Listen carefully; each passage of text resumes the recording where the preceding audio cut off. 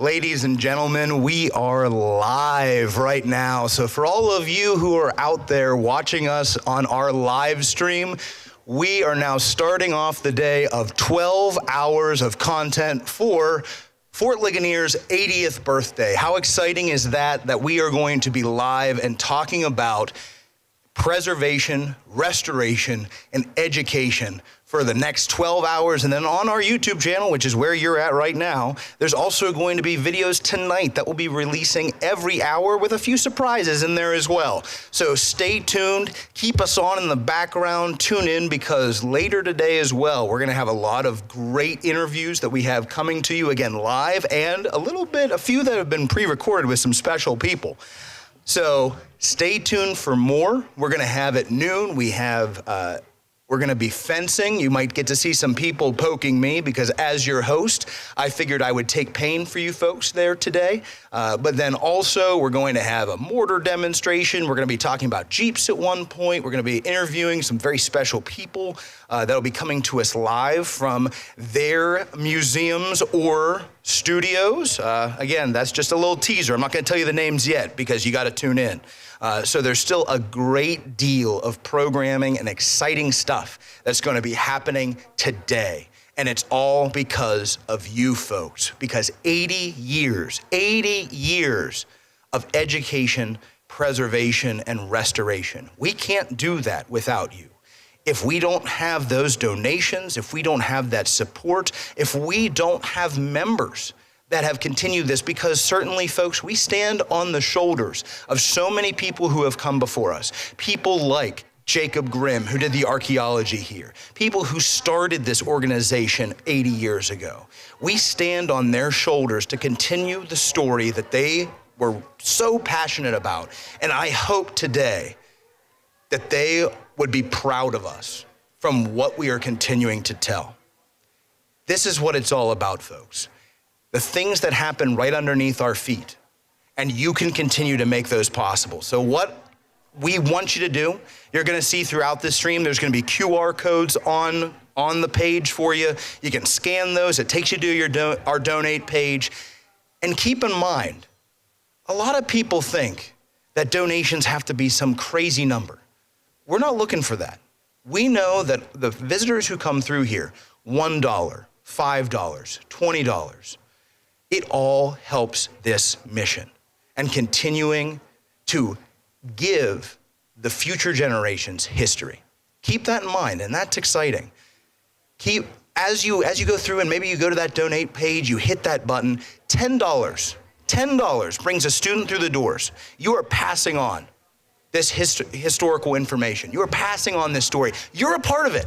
And that's why we have this today, and you're a part of this live stream. So again, thank you, folks, and I want you to stay tuned because we're starting off today, kicking off with the renaming of the Center for History Education, because there have been some very prominent folks in our past who have made all of this possible.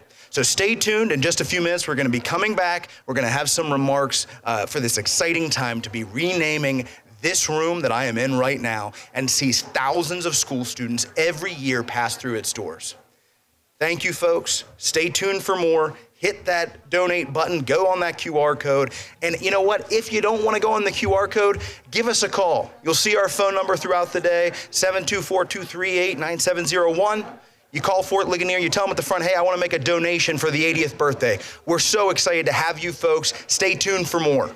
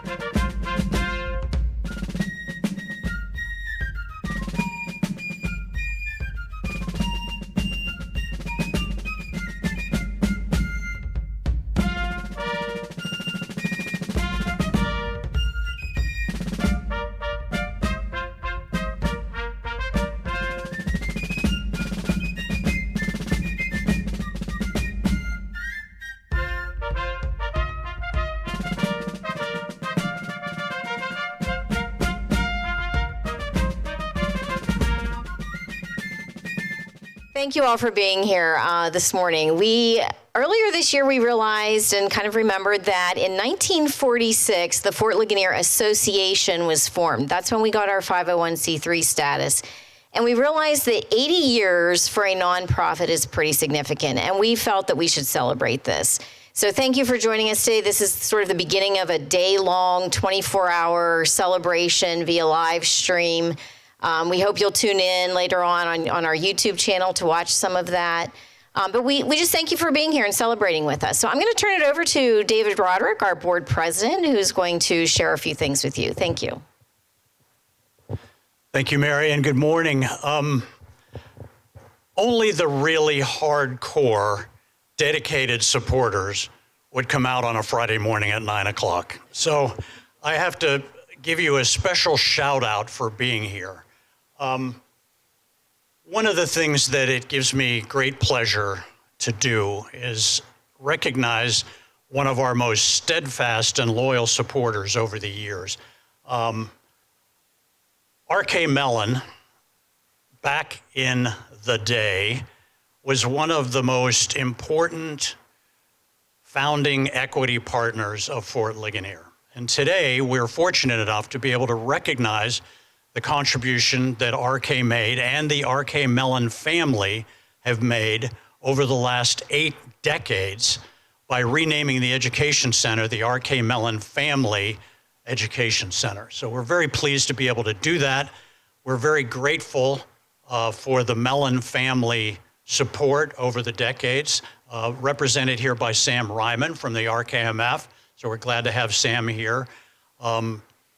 And I'm grateful for all of you as well. I mean, to come out on a Friday morning like this to recognize the fort's 80-year history, when we think about what happened on this ground in 1758, and we're able to preserve it, and that preservation started 80 years ago, and here we are 80 years later building on that initial effort. And it took all of you and generations past, and hopefully generations future, to be able to continue to build on that. History repeats itself. We make the same mistakes over and over again if we don't know our history. And one of the most important things we can do is educate the public on what happened here in 1758 and what an integral part of the American story Fort Ligonier has been. So anyway, I'm grateful again to the R.K. Mellon family. Thank you again, Sam, for coming out. Thank you all for coming out. And Mary, back to you. So thank you again for coming. You're welcome to enjoy your coffee and cake and cupcakes. As I said, we have activities going on throughout the day. On live stream and here, and admission is free today. That's sort of our gift to everyone for supporting us for 80 years. So thank you. Have a wonderful day.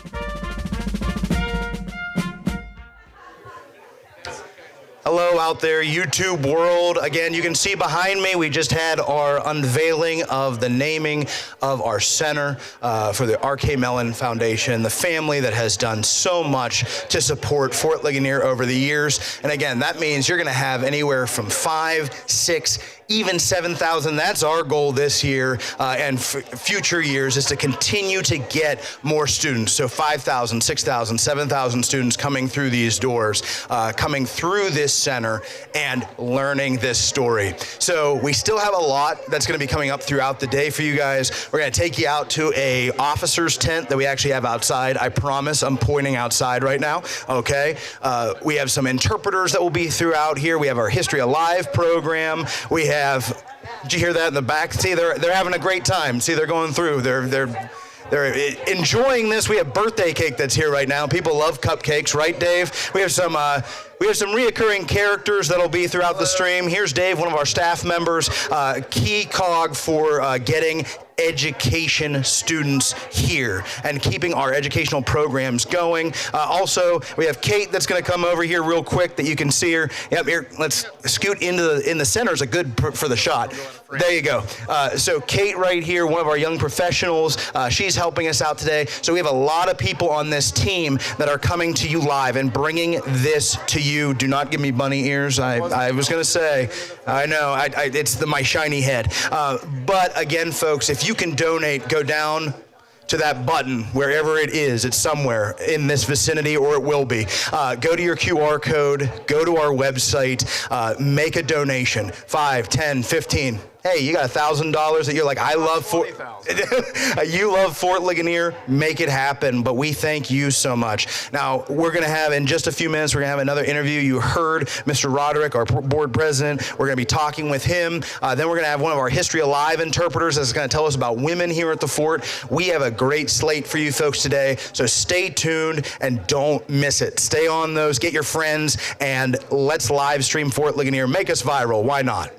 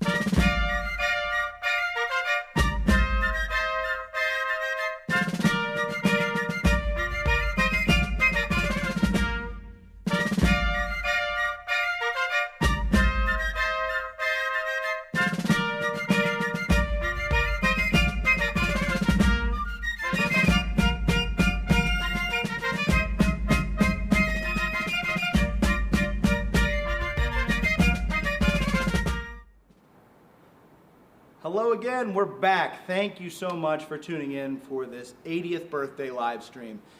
My goodness, how exciting it is to be able to talk about this historic moment in history, because many of our visitors who come through, they're so used to, we tell the story of George Washington, we talk about the French and Indian War, we talk about the ties to the American Revolution, but even within this, it is a moment in history itself, which is very exciting.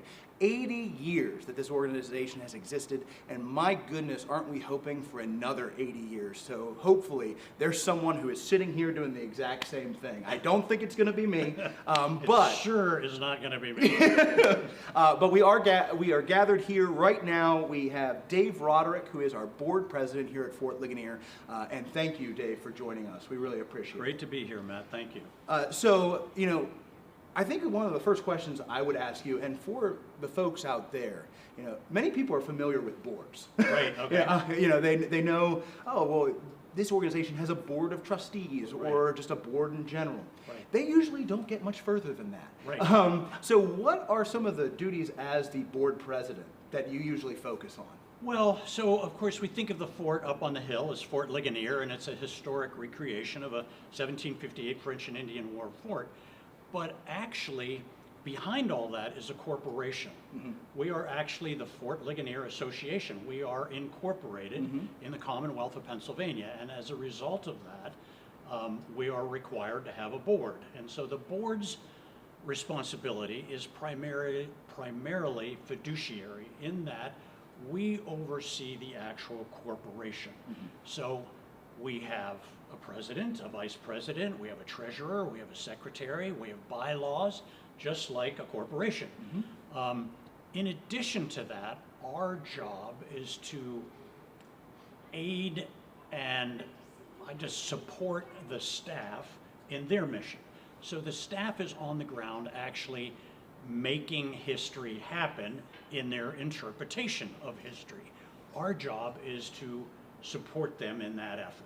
And so that's really the board's role. We oversee the corporation from a fiduciary responsibility point of view, and we are also, one of the main things that a board does is we are out there looking for donors. Of course. Support that. This is a nonprofit, and let me emphasize that the non part of that. It is true. Yeah.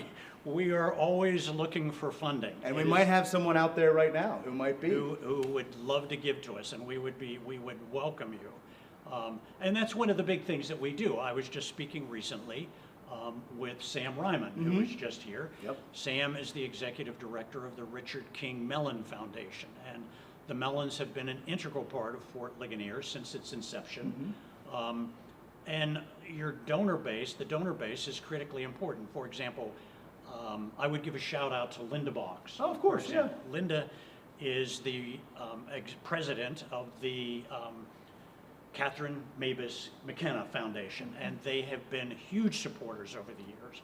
And Linda has been especially instrumental in funding some of the work out at the Friendly Fireside recently. Right. So it's very important that we build our donor base, that we value the donors that we have. So those are all the things that a board does.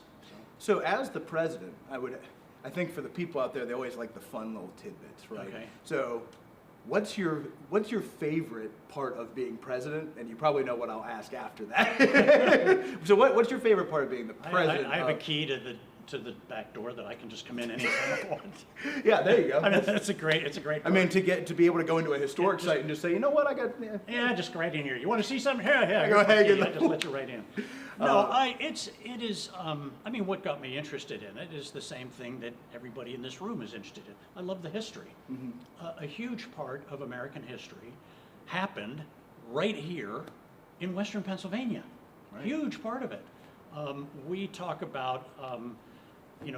We trained George Washington to fight, and it's kind of a funny little vignette, if you will, where we say, yeah, well, George Washington made several mistakes during his early career, his military career, but he did make some mistakes, but he was very ambitious and very bright, and he learned from them.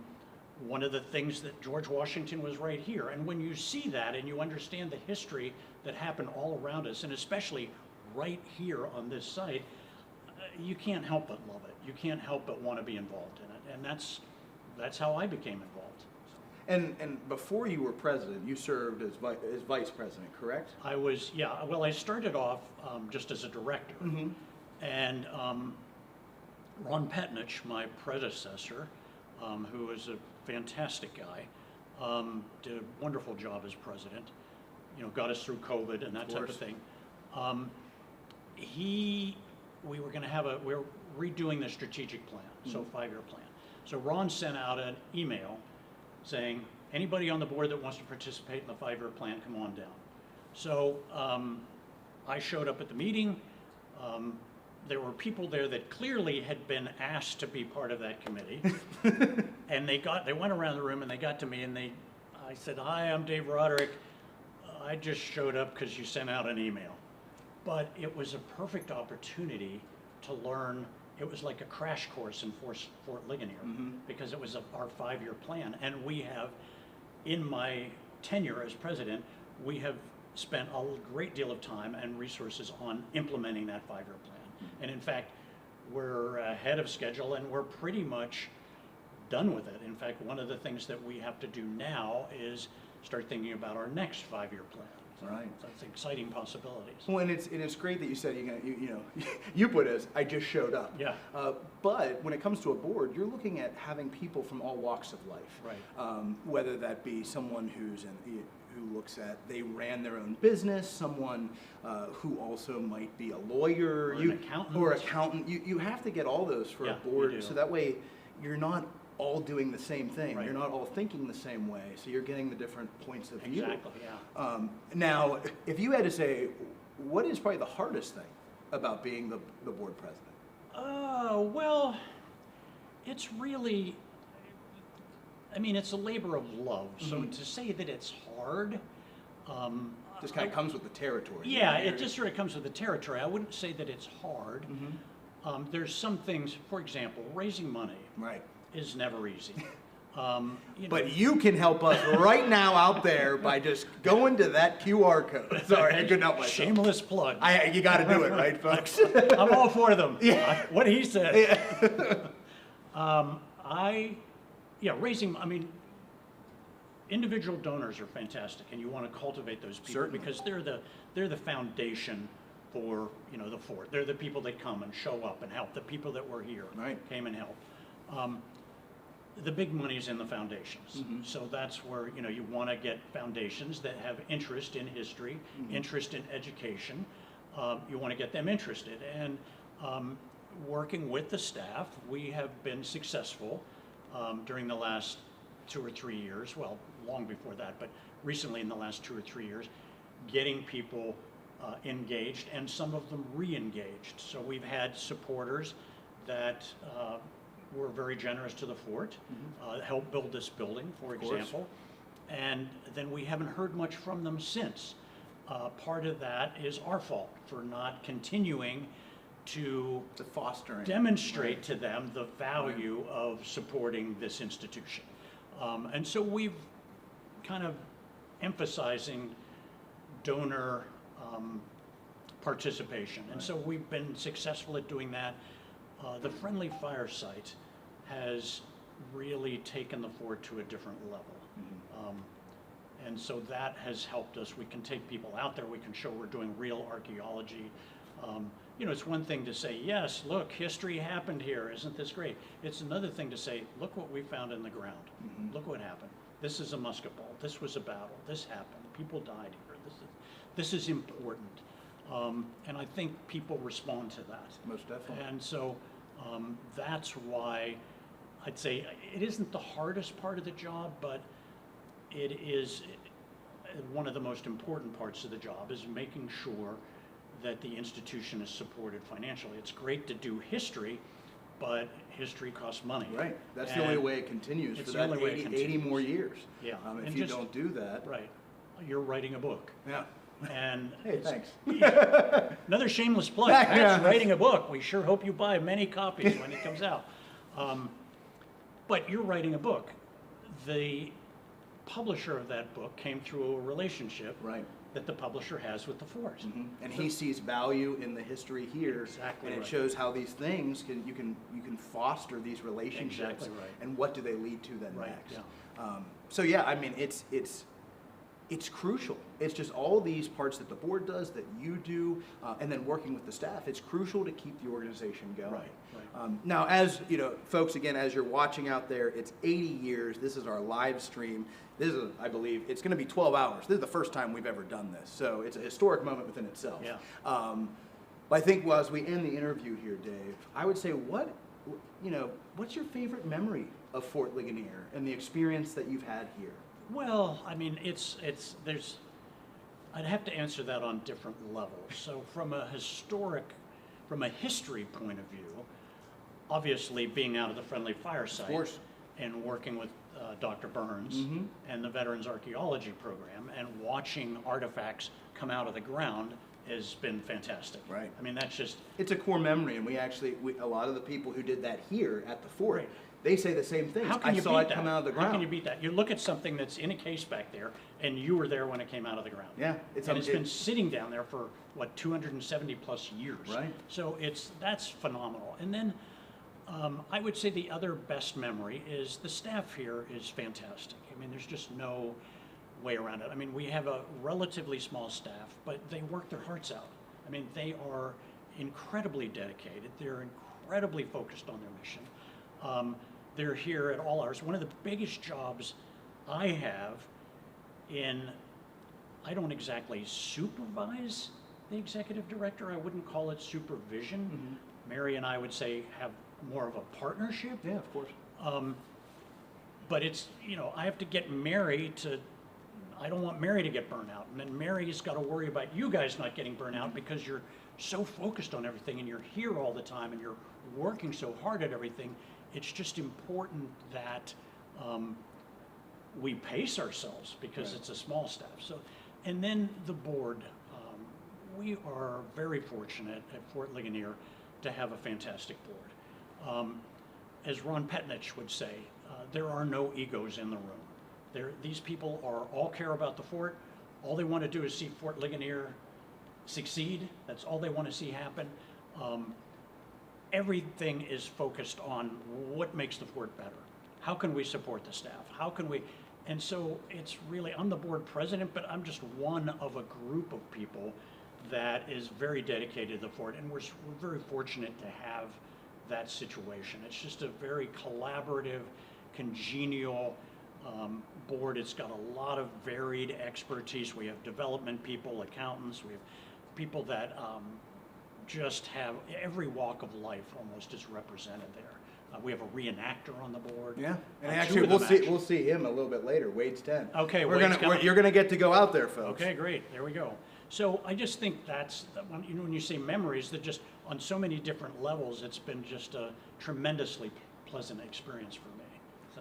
Well, first off, I want to say thank you, not just for this interview today, but thank you for what you're doing as the board president, serving, and keeping the site in mind. And just because, like you said, you're focused on how do we continue this story? How do we keep this going, which includes staff, the story itself, other board members, all these moving pieces.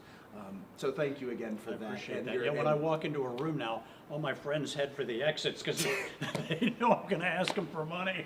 Hey, well, that's the only way this place keeps absolutely. going. And you know what, folks? You're out there, you're listening right now. There's a QR code, or you can call in. You can call our phone number, 724-238-9701. Go to the admissions desk. When you do that, you can make a donation over the phone. You can go to our donate page online. We need you because this is what continues history forward. Another 80 years of Fort Ligonier. That's how we do it. So you're part of this. Remember that. We want you also, with this live stream going on, send the link to your friends. Make Fort Ligonier go viral. It hasn't happened in 250 years. Well, viral for other reasons, but I digress. So please, go share this link. Go to the donate link. do what you can. Doesn't have to be $1,000. We'd love that, but $1, $2, anything helps. So thank you so much. Dave, thank you again. Okay, I thanks, appreciate Matt. you. Thank And we're going to be coming up just in a moment with one of our historical interpreters. Again, this is kind of what Dave was talking about. How do we have interpretation outside? So in just a few moments, stay tuned, and we'll be right back.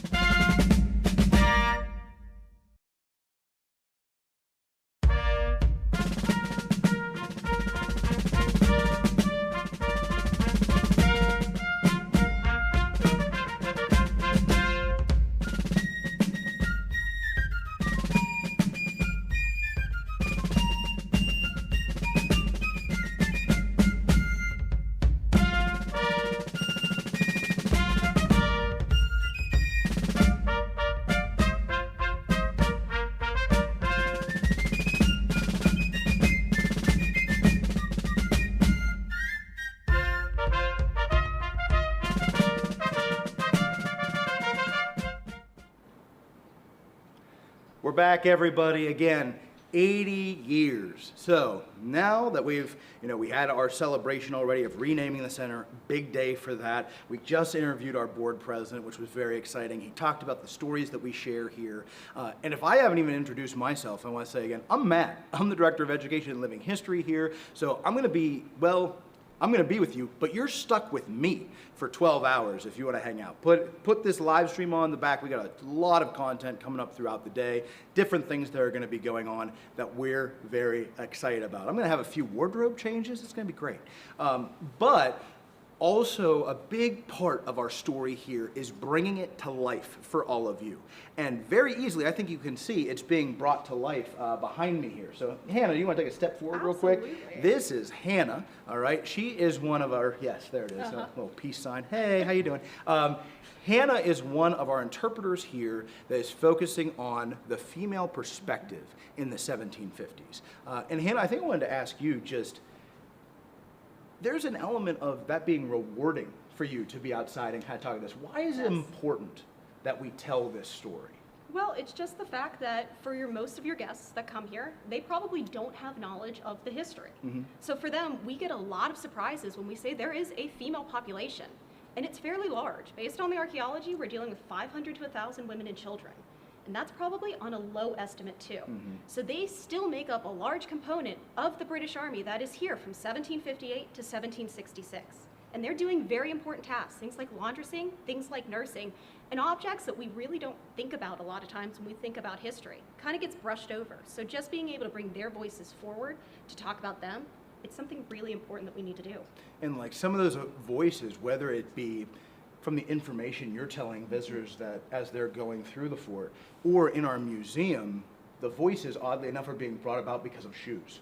Because we have women's shoes and we have children's shoes that are there. Now, of course, you're wearing. I am. Yeah. Yes. Those, I don't think we can see those in the yeah. shot. They're down here, but yes. exactly. Yeah. You can actually see this is now. You would not wear a shoe that was in half, of course, but you can see here that this is a half section of a shoe to kind of show the construction of it, and then if you turn it over, what we have is nice color blue that are out here. It's not, yeah, they actually all the shoes weren't all just black. No, they weren't. No, some of them were different colored leather. You know, as you can see, even Hannah here has Yes. her bed gown. Yep. So point to the bed gown, Hannah. So That would be this, yeah. This there you kind go. of Yes, red item that you see this. here. You can see the we have the And kind my of neckerchief yeah, on the here. neckerchief that we have. And this could be brightly dyed. This would be something that even the lower classes would be able to acquire. Could be made of cotton, could be made of linen, but this is our really way of showing personalization. And of course I have an apron on. Now my apron is tucked up. This is kind of the fashionable way of wearing it. But if I was doing work, all I would have to do is just take my apron out of the waistband and it covers my petticoats. That is, of course, this blue item that you see here. And what's really unique about women's clothing, all of the bottom half is all secured by ties. You can see that my pocket here, now this is a really nicely decorated pocket, so that's how I'm wearing it outside of my skirts. It just ties around my waist. But my neckerchief, my bedgown, even my cap is all secured to me by straight pins. And I have a pin cushion here. This is so I don't have any outfit malfunctions during the day. And the straight pins are another direct evidence of women as well as children here at the fort.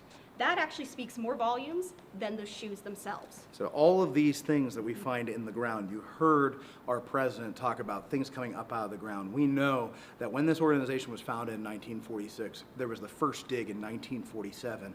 Then in the 1960s, Jacob Grimm had the archaeology digs that were some of the main digs that happened here. And they were pulling these right out of the ground. They were. Now, of course, they might be a little bent, a little dirty, rusty, things like that.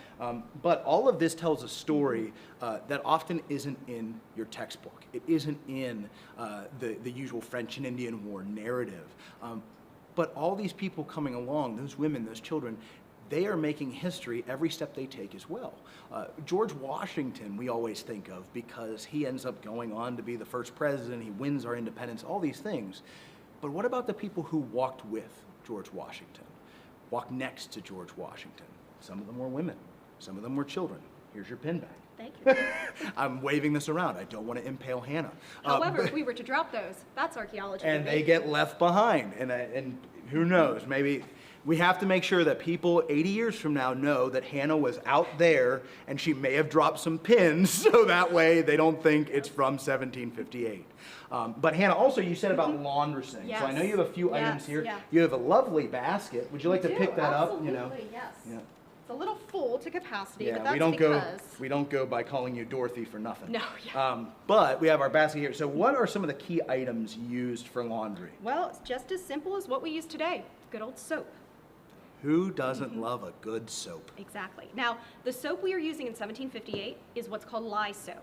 So the way that that starts out is just ashes from your fireplace. Take a little bit of ash, mix it with water, now you have lye. Yuck. And if you make that with some type of fat, that can be beef tallow, like what my example here is made out of, It's getting worse. pig lard, Oh, or even oil, such as olive oil, Yeah, a you little can bit make. better. You want to hold that for me? I will. Don't hold worry. the soap. We wash with that, so it's nice and clean. We can also make what's called soft soap. Now, this soap that Matt has here and what I have are the same exact thing. They are both made of lye, and they also are made with beef tallow. The main difference, what Matt has salt added to the concoction. The salt helps it coagulate. That's how we get what we call hard soap in the 18th century, or bar soap as we know it today. What I'm holding here, if you just let your kind of fat and lime mixture cool down, it's gonna give you what's called soft soap. This is much easier for me to plop this into a pot of water and it's gonna dissolve right away. Let me see that. It's actually a little oily, so Ew. careful about the suit there. Ah, gosh. Here, that's what the apron's for. Hey! Practical uses. I just sneeze. I'm not that guy. And then what Yes. else? I know you have, like, there was a few things. Now, this is also where the laundry process can be a little gross. So our soap is going to help to clean, scrub all of our dirt, debris, any sweat away. Good stuff, just like today. But we do have a bleaching agent. So if we were to come across some really gnarly stains, we're gonna use this stuff here. Now, it looks a little gross. And the reason for that is this is what we call chamber lye.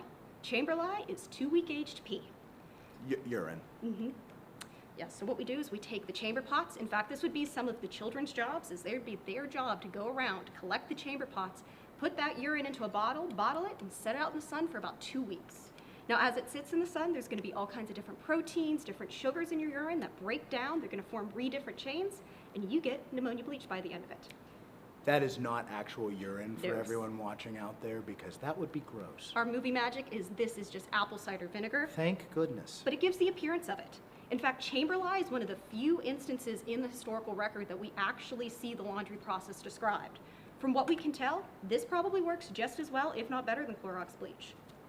Well, I'm not going to be using urine on never mind, my wife's, but. It'll help get them nice and white. So I know we have a lot of these items, and there's even more here. I would Yes. really highlight that if you want to learn more about the laundry process, because Hannah does a great demonstration outside where she talks about even the science behind this, because history is not just names and dates, folks. These are regular people. They're doing a lot of the same things that we do. So you have to remember that if they're doing laundry, there's a process that goes into it.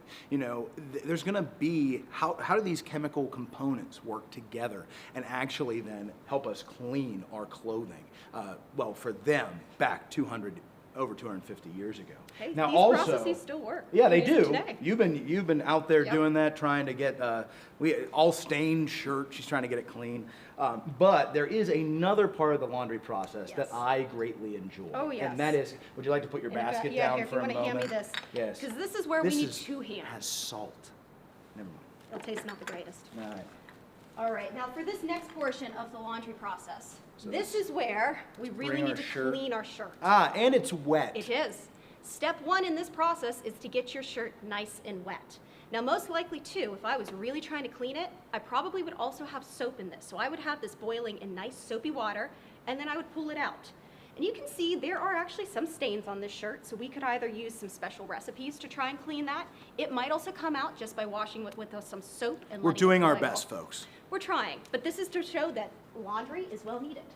Now I have a really, really important tool here. For most people seeing this, this probably looks just like a washboard. However, washboards are not invented until the 1820s. So what I have here is what we call a laundry bat.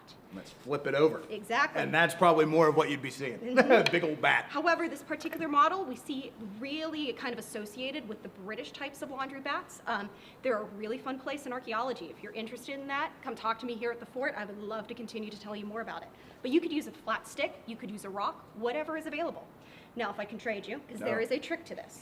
Before we smack our laundry or beat it, we have to fold our laundry. Now, when we fold it, we want to fold it so that my seams and any buttons that could be on the shirt are nicely tucked up inside. Essentially, it just needs to resemble a loaf of bread. Then you're going to place it on a flat surface. A nice loaf of bread. Would you call that a sourdough? I would call it a sourdough. Wonderful. If you like sourdough out there, make a donation at our QR code right now, because I love sourdough, and if you make a donation, you help Fort Ligonier. So it's a win-win.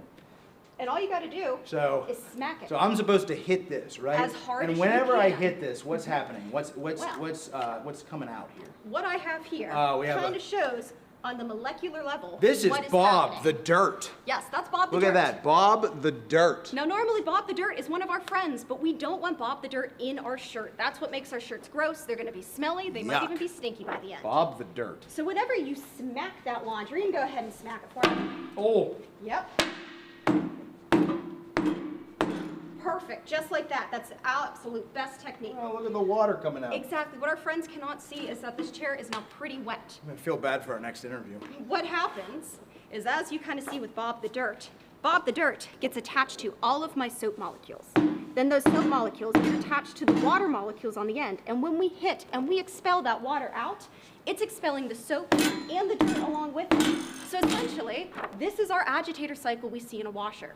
We just can't do that with our hands. This is the best way of us being able to do it. And I am sure some of the staff might say here, I am certainly an agitator. But I digress. So Hannah, you know, this whole process that we're talking about, when we're looking at laundry, when we're looking at the science behind it, we're looking at the roles of women who are here. This is a crucial part of the story. Absolutely. It really is. If we don't have these voices, you know, our visitors who come through, they might not be able to relate as easy to someone like a George Washington. You know, he kind of comes across as the big hero that we've always seen.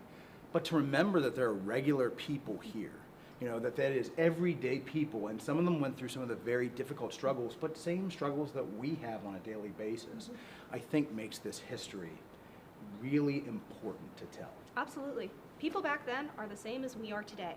Only difference might be we have modern amenities. We have our electricity, running water. AC, exactly. But to them, we would be wearing clothes very similar. In fact, the clothing process, making clothes, very similar to what we do today. We're not all that different.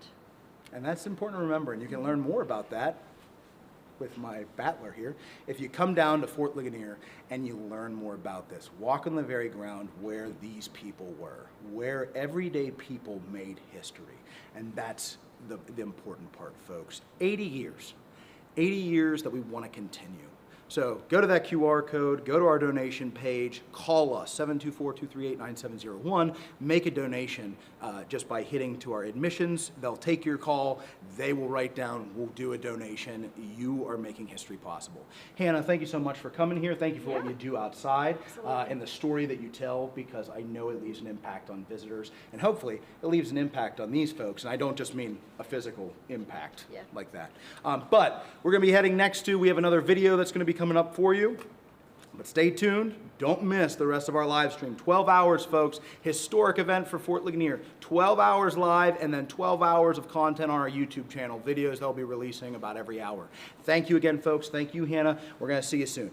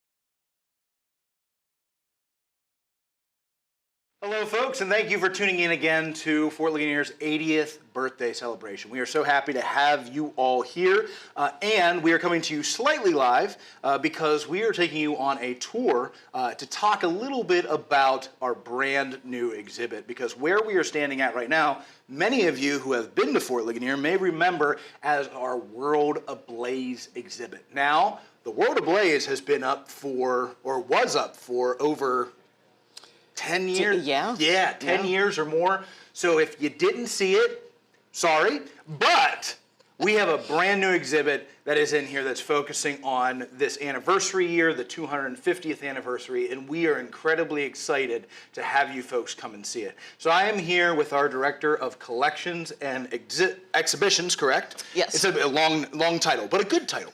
And this is Megan. So Megan, thank you for joining us today. Being here for the 80th birthday celebration, and also being the curator of this exhibit, which is very exciting. Yes. And you named it "To Rise and Fight Again. The Road to Revolution Begins at Fort Ligonier." Exactly. I love that. Exactly. So Megan, where does this quote come from? So this is actually a Nathaniel Greene quote, or part of a Nathaniel Greene quote, and he was referring to the fact that many of the participants in the American Revolution actually had also participated in the French and Indian War, and that their country was calling upon them to rise again and fight. And the rest of the quote sort of refers to the fact that when Americans get beaten down, they get up again. Yes, yes. So perhaps the rest of the quote is a little less inspiring, but he was making a reference to something that we talk about in this exhibit. And we see that in the Revolution too. Whenever we often talk about Washington as a military leader. He does get beaten quite a few times. He does. He never loses completely. He doesn't lose the army. He doesn't lose the army, and ultimately he doesn't lose the war. Exactly. So being able to focus on that in here, as we look around, we have a lot of figures that were here at Fort Ligonier and then become involved in some capacity during the Revolutionary War. Exactly. So I would have to ask, in here we have people like Arthur St. Clair, James Grant, Hugh Mercer, Andrew Lewis, all these different figures. If I'd ask which one is your favorite in here, who would you pick? Well, you just said his name, Hugh Mercer. Okay. Hugh Mercer is one of my favorites. I think his story is really really fascinating, and he played such a key role in both wars, but for very different reasons. And I think his story sort of really exemplifies the type of person that started out as a very young person in the French and Indian War in a conflict that they really didn't understand, and then eventually becomes a much older, wiser person, and thinks very hard and long about whether they want to jump into the conflict that would be the American Revolution, because they've already experienced warfare quite a bit. And I think Hugh Mercer really is, he exemplifies that story, which is sort of what this entire exhibit is about. And Hugh Mercer, he ends up being, after Fort Duquesne is taken, there is a small fort that's established there because he's there. So he's really, when it comes to the success of the Forbes campaign and what Fort Ligonier was a part of, he ends up holding the forts of the Ohio. And then, of course, we look at this exhibit and we know Hugh Mercer will eventually give his life for the Revolutionary War cause. And there's I believe it's a very famous painting where it showed, because he was killed in action. Yes, there is actually a very famous painting by John Trumbull that shows the death of Hugh Mercer. It's a rather dramatic painting that shows, traditionally the thought is that Hugh Mercer died by being bayoneted by British forces multiple times, and that's what the painting depicts. We actually know from the historical record now that he died from a blow to the head, but the painting shows the traditional bayoneting story. And we see so many other stories that kind of echo similar elements there. This experience, a shared experience that a lot of these people have. Now, also in here, we have partnered with some other institutions to bring in some really awesome artifacts. So what institutions are those? So we've worked with the Museum of the American Revolution. They were very kind in lending us quite a few objects that have to do specifically with a man who served here at the fort, James Grant, but not that James Grant. Not that James Grant. We know what you're thinking. It's not that one. Not still important. Yes. But not of Grant's defeat. Exactly. This James Grant would go on to have a very big role in Pontiac's War as well. And so the Museum of the American Revolution is the only place that has some of his personal effects and his personal belongings. Big trunk. A big trunk for one, yes, a very large trunk that actually says James Grant on the side of it, Lieutenant James Grant. And so they've loaned us those objects. We've also worked with Mount Vernon, George Washington's Mount Vernon in Virginia, to bring us some very specific pieces, actually some of the smallest items in the exhibit, but some very specific pieces that helped us tell the story of one individual in particular that there was no other way to illustrate through objects because his historical record is very small. And so we're very thankful to Mount Vernon to help us out with that. So Megan, you mentioned some of the items that we got from Mount Vernon. Yes. And these are... These are them. These are them. These are them. But I think this is actually a really cool story that ties us to some of these different groups of people that we often don't focus on. Exactly. And very specifically, this is John Posey. Can you tell us just a little bit about what we're looking at here? Yes, so it's not immediately obvious what we're looking at. What these are 3 archaeological artifacts. They are all glass wine bottle seals from the mid-18th century. And they are all fragmented, but if you sort of look at each one of them, you can see that essentially they are embossed with the name John Posey. Yeah. Different fragments of them. It has the long S. The long S. It looks like long S in there, yeah. So if you look at these, you come in, you go like, look, John Posey. But it's Posey. It's Posey. We are sure. Yeah, we're pretty sure about that. So these artifacts represent a man named John Posey, and he was actually George Washington's neighbor. So he lived on the farm just adjacent to Mount Vernon. He was good friends with George. While they were both living there, they were sort of gambling buddies. They would get together and play cards. Possibly drinking buddies. Possibly drinking buddies, because interestingly enough, these 3 wine bottle seals, when they were excavated by archaeologists, they were found in the basement at Mount Vernon, not on the adjacent property. And so John Posey's wine apparently found its way into the wine cellar at Mount Vernon. So perhaps a gift, perhaps just what was brought over on Thursday night for the card game, hard to say. But they were good friends. And George would leave to go off to the western frontier during the French and Indian War. John Posey came about a year later. And they both ended up here at Fort Ligonier at the same time. And he was, I believe, a captain of the artificers. Right? Of the artificers, so yes. He ends up, we think, probably building some of our storehouses out here, the skilled labor. The skilled labor. He would have worked on carpentry, joinery, that sort of thing. There is some reference to the fact that he also worked on road building, so he's probably involved in the actual cutting of the Forbes Road. Bridges or things, anything that was like they needed. Someone couldn't just pick up a shovel. Right.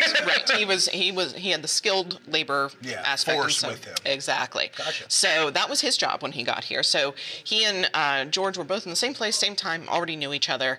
But by all accounts, John Posey, who was with Washington at, he was there for Grant's defeat. He was there for actually Braddock's defeat as well. He lived through the friendly fire incident. He was there for all of those really hard moments that we know George lived through as well. And by all accounts, when he returned home after the war, he was a very different person. His love of cards had grown into a gambling addiction. He was now a very heavy drinker. He had a wife and children, and his home life became pretty horrendous, pretty awful. And the story goes that essentially he kept having problems with money, kept landing in debtor's prison, in fact. Good. And it was George Washington, who kept bailing him out. And occasionally would bring his wife and children to live at Mount Vernon when they lost their home. And finally, the last time that Posey was sent to debtor's prison, Washington came to see him and said, "Look, we can't keep going on like this. How about you sell me your property, you sell me all of the items on your farm, I'll give you a good price for them. You take the money, pay off your debts, and start with a fresh slate. And so that's what happened. John Posey agreed. He came to Mount Vernon to sign the paperwork to turn over his entire property to Washington, but he didn't start over fresh. He just disappeared.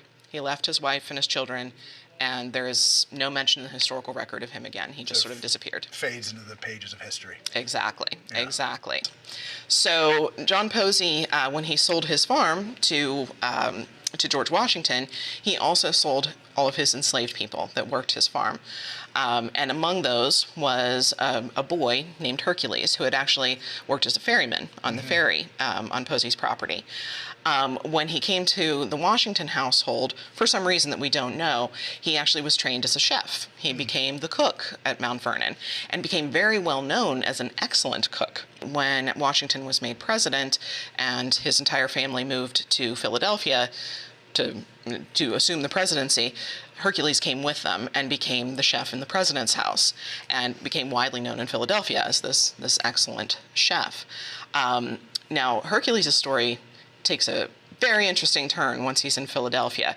He, of course, is now in Pennsylvania, which is going through the gradual abolition process, so it's technically a free state, and the law in Pennsylvania was that any enslaved person that stayed in Pennsylvania for more than 6 months was automatically free. You had your freedom. Washington had a rotation where he would rotate all of his enslaved people about 5.5 months each time out of Philadelphia and back to Virginia. So that way he could keep so that none of them would gain their freedom. Now, Hercules actually complained to Washington. He said, obviously you don't trust me. I've lived with you for 30 years now. You don't trust me because you keep sending me back to Virginia. You know, I am with you. I am not leaving. You can trust me to stay in Philadelphia. And so finally, after a while, Washington decides, like, okay, we'll let Hercules stay. Well, there's several parts to this story, but eventually Hercules makes a run for it. He makes his escape. He makes his escape, and he does it successfully. And the sort of sad part of Hercules' freedom is that his wife and children remained enslaved in Virginia at Mount Vernon, and so they were not reunited. But there is that tie. He, started off as an enslaved person working for a man who served here at Fort Ligonier during the French and Indian War. Eventually is an enslaved man serving George Washington during the Revolution, and then, much like the ideals of the Revolution, he gains his freedom, and he does it on his own, of his own accord. Right. And so that's a really strong tie between not only somebody that served at Fort Ligonier, but the ideals of the Revolution that eventually all of these people would fight for. And it explains why he went by Hercules Posey. Yes, that's true. Good morning, ladies and gentlemen. Welcome to Fort Ligonier. In 1 minute, there will be a talk on George Washington and the road to the Revolution over in the George Washington Gallery. Once again, in 1 minute, there will be a talk on George Washington, the friendly fire incident, and the road to the Revolution over in the George Washington Gallery. Thank you, and have a good rest of your day here at Fort Ligonier. Cut it in post. Thanks, Or actually, I was going to say, folks, there is daily programming every single day that goes on. So if you, so you heard our director back there say, "Cut it and post." Dave, come say hello real quick. Come wait. Hello. I don't know if they can hear you because you don't have a mic on here. Hello. But we have daily programming every day. So that's what you just heard was an announcement. All right. But also you just heard that Megan told us this story about Hercules and just how important, even the powerful nature of the fact that Hercules, most likely when he's telling Washington about that whole, hey, you can trust me, he already probably has in his mind that he's going to be, at some point, make a movement to try and escape. He at least probably sees that it's a possibility. It's an option. But it's just, these are, and through these seals, we have these opportunities to talk about these things, these difficult situations that occurred over 200 years ago, over 250 years ago, excuse me, where we have to talk about all these things and these people that went through such amazing, difficult, horrendous situations, life that's at that time.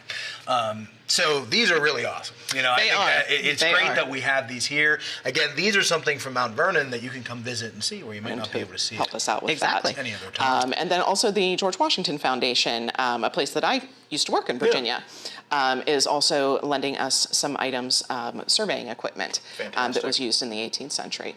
So yes, we've worked with several different organizations, and they've loaned us some great objects. That's exciting because if let's say you're not able to go to Mount Vernon or perhaps to the Museum of the American Revolution, and you're actually near Western Pennsylvania, near Ligonier, you can come see these items that usually they would have on display or might just be in their collection. That's true too. In fact, I think in all the cases, the objects that were loaned to us were not things that are normally on display. Which is awesome. So this is really your one and only shot to get to see most of these. And this display, we're thinking, how long will this be up for?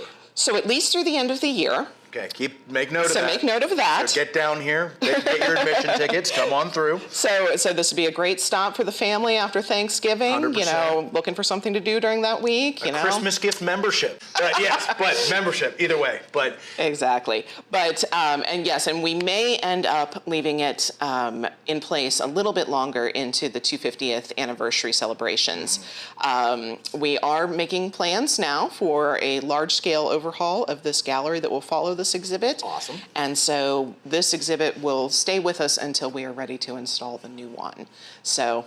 And that doesn't mean you could also see changes. We could add things if you... Well, that's true too. Right. Like for instance, the surveying equipment coming from the George Washington Foundation will be be an addition. Exactly. And so there are some things that are in the exhibit that can't be on exhibit for too terribly long, just because of their fragile nature, and so they'll be switched out with some other items. So there will be changes as we go throughout the year. Which is exciting too, because first off, the 250th does not end with just this year. Everyone kind of thinks of it as like, oh, well, we had fun. We had the 4th of July. It's over now. We have several years of a war to commemorate here. So in fact. Yes. So we have time to be talking far more about not only the American Revolution, but the road to get there. So you can come down, you can see this brand new exhibit, you can see some of these items that are in place that will maybe change as we go along.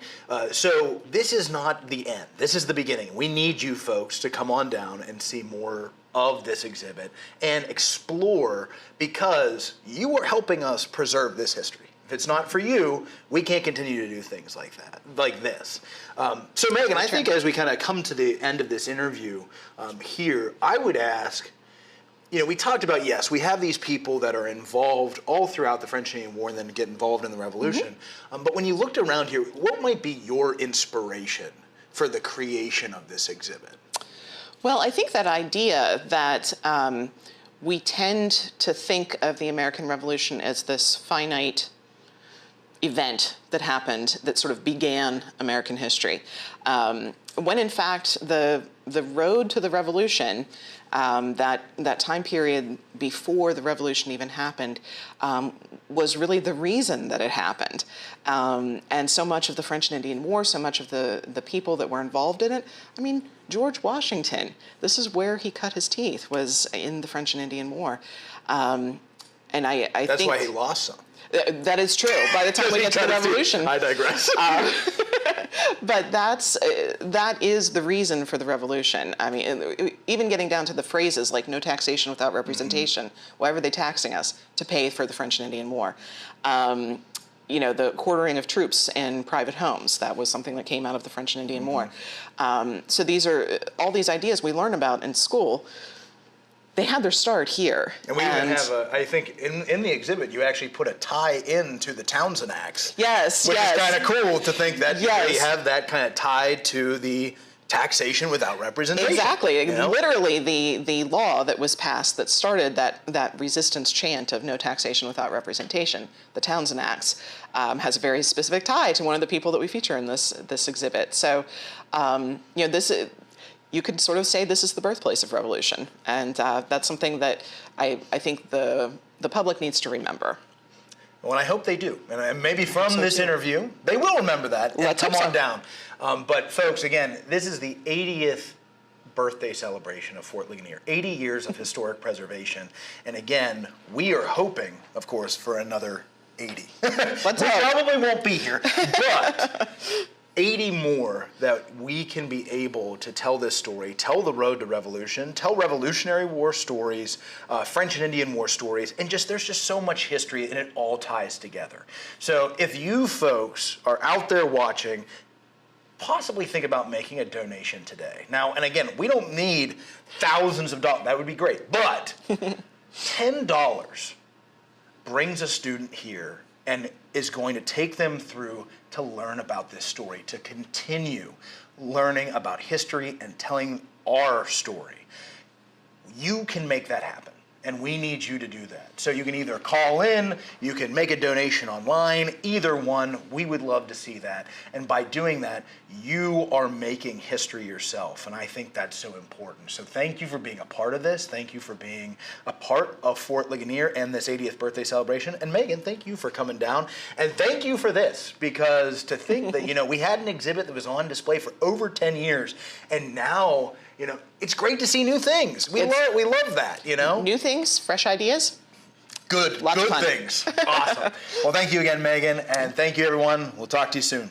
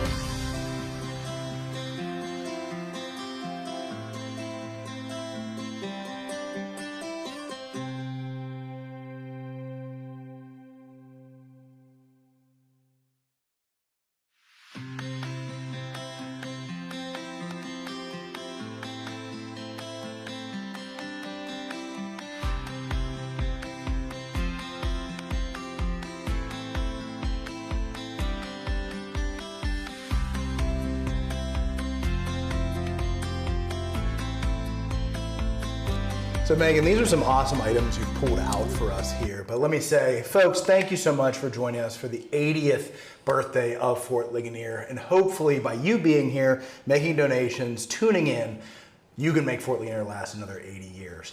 So we are actually in our collection storage room right now, our CSR. And this is a pretty cool place because I will tell you this, when I first started here over 10 years ago, this did not look like this whatsoever. Instead, this was, well, a basement. You know, when I started here 3 years ago, it didn't look like this. Exactly, even affectionately called the basement. But it is not anymore. Instead, this is where we keep our collection. So we are talking about thousands and thousands of artifacts that were pulled up off of this site, even when the museum was actually built, finding artifacts kind of right where we're standing to a certain extent, and then putting them in a proper area that they can be preserved. And then in 80 years, when the next group of people are doing something like this, they can pull out the same items and educate and show and tell this story, which is so exciting. Now, Megan, I believe these items specifically, and I'm seeing a lot of numbers on these that tell us when these were found. Yes. And very specifically, you pulled out some items that were found in 1947. Is that correct? That is correct. So 1947, that's the year after, well, 1946, which is when Fort Ligonier and the organization really comes to be. Yes. So that's why we're celebrating this birthday. So the very next year, in 1947, we see an archaeological dig. Yes. And we believe, I think it's the first one that's a proper, as they called it. The first organized planned archaeological excavation. So and that's by Eugene Gardner. Eugene Gardner. He led the excavation, the very first one. And now whenever they were doing archaeology in the 1940s, what would be the traditional method? So it was a little different, or a lot different than how we do it today.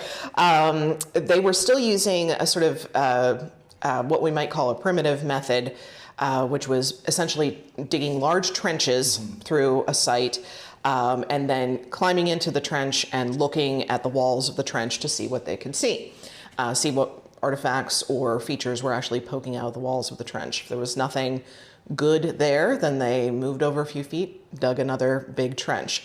And we're talking about trenches that might be 4, 5, 6 feet deep, several feet wide. So they were large scale digs that went through these sites. Unfortunately, they were fast. That was a good thing, but unfortunately the downside of that kind of excavation is it often obliterates a lot of what evidence might have been there if you'd been going a little bit slower. Today, we now excavate from the top down. So we take the soil down layer by layer by layer on a specific square, usually done on a grid system. So it's a much slower process, but you're more likely to notice things that you might not have seen in a trench excavation. So we know archaeology, it can be destructive, right? You know, by digging by down, definition, it is a destructive process. Exactly. But this in the 1940s, especially in 47, he's mainly looking for items. Yes. It's not necessarily, we see about roughly 20 years later, a little bit less than that, Jacob Grimm comes along, which actually a lot of the other artifacts that we have are right behind us. Most of these cabinets are filled. Right over here, beautiful. And these are watertight, right? So they're airtight and watertight. Airtight, watertight, like this, at the top of the line, folks, over here. But those artifacts by Jacob Grimm, when he went through, he was looking more for features too. Yes. Trying to find post molds and elements of the fort that would be left over, not just items. Exactly. Whereas we think Gardner found some items, Yes, he found quite a few. Yeah, and we actually have a few of those here. So Megan, do you want to tell us a little bit about what are some of these items that we have here? Yeah, so we have kind of an array. Most of the items that Gardner found were metals, which makes sense that metal lasts the longest and usually comes out of the ground still looking somewhat like it did when it went into the ground. So what we have here in front of us are fairly identifiable items. Right here in the center, this is pretty obviously a bayonet. Nice. And of course, when Gardner was doing his digs, he was looking not only for artifacts, but artifacts that would prove that they were looking in the right spot. For where the fort was. Exactly. So he was looking for artifacts of war, artifacts from the mid-18th century. And so when he found something like this bayonet, which is almost completely intact, he would have known that that was exactly what he was looking for. So that's an important one, and he found quite a few of these. This one still has the very sharp pointy tip on it, so it survived very well. Yes, don't touch that end. I'm not touching anything. That's the stabby end. Yes. But then there's also some other things that now make a little bit more sense to us with the research that we've done about life here. So this, for instance, is very heavy. Oh, yeah. Cowbell. So this is what remains of a cowbell, and you can see. Did you hear the noise? That was awesome. Heard the actual clang of the. Which that's still intact. That's still intact. It still swings. It's rusty. It's gotten a hole in the top of it, but the handle is still there. And this is what they attached to the cattle to keep track of them. Because as we now know from research working at the fort, the cattle were roaming free over quite a large area surrounding the fort. To get them to graze. You had to let them out into large pasture land. So they were, several miles away from the fort at some points. But there also was a pen here on site, which is where that cowbell was actually excavated. And so it gave a pretty good indication that we were in the area of the cow pens. And that would be, you have those bells, but also they use a process sometimes of hobbling, right? Sometimes so they couldn't get as far. When they were out free roaming, if they wanted them to stay in a particular area, they would actually hobble their feet so that they couldn't walk fast. Yeah, couldn't get too far away. They could still walk, but they couldn't walk quickly. And that sort of kept them in the general vicinity. And the reason why, when we're talking about that, and just to paint a picture for you folks, imagine when you have hundreds of cattle and horses, they eat a lot. So, I mean, even if you're bringing forage with you for these animals, they need grassland. They need places to eat and forage. So shortly after arriving here at the site, you almost immediately start to increase your footprint in, your radius of how far you're moving out, that at times they're sending out the grass guard for miles because they have to go get the horses or cattle fed. So it's an awesome find that's there that helps us tell this story. So what else is that a jaw harp right So yes, that's actually a jaw harp, and we've found a lot of these at the fort over the years. This was probably the very first one that was found in 1947. But yeah, that's a musical instrument. That was a jaw harp. Now, just because people are probably going to ask, as I said about the numbers at the beginning. Yes. And this is one of maybe the most popular questions we get from museum visitors, and it is, what is that number that is on that item?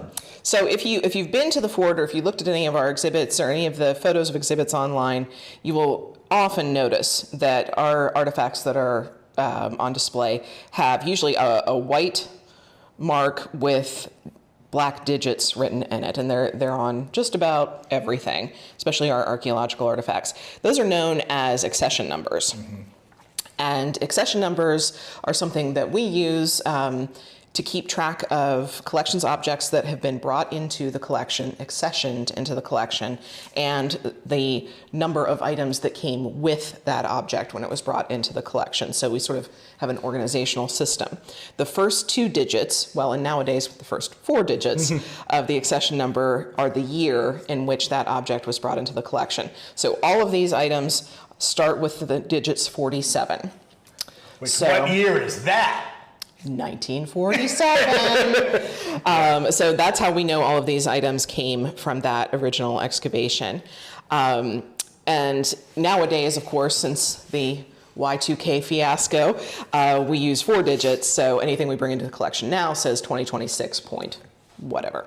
And that's also, we do have ongoing archaeological digs that go on, even on our site, as well as the focus on the friendly fire incident site. Exactly. So this is an ongoing process. This doesn't end. So when we talk about our collection storage room, we continue to fill this space. Yes. It is not, and that is for our collections here, this is not going to necessarily end, that we say, oh, well, we have all our things, we're good to go. historic preservation, reconstruction, and archaeology is always ongoing. Yeah. This will never end. So in 80 years, there will most likely be another person standing here saying, "Look what we added to the collection." Exactly. In 2026. And they will have knocked out that wall and added, 500 more cabinets. The amount of cabinets, and I'll be a hologram just waving at people. But this video will survive. Yes. And then, so what else? We have another. It is a part of a musket that's right there. Yes. So I believe that's a flintlock. Yeah. That it was like the hammer that would hold it. Exactly. So and it's almost like the whole thing. You can almost see the entire thing. In fact, this one probably was not actually connected to a gun, because we know they brought actual barrels of metal gun parts with them, so that they could do repairs and that sort of thing here on site. This one, in addition to having survived its time in the ground very, very well because it's almost pristine, also doesn't show any signs of ever having been attached, screwed in, locked in to the actual gun. So most likely this is one of those fresh parts that came out of one of the barrels. And likely if they were doing this, a lot of times you might find other pieces if it was attached with it would kind of show, oh, this is the rest of the lot. Exactly. Especially because a wooden, gun stock on handle with metal pieces attached, the wood would rot away, the metal pieces would remain, and they'd stay in the order in which they had been attached to the gun. Well, and with a lot of these, especially adding that this may have never been attached to a gun, bringing pieces bringing the jaw harps. We actually have a brand new exhibit in one of our storehouses. That's our trade goods exhibit, which focuses on right after the Forbes campaign in 1758, you are going to see that now trade and items that are going to be coming through here on their way to Fort Pitt, and on those lists, you have things like a crazy amount of jaw harps that are heading to Fort Pitt. And in this case, there are a lot of gifts for the Native Americans who are there. So, I mean, you start to see that it shows that it's fort occupation. Maybe not 1758, but throughout the entirety of the fort's life, from 1758 to 1766. And that's an important thing to remember, too, is that because all of these artifacts were found in 1947, it doesn't necessarily mean that they are all from the exact same year when they were deposited in the ground. So these show sort of a span of the history of the fort itself. Which is actually pretty exciting, to be able to talk about the full life of the fort. Exactly. And that's, again, all this in this collection. You can tell all these different years. And that's just exciting to be able to do. So, it is. Megan, I want to thank you for pulling these out again. Now, I think we're gonna go look at the scrapbooks. Is that correct? Sort of a modern way of keeping track of our history. Well, you know what? Let's move over there and check those out. Okay. So, Megan, now we've come over to our next table here. Yes. In our collection storage room, and we are looking at some of our scrapbooks because a lot of the history of the organization and of the reconstruction and really what has gone into those 80 years of preservation has been kept in these types of scrapbooks because of newspapers. Exactly. So the association, the Fort Ligonier Association, has maintained scrapbooks of all of the newsworthy events that have happened every year since very nearly the beginning. The earliest one we have is from 1949. So it was a grand tradition of cutting out all of the articles from the newspapers, and there's a lot of memorabilia, photographs, all sorts of things from all the important events in the history of the fort. And I will say this, we still have a very dedicated volunteer who still cuts out all That's the very clips true. Yeah. in the newspapers. Gene, looking at you, buddy. But he comes in, and we have one hanging up right now in our office because he cuts them out. Now, also, I wonder how in 80 years, if they'll be pulling up newspaper articles online that they technically clipped. But in here, I think we have this one specifically is September 26, 1958. Yes. And that is a big picture of, if I'm correct, is that Ike right there? That's Ike. Yeah, even Eisenhower. says it. There you go. President Ike. And we know Eisenhower came through here, gave a big speech, also closed the chain that we have outside. That's right. Technically. So it was a really big celebration because 1958, 200 years. It's a big deal. So in this, I think also there's a cabin here that is no longer on the property. Yeah, That's pretty cool. and actually that's a good point. Some of these scrapbooks actually have documentation of things that we otherwise would not have documentation of. Some of these markers, like one of the ones that is now out in front of our museum, it actually shows that it was up on the hill closer to where the Fascine battery is now. Yeah. So really this is a great way of chronicling the changes over time. Because you see with a lot of these in the images we have here, the stages of the fort reconstruction. Because they didn't build it all at once, folks. You know, it was really a process throughout, well, really getting with the 40s with the Eugene Gardner dig that we talked about, but also going back to the 20s and 30s whenever the DAR was making sure the lots would be preserved.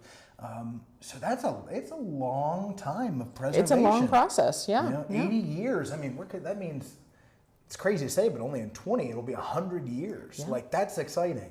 But also in here, like, we won't turn the page because these are very heavy. We'll do some close-ups in a little bit here.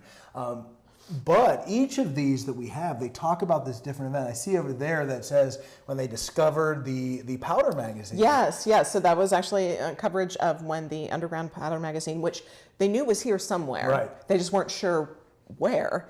And when it was finally uncovered, it was a big deal because that's a very significant piece of the original 1758 history of the site. Right, and the fact that they started finding, you know, there were barrel hoops that they found and certain things. So a lot of the artifacts then started to tell these stories. Exactly. And help lay out where the original fort was. Exactly. And that's the thing. Even in 1958, we have to think about this, that means Jacob Grimm's digs in the 1960s had not occurred Had not happened yet. That's right. So being able to find and locate the rest of the fort had not even happened yet. No. It was just a small kind of attraction on the side of the road to start off and really hitting on this history. But then 20 years, 30 years, it started to just build this collection that's behind us and these news stories, because if you go on newspapers online now, you'll see that there's a lot more stories like this. Exactly. So we'll zoom in and try and get some close-ups here of these different scrapbooks we have. But while you're looking at those, keep staying tuned for more of our live content here. Now also keep in mind, folks, you are celebrating the 80th birthday. What's better at a birthday than a present? So why not make a donation to Fort Ligonier, whether that's $5, $10, $100, $1,000. Anything helps. Keep in mind that just with $10, that brings a student to walk the grounds of Fort Ligonier, go on a tour, experience this history, and that student's going to go on and continue to tell this story about not only our local history, but the history of America and then global history that this fort was a part of. That's important, folks, and that's what you're a part of because you are making history. So thank you again, folks. Stay tuned. Keep looking at these scrapbooks. Just kill me, Megan. They are just amazing to think about these stories and just even to think about the people who are writing them at the time and what they're living through. The fact that in 1946, whenever this organization begins, what are we coming out of but World War II? Exactly. One of the most researched now topics in our history. And I'm sure some would argue one of the most important moments in history, and how these people are living, what their lives are like, and where are they focusing on? Well, in Ligonier, they're focused on finding and preserving Fort Ligonier. Absolutely. It's just awesome stuff to be. It was part of a large-scale movement of historic preservation in the years after the war. Yeah, it's to save these items, make sure that generations, which are now us, we are the ones now doing what they were probably hoping for. Exactly. You know? They'd be very pleased, I think. I hope. I certainly hope. Let's hope. And that's why we need you folks out there to keep it going. So again, for all of you, thank you so much. Call in, go on our website, make a donation. Stay tuned for more today. We have this live stream going from 9 a.m. to 9 p.m. and then we're going to have YouTube content coming up tonight. So check it out, folks. Thank you, and thank you, Megan. You're welcome.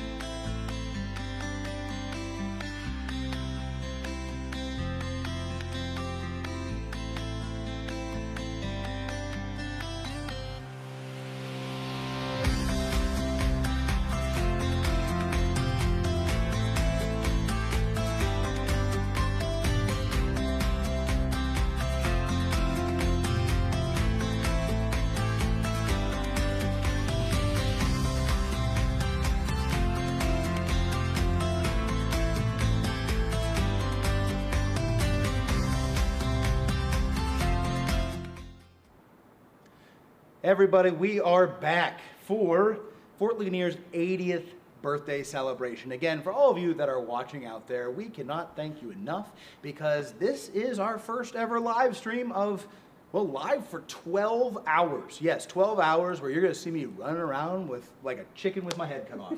And speaking of losing my head, I look a little different. I want to take off my wig. Whew, there we go. It's getting spicy out here, folks. My goodness. But the reason I'm dressed like this is because we have coming up a little bit in the future is I'm going to be fencing. Oh. Fencing. Now, I'm going to tell you, I am no fencer. But I am going to be poked, prodded, and all sorts with a sword, I guess, from a gentleman who is an expert fencer, which is exciting, you know, I guess, for some people. But again, folks, thank you for being here. And also, Heather, I'd like to thank you for being here. It is a pleasure to meet you. And now you are the acting director at SAMA, is that correct? Correct. Wonderful. And SAMA's right down the road from Fort Ligonier. You actually, if I'm correct, you brought with you a couple artists that are up on the hill right now. I did. So, and they're sketching away? Or are they doing pastel? They are painting with pastels. Okay. And they did their preliminary sketches and scoped the place out in advance. Yeah. And are up there painting right now. Wonderful. We love having, you know, art on site. Art is such a huge part of history. We had an interview that'll be coming up a little bit later with a gentleman, Chas Fagan, who did our Flashpoint. You're familiar with Chas, a great artist, great guy. But just how important it is to have art and paintings, especially in our backyard. You know, right here, there's, you know, art museums and how prolific and important they are for students examining art. You know, and I would ask you, when it comes to SAMA, why do you think art and education through art is so important for students? Well, as a former art teacher. Oh, awesome. What grade? I taught K through 8. Oh, wow. So, I mean, that's awesome. Yes. Yeah. Art is important because it teaches strong, creative problem-solving skills. It also helps students learn how to communicate history, experiences, and their feelings and emotions. So then, therefore, it helps their mental health. So art is more than just drawing and painting. It's learning how to plan and learning how to problem solve and just not give up. And that's important today. I love that just because it's through a different lens too. Everything that you said, you could have someone tell it to you and it might not stick. But doing it through art might make such a more, it's an experience then. You're learning through experience and creativity. You know, how we see it, of course we're doing a live stream, so we're literally talking about people either on their phones or they're listening, but how important imagination is still for the youth and to be able to create. And art takes you away from the screens. Yeah, it does. And really gets you to be in the moment and not watching the moment, but in the moment. Right. And that's just, it's something that has not only been today, but for 200 years. Paintings and artists, these are the only ways we know what some of the people, what they look like who were here at Fort Ligonier. Is just from portraits, even sometimes caricatures of these people when they do sketches of, you know, various, they always, if someone was a little shorter back then, they were incredibly short in some of these political kind of cartoons and whatnot. Those political cartoons help us get a feeling for what was really going on at that point in time. Exactly. And I mean, even one of the most famous political cartoons, or at least started off that way, is the join or die snake that everyone knows. Yes. And everyone, and for those who are watching out there who think it's just revolution, it actually started in the French and Indian War. So you have a very key political sketch cartoon that actually began during this time that Fort Ligonier is a part of, and this whole valley is really a part of because of this conflict. Now, where you guys are at is, again, I had said right down the road from us. Just a cannonball away. A cannonball away. I love that because, honestly, some of these battles that were fought here, it would not surprise me if you had the French, Native Americans, or British soldiers moving through the property that you sit on now. That's just exciting within itself. So you have history at your site, not only just French and Indian War history, but could you give me just a little bit of history about your organization, just what it's all about? Well, Southern Allegheny Museum of Art is actually celebrating an anniversary this year as well. We are Fantastic. celebrating our 50th anniversary. Awesome. And our Ligonier location is actually celebrating its 30th anniversary. So we have been promoting and providing and advocating arts education for 50 years. Wow. And having a good time doing it. Yeah, I can imagine. So do you have, since it's your 50th anniversary, do you have events coming up or anything special for this year, or maybe even, you know, just next year or so on? We have a couple. Oh, nice. Tomorrow we'll have some more artists on our site for our Monarchs, Milkweed, and More, which has become a popular family. And that was Monarchs? Monarchs, Milkweed, and More. I love that. Yes. I love the name. So- What, very Exactly. nice. That's what we refer to it as Triple M. Ah, at Sama, we're going to Triple M. Nice. I like that. So you can come out and see the butterflies and learn about the gardens and pollinators. And then starting today as our 50th anniversary collection of American art. This year we had a rotating exhibit that started in Johnstown and went to all 4 of our locations and is ending in Ligonier, and it opens today. Oh, wonderful. So it's selections chosen from our permanent collection of over 7,000 works of art. There's a huge and beautiful portrait of Abraham Lincoln in the gallery. We have Norman Rockwell, Marie Cassatt, and Andy Warhol. So that's opening today. Jeez. And we'll Get be- down there, folks. It'll be up till November, and then in next month, our artists will be here, and hopefully they'll be here at the fort for our paint out. Love that. And Yep. it's 3 days of painting outside in no matter what weather. And then We appreciate the toughness of these artists. Thank you. Yes, Because they're- sometimes the washouts are yes. not ideal. And then we'll have a wet sale of their artwork. Great. And the same day, we are having a plein air art festival. Oh, lovely. For anybody who wants to come see how art is made on site and purchase artwork, get their face painted, and create artwork of their own. That's fantastic, you know. And if you heard that out there, folks, these are places right across from the fort. Why not go to both our sites? Start at Sama, come visit the fort. Start at the fort, go visit Sama. You know, there is a ton to do in the Ligonier Valley that has various degrees of history, and it all ties together. So I would have to ask you, what's your, when it comes to working at Sama, what's your favorite part of either the museum or just the job that you do? When the artists come. Well, yeah. The museum's really quiet during Yeah. the day, but when the artists come, they bring an energy and a light to the museum that you just want to Yeah. sit and enjoy. So I enjoy when the exhibits go up and we have the receptions and the artists are in the museum. Well, that's because it. It's great. And I was going to say, it sounds like with the events that you have going on, you can feel some of that energy, right? Yes. Just because there will be artists there, they'll be going through it. And I actually think one of those artists that you brought today here to the fort is actually here. Is that correct? Yes. I think do we have both? We have 2 artists here. Do you want to come on the shot here? Come on in. Come on over here.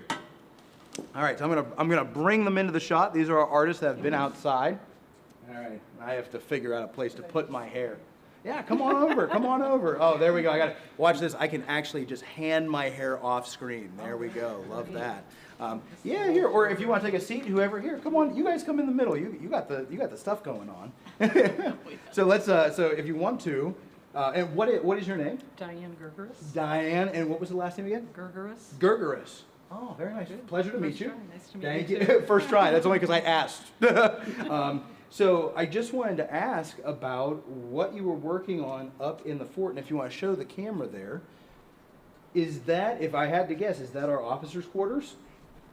Woo! I got it right. See, that means you're doing a great job, right? Well. So tell me more about what would, as an artist, and you're sketching this out now. And I think you said this was pastel. Is that correct, or is this? It will be. It will be. So Yes. So tell us a little bit about how does this process start? Okay, well, what I'm looking for when I do a painting, I'm looking for the way light falls on shapes. Okay. Yes. So that's what I saw this window inside, and it's like a really hot light color, and then all these are really nice darks around. Yeah, I was gonna say, is it all right if I hold it up closer to the? Sure. Yeah, of course. That's just the underpainting, which is a layer of charcoal Oh, nice. that you get a lot of really rich darks, but it doesn't fill up the tooth of the painting, which is what you need for pastel. Oh my So goodness. the next part I'll be putting, now that it dries, I had to let it dry a little. Yeah. Then I'll put the pastel on top of it. On top of it. And when I say pastel, I mean it's not all pastel colors. It's a range of values and colors. So there it is. That's there the it process is. to start. And again, artwork, especially when you go through a project, it can be quick, it can be long. It takes time. It's not just a quick thing, right? It's a lot of mental work. I mean, because you're planning ahead and you're thinking, like, mentioned that, didn't you? what's going to grab my attention, and you just have to be open to where it takes you. Yeah, you have to be open to seeing what's in front of you, but also, even Heather mentioned about how it takes concentration and how the youth can benefit from that, because as you go through this process, it's figuring things out as you go. It's kind of learning on the fly sometimes. We're applying different techniques. But I think of it as like you're making 1,000 decisions in a Right. row, because that's what it is. You're just decision. Yeah, every until little you're done. line, right? Exactly. Right. Now, have you, when it comes to doing something like this, is this more a hobby? Is it a full-time? It's full-time. There you go. So That's my profession. great, and that's wonderful. And now, and so as a title, what would I just say artist, or what would you go by specifically? Artist is Artist? the general. I mean, if I'm She's a capturer of light. A capture of light. I like that even too. So we should put artist, capture of a little light. dramatic. But that's good. We like the dramatic there. So again, folks, as you're watching this, when we have artists come in, it is very important to support their work, because as they go through this, as they do this, this is something that's going to continue to tell a story. This is capturing a moment in time, at a moment in time with some interpretation, which a photograph, it just gives it to you. It's right there. You caught it. But the artists, they're adding their creativity. They're adding their imagination. I think that's really important, especially for youth, because creativity is right there in that moment. Now, I think we also have another. Here we go. Do you want to come over? Do you want to come in the middle of the shot here? Tell us a little bit about, and what is your name? Marian, Sallade. A pleasure to meet you. And this is, tell me more. I think that is a tin kettle that we have. Is that correct? That's the bucket. And there's a barrel right there, Yes, and that's the grain. the sacks that are there. And when I went in there, I could see the light was coming through this window, highlighting a ridge around here, which I really want to catch that. But this is just a basic underpaint. Uh-huh. And can I move it up a little bit closer to the camera so everyone sees? Sure. That's just a very, very beginning of it. So this was in one of our storehouses that was Yes. up there. So again, you're catching these moments. All right, so we have our tin kettle. That's a reproduction tin kettle from the 1750s. You have the barrels that's there. And also, it makes me think, you artists, you help us tell this story, because what do those barrels do? What does the grain sack or flour sacks do? They're helping keep these soldiers alive. You're capturing a moment of humanity. Whether that be, yes, it's a reproduction we have up there, but if we do this from 1758, these items, something like the officers' quarters, they had real purpose, and they meant something for these people who came through here. If I had to say, I've always been fascinated with how artists put titles on certain things. That's the hard part. That's the hard part, right? Here's a quick question for both of you when it comes to these. And you may not have an answer, but let's just have a little bit of fun with this. If you had to title these right now, we're just having fun.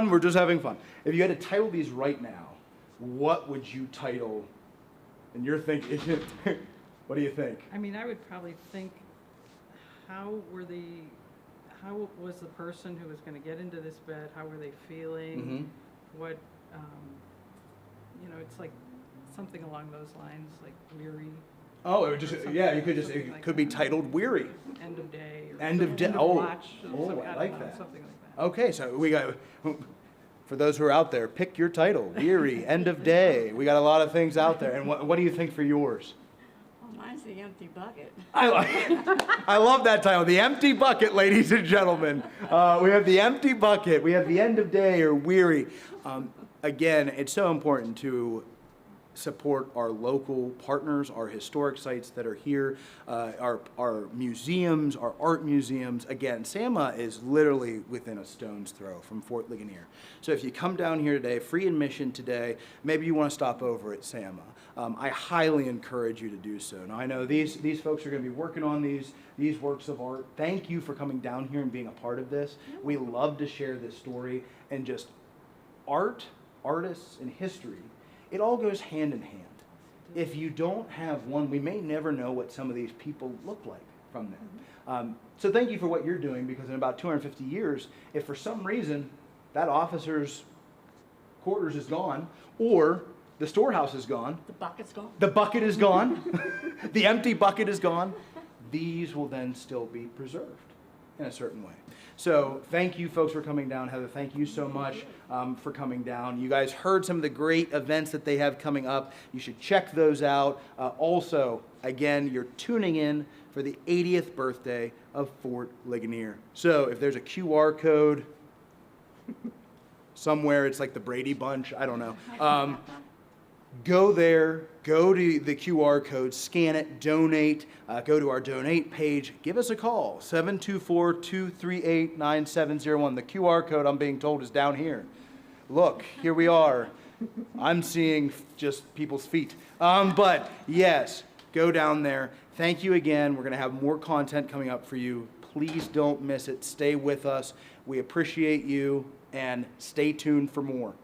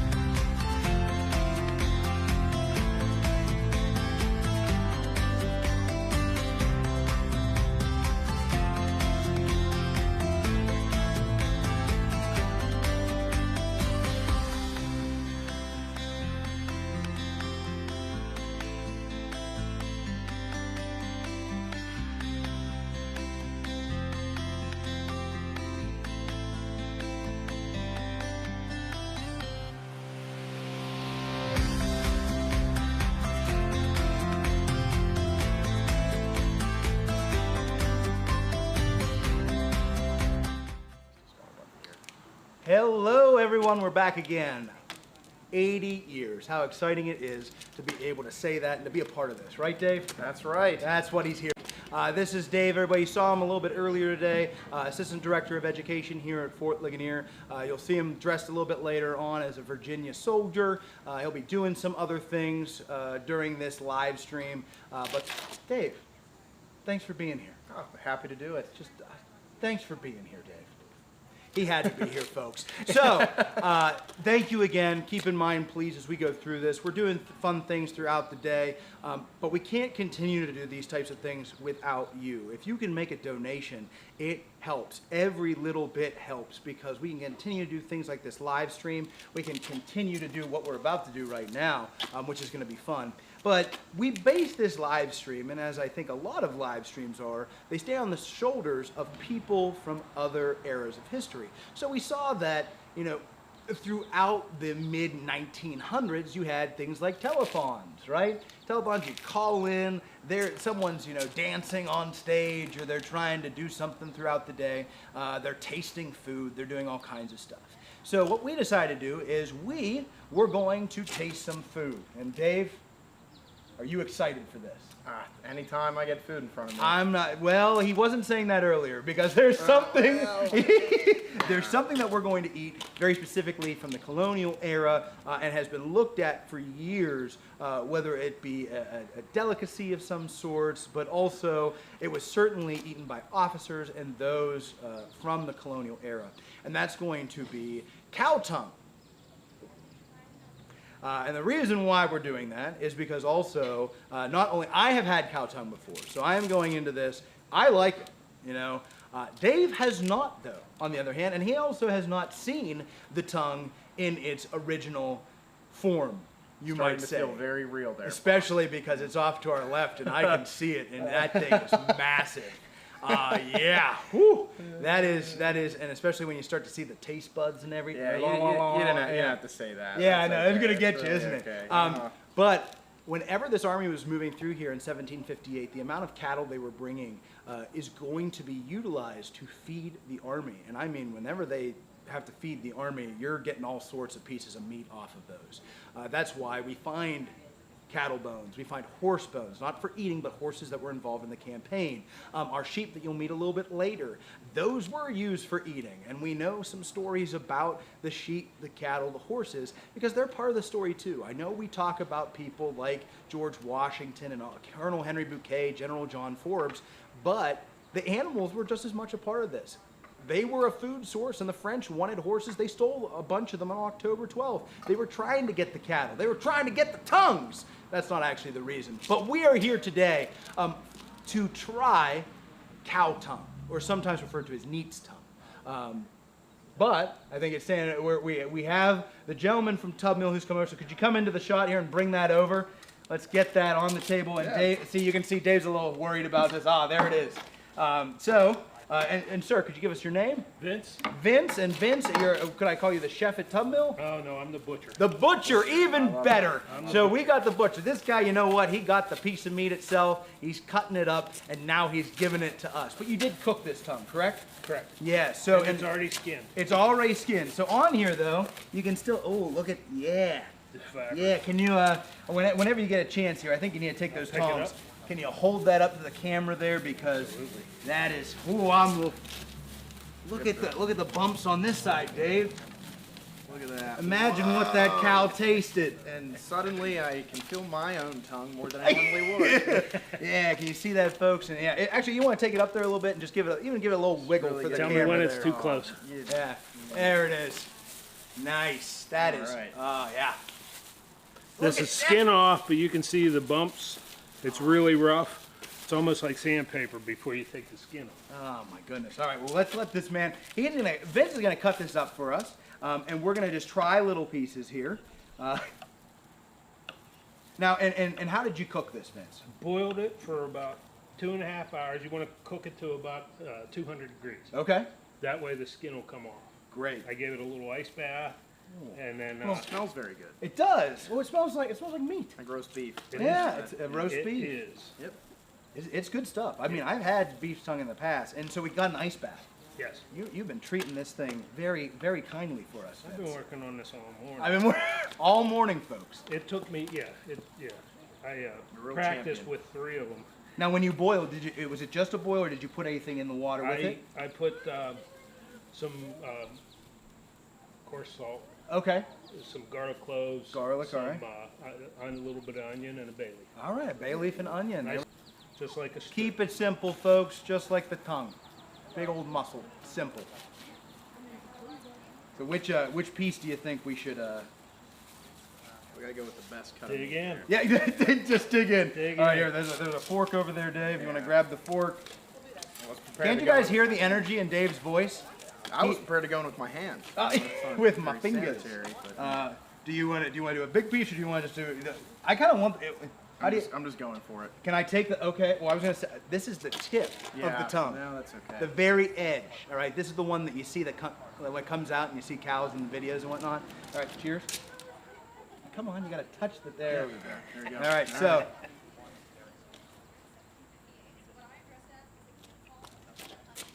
That's good.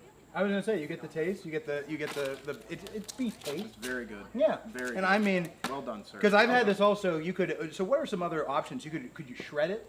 I don't think you could shred it because the grain runs the whole length of the tongue. Oh So my you gosh, would there's have grain. real We're like string. talking about woods. Yeah. Like wood. And you can see it. It's very dense. Yeah.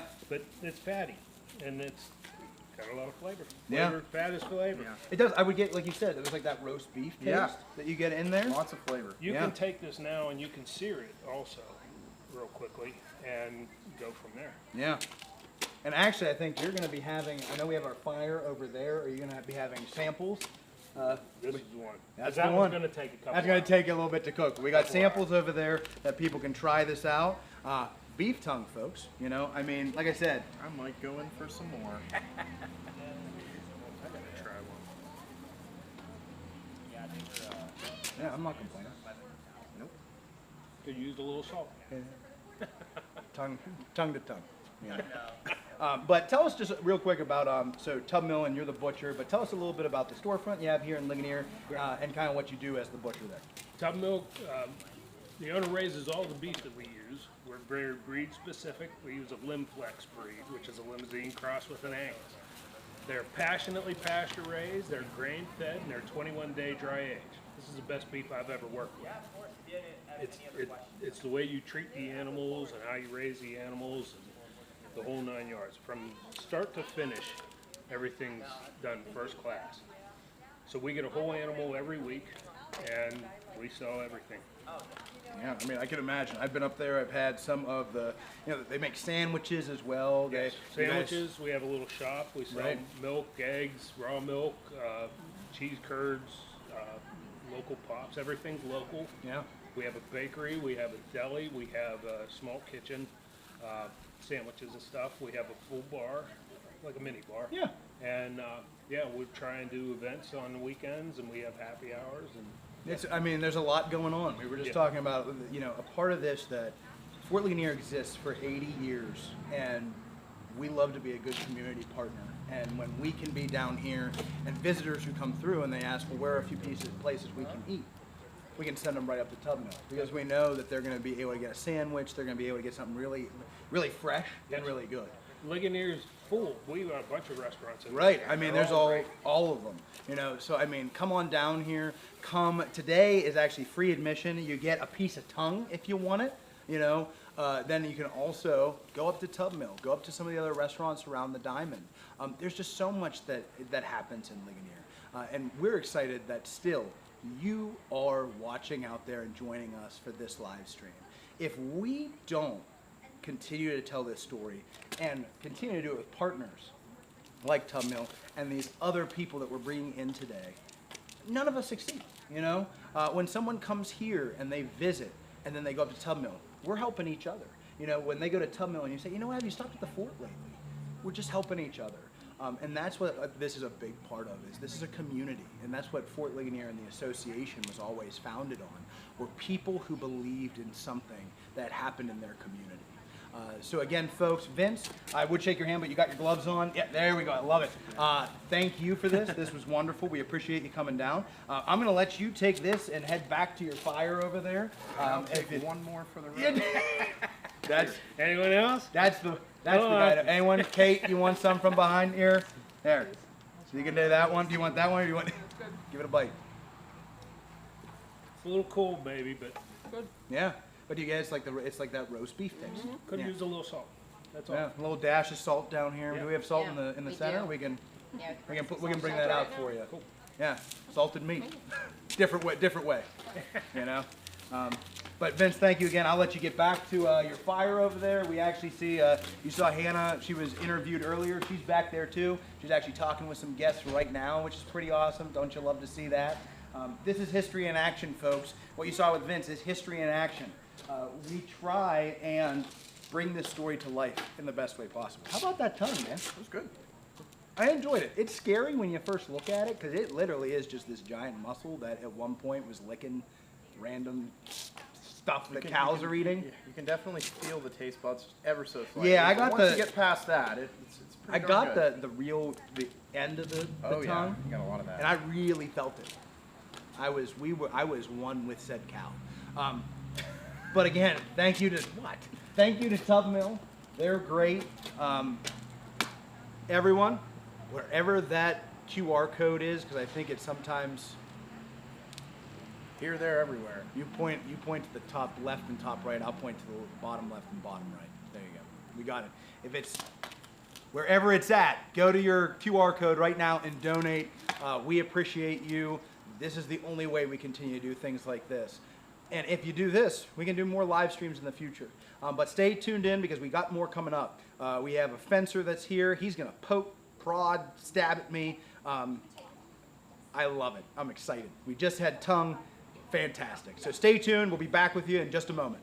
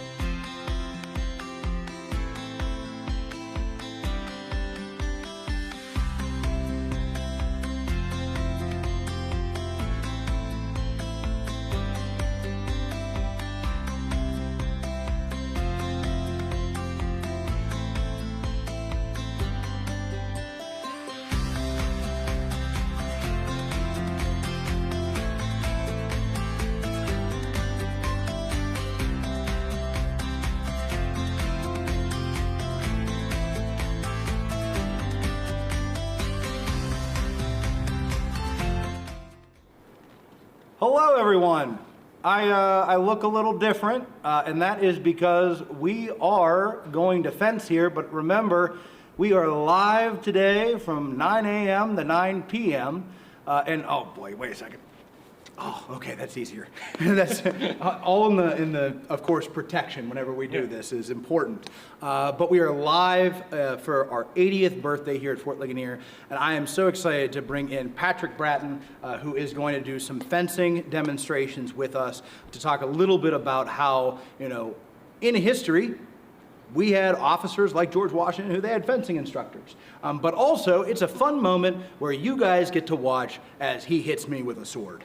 And that's fun. And I hope that if it's that fun for you, or / not painful for me, right? He's saying that just right now. But that will make you donate, because the only way we continue to do things like this and bring history to life with people like Patrick is we need you to donate and be a part of this story. All right, so I'm going to put my hat on the table, and then you let me know what you need me to do, Patrick, all right? So what's the first step? So what do we got to do? So you're going to be holding, this is called a foil, or a foil. Foray. And so these two are your most important fingers that are going to grab the grip. I'm just going to try and show our friends out here. And then you're going to put your other fingers around it. And when you hold it, just relax for a second. Oh, gotta relax. You're going to have the blade, your hand, not so relaxed. Oh, too blade, relaxed. hand, and arm are going to all be like in one straight line. Ah, the extension. The extension, yes, very good. Whoa! I don't do this. You're a quick learner. Ah, it was that fast, huh? We're going to shift you just a little bit over here. Don't want to hit Patrick. On the other side. Yeah. And so what you're going to do with your legs, why don't you start what's called first position. You're going to put your legs together like this. Is that like... Yeah, just like that. Here? Very nice. And so that's going to be your start, and then this is my start. Yes, and then you're going to step forward about 2 of your own shoe lengths forward. And is this with my left foot? Yeah, right foot with your right foot. Excuse me. So matching your sword arm. Yep, and then you're going to kind of bend your knees, and then you're going to kind of lean backward with most of the weight on the back foot. This is something that's a bit different when they fenced back then, is they kept most of the weight on the back foot, very light on the front. Today it looks very different. You've watched Olympic fencing. Okay. Your backhand right now is holding your mask. Yeah, should I put my mask on? Not yet. Not yet. Your backhand, if you don't want to miss this beautiful face, folks. Your backhand would be kind of up like this, rather elegant, if you will. Imagine that's not actually holding the mask. And that's your basic guard stance. You can actually, why don't you sit your mask down on the ground right there. There we go. All right. And that'll get you a nice on guard position. Arms a little too high. There we go. And so this is your basic, why don't you put your foot a little bit in mine on the line of direction, just like that. And this is your basic foot, your right foot a little bit to the right. So it's in line with the heels. Very good. And this is a very elegant sort of position. I'm sure I look elegant. Very much so. And that's why people should donate to the fort, because Matt looks elegant. Or I need to look elegant. Help. And so this would be your guard position. So fencing instructors were also often dancing and riding instructors. Dancing, okay. And so they would teach you how to be elegant and be a proper sort of gentleman. I certainly need that help. Yes, yes.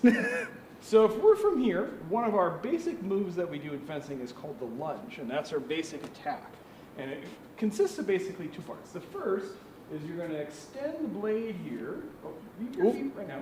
And so, again, you've got the extension out. So you're going to lunge, remember, because your knees are bent, right?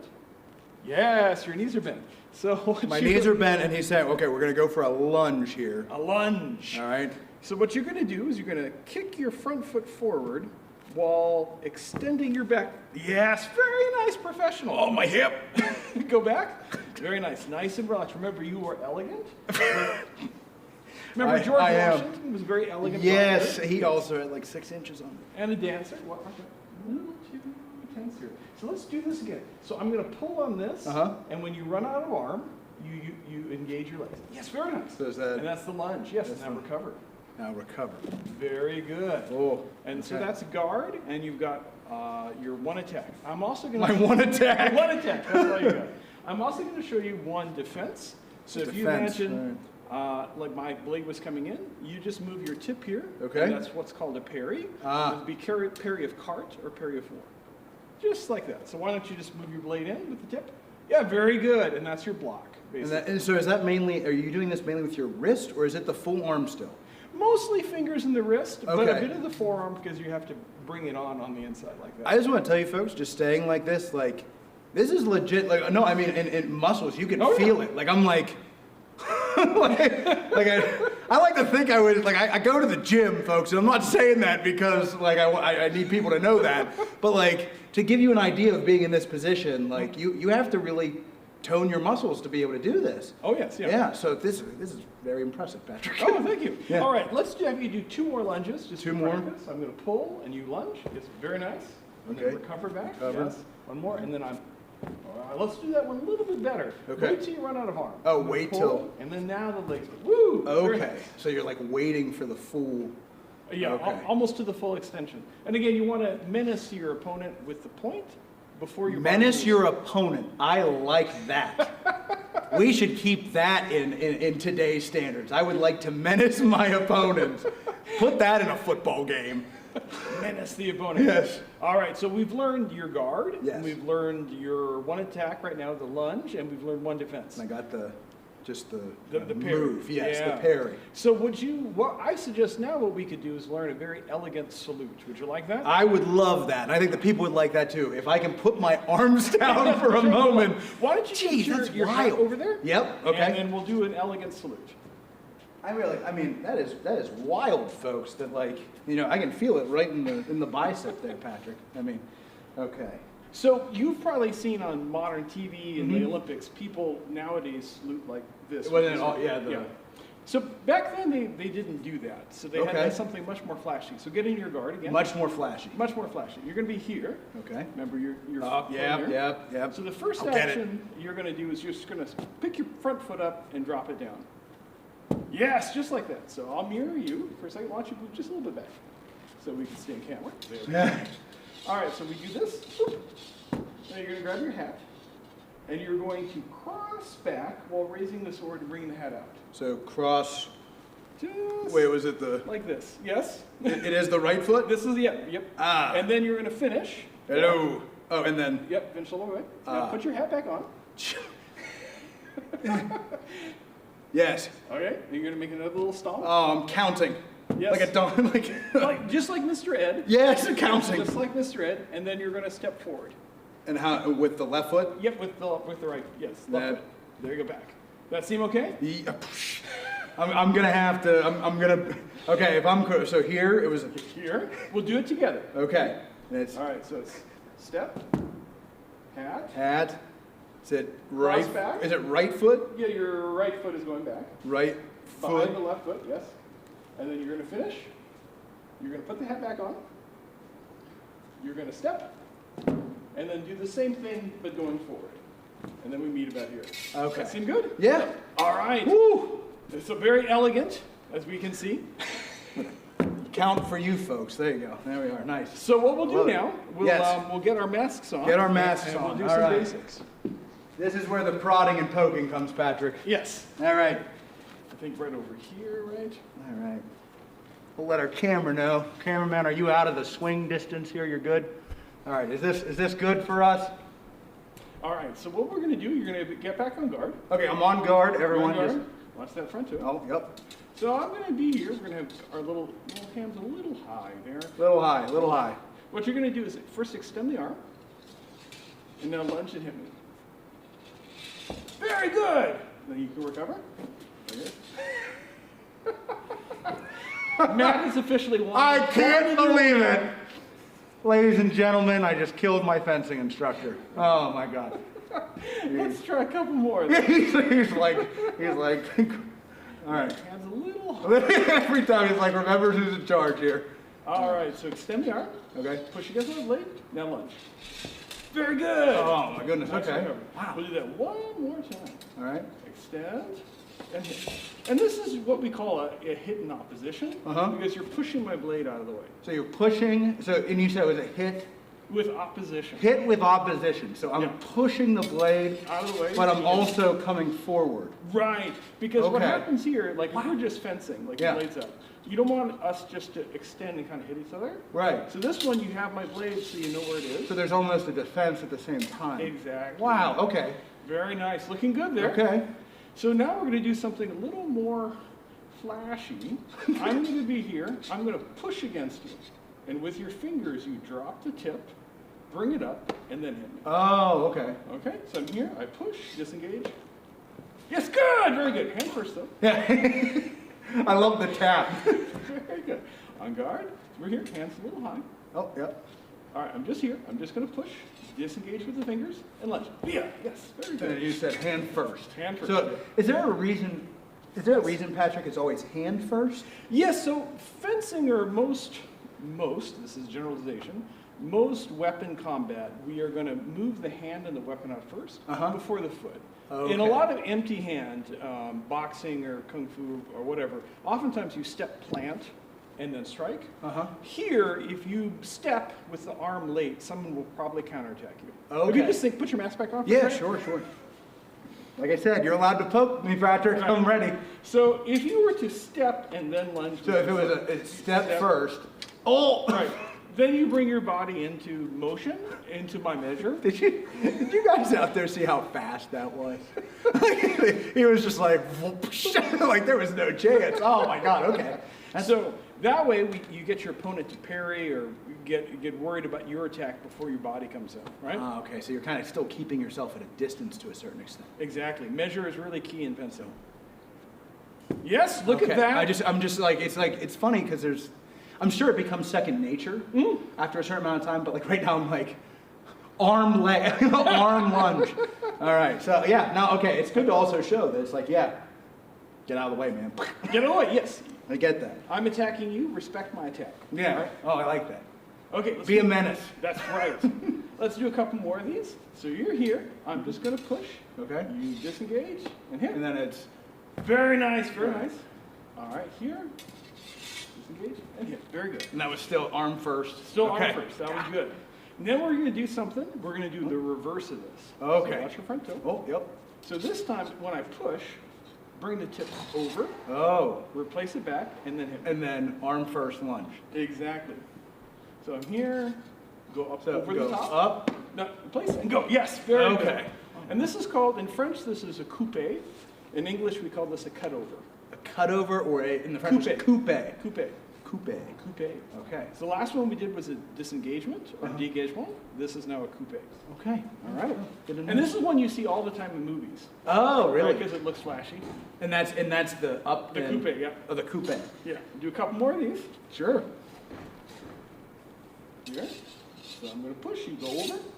And then down. Yes, very good. One more of these. Really nice. Coupe. And up. Very nice. Good. How's that feeling? I mean, about as good as it's going to feel, Patrick.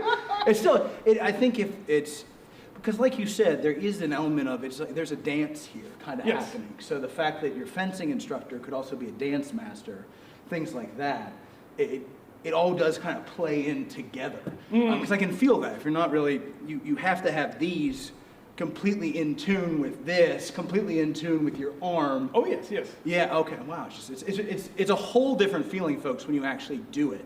You know, we learn about this through people like Washington just saying, oh, yeah, he has a fencing instructor, things like that. But it's a whole nother, go to your local fencing class. Reach out to Patrick. He does great lessons. So, okay. All right, well, let's work on some defense. Defense. You did 3 attacks. 3 attacks. So we'll get you 1 defense that we've already done. So if I'm here on your blade, what's going to happen is I'm going to try and do that first thing that you did, where I extend the blade and I would hit you. All right? So that's what I want to do. You don't like that. So as I extend the blade, you bring the tip up over.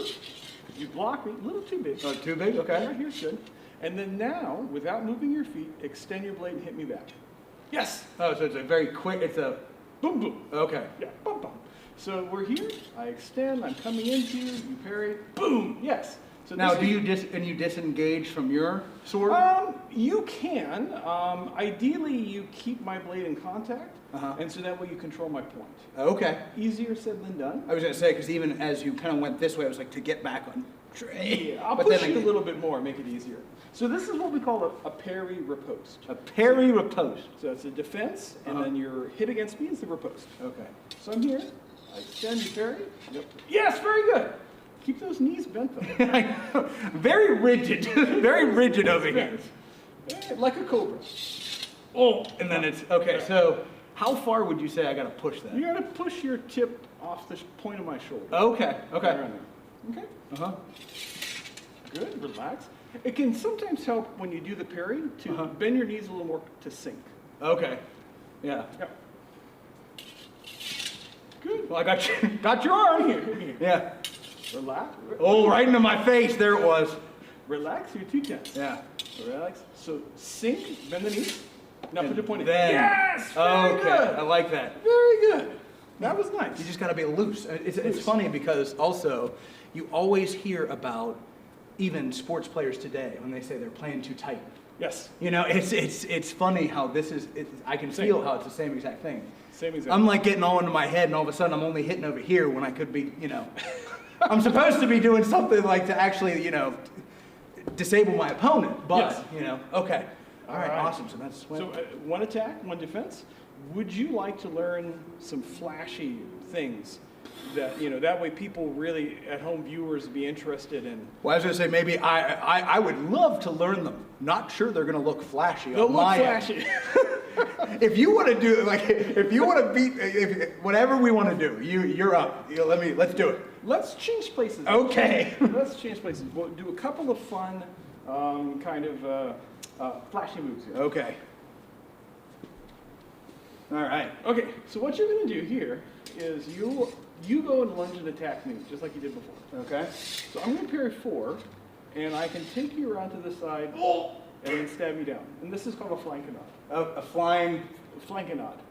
Flankenod. Because it hits you on the flank. Oh, flankenod. Flankenod. Flankenod, folks. Or modern fencing, they call this a liable. All right, so this was, and you want me to go so you again? attack, and then I stab you down here. Oh yeah, I'm in trouble. So now you're going to try that with me. Okay, so are you? Just relax. Okay. I attack you, parry 4 just like you did before. Now you're going to take the tip, drop it, and hit me on the flank. Okay, and your guard protects you. Yes, exactly. Okay, we're here. Good. Bend the knees though. Oh yeah. And you can hear this nice sound of the blades kind of moving back and forth. Good. Okay. One more. Good. Wow. Very nice controlled hit. Yeah. But we can make this even flashier. So now you attack me again, and I'm going to do a variation. We're here. You come in. Whoa! There you go.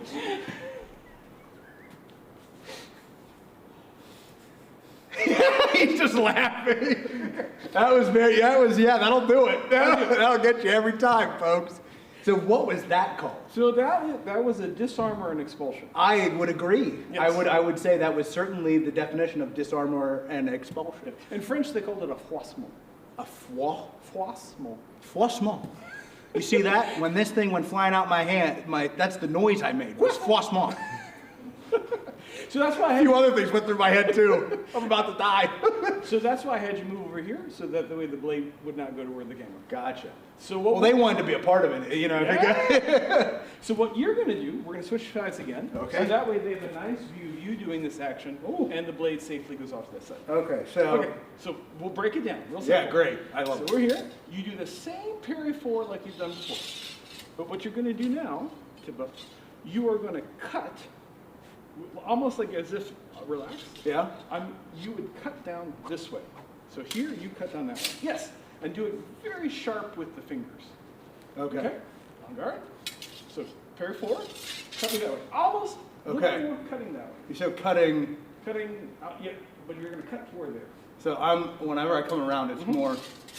Yes. Very good. Okay. So you're even getting a little push into it. Oh, sure. Okay. All right. Go.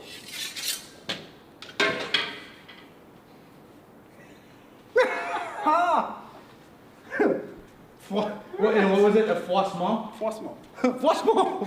Froissement. There it was. Jeez. Very Okay. nice. And so these would be the actions if you really outclassed your opponent and you wanted something spectacular. Because oftentimes, at least for fencing in the Saal, there was an audience. And so you can imagine polite society, and then you would probably get a golf clap. Anyone golf clap? Come on, that was great. There you go. See, they got one. Would you like to try that once or twice more? Kinda. Yeah. I mean, that was fun. It's fun. All right. Okay. So remember, you're on So guard. it's on guard, and then it's again. Yeah. So first parry 4, and then cut out that way. Oh, I'm ready. You're too tense. Too tense. Yes! Wow. Very nice.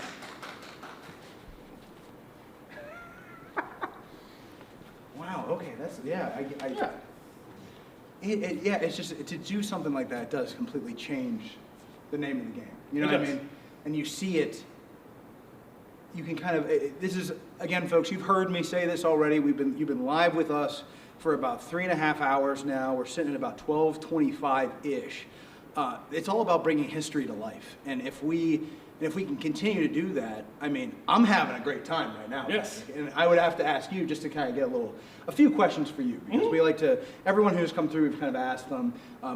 So when did you start fencing? Formally it was really in college. I did a lot of Asian martial arts in high school, and then did a bit of fencing. And then about 15 years ago, actually, I got back into it. I stopped for a long time, grad school life. Yeah, of course. But I got right back into it about 15 years ago.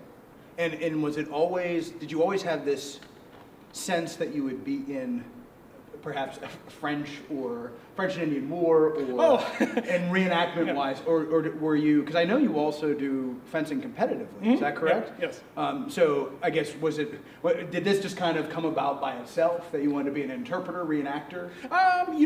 Both streams. So I love the 18th century. I've wanted to reenact for a long time, and then what I've found the past couple of years is we put those together.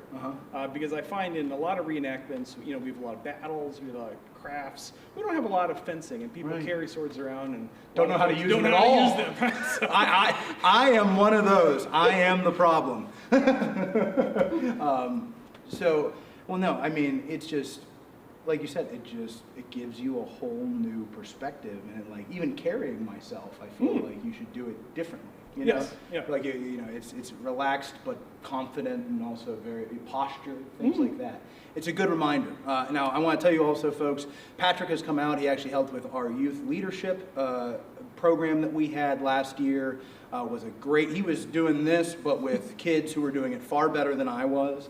And the program focused on Washington's leadership. And let me tell you, they ate this up. I mean, if we could have just done this for 3 hours, they would have done it. And that was after we went through and we were doing other things up in the fort. This was their bread and butter. So, I mean, you're a great instructor. I'm already foisement all over the place. But, I think so. As we come to the end of our time here, Patrick, is there anything... Is at the end, would you salute the same way? Yes, or would exactly. Or is there a way we can end this that's fancy? Why don't you? Would you like one more move or the salute? You know what? I think do the people out there want one more move? Seth behind the camera, you want one more move? Yes, he does. He does. You see that? We'll we got one thumbs more up. Move. One more flashy move. One. Another flashy one. Right. I'm terrified. So on guard. One difference. We've all been here on the inside. Now we're doing the outside for this. Oh, boy. So for this one, you're going to extend and try to hit me. Oh. Okay. I don't even see where the sword is. Like it went. So one more time, and then you'll do this to me. Okay. So extend. So I'm just going to parry in tierce. I'm going to pass forward, control your hand, and then I'm just going to reach behind the back and hit you. So now what we're going to do, you're going to do this, and it'll look really nice in front of the camera with the side. Would I be, I'm on this side now? Yeah, we're on this side. Okay. So all I do, I extend. You just parry the other way. Bring the tip That way. Here. Now you're going to pass forward, control the hand, go around your back, stab in the leg. Oh, I went too far forward. Sorry, good. So what you can do actually is rest the blade on your back, and then you just turn it into the other person. Oh. Hey. Yeah, you can actually use your back kind of like the front side of a rifle, kind of. That's great. Good. One more time. Nice and easy. Okay. So I attack, you parry, step, and stand. Yes! Oh, I got right in. Wow. Yeah. So it's another golf clap. Actually. I was going to say, I would golf clap for that. Wow. Yeah, the first one, I didn't even see where your sword went. I was like, yep, okay, we're in trouble. But, okay, so, I mean, to wrap this up, Patrick, I think we're about at our time here. But do we want to do a salute? Yes, we can salute. So why don't you grab your hat? Yes. All right, so, and is it the same way again? Same way, exactly the same. So, So we're here, we have a little light engagement. We do the appel. With the Oh yes, the foot. Grab the hat. Grab the hat and it's Step back and raise. right foot. Back here. Replace the hat. Appel again. And then come in. And then match foot. And then you start. Yeah, Or, then well, you and then start we're saluting all at the the way end, so it'll be the end. That was awesome, Patrick. Yeah, thank you for having me. Everyone, this is Patrick Bratton. I cannot thank you enough for driving out, because I think you came out about like 2-3 hours on 2.5. it? Yeah, so I mean, we have some great partners here at Fort Ligonier that are helping make another 80 years possible. You know, people like Patrick, people like, you're gonna see some more people outside. You had Hannah talking to you folks. It's just so important to keep this history going. So go to the donate QR code that you see, go to our donate page on our website, call in 724-237-701. Oh my goodness. I was having a moment there because I was getting stabbed by Patrick. I thought I lost it. So call us, make a donation. We appreciate you folks. Stay tuned. We got more coming up here for our 80th birthday celebration. Thank you again, Patrick. Thank you, Matt. A pleasure. All right.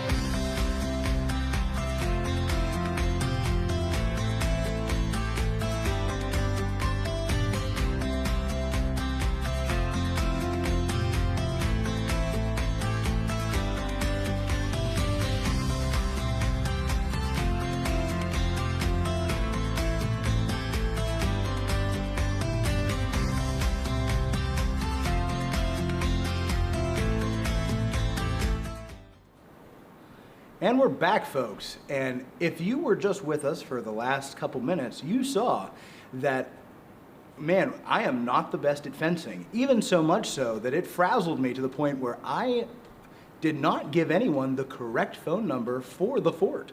724-238-9701. See, I'm back. We're okay.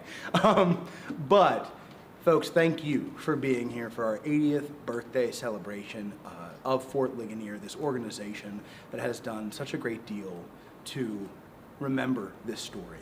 And it is my pleasure that we also have a very special guest with us right now, and that's Shirley Iscrupe, and of the Pennsylvania room at the moment, but for years was here at Fort Ligonier. More than 32. More than 32 years. And Shirley, one of the biggest questions we get when people come here are about the numbers on artifacts. A lot of that was you. Yeah. Those were the accession numbers because Shirley spent countless hours with the artifacts that were found here. She worked personally with Jacob Grimm and those archaeology digs that were done here over the years. Part of the reason I am here today and the staff is here today and this organization is still here today is because Shirley did the good work that she did for 30 plus years. So first off, thank you for all of that. That was a little over the top. A little over the top. But I will say this, you received the Jacob Grimm Award very recently, and I can't say it went to a more deserving person, you. So thank you. Now, just a few questions I wanted to ask you for this interview because we like to have everyone who's out there watching to know Shirley and know whenever you come here, people leave lasting legacies when they spend their blood, sweat, and tears at these types of sites. So I think just an easy way to start, Shirley, is what's your favorite memory of Fort Ligonier and being here? You know what? The archaeology lab, Mm-hmm. which is in the basement, and there used to be access to it from outside as well as from inside. I think right over here. There, yes. Coming in, all covered with mud, in the back door, so to speak, down into the lab with all these great artifacts and eventually starting to clean them at the sink down there and sort them out and realize we dug it up and we're like, okay, this is in the fort level, so it's fort, but then you get it cleaned and you look at it and you're like, I know what this is. Right. Because it's a broken piece of something. But when you put it together with, it's a piece of, that's the cool thing. That's the exciting part. Yeah, and I got to do that so often while I was here. And then the other thing, speaking of artifacts, finding the two little insoles from children's shoes. Right. We didn't know we had that. Yeah. And two of the guys from Colonial Williamsburg were up here for almost a week looking at the leather back in, I think, probably 1999. And we were sorting stuff out, and I pulled these two little insoles out, and I said, look at this. So I came up into the museum. It was July. Came up into the museum, and there are families up here. And I'm walking around like this with these things in the palms of my hand, showing them to all these little kids that are there. Right. It was so, I'm not good with kids necessarily, but that was really rewarding because the light came on. You see it. Yeah. You can see that. They were 5, 6, 7 years old, just little guys. Yeah, and those are memories they'll never forget. Yeah, yeah. Because you came up with an item that is saying, this was from the collection, we found it in the ground, and now they're making that connection that this was on someone 200 years ago. And they can relate to it because obviously they're it's kids. the size that would fit their feet. Right, and we have those on display, some of them on display in the museum right now. Again, it's these lasting stories that continue, and it's always so exciting to work with the artifacts here. And I know you had a huge role in being a part of the archaeology digs that went on throughout the multiple years through here. You personally knew Jacob Grimm and the digs that he did. I think a question, just because, of course, we can't really ask Jake. He has passed on, sadly. Yes. But you knew Jake. If you could just tell us briefly about him, what's one main thing you remember about Jacob Grimm? He never hesitated to share what he knew and what he learned, wherever he learned it. Whether he learned it from the guys at the Smithsonian that came up here and looked at the leather, or whether he learned it from my husband, who was working on the resurrection of the old Ligonier cemetery, or whether he learned it from some other amateur historian from the neighborhood. He took all that knowledge in and distilled it and put it back out there. And that was the thing that I always appreciated the most about him, was he never treated any question you asked like it was a dumb question. He was always willing to go beyond just answering your question to explain why that was the answer to it. And that was really terrific. And that's the passing on of education. Yeah. And I know that we've had conversations in the past where you always said, I think you carried that on as well, because when people wanted to ask you about the collections here, or they wanted to study them, you opened the doors for them. Yes. That's the only way to pass this on, as opposed to gatekeeping. Because gatekeeping, it can hurt. It can hurt the information. So I know you've talked about how reenactors would come and ask you about buttons. You're going to let them see them. Yeah. We have the library upstairs now, but where the library used to be, let people check out books and look at and things like that. And also, probably one of the most popular books that we have in our store is the one that Shirley brought with us. All right, if you come down, hey, remember, today is free admission, and this is in our store. But you want to talk about the Bible? And that's what you called it. The Bible. When Shirley came in, she said, "Don't worry, I brought the Bible," and it has pictures from the digs. It has a lot of the artifacts in here. They're just, even right there. You're seeing images that were pulled out of the ground here, of the items pulled out of the ground. I see some jaw harps, buttons. Just, it's amazing stuff, and it's right in our store that you can come down and get this.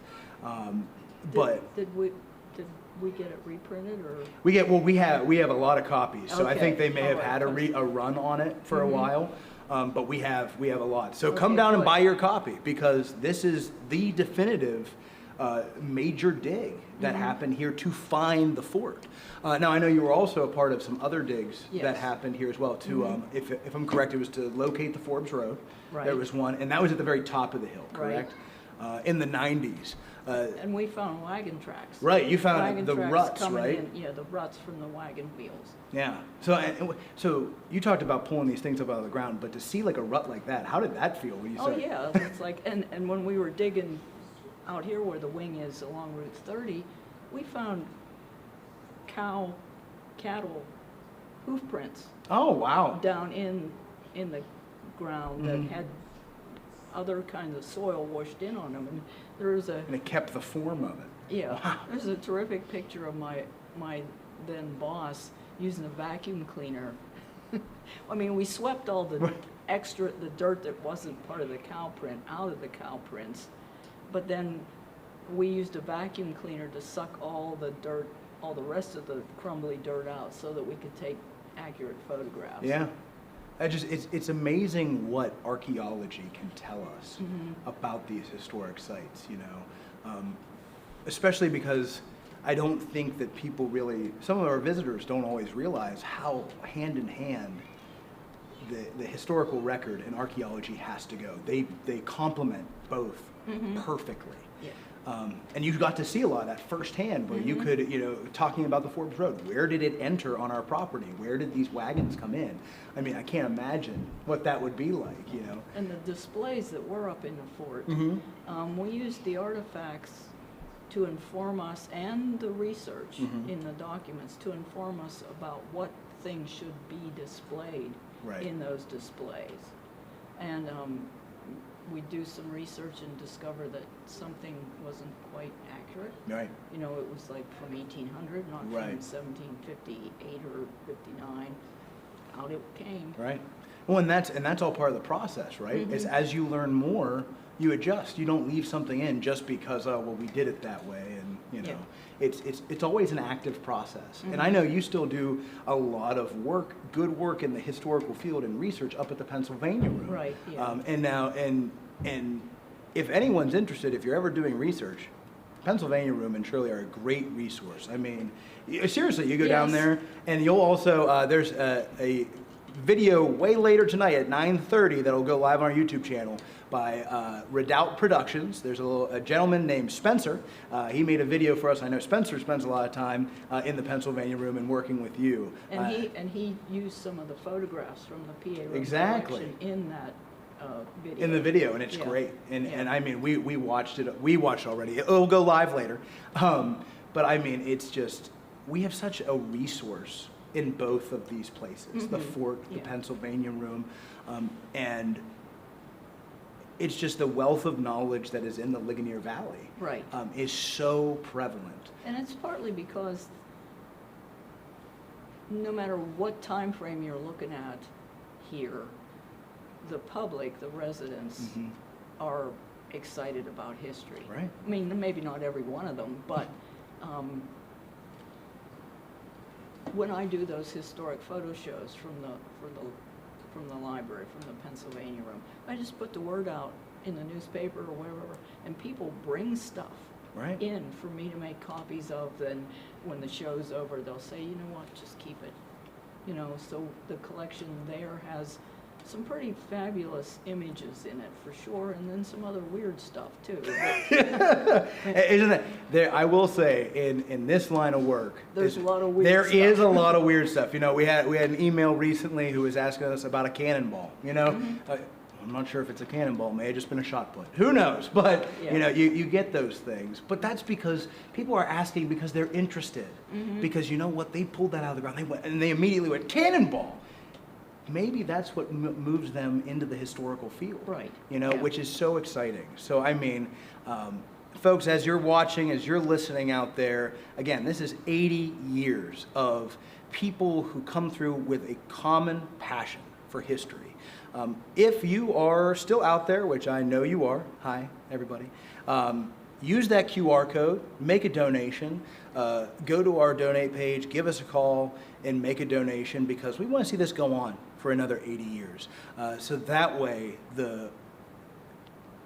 all the contributions that people made, people who started that organization, people like Shirley who were here 30 years, these are the people that care about history.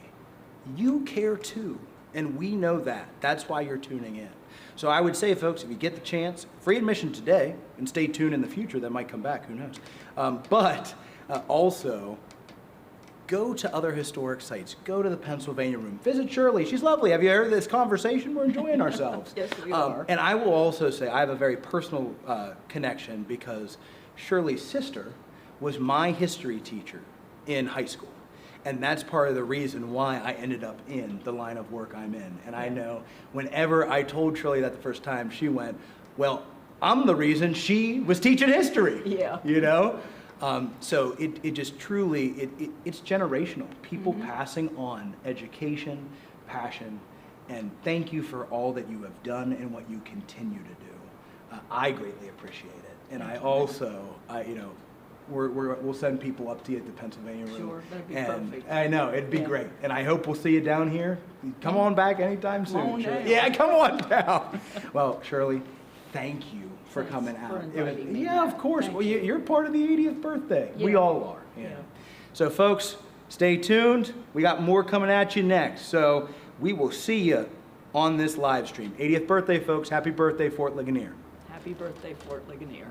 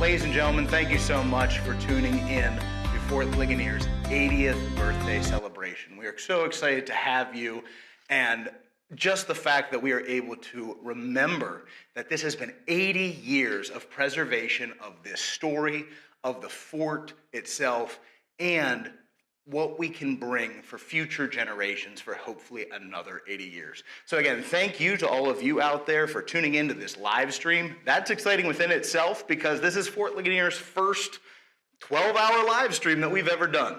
So thank you so much. And something else we're incredibly excited for today is today we have Chas Fagan, who has come down here with us to share a little bit about his story, but also the painting behind us. So Chas, thank you so much for being here today. We really appreciate it.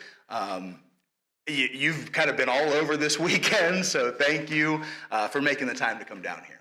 Oh, total pleasure. Always great to be back here, especially at the fort. Oh, well, thank you. Now, everyone, for those of you who are out there, Chas Fagan is also on our board here. He's done a ton of projects over the years, whether it be, like I said, this wonderful painting behind us, supporting the fort.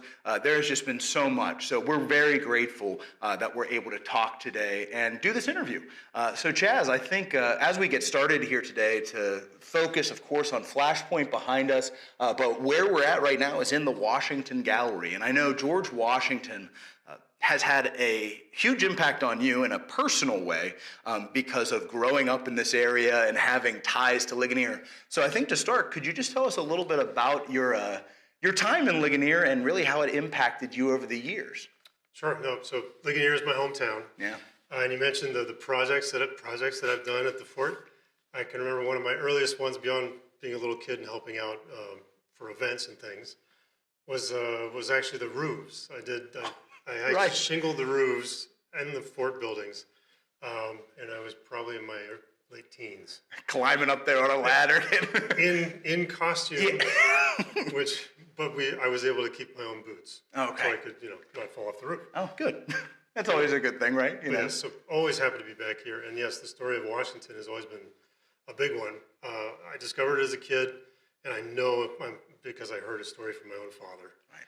And that stuck with me. So just the adventure of this young man in the woods out here, what's not to like? It's like a Hollywood story, and conveniently there's a movie out right now. I know, right? Isn't that crazy? Yeah.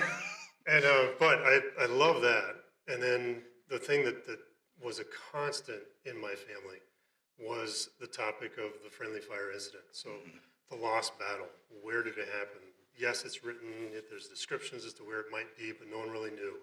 And that was something my father was able to just cling to and jump to, and his curiosity would not give up. And so for like 45 years, he just kept at it and trying to find out where this was, mainly also to possibly honor those who died there, because he as a military and army guy did not really like the idea of someone having sacrificed themselves, and we don't know where it was.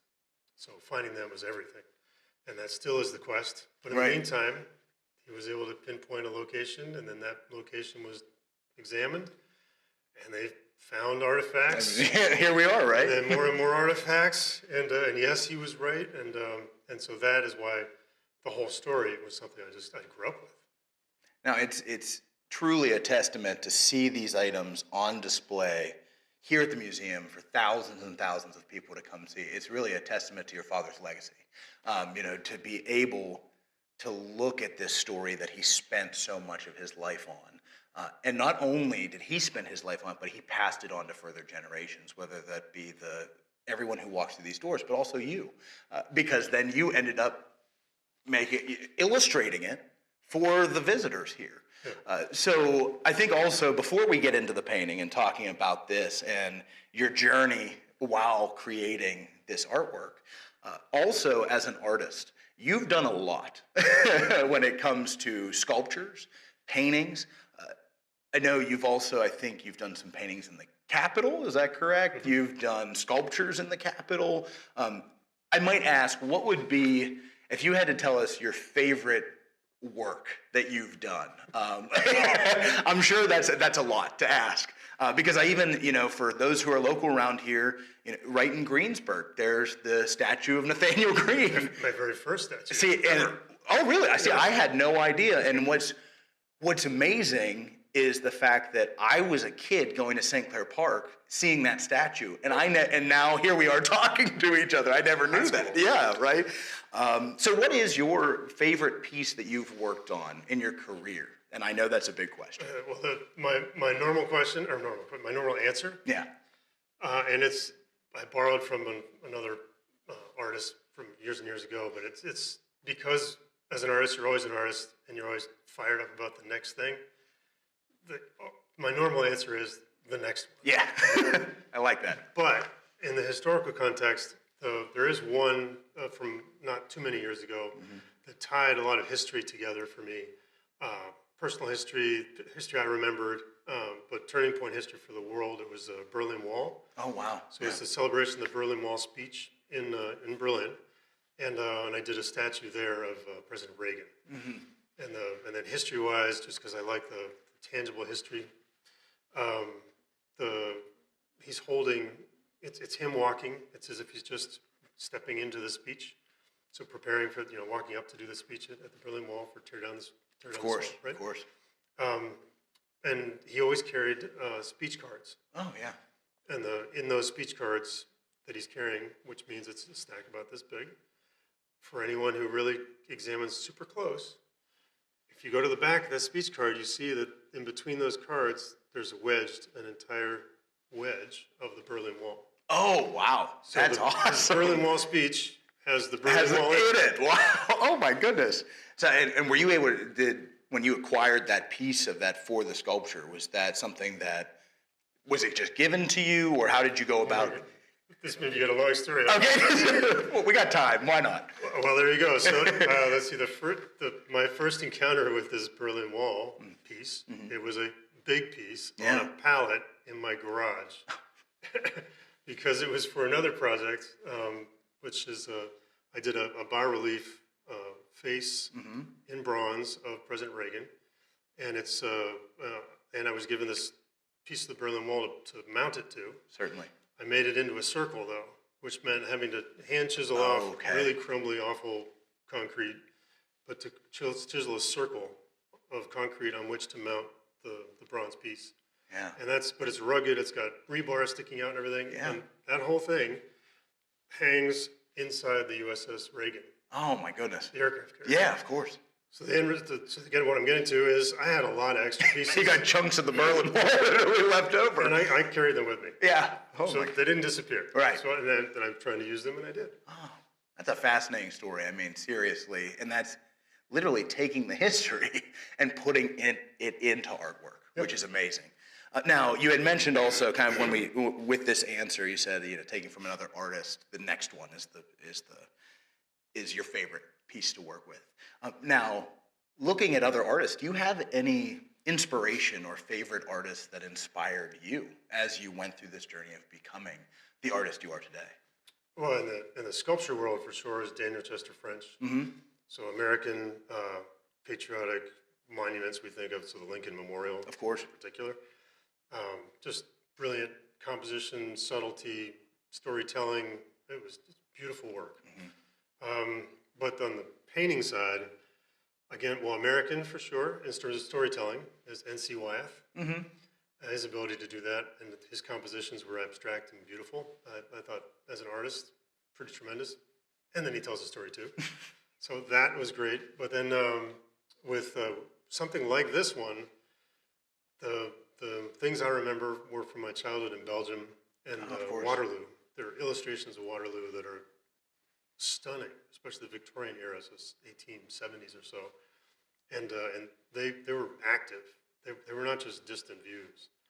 And that is what I really want to convey here, or try in my attempt. So there is a woman, actually, from the 1870s, Lady Butler, who painted some famous paintings of Waterloo. But some of them, there's a charge, but the horses are charging at you. Yeah, you feel like you're in it. It's amazing for that interactive energy. It brings it to life, and it leaves an impact on someone that they're thinking of it hours, days later, where it pops in their head and they go, man, I remember that. I felt like I was there. And it's really exciting having a piece like this here to not only illustrate the story of the friendly fire incident, but also with the art gallery that's here, and that your father helped get a lot of these pieces of artwork.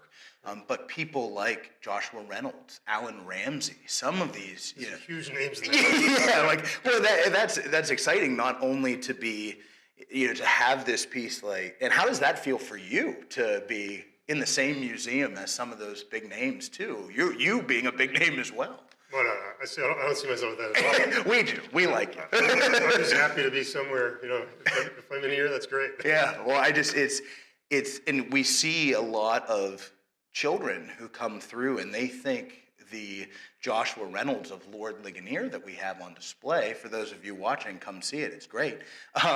They think it's George Washington.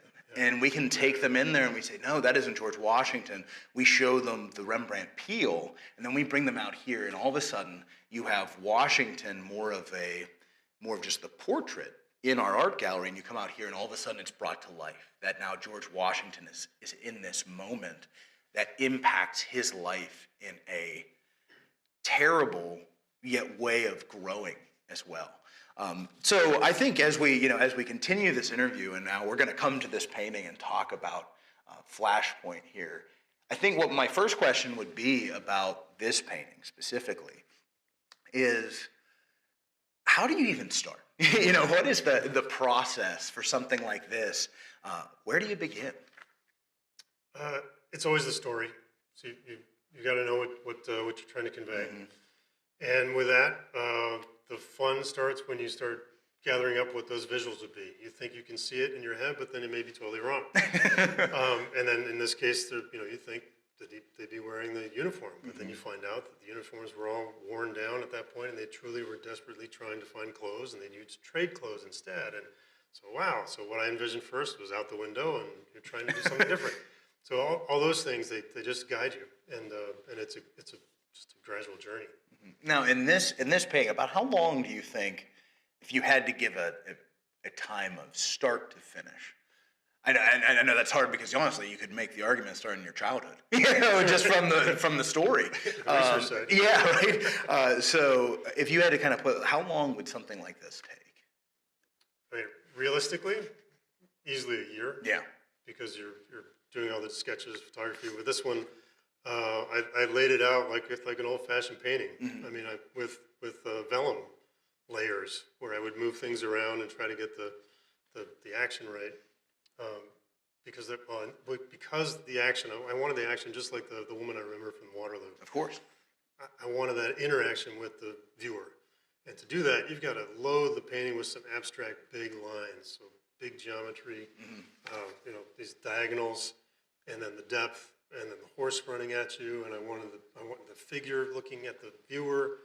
All those things, you add them up, and it takes a while. Right. Now, even when you say lines in the painting itself, I can tell, there's places that the eye gets drawn to. Is that kind of what you mean by having those lines as well? Well, back up, it's even more abstract. So that, you can see there's broadly a diagonal line that cuts across. Yes, yeah. And that's the clouds above, because they play a big role, because it's the clouds of the darkness from the day. So you got to set the setting, and then you got the angle here of the slope where the terrain, line, the line of the men. Yeah. And that is like a perspective line, pretty much. Yeah, of course. It's like a cartoon version of perspective, but that's what it is underneath. So you're building on those basic lines to create depth and action and interest. So you just kind of keep building on top of those, and then so you do your sketches. I know actually you at this time we had not done archaeology yet at the site. No. So I mean, but this is you went out, you took pictures. I think you had models that went out with you as well. Talk just briefly about that experience. How did it feel to be? You're on this presumed site at the time, and you're taking these photographs. You're seeing the mist hanging in the field. You're seeing these guys dressed in blanket coats in the Native American garb. What was that like?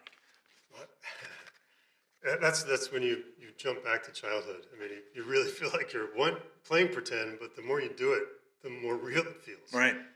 And so, but then again, every time you think this is just, what am I doing? This is crazy. And then you're in it and you love it. And you realize, well, just hold on to that thought because that's what you want people to see. Right. So that's your job. Just capture that moment. There's so many things that changed with this one. The one detail that I can, in terms of process, that changed everything was I had a vision for what George Washington would be like. He's on horseback, how he's going to be swinging they say the knocking up the presented pieces, right? Right. But how would he do that? Yeah. And I just thought it'd be great to have that big right arm swinging up. And you got the dramatic curve. Oh my goodness! You could have the sword in the air. Just exciting.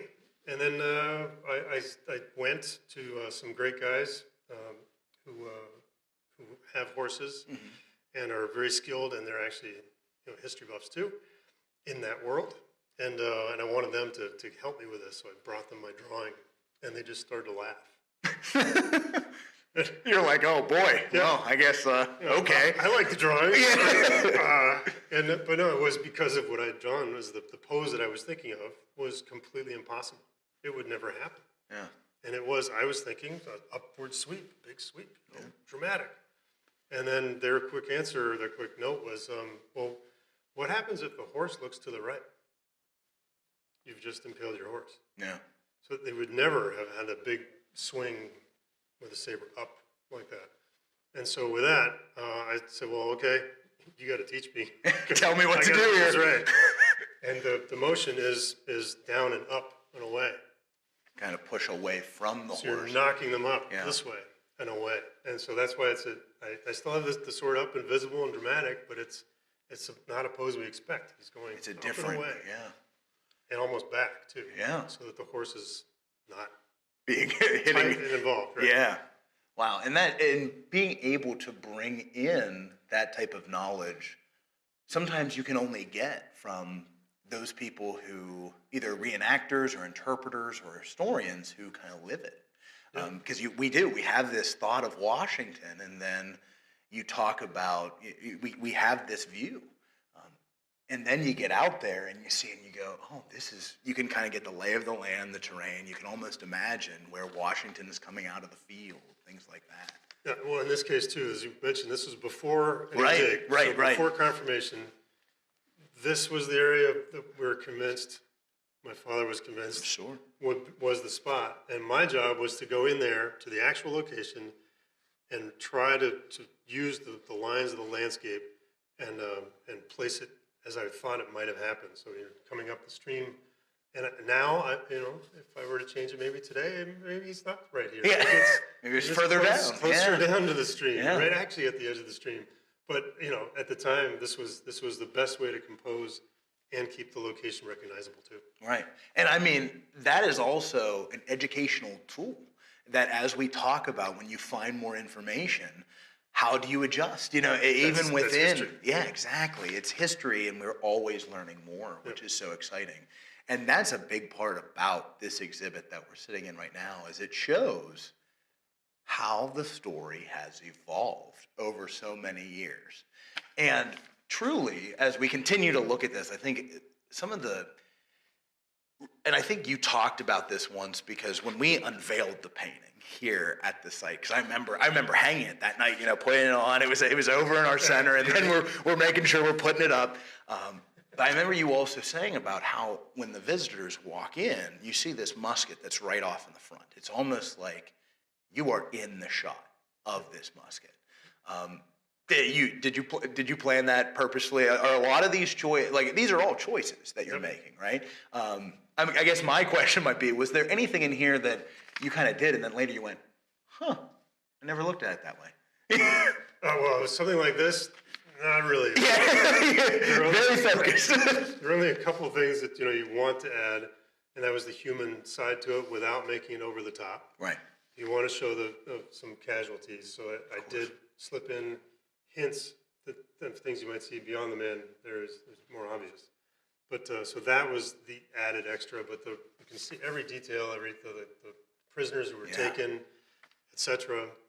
That's a required element to tell the story, and you've got to have it somewhere in there, even though it's secondary, because it's the result of this event was the intelligence gained by that capture of those figures. So, you know, you've got to plan it. So there's a little less of the spontaneity Right. that can happen. But I mean, even as I look at this now, and I still find new things, whether it be the gentleman in the back kind of moving forward here, how the line continues the whole way down, and it wraps around. I also think it gives a great perspective for the visitor, because whenever they think of friendly fire, or we say that these soldiers collided, they think it's you to me away. You know, they think that it's very close up. But in here, you can see that the other force is down in the trees. You can't really see them. It adds to the fact that they didn't know it was their own soldiers. And one of my favorite little details that you added is the gentleman in the very far back. And I believe that is Captain Bullet. Is that correct? Exactly. Yeah. Absolutely.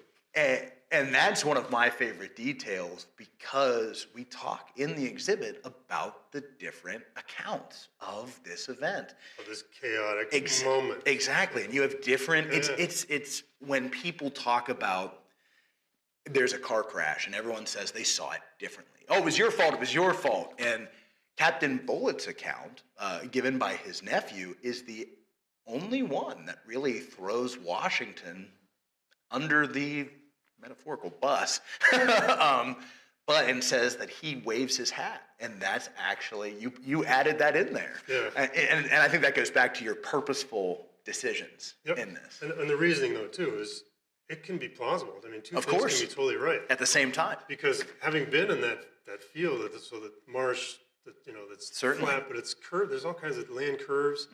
You can't see very far. So you could be in the same line of hundreds of men and be at the middle of the line versus the third back of the line and see a completely different scene and not notice what's around the bend, because out of sight would be possibly this figure.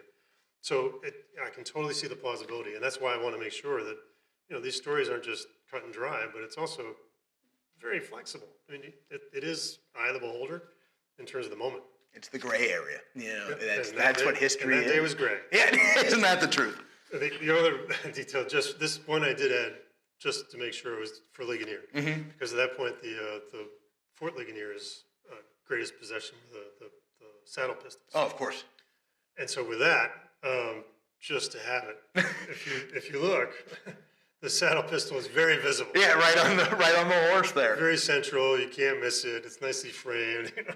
Right in the center there. I like that. Exactly. I mean, that is, and knowing that little detail, that's fun. To be perfectly honest, like it's art, and that's what we try to tell students that come through too. That not only does it tell a story, but art can be fun. Yeah, it can be exciting, and it tells a story. But the students that come through and the visitors, they're the next generation of artists. So I kind of, before we get back to the pan, just because I think this is a great segue, what do you think is the future of, let's say, art education in the historical field? Should art history still be taught? Now, the reason why I ask that is not just because I think we feel the same way. I think it should be. But you see focus in education shift sometimes. And there's a lot of times where certain things get cut just because of time, funding, things like that. But we see that history and art are so tied together, and it's pivotal.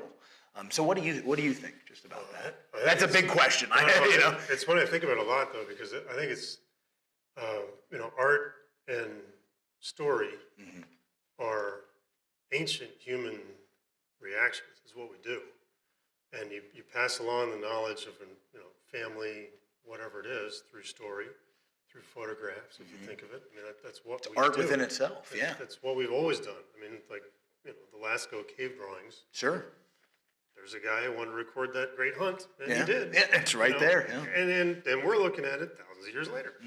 But at the point of capturing the story to make sure that people don't forget and know what happened before is what we as humans always do. And so, I know just from my own experience that as a little kid, you give me a book with great illustrations like an NC Wyeth, Yeah. your imagination can go everywhere. And then if you imagine that book is a history book with illustrations like an NC Wyeth illustration, you can absorb these great stories accurately, but get a feel for them. And that's the key. So boy, I really think that type of education is necessary. As students come through, we know that there's a higher, should I say, maybe not higher, but the visual component is so prevalent now because of screens, iPads. So we have to find that happy medium of, let's take the iPad, let's turn it off for a moment, but how can we still be visual? That all of a sudden now you're taking an image, but you have to add the movement. You have to add the, that's what I think this does. You know, I think it gives them, we take the technology away for a moment and we're able to submerge ourselves with imagination. And that's, I know as an educator here, that's what I want to see is kids still having imagination. Absolutely. I totally concur there. Yeah. But the way that I like to view and always like to view paintings, even when I was little, is the frame is a window. I love that. And your window into the past. Yeah, you're seeing it. You get to be there. Yeah. You know, and that, there was a moment here, right here, that struck me one day. So I slipped in, traveling through. Yeah, sure. And I slipped in, and there was no one here. It was an odd part of the day. And I wanted to see, I think, the pistols I hadn't seen yet or something like that. So it was something important. I'm in that part of the room. and then I hear footsteps, and it's little footsteps, and they're running. Running. And he's running, and he goes straight into the gallery, so the paintings. And then there's no running. But he doesn't come out for a while. Okay. And he was just a little guy, like 8 or 9, or maybe, I don't know, but a little guy. And then he comes running out, like, okay, I'm done, I'm running. And he gets to this part, he's about to fly through the door, and he freezes right here, because he hadn't seen this. And he gets up closer and closer and totally quiet, his hands are down at his sides, and I was just, that's your moment where you're going, so, okay, it works. No matter what happens from here on out, that was a success. Yeah. Yep. Those are those are probably the moments you dream of. Absolutely. As an artist, you're seeing the youth take it in and say, it made them stop in their tracks, literally. Yeah. For a boy with a bundle of energy, that's good. You have to do a lot to make that happen, right?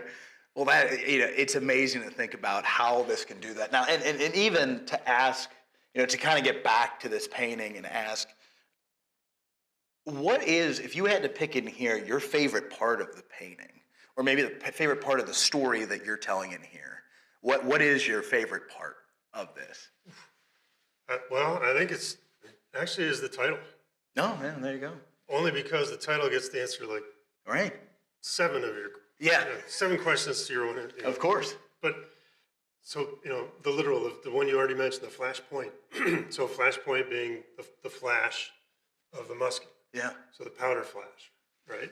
And then flash point being a turning point. So a flash point is a moment when something ignites and changes. Yeah.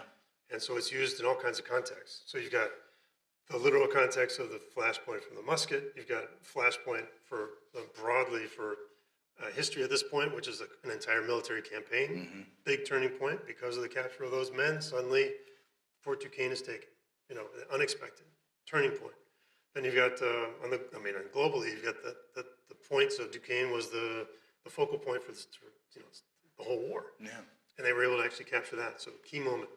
But the other one is on the personal side for this man. So young Washington, in his personal life, at this point, he's been trying to climb and get himself recognized as a British officer. And he's working hard, but he's had a lot of adventures, misadventures, Diversity, yeah. But he's survived. But then again, he survived, like Braddock's campaign. He's survived. He survived them all, and he's finally here trying to do it one more time. He arrives in Ligonier, and then the skirmish happens, and then half the men are sent out, and then his men are sent out with him, and all this, and then suddenly, all in a very short time, everything falls apart. There's flashes of muskets and sound, and his life is about to change completely. So this will be a flashpoint in his world. And with that, he's somehow survives. He makes it stop. He thinks he's totally failed in the day because of all the deaths and the turning. It's just awful. Yeah. But in the end, it's an absolute, if you look at the chart of his personal history, he's trying and trying and trying. He suddenly reaches at Pittsburgh because of this event, his pinnacle of leading the men to the fort and taking it, and then he retires. Yeah, final success, and then he steps out having accomplished great accomplishment, and then he marries Martha months later, weeks later, and then his life goes on, and he had no idea of what would come next, right? And we always, especially with the 250th anniversary, we're celebrating the 80th birthday of Fort Ligonier here, but with the 250th and talking about the Revolution and Washington stepping forward again, then going home after he leads this successful war for independence. He then becomes president. He goes home. We always talk about those 2 times going home. But here's one where he does it. He shows us flashes of what he will become, because he could have stayed in the military. He could have continued his service, but he says, this is it. I'm done. I've had my experience on the frontier. It's time to go home. It's just pivotal moments, and I think that was a great segue, because I was going to ask you, what do you think this is important for Washington, because you've experienced this story from your childhood on up. I think you would agree it's an important moment in his life that sends him from a flashpoint. There's a certain trajectory that he starts taking after this moment as well. Oh, I completely agree. And it also, hopefully, if you look, he's looking at you. So that's a personal engagement. I wanted to show the human side of Washington. So, everyone thinks of Washington, the grand man and accomplished so many things and everything. This was a time when he was not. And he's human. He's human in this. So human that I was trying to place myself in his position. You've led, these are your men. And your men are dying in front of you. And you're trying to make it stop. And he just, eventually, what can you do other than, he snapped. I'm sure he just snapped. He moved. He started, he acted. He made action. Time to act. Time to do. Time to stop the whole thing. And the frustration, the fear, the need, all of that piled into one emotion. Wow, that must have been, and yes, it was an amazing day, and we only know it because it's over your shoulder. Right, in the remarks right up here. Scratched out with his own quill pen, you see his actual words describing this moment. Amazing. It's pure. It's, as some people might say, pure cinema. Really, these are the stories that sometimes I wish Hollywood would just follow exactly what we already know, because the stories are all there. I like to tell students that come through, history is the greatest story ever told. A lot of authors base their stories on history. Oh my goodness. So, but first off, thank you, Chas, for coming in, talking about this. Not only talking about it, first off, doing the painting, because it is an educational tool for us.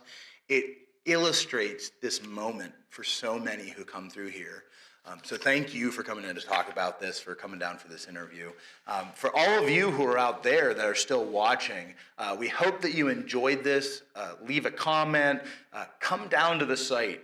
I don't care if you're in Utah, Canada, wherever you are out there. Come on down, visit us.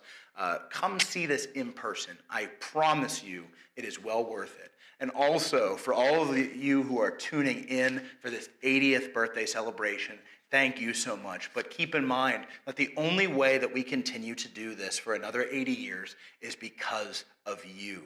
Any donation that you give helps. It doesn't have to be some major amount. We would love that, but $5, $10, $20. Keep in mind that just for $10 would bring a student to walk these grounds, to experience the power of place, to see Flashpoint in person, to experience this history. So again, if you can, please make a donation to be a part of history here at Fort Ligonier. Thank you so much, Chas. I can't thank you enough again for coming down. We really appreciate it. Always love it. Thank you, folks.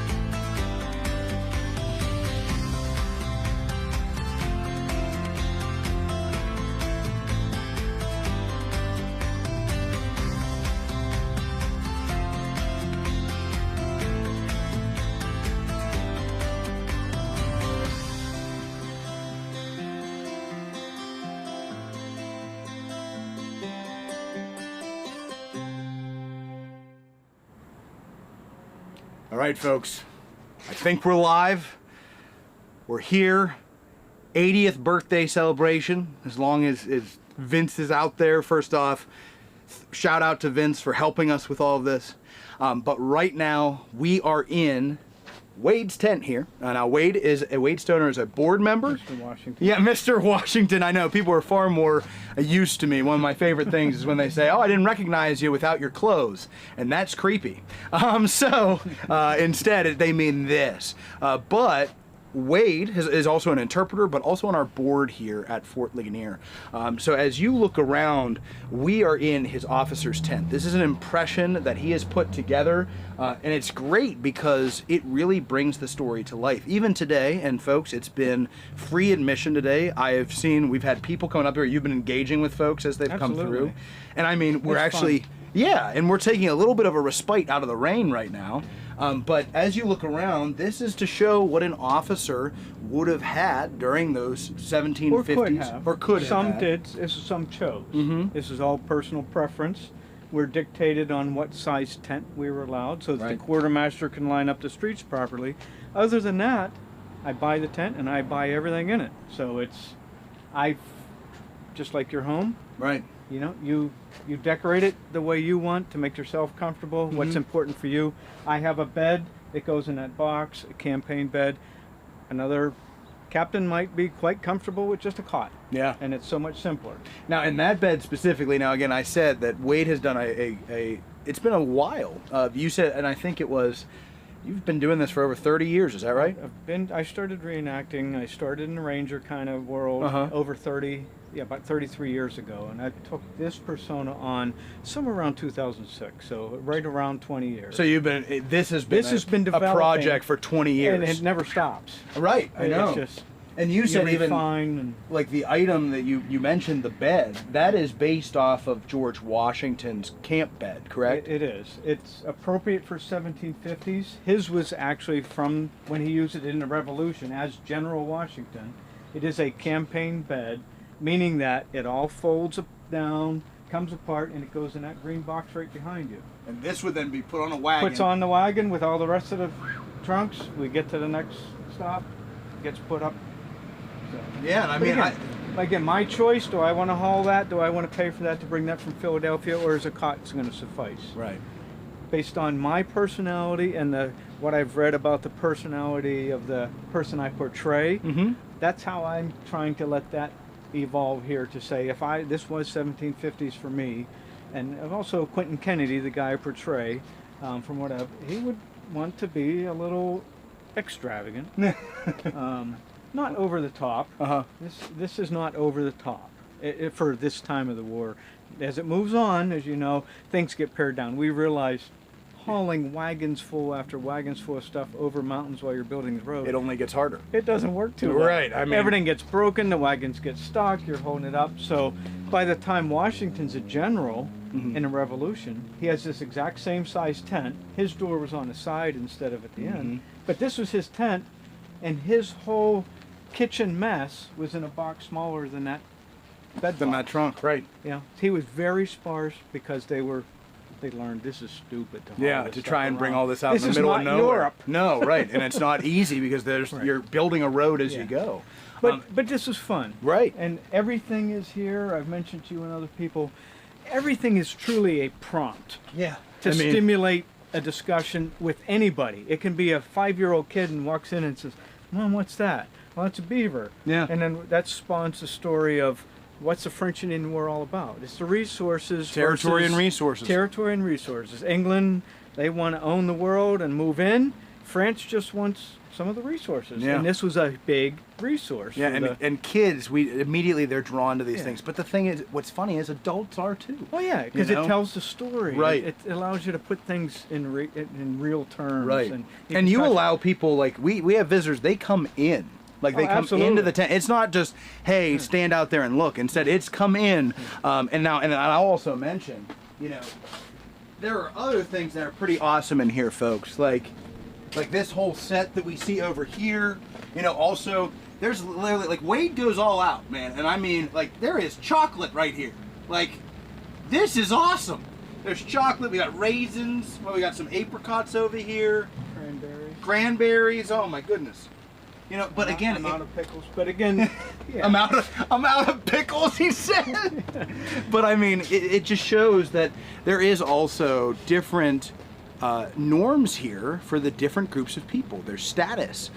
You're looking at that. You're seeing it's a city moving through here. That's the big part of that. Right. That's oftentimes I would even set up my own little what they call wedge tent, what the men would sleep in.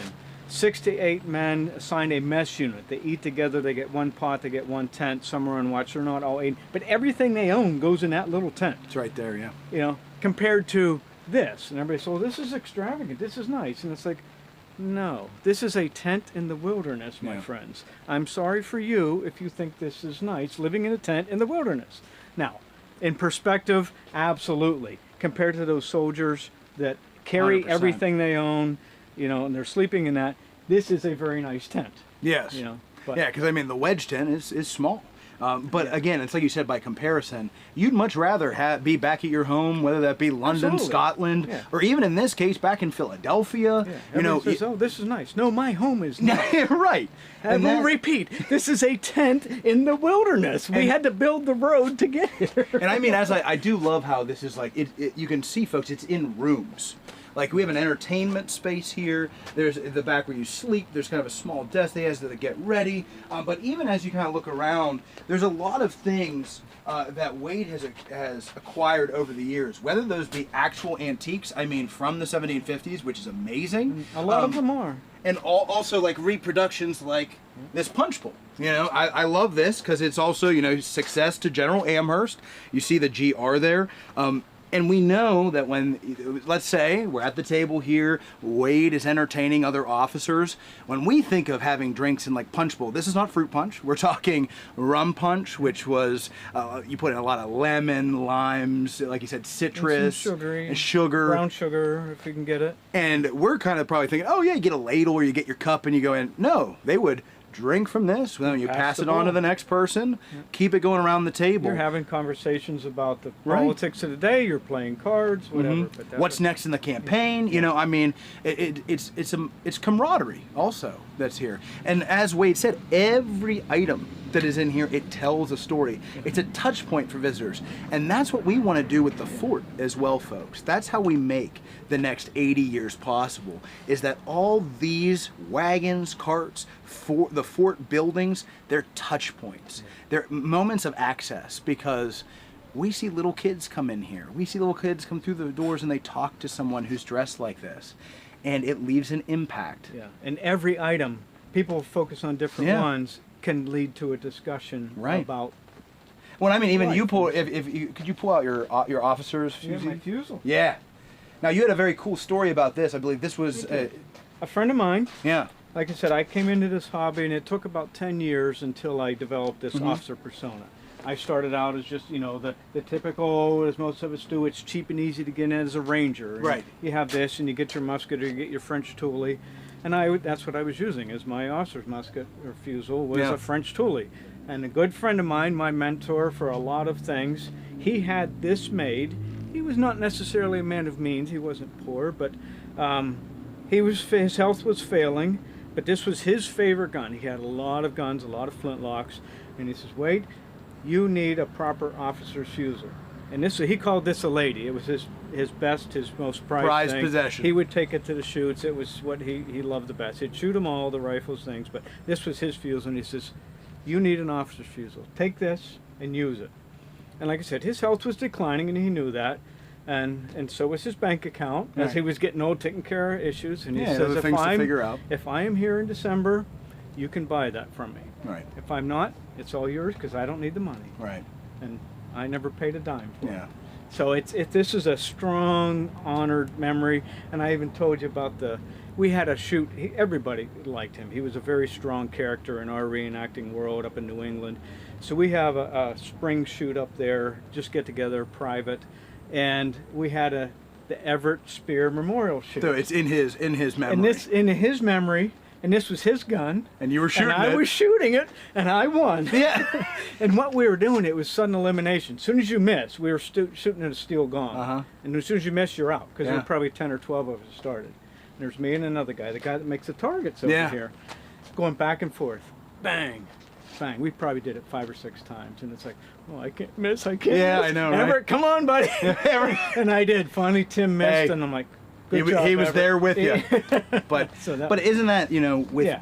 it's the stories, Yeah. it's not just, you know, we have French and Indian War stories to tell. We have personal stories that come into this, especially with people who are He enabled me to do this. To continue So I'm and do honoring, something you like know, this. by having his fusel here, it's an honor to, because, yeah. It's And we wanted- standing on the shoulders of so many people. Absolutely. That's what this is all about, folks. Fort Ligonier's 80th birthday is about standing on the shoulders of those who have come before us. Whether it's in the interpreting community, whether it's in the historical community, whether it's on just the local community that's here. Foundations, exactly. donors. The donors that come through, that give the money, that keep these places going. And that's why we need you who are out there today. We need you to go to that QR code and make a donation that would help us bring a student in through here. $10 brings a student that tells this story, and they learn about this, and maybe they tell their friends or their family, and it just continues on, that the historical passion, in 80 years, they'll be then telling our stories, and that's important. So Wade, I want to thank you again for coming down here. I know, right? Yes. That's from Wade. Yeah. The other one is from Kennedy. You know. But no, thank you for doing this as well. This is going to be up from it's Saturday and Sunday as well this weekend. Come see it. Yeah, come see it. We're gonna have an interpreter down here. Wade's only able to be here today, but the tent will still be here. I tell you, folks, it speaks for itself. So thank you so much, and we will see you at our next. We got something coming up here actually very soon that's exciting. So thank you. We'll see you soon.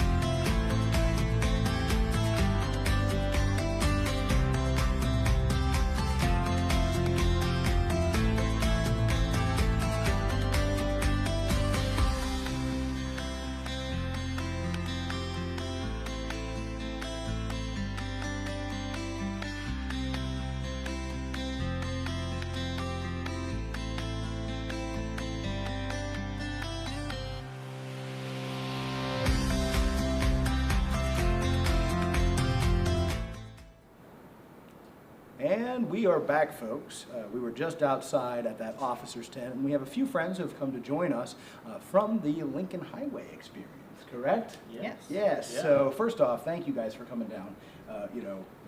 Again, it's just very exciting to share this birthday with a lot of our partners and our historic sites.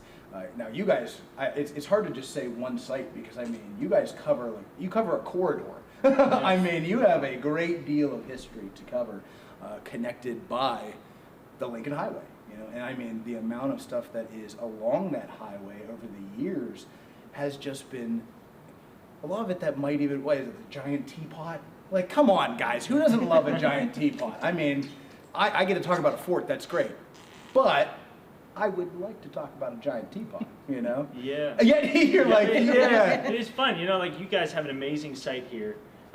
It's like a giant candy bar, and we have like a bag of Halloween candy, like a bunch of bite-sized things, and we get to pass them all out and tell people like you can do all these great things if you just take a drive on the highway, see Fort Ligonier, see the giant coffee pot in Bedford, all that stuff. So there's a wide variety of things to see. I like that. Yeah. So everyone, just so because I said our friends, but I want to make sure we have Spencer and Kim here. It's kind to say their names. But they agreed to come down and share this 80th birthday celebration with us. And I do encourage all of you that are watching, if you're coming from the Pittsburgh region, you are probably going to drive right past the Lincoln Highway experience if you take Route 30. Stop there. Go there. If you're coming to Fort Ligonier, stop on the way. I mean, this is an opportunity to learn a great deal about this awesome historic corridor and some of the spots and things that happened along that route. Now, guys, you did do something that was awesome, and you brought some stuff to share for us, which I hear on the internet these days, box unveilings and people opening stuff are cool. So, what do we got? Yes. Well, we brought like 3 or 4 different things to share because and pie. Like you said, there's so much to see and experience. And the pie. And the pie. The pie is very exciting. So thinking about what you said about the giant teapot, clearly we can't bring that with us because it's a little bit, cumbersome to drive across the road in a teapot. However, I will help if you try. Well, next time we will consider that. But instead, this time, we've come with, instead of a roadside giant, we have a roadside miniature. So we had a donor a while back provide us with a copy of the Grandview Ship Hotel, a gentleman out of Bedford. He had just a hobby of making wooden figures, so he's got what he calls the local landmarks of the Lincoln Highway series. He has a ship, he has the coffee pot, the Greyhound Station, the Lemoyne Diner, Dunkel's Garage, and a tobacco pouch barn. So we have the whole collection at the museum that we can then display for everyone when they come to see us. I love that. And also, sadly, the Ship Hotel is no longer with us, even to go kind of see, even though you wouldn't be able to go inside. But what a cool structure. Yes. I mean, because like folks, if you get the chance, you go to Lincoln Highway, you can see pictures, like this is stuff that I had never seen before, but pictures of the back of it. You could drive around and there was a pathway down. Like that was so cool to me. You guys have a lot of awesome photographs of these places, especially from when, and this is kind of the story we've been telling today, is this is how you keep those things going, is by having pictures and images, because you get a situation where it's no longer with us anymore. How do you continue to tell that story? Now, I have to ask you guys, it just naturally, out of those things you named, or anything along the Lincoln Highway, what's your favorite stop? It's a big one, I know, I understand. Well, a good lean into the pie for me would be Dutch Haven out in Lancaster. It is a windmill-shaped building that sells shoe fly pie. Shoe fly pie. So if you're out that way, definitely check out the Dutch Haven out in Lancaster County. And for those of you who haven't had shoe fly pie, I'm pretty sure it's kind of, I equate it to the brown sugar Pop-Tart. Yeah. Yeah. It's super dense. Do you like shoe fly pie? I do not like shoe fly pie. I'm sorry. I'm sorry, everybody out there. But I've never met somebody who's indifferent toward it. You either love it or you just cannot stand it because it's so rich. It's basically just molasses in a pie crust. Yes. So and it's after a few bites, you're just like. So I get what we're doing here. Yeah, I need water, and I understand the thing here, but Okay, so that's yours. That is mine. Okay, so like you said, kind of tie in the pie. Yep. It's hard to choose because there's so many different things of different natures, you know, like the historical sites, the scenic routes. One of my favorite parts is always 7 Mile Stretch. Are you familiar with 7 Mile Stretch? Oh, yeah. So on the other side of Jennerstown, going east of Fort Ligonier, there is a couple different ridges that you kind of bunny hop over, but from the top of this ridge, clear down, they say it's 7 miles. I think it's a little shorter than that, but it's a straight line, like from the furthest point you are to the furthest point you can see. It's just a straight line of road. There's no winding to and from. It's just you go up and down and up and down, and it's a beautiful, beautiful stretch of road that's been put on postcards and images and things in all kinds of different ways. It's iconic for this area, but how often do you get to see something like that? You know? And especially in western Pennsylvania, where you have to navigate around the mountains and the ridges, to see a 7 mile stretch where it's just straightforward is pretty cool. And I mean, the guys in 1758 are dealing with exactly what you said of going around the mountains and all this. So it is very picturesque when you get up there and you literally go, oh, I can see so far. You know? Yeah. But so that's great, because I know I gotta say, probably the Ship Hotel is just so iconic. I love the photos of it. You and I went on a hike once, I think, near that area, so I digress. But, and there's just so much along that road. And we often get visitors asking us if the Lincoln Highway follows the same course as the Forbes Road, because a lot of the time visitors are coming to us from a visit to Fort Ligonier, or we'll send them to Fort Ligonier from the Lincoln Highway experience. So they'll ask questions like these. And the way I like to tell our visitors, it's almost like the Forbes Road and the Lincoln Highway are in this dance. You know, they kind of weave around each other and cross over a couple times through our 200-mile heritage corridor, but they're never far away from each other. Usually within a quarter mile, that's it. Yeah, they kind of shadow each other to a certain extent.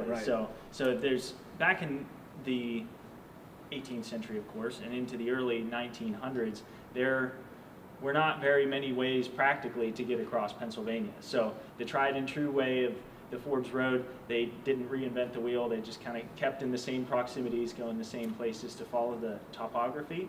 And today we have a beautiful Lincoln Highway that intersects and sometimes aligns with the Forbes Road for visitors to see and enjoy. Yeah, so our history overlaps. So, I mean, when you're celebrating 80 years of this fort and how those soldiers got here, and you go out to these other places, if you take the Lincoln Highway, you're going to be on the history for many different reasons. So we have the Ship Hotel here. What do we got in our next unveiling box? What do we have?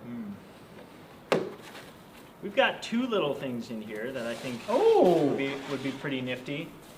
So, I don't know. Let's see if the folks on the live stream want to comment. What do you think this thing is? Do you know what this is? I see we got the U.S. right here.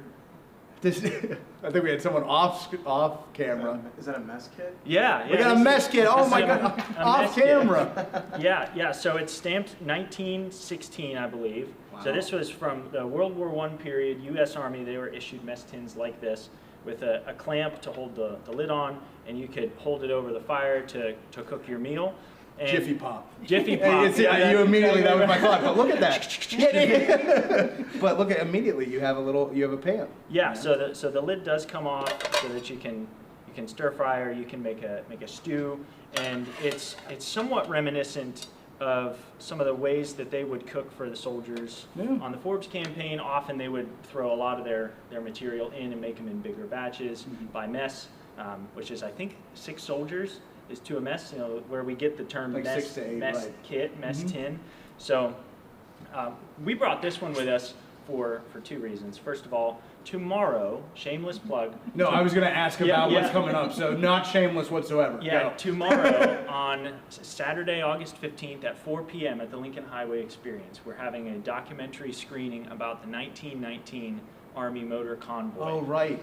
Because you guys have small exhibits about that in the museum. We do. Yeah. And PBS just did a documentary last year called After Ike, following in the footsteps of Dwight Eisenhower, who was on the convoy, and it was based on a book, So after we show the documentary, we're going to have 3 panelists answering some questions from the crowd, including the author of the book, Ambassador Michael Owen, Brian Butko, the preeminent Lincoln Highway historian of our time, and a retired sergeant in the Army Transport Corps of 20 years, did a tour of duty overseas, so he's going to kind of help compare and contextualize some of the military side of things as well. So we're really excited for that and hope that we get a great big crowd to see this brand new documentary, have some questions, and the second part of that, the Centennial Convoy came through Ligonier in 2019 while I was here. Yes, you and were. We walked alongside we walked the cannon around through the square to welcome the convoy into Ligonier. So this was like, for me at least, this was a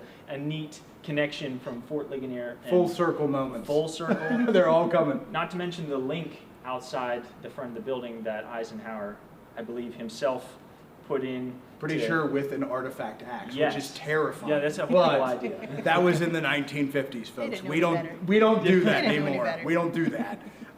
But yeah, it's full circle moment. Yeah, I remember us pushing that that cannon up there with a huge horse in front of it. You know. But do I see? Is that a toothpick holder? It is. Is that so? What's on the toothpick holder? So our toothpick holder, again, tying in with our pie. I love it. Would have been on display in a diner setting. So when you're checking out, you have your little toothpick guy, and he is a woodpecker who doesn't always work, but he would pick up. He picks up the toothpick. I can see there's a little thing there.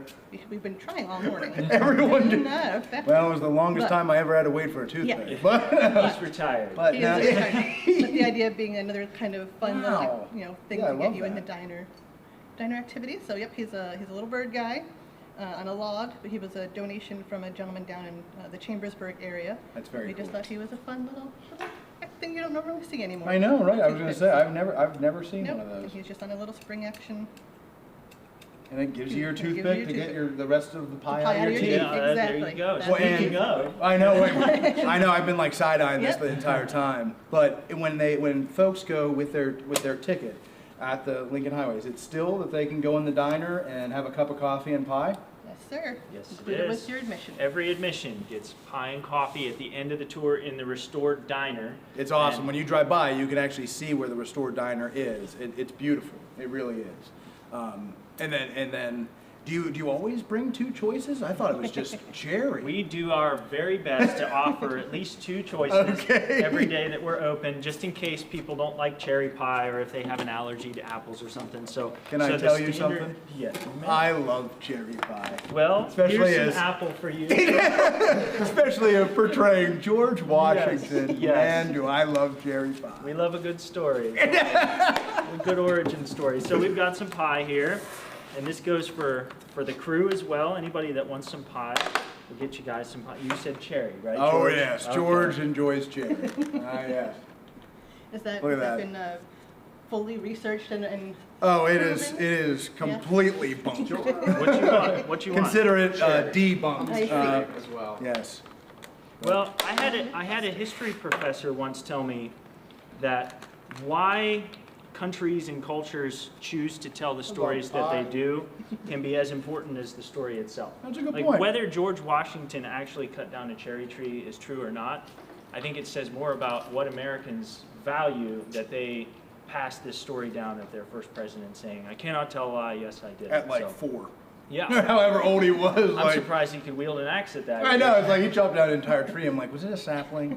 Pie? Apple pie? Right on. I like how people off camera are like putting in which pie they want right now. Unfortunately, once the for Lincoln Highway apple, does not twice for deliver, cherry. although we are the 200-mile corridor. We could possibly start a mobile pie delivery system. It does not without the realm of I would be perfectly opportunity. honest. I would Uber Eats pie if I had the opportunity to do so. Because I don't know if you can do that yet. Or What? DoorDash pie. DoorDash. Not from us. You're like, I don't want to deal with that, man. Don't do that. Yeah. So I'll throw out there another plug Good. for us. So one of the things we're looking at in the future is what we're calling the Lincoln Pie Way, which Oh. is an itinerary of local bakeries, pie shops, candy shops, ice cream places that might want to join our map so that we can get people across the Lincoln Highway to all of these wonderful places that serve all of these wonderful foods, and we will put you on our map and get people out to you to eat your your pies and confectioneries. I love that. What, the Lincoln The Lincoln Pie Pieway. Yeah. Yep. You both are geniuses. Oh, it was her idea. Well, you're a genius. Well, thank you. He's here. Oh, no. Well, here, I just want to say, first off, are you guys not having pie? Or you're like, Would you like some pie? I'll have a small piece. Okay, You're like, I have pie every day. It's like when you work at a pizza shop and then you never eat pizza again. Exactly. It's just too good. But everybody loves the pie. Also, this is Giant Eagle pie. Oh, there you go. This fits kind of our model. We try to work with family-owned businesses from along the highway. Oh, good. Yeah. And we have bus tours whenever the buses come in from different parts of the United States. We get them on the itinerary. They stop at the pie shop in Laughlin Town as well. So we try to support different bakeries in the area, and the pie shop has been a great partner of ours, and Giant Eagle as well. So yeah, we'll have lots of stops on the Lincoln Pieway. If you want to see it happen, make it happen. Comment. Like, comment, subscribe, let us Share know. your best pie places, and we will get Make a them. donation and put in the line, specifically say pie. But I can't thank you guys enough for coming down and sharing those awesome items with us, telling us a little bit about the story, telling us about what you have coming up. Thank you for celebrating Fort Ligonier's 80th birthday with us. Here's to 80 more, and also 80 more years of partnership with the Lincoln Highway. Thank you guys. For all of those of you who are out there, the pie is great. I mean, go down, check out the Lincoln Highway experience, because these are, we get very familiar with George Washington, the big stories, but there's so much more. There is so much history that you can see just by taking the Lincoln Highway, go into the experience. They'll tell you where to go. They'll tell you where to get on the road. Here's what you should check out. That will give you a vacation within itself. And as you go along, maybe you just stop at Fort Ligonier.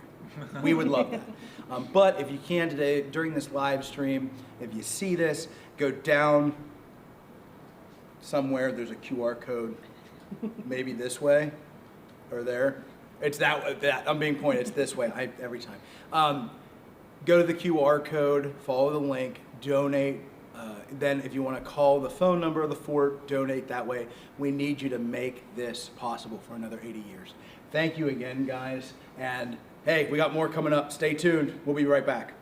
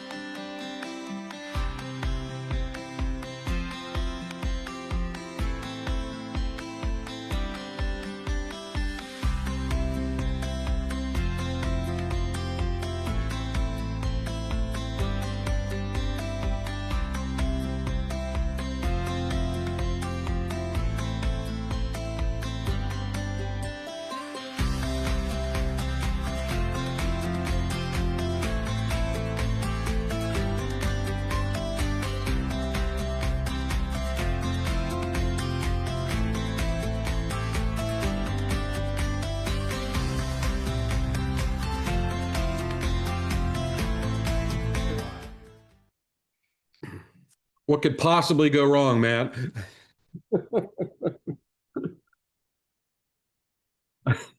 I think that's what George Washington said as he was heading out to back up Mercer.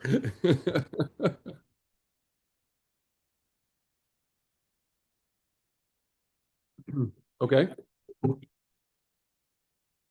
Mhm. Well,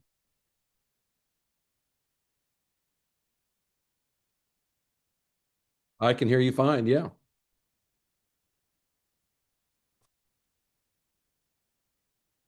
No worries. How's it been so far? I've tuned into a couple of moments today in between meetings. It's been absolutely awesome. It was nice to see Shirley there. Yeah.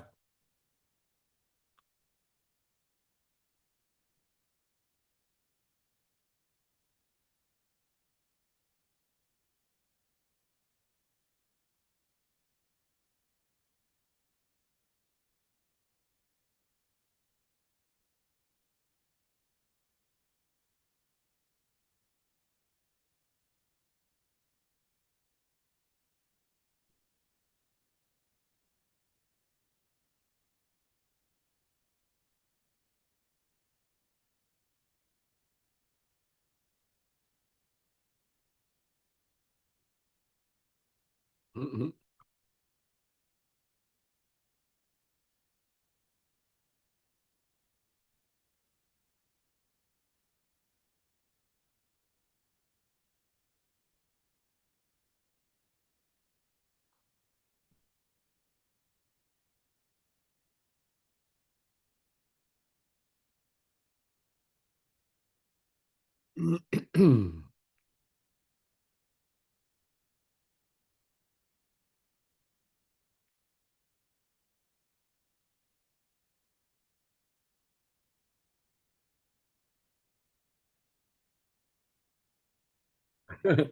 Are we live?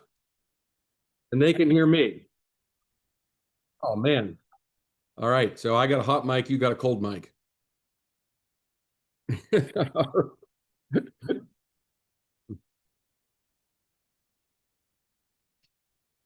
Matt Gault is America's greatest stand-up historian, I will tell you. So. All right, well, I'm going to talk. Hello.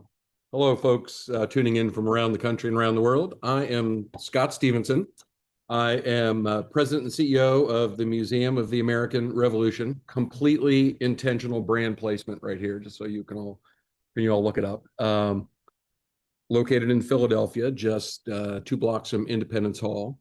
But 50 years ago, I was a kid from Pittsburgh heading to summer camp right up 611, mere minutes from Fort Ligonier. And I first set my eyes on this fort. And I literally remember this moment of like pointing out the window and saying to my parents, like, there's a fort up there. Now, at the time, there were, it was not the impressive view that you have as you come into town. There were a few intervening buildings. The museum was at the kind of bottom of the hill. And I think if people were watching earlier, as you were exploring some of the history of the development of the site, you know that there was a couple of houses that had not been originally acquired by the association.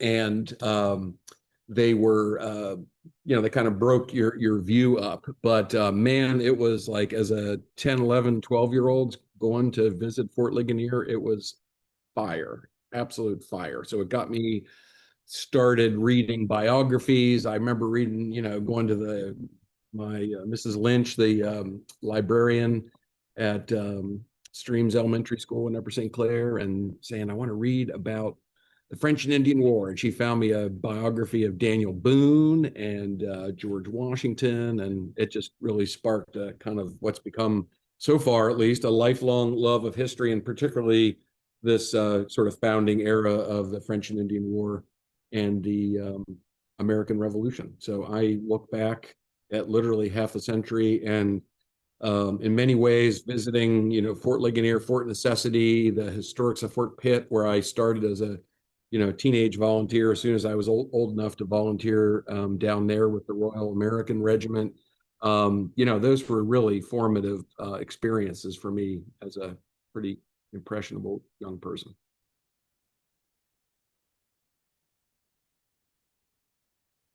Mm-hmm. Yes. For those of you who read lips, you can understand the questions that Matt is asking.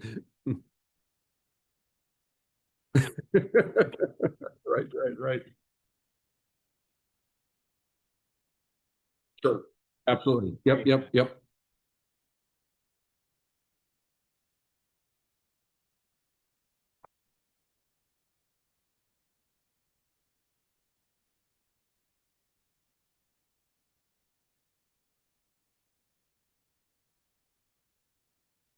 Oh yeah, absolutely. I mean, there was a historian in the first half of the 20th century by the name of Lawrence Henry Gibson, who, or Gibson as it was sometimes pronounced, who wrote either 13 or 17 volume, history of the British Empire before the American Revolution.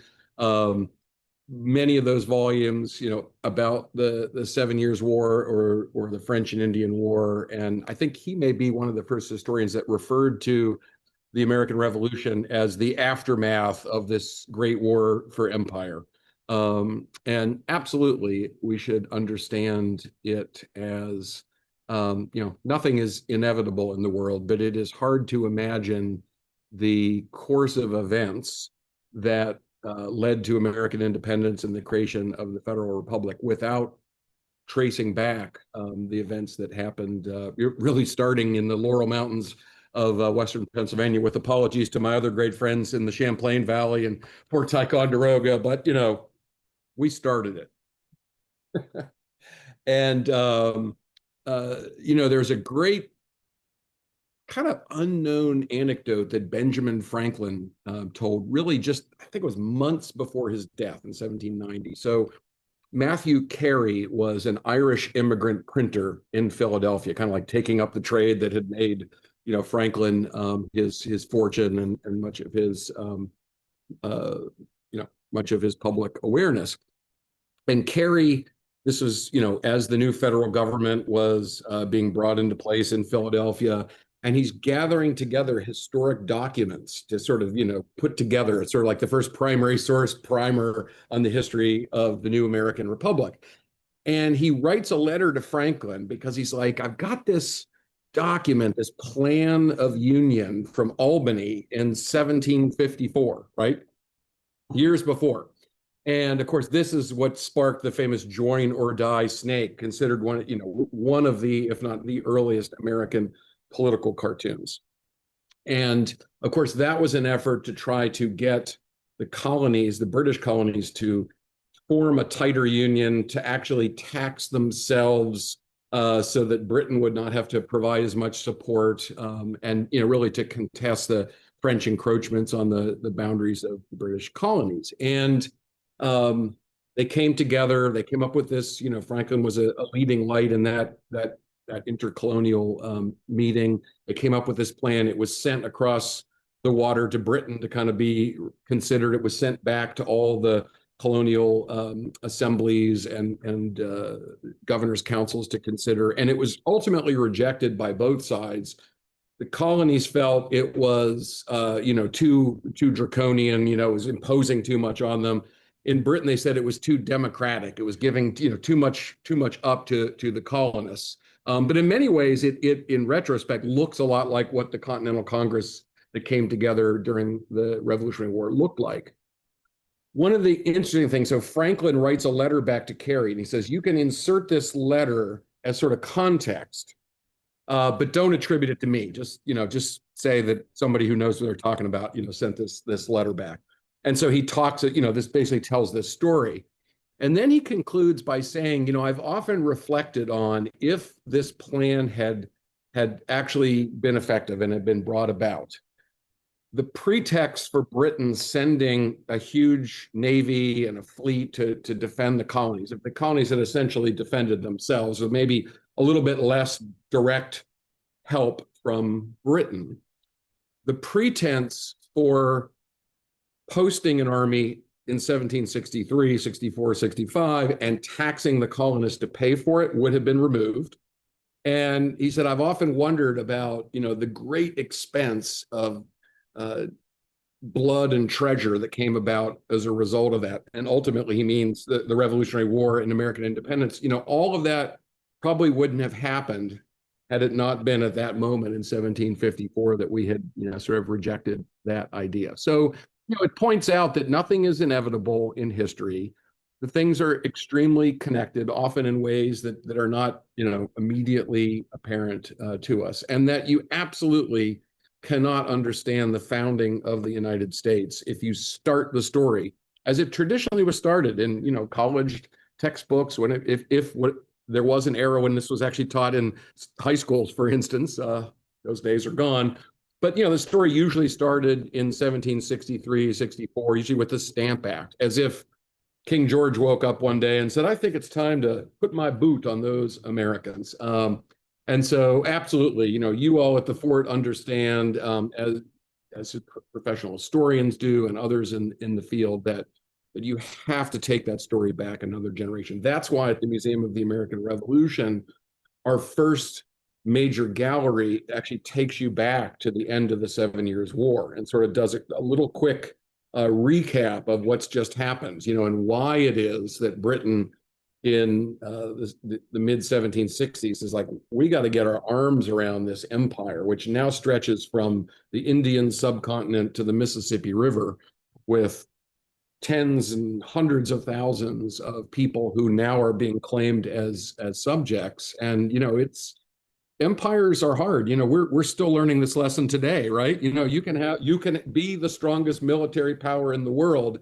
That is not enough to control people in other parts of the world. Ultimately, empires depend on the consent of the people to agree to live under those powers, and ultimately that's what breaks down in the kind of constitutional crisis in the British Constitution of what is the relationship of these British colonists, what rights can they claim as Britons living overseas, that ultimately leads to the creation of the American Republic. But you got to go back to Jumonville Glen and the Battle of the Monongahela and the Meadows and the Friendly Fire incident, the Forbes expedition, Bushy Run. All of this is so important, and that's why it's just I'm so, first of all, excited to be able to look back at 50 years of being a regular visitor, a longtime member. Now I have the great privilege to serve on the board at Fort Ligonier, which is a great honor for me, and a way for me to try to give back a little bit from all the taking that I have done over my many decades.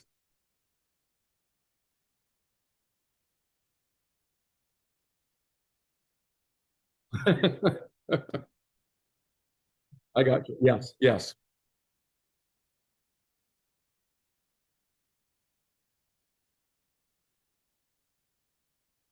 Yes.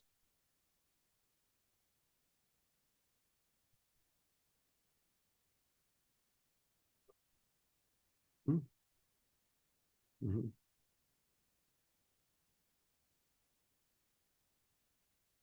Sure. So Matt's interested in reflecting on the changes at Fort Ligonier over the 80 years that the association has been in existence, and why is it important for museums to change? And again, this is very much in the news right now. Just 2-3 blocks from where the Museum of the American Revolution is, many people have probably been reading about and hearing about the controversy over the President's House site and the interpretation there, and debates which are not unhealthy for a society to have about, like, what is the story that is told, and what is the, how do you sort of balance and decide which stories to emphasize and which are not as important to tell.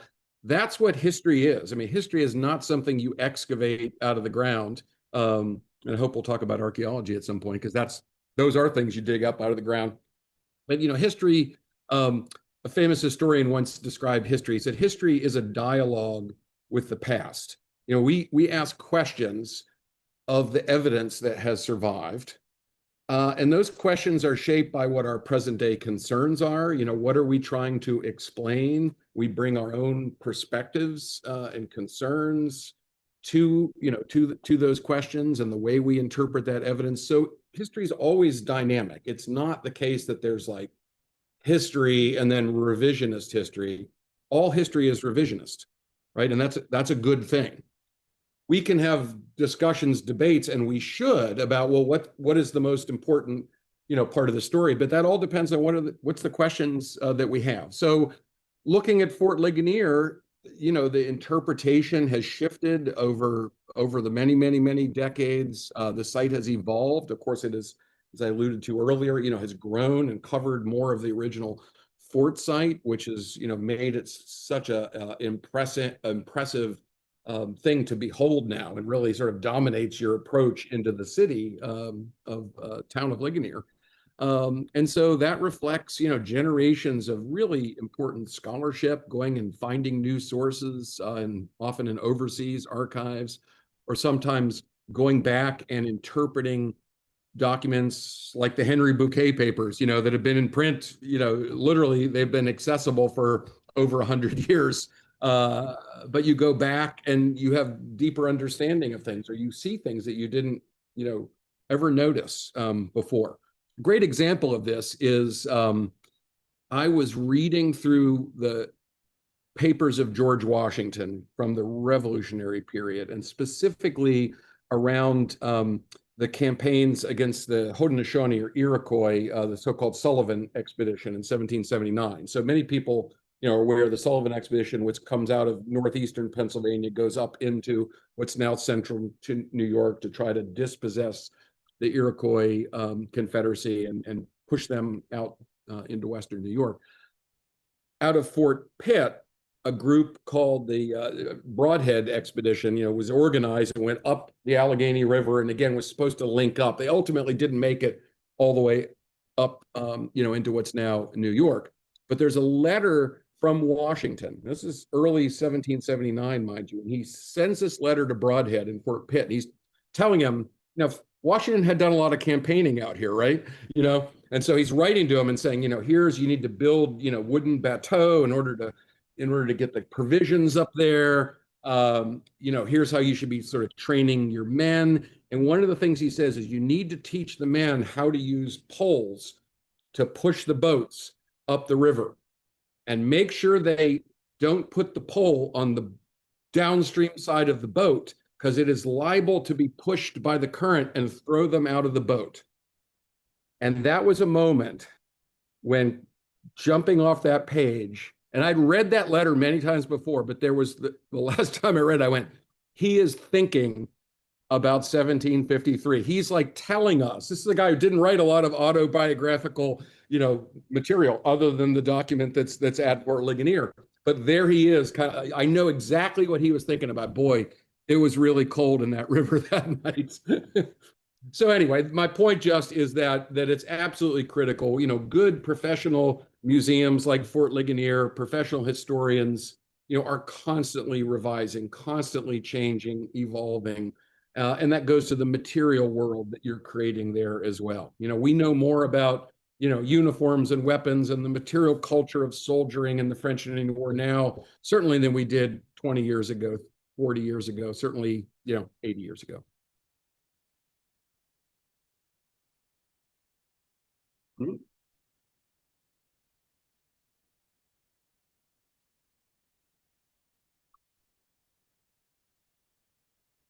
Absolutely. Well, I'm doing the reverse commute next week. I'm going to be at Fort Ligonier. My good friend Andrew McKillop, who history professor at the University of Glasgow in Scotland, who I actually met probably in about 1992 in Edinburgh, researching the French and Indian War and the history of Fort Ligonier. And he's coming over to give a lecture on my birthday, August 19th. So feel free to, you know, come and sing happy birthday. So anyway, my point is I'm doing the commute back across the turnpike, but we would love to see anyone from Western Pennsylvania, or people are tuning in that are a little bit closer. Hopefully you'll come see the Museum of the American Revolution. And Matt, I want to end with a plug. I want everybody to do what I did a little bit earlier today. Is I know there's a little QR code up on the screen. I made a donation earlier today. I think that, as you pointed out, a little bit goes a long way. Being able to just donate $10, to try to make sure that students, often a lot of the communities that you serve, these are students who do not have lots of opportunities to go and have a cultural experience. And one of the things that is well established is connecting kids, under the age of 12, 13, 14, even one visit to a museum, seeing art, going to a living history experience, that can absolutely change the direction of their lives. It will make them more civically engaged. It absolutely makes them perform better in school. It is a magic bullet for many of the things that ail us as a country now. So who knew it was so easy to fix America with just clicking on that donate button for Fort Ligonier?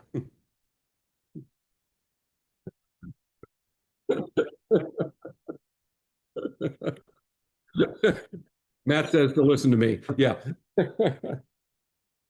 My pleasure. Yeah, be well.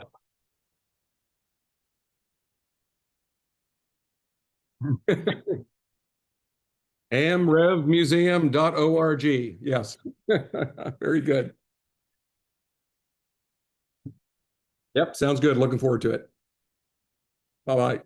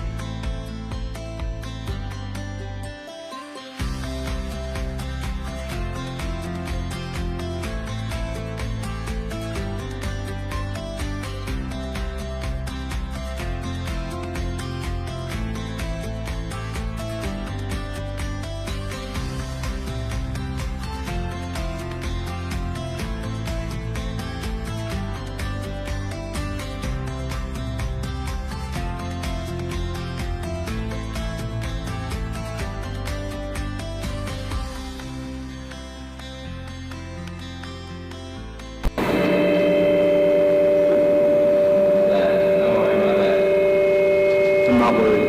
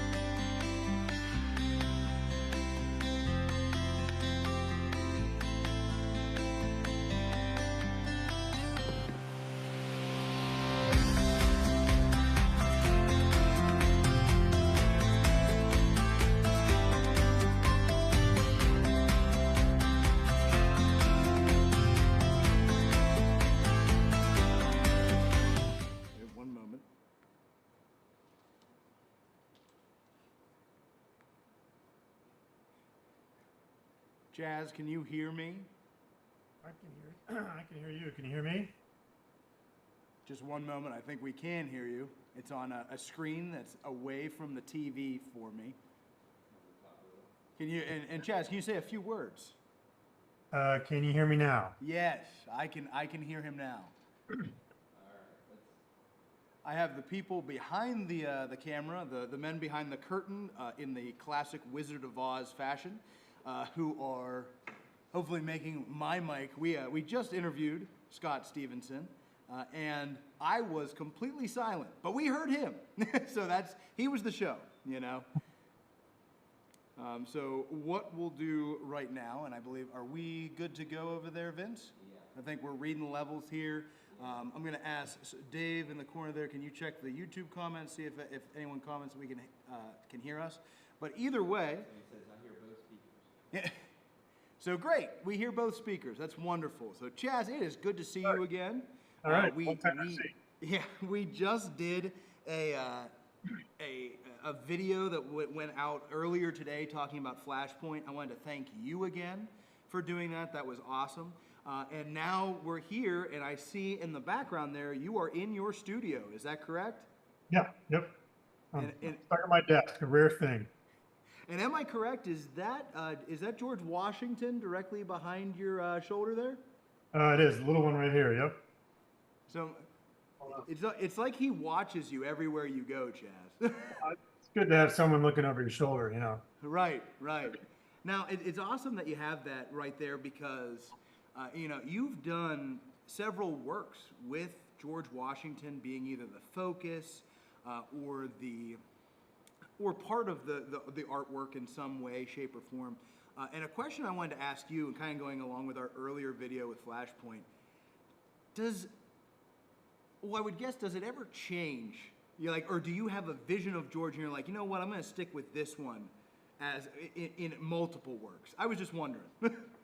Well, you're hitting on a subject that hits hard for artists in general and people trying to recreate. what people look like because you want to be as accurate as possible. But there's a weird thing that happens, and that's our collective kind of cultural memory of a figure. So if it's a really famous person, chances are they've been painted, photographed, but before photographs, you get painted, recorded, drawings, busts, sculptures, you know, things like that. And that's what we think of as that person and what they look like. So, you know, you have to rely entirely on another artist's interpretation. And then maybe you can summarize that, squish them all together and put all the details together and come up with something that's recognizable, but maybe not exactly the same as everybody else's. So that's what you have to do. But with the case of George, As you just hold him there. I have one advantage with this one. Although this he's little, you can see he's not very big. I did this in the studio of Daniel Chester French. So the gentleman who did the Lincoln Memorial. So famously Lincoln, and I was asked to be the entertainment on a weekend there, after a lecture or whatever, to just work in his studio. And with that, I didn't want to sculpt Lincoln because, you know, that'd be like sacrilege in that studio. So I decided I'd do this. So this is what I did that day, or those couple days. And it's always been with me. But what I had was a secret weapon. And that, and this is long before digital scanning or anything like that. But years and years and years ago, I had access to the mask, the life mask that was taken from Washington's face when he was 52 years old. Oh, wow. And it's at the Morgan Library in New York. And so I drew it. I took measurements. You know, I could hold it, but you know, I couldn't scan it or anything easy. But so I got my reference points. And so whenever I go back to doing Washington, to answer your question, I go back to the exact source, an actual life mask from the man. I mean, what could be better? I mean, the dream is to be accurate, so I you know, right? So I mean, that's the perfect answer. You're like, listen, they poured something on his face. I was able to actually see the cast and use the cast. And little anecdote there is what shocked me when I held it. The bridge of his nose is actually really wide. So oh, really? Yeah. So this section right here, yeah, is really wide. I mean, it looks like a caricature of a hockey player type thing. Oh, okay. But what's fun is then you see the Houdon busts that were also done from that same life mask, but they're much more refined, you know, delicate noses. So, you know, so even there, he did some flattering interpretation too. Yeah, a little tweak here and there. I don't know about that thick nose. We got to deal with that later. Exactly. Just adjust a little bit. Well, for those who are just tuning in right now, everyone, we are with Chas Fagan. There was an earlier video that we did that you may have seen. It was an interview, but also we wanted to bring in Chas live. Chas is a famous artist. He is also on our board at Fort Ligonier, and we can't thank you enough, Chas, for the projects that you have that not only are in the museum itself, but for serving on the board and being a part of that and how we continue to tell this story moving forward. So thank you again, and thank you for joining us. No, and on the same subject of Washington, the young one, I just provided to the fort to be used however you wish, a slightly over life-size copy of this small bust, but now it's life-size or slightly bigger, and it's kind of a plaster-looking piece. So that the idea is, you know, to introduce people to our young Washington in a British uniform. And that's what we're going to do with it. It will be on display. And stay tuned on our social media channels for that, folks. Our Facebook, our Instagram, because that's something we'll definitely highlight. So thank you for that, Chas. But a few questions I wanted to ask you because we talked at length about Flashpoint in that video. And thank you again for the interview. That was a ton of fun. I think I had a great time just listening to you. It was a great conversation. I wanted to ask if you had to pick in our museum, because for those who are out there, Chas he knows Ligonier. It has had a huge impact on him growing up. Also, his father was hugely instrumental in this site, whether it be the paintings, the friendly fire incident location site, everything. So I mean, it kind of, Fort Ligonier and the events that occurred to George Washington kind of run in your blood, Chas. I mean, after so many years. But what I wanted to ask is that, we have Flashpoint, and there's so much in this museum, thousands of artifacts, things that have been acquired over the years. What is, outside of, Flashpoint that you worked on, but like, what is your favorite item that is in Fort Ligonier? And that could be including the reconstruction, it could be the museum.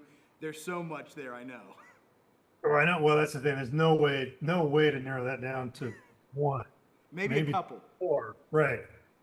First being the fort itself. Again, these are all based on my, childhood introduction and imagination in that location. Absolutely, the fort itself. When you step out of that building and you look up the hill and you see it, you're stepping back in time. But the dedication for the recreation of it and the continuing refinement of it through, Brad Mooney, et cetera, with the fast scenes and everything, all that engineering that was never seen before. I think it's unbelievable. It's like you can actually be there. That's for sure. That's a highlight. The archaeological artifacts. Again, as a kid, you're looking at shoes, you're looking at, these spoons and things, and you can absolutely imagine these humans, they're not that long ago, but you can imagine the people using those things right in the same spot, and this is where they were found. So, the history suddenly becomes linear down into the ground. So I love that. And then there are two other things that, again, it's just based on those first impressions, but the one I'm delighted is still there in perfect, condition, because it's preserved inside, is St. Clair's room. Right. So there you've got this log structure that looks like a log structure on the outside, but you take a peek in that door and you realize that this was, an attempt by the inhabitant, St. Clair, making it kind of a refined location. I'm sure there are books everywhere, that type of thing. But to just place yourself in that space, in that time, think of the log structure surrounded by an ocean of forest. Right. But somehow at that fireplace, lit by your candle, you're reading your book and you're sitting in this space that's kind of urbane. I mean, it's just you've got this contrast of culture that's brought to this space that was the frontier of Pennsylvania. So that was cool. And then totally, again, as a kid, but I still love it, and I visited when I was there again, which is the dioramas. So the pictures of these men struggling to pull their oxen over the mountain, and I mean, that really is, it's like, again, it's just setting the scene. You can truly see what they were going through. So there you go. Oh, hey, I mean, and people remember, especially those, it's kind of at the same way with the fort. We have people who come in and they say they remember the mannequins. They always remember the mannequins just because they kind of painted that picture, same way as the dioramas do. They paint a picture. And when we're able to see these pieces of artwork in the museum, that's exactly what they do. I think you put it best in our interview earlier was, you said it's a window to the past. And you see and that's, you could make that for the diorama, even for the mannequins that were up there. Even when I started though, General Forbes, his hand, I think 2 fingers were made out of Play-Doh because they had broken off. So I mean, he was in a rough state. I know he was sick back in the 1750s, but geez, I didn't know that it was that bad. But another question I wanted to ask you, Chas, just because you've done so much artwork, whether it be in the Capitol, focusing on these prominent figures. I mean, am I correct that you did a portrait that was for the canonization of Mother Teresa? Is that correct? Yes. Yeah, yes. like I mean, we're all over the place here in the fact of like around the globe, in the Capitol. But with the characters you've worked on, historical figures, maybe outside, because I know you've done several of Reagan, you've done a lot of George Washington. What was probably your most challenging piece, if it was outside of those, or maybe it was one of those Washington or Reagan pieces? Oh, that's a really tough question. Yeah, I was just, it kind of, I'll be perfectly honest, it just popped into my head because, I mean, to think about that, like the weight on some of these, you know, and it's, I think just from conversations I've had with you, you know, at some points you can almost have this personal connection as you're working on the sculpture. Well, I know the one that's weighing on me right now, and it's one that's actually been cooking as a project for like 6 years. Okay. But in that time, this is why it's weightier, is I've gotten to know all the people, I've gotten to know the family, and this is a Navy SEAL who died in 1989. Oh, wow. So I'm using his figure as the human form on this, otherwise a monument to selflessness, and it's to go on Massachusetts. But I want it to be him, so an actual guy with an amazing story. But in the meantime, I've gotten to know all of his SEAL teammates that he saved, his family, his mom. And now comes the trouble is I've done the maquette, which is the model size. So it's the interim stage, and that all went great. But now I've got to do his likeness. So the same thing of worrying about making a likeness and make it look like the person accurately. There are very few photographs, you know, it was the 80s, and, you know, and so I've got the pressure now of making space and making sure that these people that I truly love at this point are satisfied. It's like the, you know, unusual weight. Normally, you know, it's not like George Washington is going to be upset with me because I missed a part, or, you know, because I didn't show his scarring or something. Well, you know, it's nothing like that. This is more on a personal level for a historical figure, and so that's the one I'm having trouble with right now. And is that, you know, I know I had sent over a few questions beforehand just so we could put ourselves both in the right you know, frame of reference. Is that what you're working on next? Is that kind of your full-on next project, or do you have a few things going on? Yeah, that's one of the possibilities. There's still some it's grassroots fundraising going on there, so there's well, I have to do it in stages. But on the let's see, on the forward-looking, I can share a couple that are current. Okay, great. Some forward-looking ones that I can share a little bit is, and they are historical. One is for North Carolina, so for the Capitol in Raleigh. I'm doing a grouping of 3 figures to represent the North Carolina's role in the Revolution. So the American figures. And they're carrying the central figure is holding a billowing flag too. So it's a rather large piece, and it will be roughly 18 feet tall in bronze. So that one's happening. And then there's another one that's cooking too for Kings Mountain. Oh, yeah. And obviously, Kings Mountain's an amazing story, but also very local here to where I live. So, you know, kind of important to get that one done. Well, right. And I mean, and it sounds like, you know, you're kind of always working on something, right? It's always, I'm sure the creativity is always kind of going, especially when you have a piece of clay and you might be like, oh man.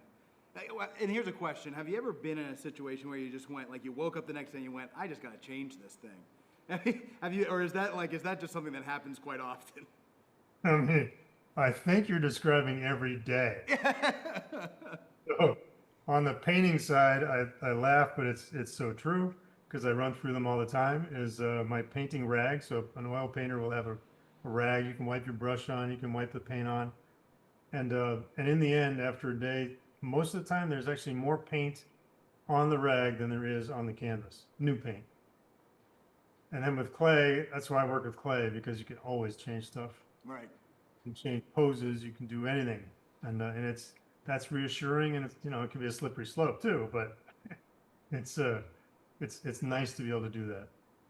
Yeah, you're always able to kind of form, and that's and I've heard some of the other, you know, folks that we've interviewed as artists in the past where they kind of go, man, if I could go back to that painting, I would drive myself nuts. You know what I mean? Because you're constantly still changing. Would you say that's a similar feeling that you have? Like afterwards, you're like, I would have done this differently. I would have done this, or is it, you know what? You're just kind of like, no, I'm done. We did it. Great job. You have to adapt that mentality. Yeah. I mean, you got to do it. But I mean, even in Flashpoint, you know, that was done before the archaeology was done. Right. And now there's more, you know, more details that we know, and so that, you know, I can imagine 20 years from now, it'd be time to really redo that one, maybe. Right. It might be More perfect vision. You could do a side by side. You know? But, you know, Chas, I want to thank you again for getting on with us. But before you leave, I just kind of want to say, first off, thank you. But then a last question, which would be, you know, and just for all of those who are watching out there, you know, again, Chas, he grew up, you know, in this area in the sense of it had a huge impact on him throughout his life. His father did a ton of work in getting our art gallery to where it is today, as well as focusing on the Friendly Fire Incident site. Chas, where do you think Fort Ligonier will be in 80 years? Oh my goodness. Well, I'm sure it'll be there. I'm confident of that. And I'm hoping that there'd be more, obviously the Friendly Fire might get developed a little more in terms of a visit possibility for people to really immerse themselves in this turning point moment for George Washington, you know, central figure for our history. But the other thing I've discovered though with Ligonier, with Fort Ligonier, is the continual discovery, the continual research, the continual look in these stories and finding more and more and more. And I would be delighted to come back in 80 years and to, you know, maybe someone could give me a summary as to what was found since today, you know, because there's just so much, and you know, even the, you know, little archaeological digging that you guys do, that's just to get it done. So I know that there may be some, you know, if you want to put some construction down or digging something for some other, you know, project, before all that happens, you're eager to get some archaeological eyes on that ground to make sure that there's not history that's being ignored.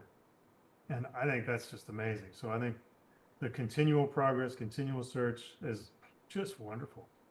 So that's what I'm looking forward to. I mean, and the only way that happens is through devoted individuals, people who, you know, we have so many people who we stand on their shoulders that we have come after, that have either donated money, have been, you know, they've donated their time, their sweat, their blood, their tears. You know, your father, we stand on the shoulders of your father. We stand on the shoulders of those who started this organization. People like you mentioned, archaeology, Jacob Grimm, and the archaeology that he did. So hopefully in 80 years, people are looking back, and I'd like to think that they would say, you know what, thank goodness they kept doing those archaeology digs. You know, they kept searching, and you know, and they look back and they say, Charlie Fagan was right where that spot was, right where the Friendly Fire incident was. But Chas, thank you again for joining us, to give us just a brief look into your life, into this window, which was awesome to see. The sculpture, which is great. Could you hold that up for the camera one more time? Yeah, I mean, and folks, you can come, eventually you'll see it a little bit bigger, but you'll come see that at Fort Ligonier. Chas is a great partner, he's a great board member, and he helps us continue to tell this story. So on here, folks, wherever the QR code is, I'll figure it out at some point, go to that, scan the QR code, go to the donate button, make a donation to help us out. So that way we continue this process, and in 80 years, we're doing just what Chas said. We're lasting another 80 years, and we're looking back, and we're able to say, thank goodness we continued this work. So folks, thank you, and I want you to say, stay tuned. Chas, thank you again. We'll be talking to you soon, and everyone else, we'll be back with you in just a few minutes. Thank you. Thanks, Chas.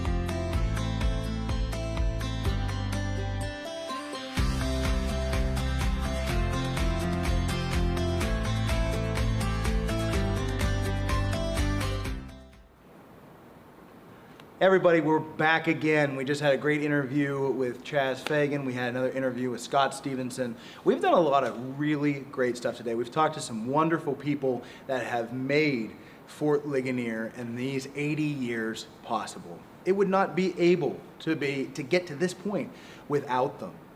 And because of all of you out there watching, joining us for this live stream, we hope that you can make this last another 80 years. That is this historic site, the education that we do here, and the preservation and restoration of the story of Fort Ligonier, which is so important. So thank you folks for being here. And also I want to thank Mr. Bill Stablein. Thank you so much for coming down, sir. Yeah, you know, I appreciate it just because when I first started here, you were on the board. Yes. Always a very kind voice, always said hello to me. So no, I wanted to say thank you for that. You know, as someone who was very young in their career and kind of found, you know, boards a little daunting just because, you know, the important people are in the room, you know. It was just always very nice. That was never my situation, and I found you to be very interesting, and I enjoyed your time with you originally too, and as you've grown here. Oh, well, thank you so much. And, you know, the reason why we asked you here today is because you're a Ligonier community member, and I mean, when it comes down to, you've been here forever. Yeah. Yeah, so I mean, in a good way. That's the thing. This is your home. It is. And when it comes to Ligonier, and you've watched the community change and grow. Oh, sure. You've seen this organization change and grow over the years. And something that you're very much affiliated with is the Fort Ligonier Days Festival. Still am. Yes, still very much so.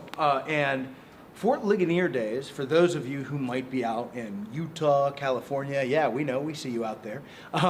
But Fort Ligonier Days is a town-wide festival. Correct. And I would say, if not the best in Pennsylvania when it comes to fall festivals, I'm sure people might say the best in the United States. I know we've won some awards out there, and it has the town bustling for the weekend when there's just such amazing things going on. So I just wanted to ask, so Mr. Stablein, you know, I call you that just because I can't help it. Again, I'm sorry. When we first got on, he said, call me Bill, come on. And it's hard for me. No.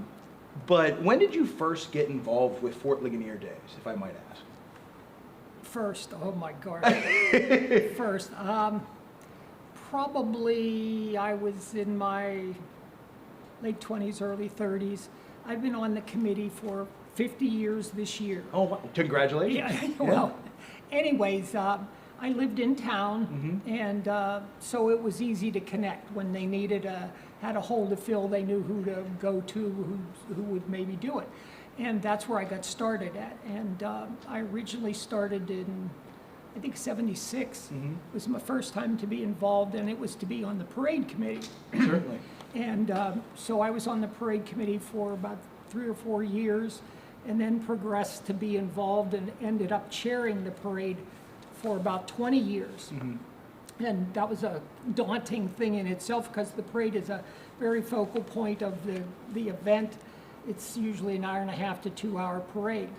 And the interesting part about the parade is a lot of it ties into the fort. Of course. Because the parade is started by a group of folks in costume that lead the parade down the street. Yeah. All our reenactors. Yes, that's a tradition.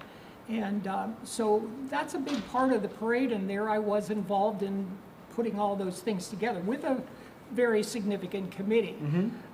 After about 20 years of that, then I moved to 20-some years of chairing the entire event. And in that, I pulled different local people with me. I ended up, my brother now chairs the parade, and I got him on board, and several other folks. There's a committee of about 30 that do the parade alone. Wow. And now we have a committee for the whole event that's about 30.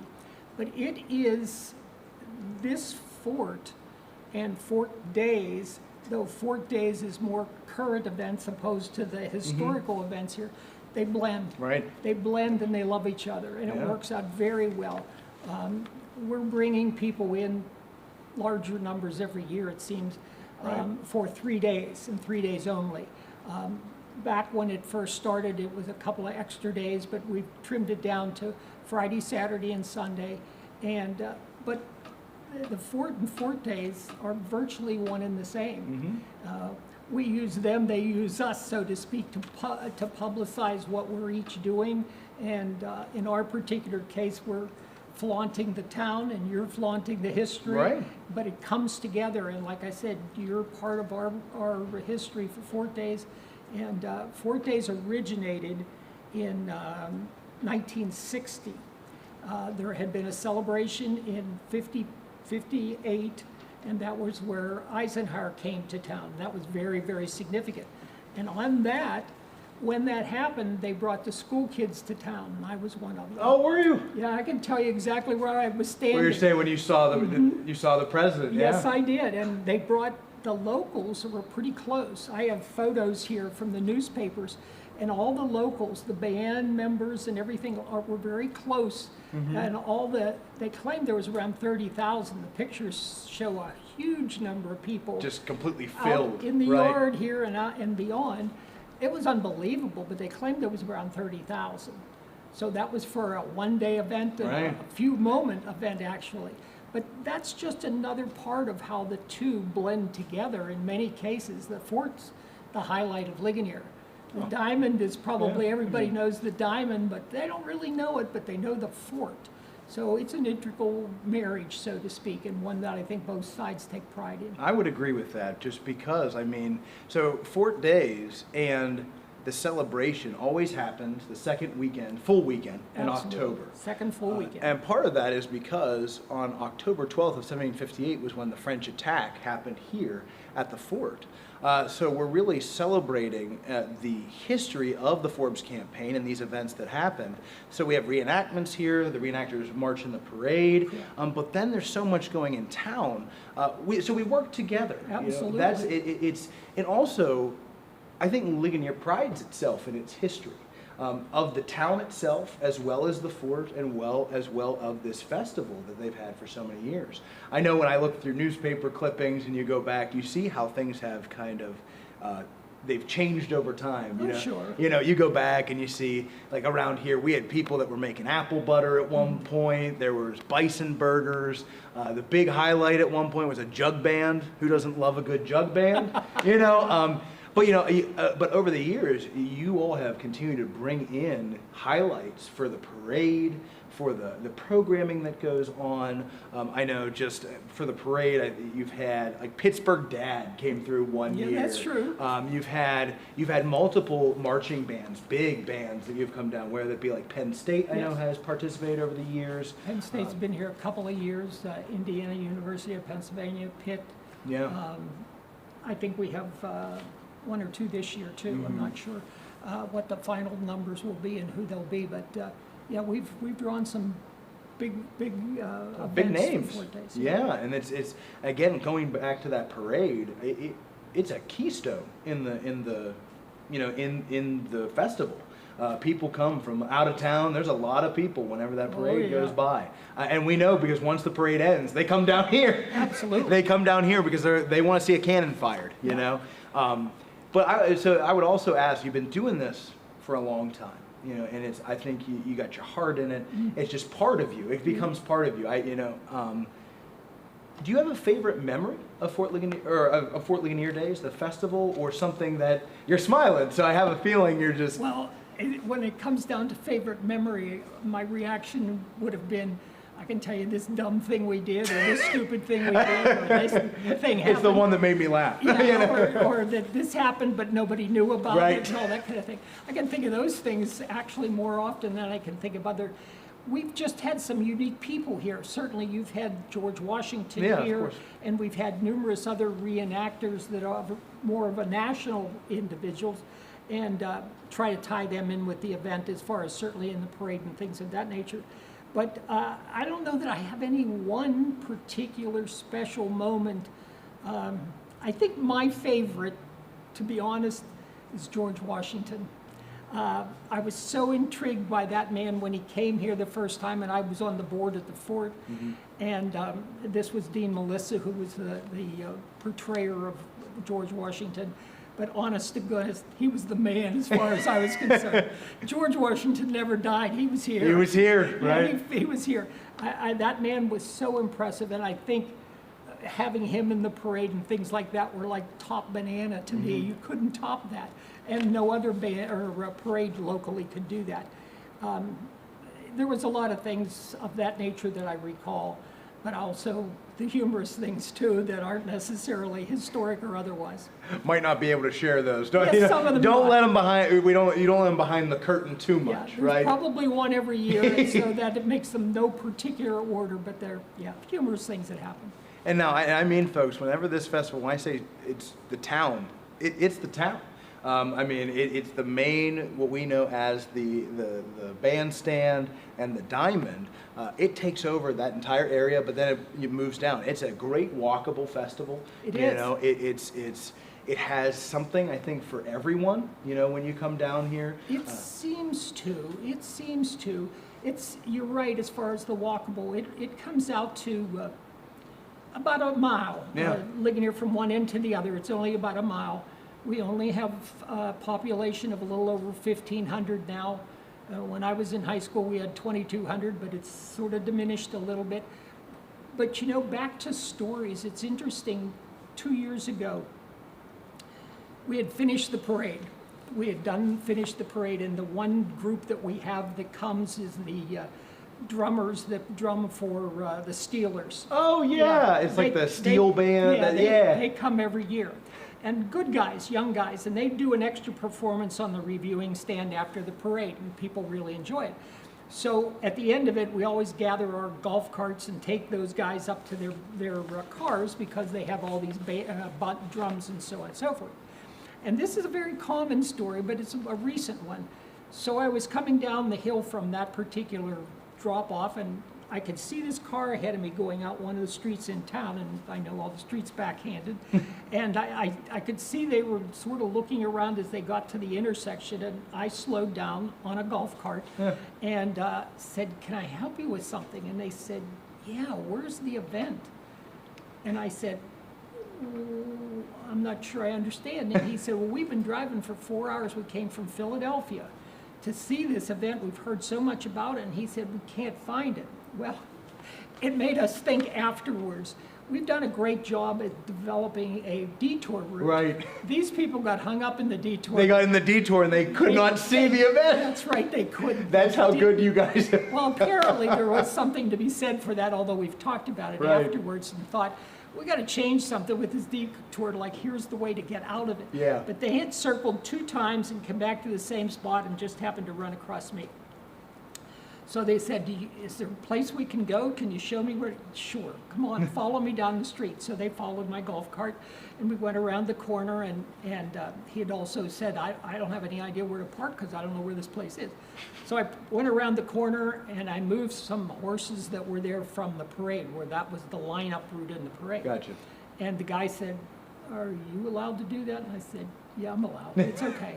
And so I said, "Pull right in there." And he said, "So where do I go from here?" I said, "Straight down Main Street." And I said, "That's the event." And he said, "Oh my gosh."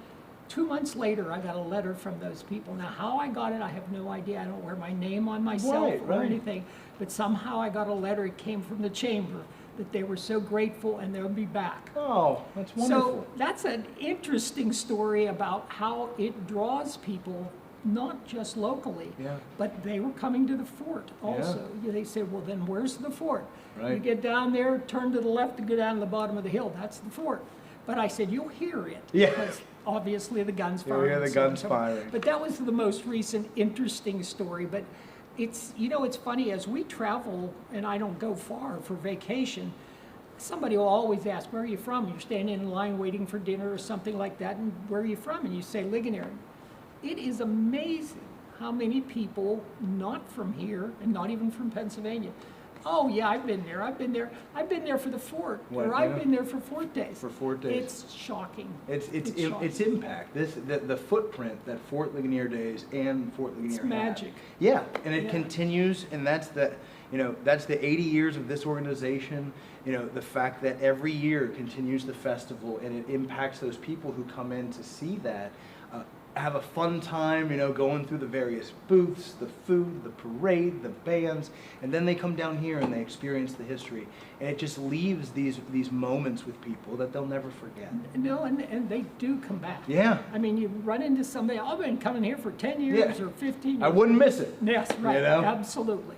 It's great. Like you said, there's a little bit of magic in it, which is Magic, great. absolutely. That's the best I can say too, because none of us feel like we're doing anything too special, but it has to be magic that makes it happen. So it's a great experience. As we kind of wrap up our conversation here, and again, I want to thank you for coming down. Absolutely. What are we looking at this year? Anything that you can share that you're excited about personally? We have a lot of things hanging, but it's funny how it doesn't come together to about the last month. This event. Hey, a live stream. I reached out last week. You know, we've all been there.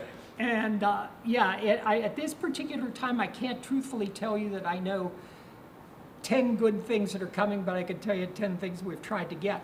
But we'll see how it works out. That it won't be a failure. It'll be a success. It never is. It always, comes there's together. always a great parade. There's always buy-in from the people who are here in the festival. It's always a great weekend. And the really repetition. is. You know, the people come back. It's in their blood. They got to come back and see. Even some of the people who run the booths, the people who are in the booths, they want to come back. They want to, or people in the parade, they want to be in the parade again. You know, and those are memories for kids that come through. We did an interview with someone, a lady from the DAR, and she went, "Oh, well, I used to march in the Fort Days Parade." Right. You know, you're like, "Oh, well, of course." Well, the merchants do well too, and that's critical for our town. Certainly. We have a limited number of small businesses, but they thrive on that weekend. I mean, it's their Christmas in many cases, because sometimes people can't get in their doors, but it lights a fire and they'll come back and do Christmas shopping and things of that nature. So it goes further than the town itself and goes further than the fort itself. It's merchants and everything else that's around here, but we're very fortunate and glad that we have that mixture and all that going on for us. It makes us all feel happy. Right? I mean, it's a community effort. So it's magic. Well, it is the community magic. Yeah. The community magic. True. So everyone, again, who's listening out there, come on out for Fort Ligonier Days. It's a great festival. There's so much to do. You get a little bit of history. You can go up to town, experience the booths, the food, the live music, everything that's going on. Maybe even see this guy while you're up there. I'll be there somewhere. Yeah, somewhere. But everyone, again, you're tuning into the 80th birthday live stream for Fort Ligonier here. If you can, what helps us keep this going for another 80 years, I'm sure also Fort Ligonier Days continues for another 80 years, I sure hope, as we all do this together, donations help. So if you go down to that QR code, whichever side it's on, and you go to our donate page, give us a phone call here. Make a donation, $5, $10. Anything helps to continue to tell this story as we go through and we continue our education about the French and Indian War and also the town of Ligonier and these festivals, this community magic that is so prevalent here. So again, thank you for being here today, and thank you all. Stay tuned. We got more coming up.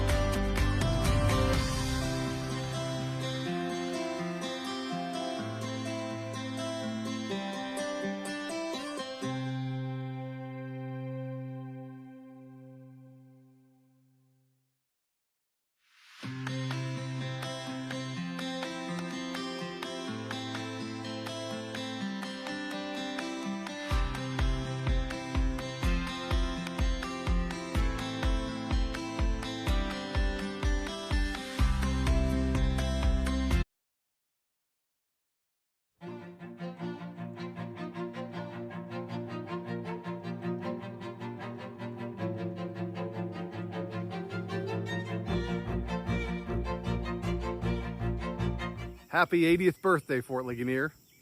My name is Brady Kreitzer. I'm an author and historian, and anytime somebody visits Western Pennsylvania and asks me, what's the #1 site you have to visit? I always say it's Fort Ligonier. You know, Fort Ligonier has been around for 270 years, and none of the men and women that constructed it probably would have ever believed that back in 1758. But it stands today because of the love and the care and the hard work of many, many people at the museum, its staff, and in the community of Ligonier. Have a great birthday. Here's to 80 more. From all of us here at Seven Springs, we want to wish Fort Ligonier a happy 80th birthday. Woo! Happy 80th birthday, Fort Ligonier. Cheers to 80 years, Fort Ligonier. Happy 80th birthday, Fort Ligonier. Happy 80th birthday, Fort Ligonier. Happy 80th birthday, Fort Ligonier. Happy 80th birthday, Fort Ligonier. I'm Dr. David Preston. I'm the General Mark W. Clark Distinguished Professor of History at the Citadel here in Charleston, South Carolina, a city that has a number of connections to the Forbes expedition, namely Colonel Henry Bouquet, the Royal Americans, members of the Virginia Regiment who were stationed here in 1757 and eventually made their way northward to join Forbes's expedition. When I think of Fort Ligonier and all that it's accomplished in the last 80 years, I think of the ways that archaeology and history have gone hand in hand at Fort Ligonier and have produced what I think is the premier historic site of the 7 Years' War in the United States.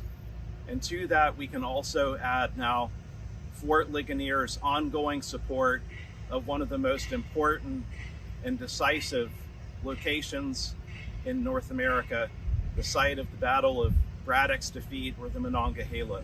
For all these reasons, I'm so thankful to be part of the Fort Ligonier story, and I wish Fort Ligonier and its staff and its visitors all the best in years to come. Thank you. Hi, we're from Export Historical Society, and we want to wish the Fort Ligonier Association a happy 80th birthday. Happy birthday! Happy 80th birthday from the Great American Banana Split Celebration in Latrobe, PA. Hello everyone, this is Father Paul Taylor, the president of St. Vincent College. And I'm Dr. Jeff Mallory as the Executive Vice President and Chief Operating Officer. St. Vincent College is proud to walk with Fort Ligonier and to recognize this great anniversary. In 1758, 268 years ago, this fort was built to preserve this region, to secure it, and to enable its growth. We're grateful for this fort and its icon that it is. 80 years ago, the people of this region resurrected this fort to tell its story. I'm proud to have been a board member at Fort Ligonier with other leaders and thinkers, and I'm grateful for their good work that continues. So on behalf of our entire St. Vincent College community, happy 80th birthday to you all associated with Fort Ligonier. It's been a true privilege and pleasure to see your impact for many decades across this region, and we certainly look forward to the greatness that's in store. Once again, congratulations on this momentous occasion and milestone. And happy birthday, Fort Ligonier. Huzzah! This is Dr. Jonathan Burns from the Juniata College Cultural Resource Institute, wishing Fort Ligonier a happy 80th birthday. And cheers to another 80. Thanks for all you do for archaeology and history of the 18th century. Greetings from Washington Crossing Historic Park, here on the banks of the Delaware River. I'm Ross Hootmaker, Director of Education with the Friends of Washington Crossing, and on behalf of our board, our staff, and our volunteers, I'd like to wish everyone at Fort Ligonier a very happy 80th anniversary. We're grateful to have you as a partner in preserving and sharing Pennsylvania's rich heritage, and we wish you continued success for many more years to come. Happy 80th birthday. Hello, I'm Dawn Lamuth, Director of Cultural and Community Connections at Go Laurel Highlands. On behalf of all of the Westmoreland Heritage Partners, we'd like to wish Fort Ligonier Association a happy 80th anniversary. We celebrate your dedication to preserving our region's history, to enriching our community, and strengthening our cultural connections through collaboration. Happy 80th anniversary, and many, many more. Happy birthday from Latrobe Arts Center in the heart of Mr. Rogers' neighborhood. Happy 80th birthday to the Fort Ligonier Association. This is Westmoreland County Commissioner Ted Kobus. Thank you all for the great work you have done over the past 8 decades to preserve such an important part of American history and Westmoreland County history. Keep up the great work. Here's to 80 more.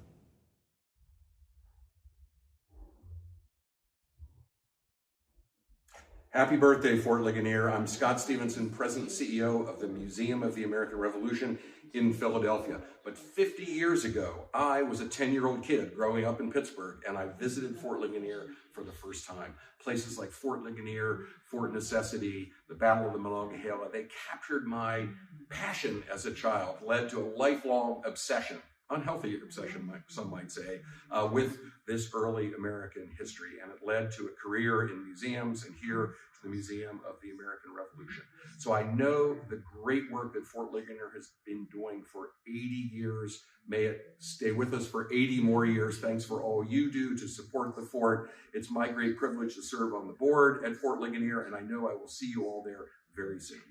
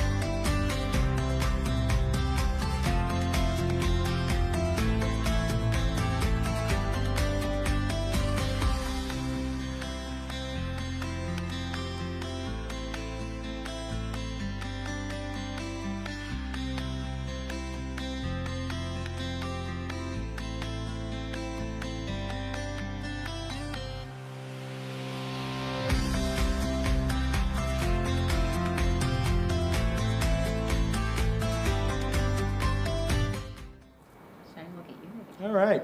So we're back. We're live. You can look at me. Don't worry. Again, this is the beauty with live streams and just having a conversation. We have a lot going on today. You've seen a lot of that.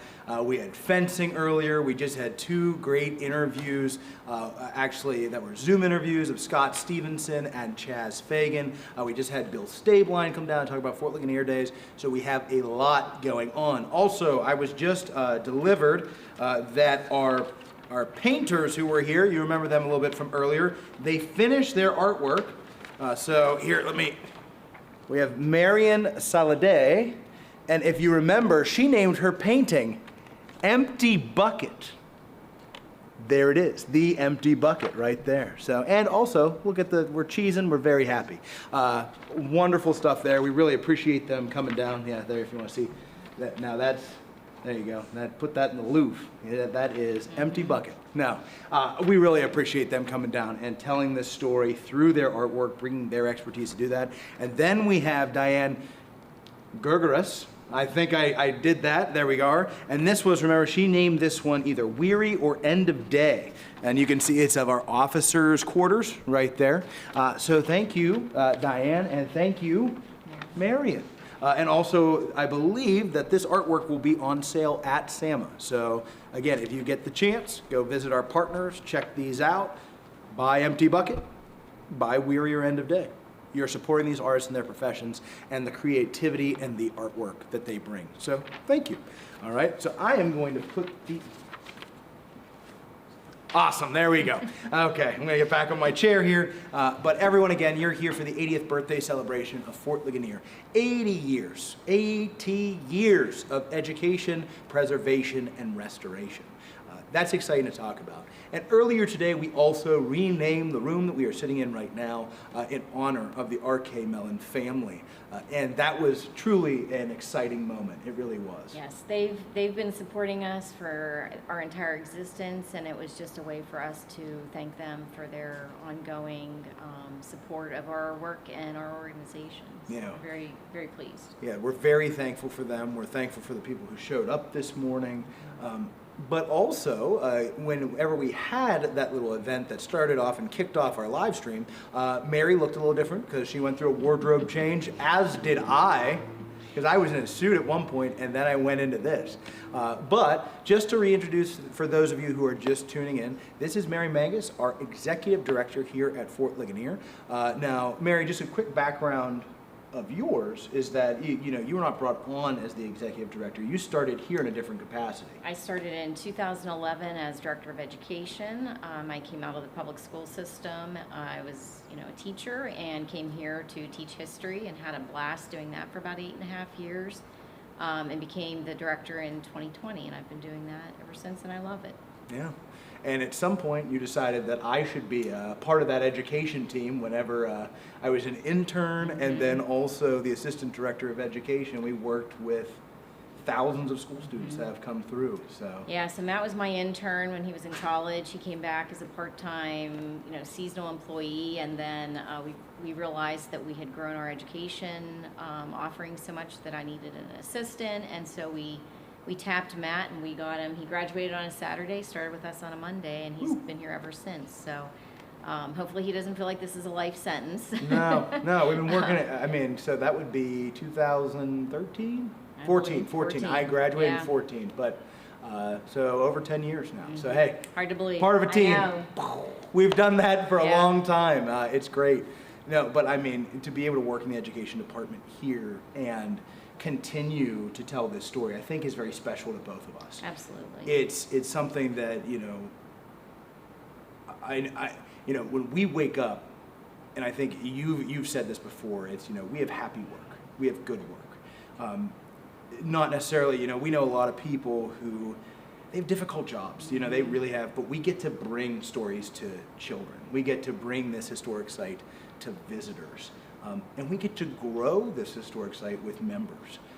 So I think we wanted to take this moment in this time in the live stream here, where Mary and I could kind of talk about how you can become a member, how you can continue in the organization, and also just a general thank you to so many people who are out So Mary, do you want to talk a little bit about becoming a member, or Sure. how to become involved in our lovely organization, folks? You know, I nearly fall off my Matt chair. said, I always, I say this all the time, our work is joyful work. We get to teach history, we get to make sure that this story survives for another 80 years or another 160 years, hopefully forever. But it takes resources to do the work that we're doing. And so we're grateful to everybody who gives, whether it's a large gift, a small gift. There are a lot of different ways that you can give to Fort Ligonier. You can become a member. That's one of the easiest ways, and you get some member benefits with that. You get free admission, to every day that we're open. You can bring guests for $5. So if you have, family staying with you, you can bring them for $5, and that's, a discount from our regular admission. You can, you can become a monthly donor. We have several people that they just give a regular monthly donation that helps us, continue to do the work that we're doing, especially with educating students. We get about 6,000 students a year. Many of those schools rely on us to help provide funding for them to come here. So if you can give $10, that gets one student in the door, and that really just helps us to continue to do our work. You can come to an event. We have an event next week. We have a lecture. Andrew McCullough, who is a professor in Scotland, is coming here to talk about Scots and the 7 Years' War. So, there are so many different ways that you can support the fort in big and small ways. And you can do one of those. You can volunteer. Mm-hmm. We have a great group of volunteers. There was actually a gentleman who just left not long ago. He is like clockwork here every Friday. So there are people who give their time. Mm-hmm. There are people who give monetary donations that help with not only just keeping the lights on, but also with programming. Mm-hmm. Like having the Scottish gentleman who's going to be here and the professor talking about that. I thought it was funny because you heard that already when we talked about Scott Stevenson. He's coming to see a professor talk about Scots, and he happens to be a Scot by name. Scott is going to see a talk about Scots. The irony. I just thought about that. But also, if you want to see Scott Stevenson, he'll be here. Come get a ticket and join us. Go onto our website and purchase that ticket so you can see that presentation. We have a lot of other events going on. By participating in this is a big deal. By donating, by being on live stream here, you're helping support the fort. Things like Fort Ligonier Days, we have that. We have so many other, we have a seminar that's coming up in November that's a Road to Revolution seminar, which allows us to bring in speakers focusing on the revolution, and you can come and you can, by purchasing a ticket, you help us out and continue these programs. Just by visiting, by paying admission, that helps us keep the lights on, pay the bills, pay our staff. It supports all of the work that we're doing. So just by coming and visiting the fort, you're being a supporter. And we have great programming. We have a wonderful program called History Alive, where we have interpreters every day out in the fort. On weekends, we have some artisans and sutlers who come in. And so there's a lot going on. There's wonderful programming for you to come see if you just want to visit us as well. And I would be remiss, that History Alive program is made possible by Americana Corner. I know we have a video tonight coming out. Here's just here's a spoiler. So if you stay tuned until like 11 p.m., we have a full hour of sheep cam. Because we have 2 sheep that were made possible by Americana Corner and part of our History Alive program. So the opportunities are endless with those donations. It doesn't have to just be for one thing. It doesn't have to, a lot of people kind of just think, oh, where's my money going? You call us, we'll answer, and we'll tell you exactly where it's going. What are students doing? What are they taking from this? How is this important, and what are my dollars being used for? Because you're a part of this. And that's why we want to continue this process of membership, of telling this story, and of growing the organization. You heard Mary mention that we have monthly donors. We have a donor in, I think it's Alaska. Mm-hmm. We have a donor in Alaska that gives, is it a monthly or yearly? Monthly donation. Do we know, have they ever like, when was the last time they were here? I'm not sure, but, you know, again, we have supporters all over the country who appreciate our history and appreciate the work that we're doing, and we're grateful to everyone who supports in big and small ways. From our local foundations to the individuals who give, local businesses. You know, so we're just very grateful for all of the different ways. You know, I also say, you know, you've heard the saying, it takes a village to raise a child. Well, it takes a village to run a nonprofit, and it takes a lot of different people and skill sets and talents, and people giving of their time, their money, their energy to this organization. And our hope is that it's around long after we are, that in another 80 years they're celebrating and they're a strong organization because of the work that we've done, which is the work that other people have done before us. Yeah. And by that point, 80 years from now, I would believe I'd be a hologram, just hanging out there, and they're like, we made a hologram of Matt. We're not sure why, but he's still here. We might have to do that, or get you cloned. Yeah, you know, because hey, we have a lot coming up, folks. For those of you out there listening, you know, our work doesn't stop. No, we have our big fundraiser coming up September. in September. The Cannonball. That's another way to support. We have an online auction. You can bid on items. You can come to the event itself. There are just a lot of different ways that you can support history and this important story. Be a part of it. All you have to do is think. Yes, it's over here. I can tell. I can see the.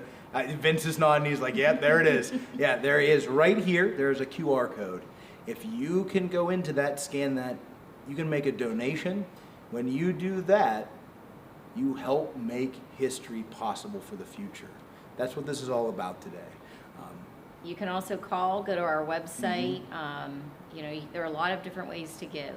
And it doesn't just have to be today.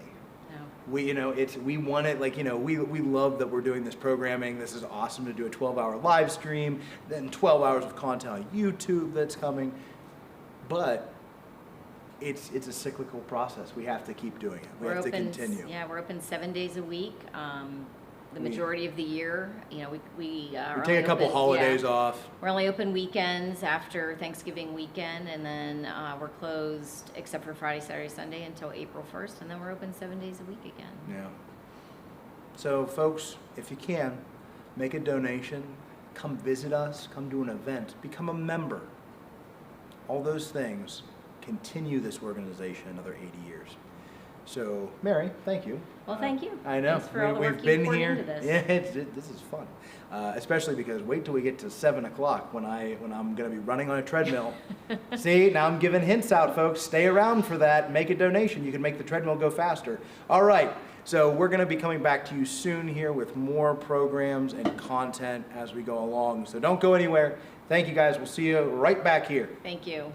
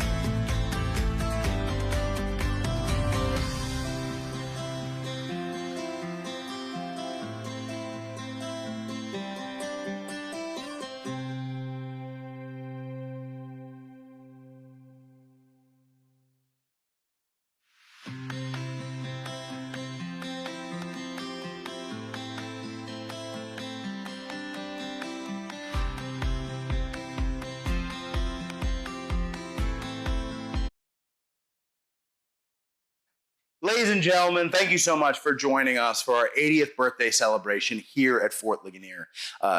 Because you have joined us, it allows us to continue to tell this story about the French and Indian War, its ties to the American Revolution, and just so much history that happened right underneath our feet here, and you are a part of that by supporting this organization. Now, where we're taking you is not the traditional backdrop that you probably already saw, whether that be the Center for History Education or just the backdrop of Fort Ligonier, but instead we're here with Eric Lebo. Eric has allowed us to come into his inner sanctum here in his domain and show us a little bit of his work when it comes to preservation. Now, keep in mind that all the things that you see at Fort Ligonier, whether that be the walls, whether that be the carriages, the wagons, pretty much anything, it deteriorates over time. And this is the guy who's going to end up fixing it, making sure it stays around, and that way, all those students that come through, you as a visitor, or anyone who sees those carriages, walls, anything, is going to be able to continue to tell this story. So Eric, thank you for allowing us to come down here to your shop. Well, thanks for having me. Yeah, I appreciate it. And also, we do have a gentleman in the back there. That's Cooper. Cooper's up there painting right now. You missed a spot, buddy. He's going to hate me later. But we have Cooper and Eric here. And Eric, while he's down here, this is what he's working on. He's fixing rot. He's actually building some of these carriages, building wheels like this one. In the back, we have chevaux de frise. We have carts that we need to fix. But when we do this interview, I think, Eric, one of the easiest places to start is probably, when did you first start at Fort Ligonier? I started Groundhog Day in 2015. Mm-hmm. And it's been repeating the same day ever since, right? It's like fixing rot, building wooden items, all kinds of things. Same thing over and over. In a good way. In a good way. Now, when you first started, you were not the director of preservation and restoration as you are now. No. Instead, you served under a gentleman, a Brad Mooney, and he was of Heritage Restorations, correct? Yes, Heritage Restoration. And he worked for the fort. He always, I remember one of his famous lines was, "I'm not a tour guide, I'm a contractor." Exactly. He would tell that to every student who came through, that because he had made a lot of these. So Eric, when you came on, he had to kind of impart a lot of that knowledge onto you. Is that correct? Yes. So he was your main teacher. Yes, he was my teacher. And whenever he had also had to learn a lot of this himself when it came to those wagons and whatnot. He did a lot of studying. Yeah, he would be reading the bouquet papers, looking at some of the artillery manuals for these cannons. Going through, finding artifacts that he could take and match the metal for our, Pennsylvania wagons, our Virginia wagon. He actually drew the prints off of things that they found. Yeah, so he was measurements, and that way he was able. And then there were some things that he had to do a little bit of historical speculation, you could say, just because there are none of those items left. There's nobody else here to tell us. Yeah, so he had to kind of fill in the gaps when it was necessary to reconstruct some of these wagons specifically. Now, I think we have one of these carts that is back here. Is this an ammunition wagon? Is that correct? This is an ammunition wagon. Mm-hmm. It's done just like the book says. Yep. It's got the wicker work that's kind of woven in there to allow a little bit of air to move through there. So you don't get the mold and the rot. Right. It keeps everything dry. And then also you have the top there, that gray color. I know even then I think Brad and you did a little bit of research looking at these different colors. Again, that's something that's very interesting that we don't often think of as visitors is something as studying a paint color. Yeah. What are these cannons going to look like when it comes to the colors that the wood is painted? Yep, and that all came from the earth. Right. The color of the clays, the different tones that you can find in nature very naturally. Yep. So that's when it comes down. All these things that are being painted, they come down here. If they need to be fixed or painted on a large scale, they come down here, and then you have to take them back out to the field. Exactly. So now Brad sadly left us in 2021, and I will say we miss Brad. He's left a lasting legacy on all of us, whether that be. I got a lot of questions for him. Yes, especially as we learn more. I'm sure, you're kind of sitting there some nights and you're thinking, man, I wish I could just talk to him for a second. Ask him, hey, what'd you do here?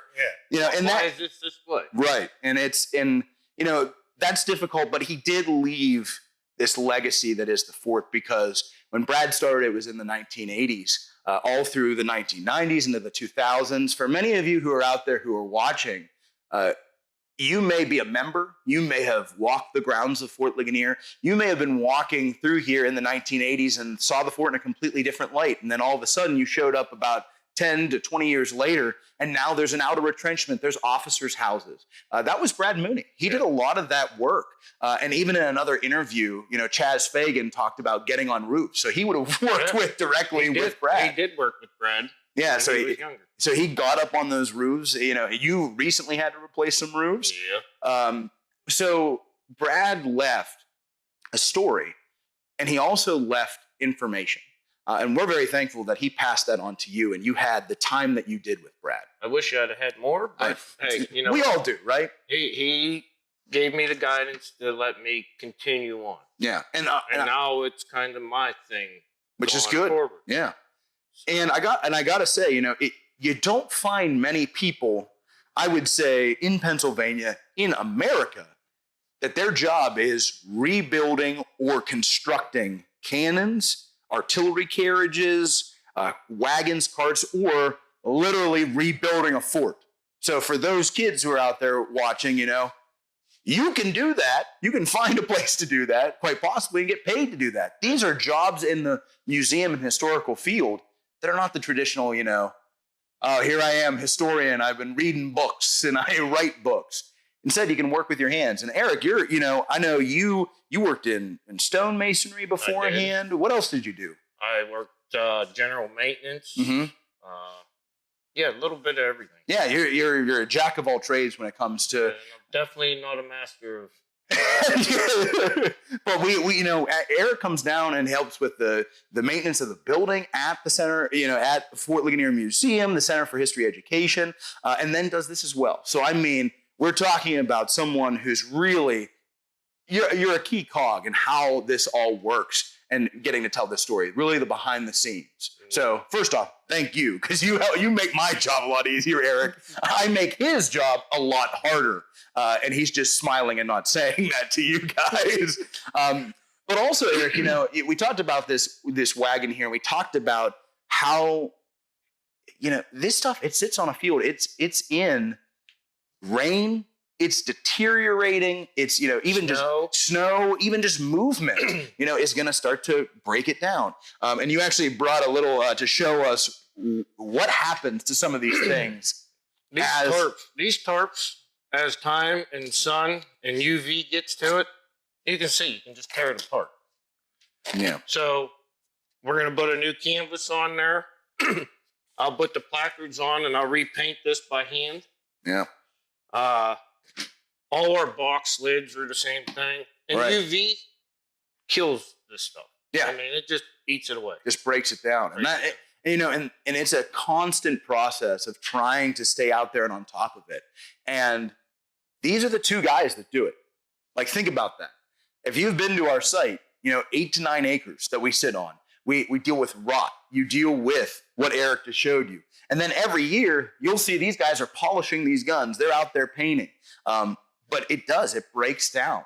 So, folks, while you're watching, and if you make a donation, it helps keep things every year like this so that they don't do what Eric was just doing. Here, hold it. Yeah. You can see how tight it is. Yeah, you can tell. It's like...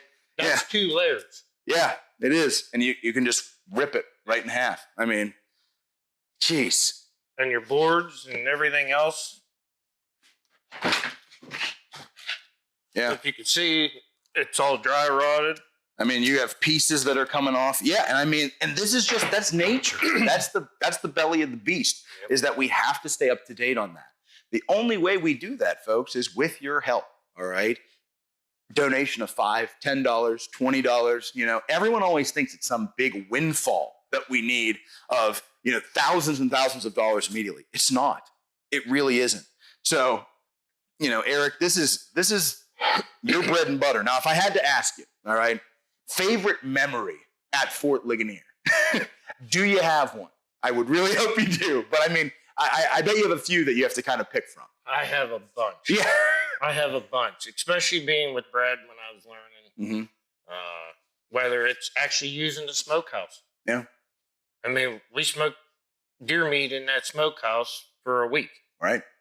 Keeping it going. And it works. That's the fact that it works. The fact that the smokehouse works, you have a working replica at Fort Ligonier. It's not just to see. It's not just for your eyes. I mean, you started a fire in there. The blacksmith shop, we have people who come in and use the anvil, use the forge. Yep. We have a traveling forge that Eric built that's down at our partner site, Braddock's Battlefield History Center. It works. It's being used throughout this summer. All of these things are usable. And you can will. I mean, at one point, we actually had horses hooked to 6 pounds. We did. For a parade. Right. We were, and it went around the diamond and came back down to the fort. So, we can move them. We can use horses. It gives the public a different view of history as opposed to just the traditional stand and stare, open up a book, and we want you to read, folks. That's a good thing. But why don't you read about Fort Ligonier and then you can come down, you can walk where it happened, and that makes it so much better. So much better. When you get to see them in person, they're pretty impressive. They really are. And we have a lot of this. When Brad originally did his research and then passed that on to you, he's basing this off of Forbes' actual artillery train. Yes. There was a time that I know we had a few other pieces, and Brad said that would have never been here, and you guys moved them off the field. Yes. Got rid of them. You might remember there were mortar pits at one point. We got rid of the mortar pits.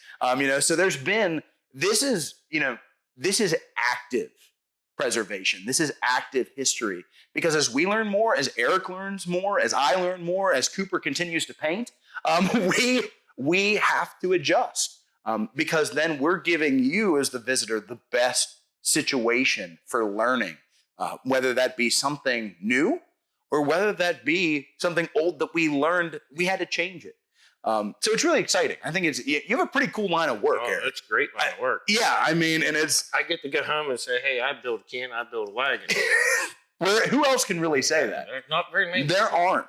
And also, you come out and you'll do programs for field trips for school kids. I'll do hands-on with the kids at school groups. Yeah, you do woodworking with them. They actually get to take some of the tools for the teachers who are like, yeah, you're okay. They pick the ones that aren't going to cause a problem. But they actually then feel that, They get to try a block plane. Yeah, and working with their hands. Or a spoke shave. Something that is safe for the kids under my vision. Right. And of a certain age, we're not going to give a kindergartner. And they find out that, after you do it a couple of times, you learn certain tricks to it, and it gets a little easier. Or, you find out that you hit a knot in the board. It's a little hard. Don't go. It doesn't move. Yeah. So really, Eric, you do a lot in the historical field, whether that be education. And I really, I think Brad, because Brad also did educational programs. Yes. I think Brad would be very proud of you just because I would hope so. Of continuing this work. Because it's not just the coming down to the shop and building, it's taking this knowledge and passing it on to generations of those children who might go, you know what? I love history, but I'm not a book guy.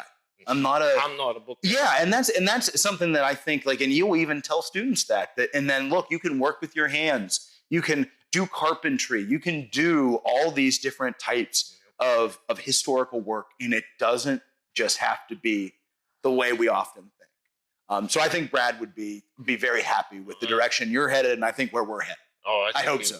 I hope, yeah. Yeah. So, thank you again, Eric, for having us come down. Cooper, how we doing back there? You almost done? Hopefully. Turn around and smile for the camera. Can you say hello? Here, go down a little bit because it's you gotta. He's tall. He's a tall guy. There he is. So that's Cooper. Yep. Give a thumbs up. He's excited. He loves this. He loves to paint. It's his favorite thing to do. Have you heard that? Did you know?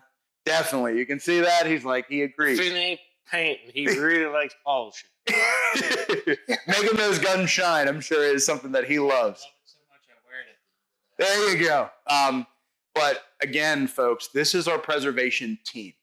If we don't continue to support them, whether that be through funding, whether that be through anything, whether getting materials, things like that. We can't continue this process. 80 years of preservation that people like Eric, like Cooper, like Brad and Mooney, they made this site possible. If we don't have that, we wouldn't have the site we have today. It's standing on the shoulders of others, and you folks make that happen.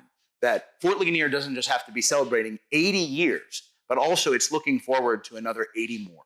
So thank you, folks. Continue to tune in for the rest of our live stream today. Again, we're going from 9 a.m. to 9 p.m., which is pretty exciting, something brand new we haven't done. And then also tune in tonight as our YouTube channel is going to be releasing some content, whether that be older programs that we've done, and a few new things as well that are in there.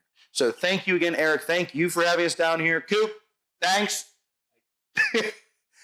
And folks, we'll see you back on our live stream. Thank you for your support.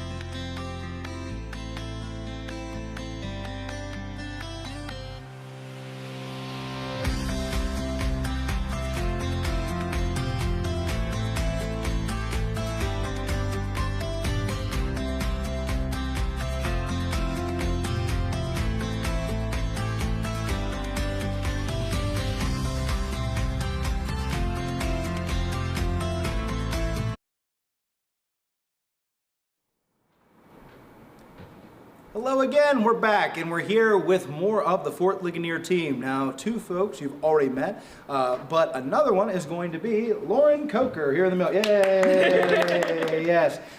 So this is part of your team that brings this history to you, whether that be what you saw earlier today, where we had Hannah talking about the History Alive programming and women's perspectives. If you saw Wade, who's a board member, but talking about interpretation. And then there's also the behind-the-scenes stuff when it comes to emails, dealing with money, things like that. Right, Dave? Absolutely. He never deals with the money, but instead, and he is okay with that. But this team here, we're very proud of the people that we work with and take great pride in hopefully telling this story and continuing this for another 80 years. Now, while we have been here, we've all been here for varying amounts of time. I mean, so Dave, how long have you been here? We talking part-time or full-time? Let's just do full-time right now. About 4.5 years. 4.5 years. Lauren, how long have you been here? 3 years yesterday. Whoa! Happy work anniversary. 3 years yesterday. Mary, how long have you been here? 15. 15 years. And I'm like over 10. Over 10. 12. Yeah, There 12. we go. I always stick with once it's past 10, you just go, yeah, I've been there for plus 10 years. But so we've all been here. We've all, we have experiences at Fort Ligonier, whether that be with visitors, students. Honestly, sometimes there are times when you're just walking in the fort alone and it's a completely different experience, and even a nice time to catch your thoughts some days. But we thought we would bring you our favorite memories segment right now. So favorite memories of Mary, favorite memories of Lauren, and of Dave. So here's the question: who wants to go first? Mary said, and that's why she is our fearless leader, folks. Yes. Whenever someone asks who wants to go, she puts her hand up and steps forward. Leads from the front. Leads, yes. I'm like exactly. General Forbes. Yes. But Mary, if you'd like to tell us a little bit about your favorite memory at Fort Ligonier. It's hard to pick a favorite because I have a lot of memories, but the cannon that we're standing in front of reminded me of one of my favorite memories. So we, for years, our staff relied on outside reenactors to fire our cannon, and at least more than 10 years ago, we decided we should become black powder trained to be able to fire our own artillery. I got the privilege of being one of those people to be on that team. And so my favorite memory is the first time I got to touch off the cannon, and when the ground shook beneath my feet, I might have been on a little bit of a power trip for about 20 seconds because it was pretty cool. So that's one of my favorite memories. I'm on top of the world. So you have the cannon. All right. Well, and I mean, we still fire the cannon, folks. We do it for Fort Days, but also if you reach out, we can do it for certain groups as well. We've done it for school kids, and yeah, we fire it off, and you get to see the cannon fire. It's pretty awesome. So that's your favorite memory, Mary? We'll stick with that one? Yeah, I know you have a bunch. I have a bunch, yeah. It's 15 years. It's, a lot of good memories, so. Well, and then who would like to go next between? Let's go down the line. All right. Oh, is that? It's just a natural. Natural progression. Yeah, That's the sure. definition of like passive. Yeah. Save the best for last. Lauren, go. Yeah. Well, my history with Fort Ligonier extends beyond 3 years. I, was on a field trip here in 1999 as a fifth grader. And also I'm also a living historian and reenactor too. So I have been out here for Fort Days with various reenacting groups. So I was really thinking about the personal and the professional, what kind of memory. I think my favorite memory though was from our 12th night celebration in January that we have. It was 2018. You make the cake for the celebration. You have to find the bean, and then whoever finds the bean becomes king and queen of 12th night. And I was there with my then boyfriend, now husband, Bill Coker, and I'm cutting to this cake with my fork going, how do you know if there's a bean in there? And it just rolled right out. So I was like, I think I'm the queen. And then he holds up a bean too and goes, I'm the king, I think. So we both It was meant to be. got the beans for 12th night. So we were crowned king and queen of 12th night for that year. In It's our quite a 18th statement. century garb. Quite a statement. We both got the beans. Yes. We both got the beans, and we were the luckiest people for the year of 2018. But yeah, and we'll be seeing Bill a little bit later. We will. Yeah, we'll introduce him too. Thank you to Lauren for getting him to come out. We appreciate that. So the 12th night event that we've had, this is, again, countless events that, look, we brought people together. They're married now, 2 lovely kids. But, you know, there's events that you can come to, just different things that we always have going on here at Fort Ligonier that you can check out. So Dave, you said the best for last. Yeah, this better be it the... up too much. You really... Yeah, I was going to say, you really promised a lot here, Dave. I guess for me, I was, to be completely honest, thinking of different things as we were having this conversation, perhaps why I wanted to go last, but it's okay. And I say that because it was really hard to narrow it down to one. I think a lot of my favorite memories here come through the lens of giving student tours, being the point person there and helping to make each child that comes through here their favorite day of the school year. But 2 very specific memories that come to mind kind of along the same lines is the one spring season when I was here, I got to give my mother's students a tour with her there. And that was a special moment for me because I very much look up to my mom. Shout out my mother, she's at home watching. And I would I would say the second favorite memory that I have just happened a couple months ago with our kids camp. And we see all kinds of smiling faces, usually the first couple days, and then as the day goes on, it's a little bit more tired because we're out in the sun, running around, doing activities, that sort of thing. But one of the students who I saw for the first time since last year, as soon as he saw me, his face lit up, and the first question he asked me is, "Can I give you a hug?" And it was just a very touching moment to see that we left an impact on that little guy. I think I know who that little guy is. Yeah, I know you do. I love him too. Yes, and he's great. Yes, and he sure liked to sing during his time. Oh yeah. He was a bright spot that week at camp. They all were, truly. So I'd say when it really boils down to it, just those are reminders as to why I do what I do. So those are my 2 favorite, if I had to narrow it down, memories. Here. Yeah. I guess I'd have to guess what mine would be. Oh, there's a lot in there, guys. I mean, like you said, Dave, you have the tours, the events that we do, the really cool demonstrations that like how many people can say that they go to work and fire a cannon? Not many. Not many, you know. We just saw a video with Eric Lebo talking about his famous, well, he is rather famous, in our world. But his favorite memories and the ones were being with his mentor, Brad. So I guess I would probably share similar sentiments with Dave about the tours, but also another along the lines of an event that we did was our Friendly Fire commemoration immersive event this past year. We had already done it 1 year and now it was growing this past year. And I think it was actually after the event because I saw a random video pop up on Facebook like months after about someone saying they had stumbled across Fort Ligonier on the night of this event that we had, and they said it was one of the coolest things they had ever been to. And really, just so you know, this is an event where we take you through the different accounts of the Friendly Fire incident and what happened to George Washington on November 12th, as told by the people who gave them. Right over there's a guy named Alexander Scott Bullitt. By that I mean Dave. He plays that. We kind of have our staff as actors. But to see, we give a special moment to that event. And then also, at the end of it, we have a moment of silence to remember that, yes, this was a huge moment in Washington's life, but then he went on to do other things. There were Virginians who he led that day who were left behind. And they marched out of here and never returned. So it was a powerful moment.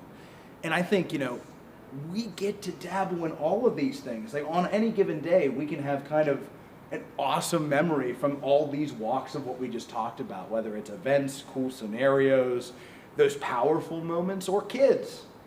My goodness, we're very lucky, and I think we would all agree that we're lucky of what we get to do on any given day.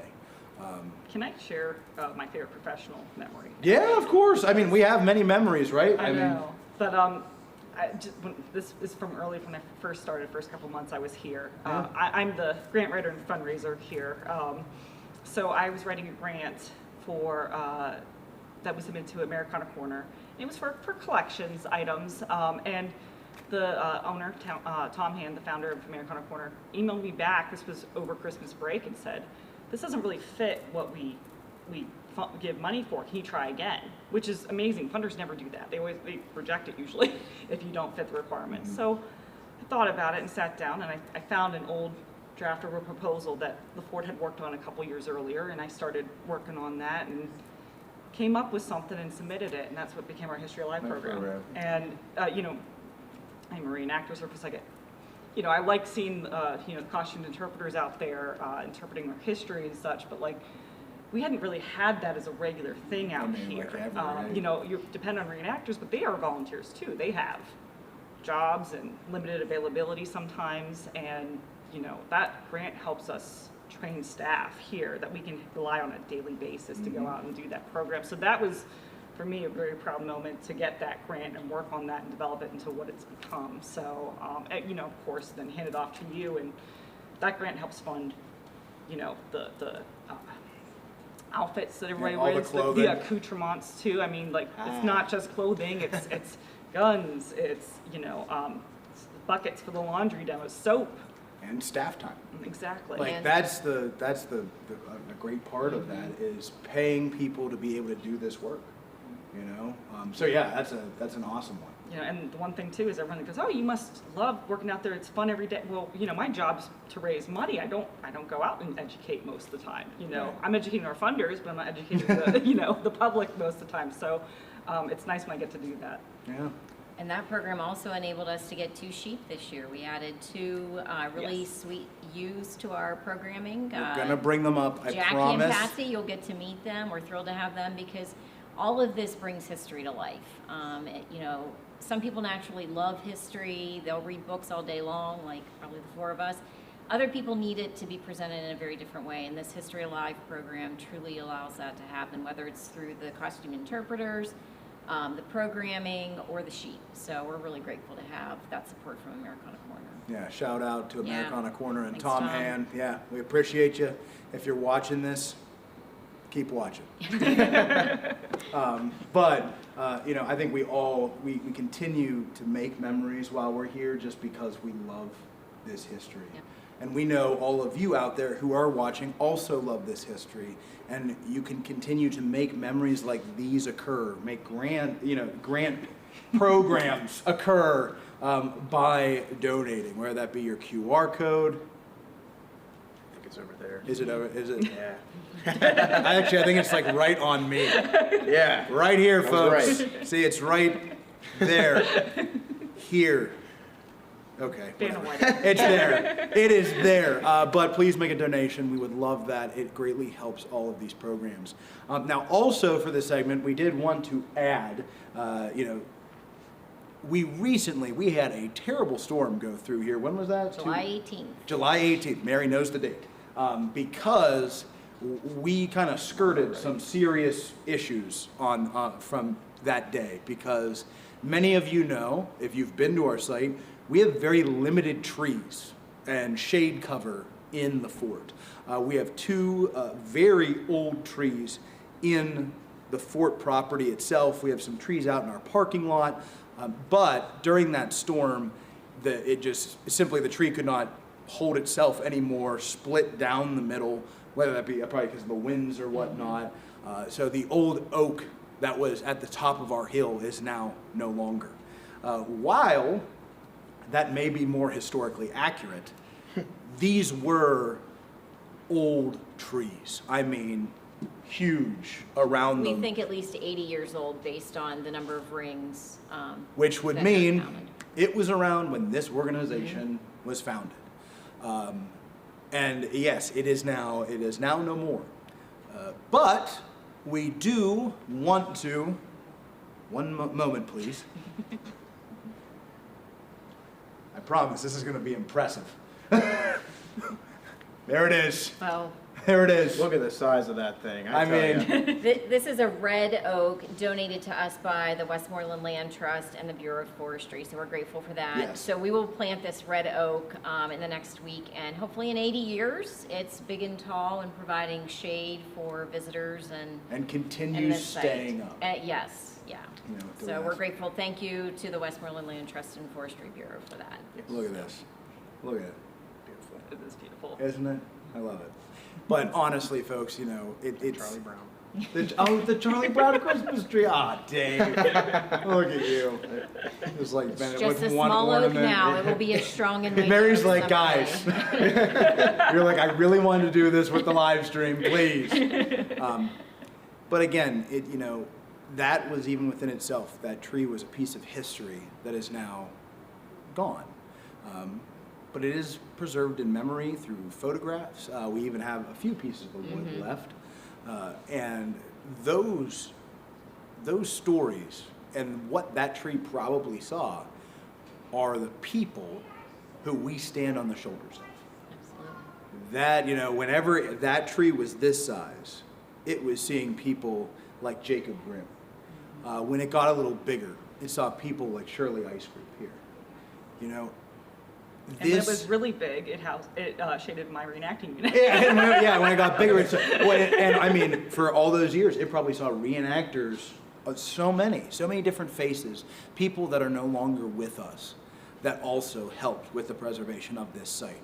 So, if you want to see this last another 80 years, make the donation. That's right there. We need you and we appreciate you because this is 80 years of Fort Ligonier's historic journey. And as that journey continues to tell the story about the French and Indian War, we want you. Thank you. Troops. Yes, join the troops. Join the garrison. Hang out with Dave. I'm a lot of fun. Oh, wow. All right, hey, folks, he's a lot of fun. We're a lot of fun. Yes. We're all a lot of fun. Yeah. Yes, we are a lot of fun. We. I apologize. Royal we. Yes. We will be back soon. Stay tuned for more.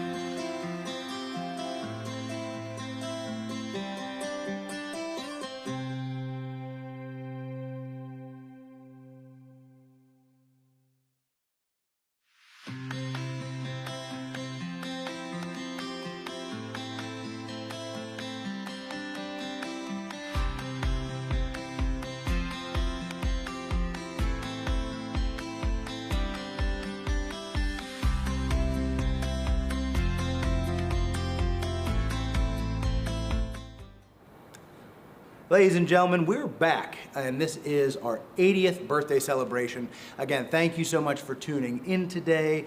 As we go along, we've had some great content so far. We've talked a lot with our staff. Even going back to the very beginning of the day, we talked with our board president, David Roderick. We've had a lot going on today. I got poked a little bit because we did fencing. Oh. Yeah, and I learned a lot of first off, I'm feeling a little sore, but it was a great time. So we've had a lot going on today. We're very excited. And also, we wanted to reach out to a few more of our community partners. So we have some friends that have come down to visit us today, and one of them, Anne, thank you so much for being here. My pleasure.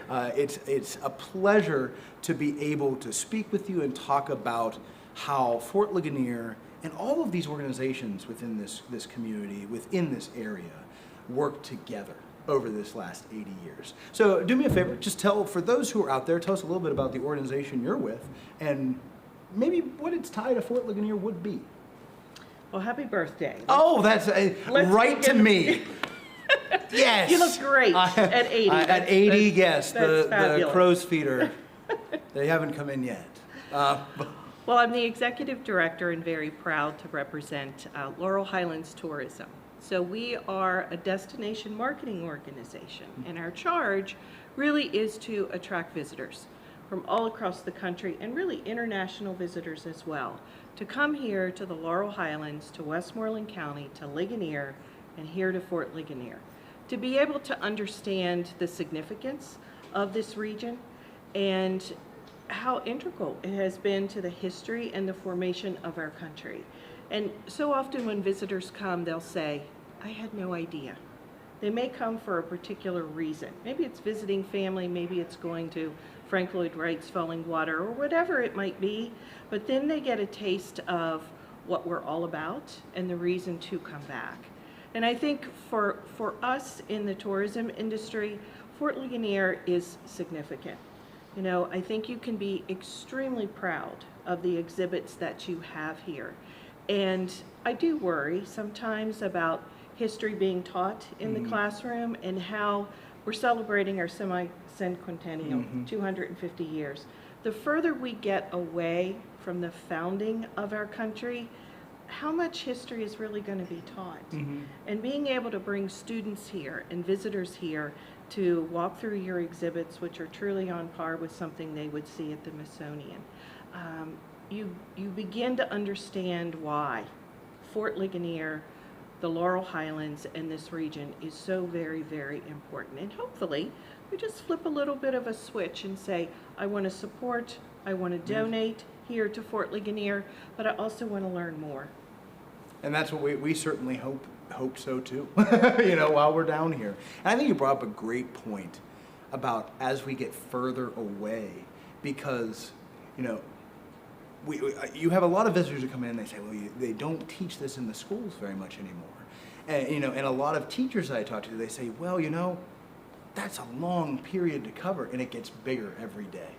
And it goes back to your point of, as we get further away, all of a sudden now they have to teach more things. They have to, and where does the French Indian War fall into that? Where does the Revolution fall into that? Where do the 1800s fall into that? I just mean, and so we fill in the gaps where we can in other historic sites throughout this region. Now you also mentioned some pretty popular attractions that we have in this, not just Fort Ligonier, but you mentioned Frank Lloyd Wright's Falling Water. Correct. There's a lot here. And I would have to ask it, because I'm not going to say your top one. What if I said, yes, what if I said, you know, if someone was coming for a weekend and they had to hit 5 places, is that enough? No, you need a full week. You know, oh, okay. You need at least 7 days. So you heard it here first, folks. You need 7 days so that way you can hit all these places right in our backyard. Right in their backyard. So could I get a top 5 though? Or how about in no particular order? Well, certainly you lead with Fort Ligonier, because I think you need to start with a foundation of the history of the country. And because it's our birthday. And because it's your birthday. Fort Necessity. And that ties a region together. Right. I think you see how far these men walked or rode a horse or marched during that period of time. And that's important for young people and all generations to see. Then you fast forward to what would be more current history, and that's the Flight 93 National Memorial. Right, of course. You definitely need hours to spend to understand the sacrifices. And you have sacrifices that took place 25 years ago and the sacrifices that took place 250 years ago too. So, you know, there's just a nice parallel there to understand how people really fought for freedom and how they really embody that and understand we wouldn't be here if it weren't for all of those folks to be able to do. And certainly I mentioned Falling Water, Frank Lloyd Wright. We're lucky enough that we have Polymath Park where you're able to stay in a Frank Lloyd Wright property. And then 7 miles from Falling Water, we have Kentuck Knob. And that gives visitors an opportunity, I think, to see the genius of an architect who looked at the topography of the Laurel Highlands and said, wow, this needs to be here by a waterfall, and this needs to be high on a knob to overlook the beauty of the region. The Westmoreland Museum of American Art. No, certainly. If you're traveling with multiple generations, you want Idlewild and Soak Zone. I mean, there's just so many. I mean, you can't do 5. I think that's kind of the point. You need multiple days. Multiple days. You can't. When you come out here, it's not just this is a one-trick pony area. You know, it's just not a one-stop. Right. Instead, you can go out and there's just so many. There's history, there's fun, there's, you know, you mentioned Idlewild, but there's then architecture, there's art. It's just all throughout here. On and on. Yeah, it does. It does. So, and I think, you know, to kind of round out this interview with you, what is your favorite memory here at Fort Ligonier as we celebrate this 80th birthday? I think I have 2. Okay, sure. My daughter. That means we're doing a good job. You're doing a great job. So our daughter is 26, and I remember bringing her here when she was just a tot, and I remember walking up the hill, and for her to walk through, and for her to have a first glimpse of, is this how people really lived, Mom? How did they do that? And is this what they ate? Well, that isn't very much to eat. And I think starting young and introducing them to history gives them an appreciation and just that little nudge to learn more. So that's one. And I love the Cannonball that you host on an annual basis. Our fundraiser coming up in September. We mentioned it earlier. Yes. It's just a nice gathering of the community. We live in a fast-paced world, and we often don't get to see people the way we would like to. You know, those front porch days or the back porch days aren't as frequent as they used to be. So being able to get together as a Ligonier community and celebrate and just raise a glass to the fort is important. And so, you know, we're always here to support whenever we can. And thank you so much for coming down today. You're most welcome. I appreciate it. Appreciate it. Thank you for being here. And I think we even have more people, folks. So Amy, you want to come on up? And again, stay tuned. We're still here. We're still talking about so much in this community, so much what's in our backyard, other historic sites, other groups that are here. We cannot thank these people enough for partnering with Fort Ligonier and joining us today. So Amy, thank you for coming down. Absolutely. Happy birthday, Fort Ligonier. Yes, happy birthday indeed. 80 is a milestone. 80, yes. I know. It's crazy to think that this organization, 1946, gets started. And now here we are 80 years later, new facilities and things like that. And just, I would be amazed to see what some of those people might say about if they walked around here now. Yeah. But Amy, tell those who are watching out there a little bit about your organization, your role. Absolutely. My name is Amy Beidel. I'm the Executive Director of the Ligonier Valley Chamber of Commerce. And our goal at the Chamber of Commerce is to support our local businesses and members, and Fort Ligonier being a proud member, and to bring people to our small, quaint town of Ligonier so that they can enjoy everything Ligonier has to offer. And there's a lot to offer. There's a lot to offer. Even right within the diamond there. I Absolutely. mean, we have the amount of shops and restaurants. And that's the funny thing. We always get visitors. They come in. One of the questions is, well, where can I eat? Yeah. And we always, we have so many restaurants. Yeah. But another question we often get is, oh, well, why don't you guys have a cafe down here? We don't need one. They're all right within have a lot walking of distance. I cafes, know. We absolutely. have coffee shops. Yeah. We have restaurants. You know, there's just so much up there, and I think it kind of goes back to what we just talked about. You can't just do a top 5. You know what I mean? It's just you can't. If you go throughout this area, if you go up into the shops here in Ligonier, the food, I mean, there's just so much to do while you're There's here. so much. We're so fortunate to have you right in our backyard. I think Mary said one time that 25,000 people come a year. Yeah, around and there. that's a large number of people to our small community. And I know that they ask, well, where can we eat? Where can we shop? Mm-hmm. And so you refer them 2 blocks up, and every once in a while, someone comes in my office and they say, we just found Ligonier and someone told us there's a fort here somewhere. Where is it? And I say, wow, it's just 2 blocks Take down a the walk road. that way. Yeah, you know? so it's nice to be able to refer members. I know you do that all the time. And just this morning, I've been watching the live stream on and off. Yes, I saw you do some fencing. Yes, I saw poked you, a lot. Yes, I saw you talk with the butcher from Tubmill Provisions Yes. and talk about the relationship that is so strong in our small community of referring people to one another. I and ate that's tongue. what I saw. I was eating. It's Yeah, good. it was actually very It is good, good, and yeah. I think that's a statement for Tubmill. Yeah, You know? absolutely. People look at that and they're afraid, and I was like, hey, it was pretty good. Why not I enjoyed it. Yeah. Absolutely. Yeah, and that's what makes Ligonier unique. The strong community we have so many businesses that are not in competition, they are in support of one another. And so seeing that relationship of referring people, restaurants referring people to other restaurants, and shop to shop, so we're fortunate to have that. So I would have to ask, is that camaraderie one of your favorite parts of the chamber, or what is your favorite part of your role at the chamber? Of course, that is my favorite part. I love to see partners working together and supporting one another. I think we live in a time whenever we don't always see that in neighborhoods, and that friendliness and support of one another. So I think that is one of my favorite. And then, of course, getting to talk and meet people is so important too. Yeah, it's, and again, there's always something going on, and I know the chamber partners in multiple ways. So do you want to tell the people a little bit, if anything, what's going on in Ligonier coming up here? We got a lot, right? We got a lot. Yeah, going I'm on. sorry. Yeah, Maybe yeah. a couple things, Yeah, but just a couple things. It's hard to believe we're in August and heading into the fall season, which is a special time in Ligonier. Of course, we have Fort Ligonier Days, which everyone looks forward to. Oh my goodness. At the chamber, we have our Pumpkin Spice Festival. Before you know it, we'll be doing our Light Up Night Parade and kicking right off into our Christmas holiday season. It's right around the corner. It's right around the corner. It's hard to believe as we're sitting here today to say that.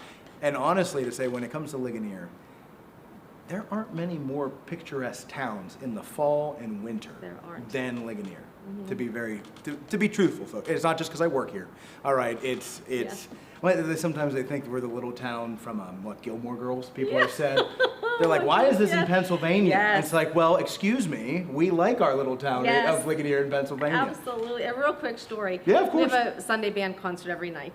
And last year, an older gentleman came up to me and said, Stars Hollow. Yep, there it is. That's the name. I said, I have no idea what you're talking about, sir. And he said, you never saw the Gilmore Girls. And he tells me a little bit about it. And I said, I raised 2 boys. I have no idea what you're talking about. So then I had to go back and binge watch Stars Hollow. And we have our own Stars Hollow right here in Ligonier. Yeah. So kind of as we wrap up this part of the interview, again, thank you so much for coming down. Thank you. So can you tell me favorite memory about Ligonier, Fort Ligonier?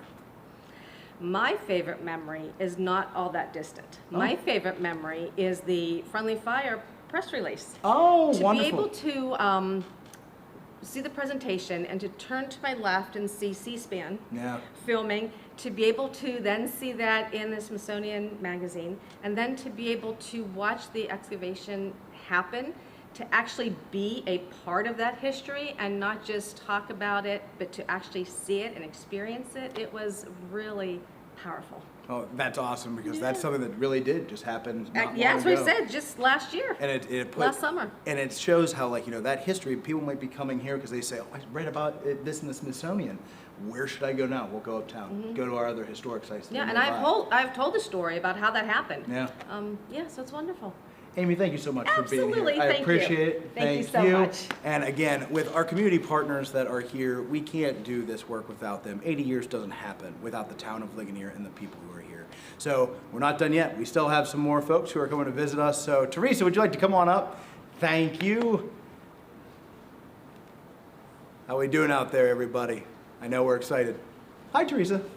It's so good to see you. That's a very high Yeah, I know it short is. Here, person. it's if I see you guys, it's like getting on a horse. I've got you, and I haven't gotten on a horse in a long time, so I don't even know what I'm saying there. But Teresa, thank you for coming down. You know, I've known you for quite some time now, pretty much since I started here at the fort. We were in some of the dance lessons I remember here together. We've done all. You know, one of my favorite memories was in partnership with your site, which is the Compass Inn, and that's going to be we did the travel through the ages, where we had the horse here, but then they went to your site, talked about the stagecoach. I mean, so Teresa, before I don't want to steal any of that, I just want to say. Stole my favorite thing. I know, right? I don't want to do that, but. That means we're on the same. The wavelength, we have been, right. But Teresa, would you like to introduce yourself to the folks? Oh, and where you work? Yes, I'm Teresa Gay Rohal. I'm the Executive Director of the Ligonier Valley Historical Society, as well as Compass Inn Museum, which is just 3 miles down the road from Fort Ligonier. On this same road, we actually occupy the same road, right, but not the same space in history. Yeah, but it all leads together, and it's, as I tell a lot of students that come through here, history is dominoes. You know, we hit into each other. So the things that happen here are directly tied to what happens at your site, and talking about the stagecoach stop, and I know you talk about the Armour family. I mean, there's just so much of history that is there. So Fort Ligonier and the Compass Inn, even though we don't have necessarily that, it's not like, hey, General Forbes stopped here, then here. There still is a very strong thread, and especially with with the Historical Society, like you said as well. You want to talk about a community-based organization. Tell us a little bit about the Historical Society. Well, the Historical Society is 55 years 55. old, so we're not anywhere near happy birthday No, for 80 but I years. mean, still 50 years. We've had a lot of people come in and tell us about 50 years. That's an achievement. Actually, the museum is 50 years. The Historical Society is 62 years. There you go. See, it's even longer. Had to think a minute. But I mean, it's a testament to the people who continue to tell the story. Right. So it's I think we've said. You probably have said it all day long, and I apologize, I haven't listened. We are preparing for tomorrow because President Monroe, or I should say Colonel Monroe. Oh, Colonel, yes. Colonel Monroe is visiting us, who is our 5th president of the United States Wonderful. of America. So he's visiting Compass Inn to reflect tomorrow on 50 years past the American Revolution. And so he will be talking about what it was like to be in that Revolutionary War. That's fantastic. So I've been preparing for him all day Yes. today. It's a big deal to have Colonel Monroe. To have and president. Well, yes. Yeah. We can't say it out loud. Yeah. But Anyway. So, but the important thing is that Ligonier is so lucky to have people who have vision for history. Right. Starting to bring back 80 years ago, Fort Ligonier, to tell that story. Moving on to our time period in the 1800s to restore an old former stagecoach stop. Right. So we can tell the next story. And then moving on to the Railroad Museum. I was gonna say, Railroad Museum right down the road. Oh, my goodness. So we now have a group of people who are so interested in history that they brought that part of history together. So we at the Historical Society kind of think of ourselves as the place that connects all the dots to all these history venues that we find here in the Ligonier Valley. And that's one of the things we do is to say, okay, have you been to Fort Ligonier? Have you been to the Railroad Museum? And then lastly, the next type of transportation, which you alluded to earlier, is Lincoln Highway. Oh, yes. And they did stop in earlier. They came and talked to us for a short time. So Lincoln Highway is the next part of our history, and to have another group of people interested in that. So that it ties not just one history, and a lot of communities wrap their history around one figure, one event. Yeah. So for us to be here and all of us partner together to put on events such as our free museum days, of course, such as our the transportation through time. Yeah, we did that. Yeah. Yeah. So it's just, to me, it's so exciting to see that we have so much interest in history. And at the Historical Society, while we, our largest flagship, I call it, is Compass Inn, we have other parts of history. We maintain 7 historic abandoned cemeteries where veterans from the Revolutionary War and the Civil War are buried. Oh, my goodness. That were fought from our communities. We also have, and there are other other wars that are buried in them, but they're all abandoned. They have no owners, so they are entrusted to us to take care of. And we have an iron furnace. Okay, yeah. That was which is on the National Register of Historic Places, just like Compass Inn is, and that was last in 1858. Oh my goodness. So that's on the other end of the valley. So we tell that story. We tell some industrial heritage story there as well. So we are the place that connects the dots to all the history venues, and we're always thrilled to be part of anything that we can connect with. Oh, 100%. Yeah. Yeah, I just mean, and it is fascinating that visitors and those who visit this valley can hit all that in a couple days. You know, it's hard to do the whirlwind tour, but you could if you really wanted to. And I gotta say, you know, folks, you go out to Compass Inn. It's one of the favorite events they have when you have all the blacksmiths there that come in. I mean, you know, you have whenever you have your kitchen going. I know, and Teresa will go out and she will be cooking out there tomorrow. Tomorrow, there you go, for the President Colonel Monroe. But I just mean, it does. There's just such an opportunity for all of us to just continue this through line, especially 250th anniversary year. There's just so much. It's a very important year for us all to connect together, which we did for Right. our 250th anniversary back in July. Yeah. We all organized an event that we're very proud of. Rained on us, and we had terrible smoke, but still was a good event. Hey, that's the line of work we're in, right? You know, we can't always control the weather, but what we can do is give great programming for those visitors who come through. That's right. And that's what we try to do at our historic sites. You know? Exactly, and to show that this nation was built in a long line of things that happened. It's not just one thing.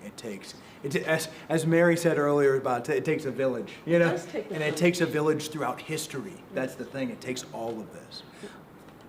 We're so lucky, and we really are. Happy birthday and congratulations! I think you probably heard that a few times. Well, it's just funny because now it's like people are saying happy birthday directly to me. Well, Mr. Washington. Yeah, well, he's in February, I'm in June, and it's like we're in August. Hey, everybody, 80th birthday. He represents. I know, I appreciate that, Teresa. Thank you. You know, if young Washington wants to come out and meet Monroe tomorrow. Oh, I think we would both be very confused. You know, at that timeline, that might cause a paradox. I don't know. It might. Well, Teresa, I want to thank you again for being here. And actually, no, I asked everyone, but I want to.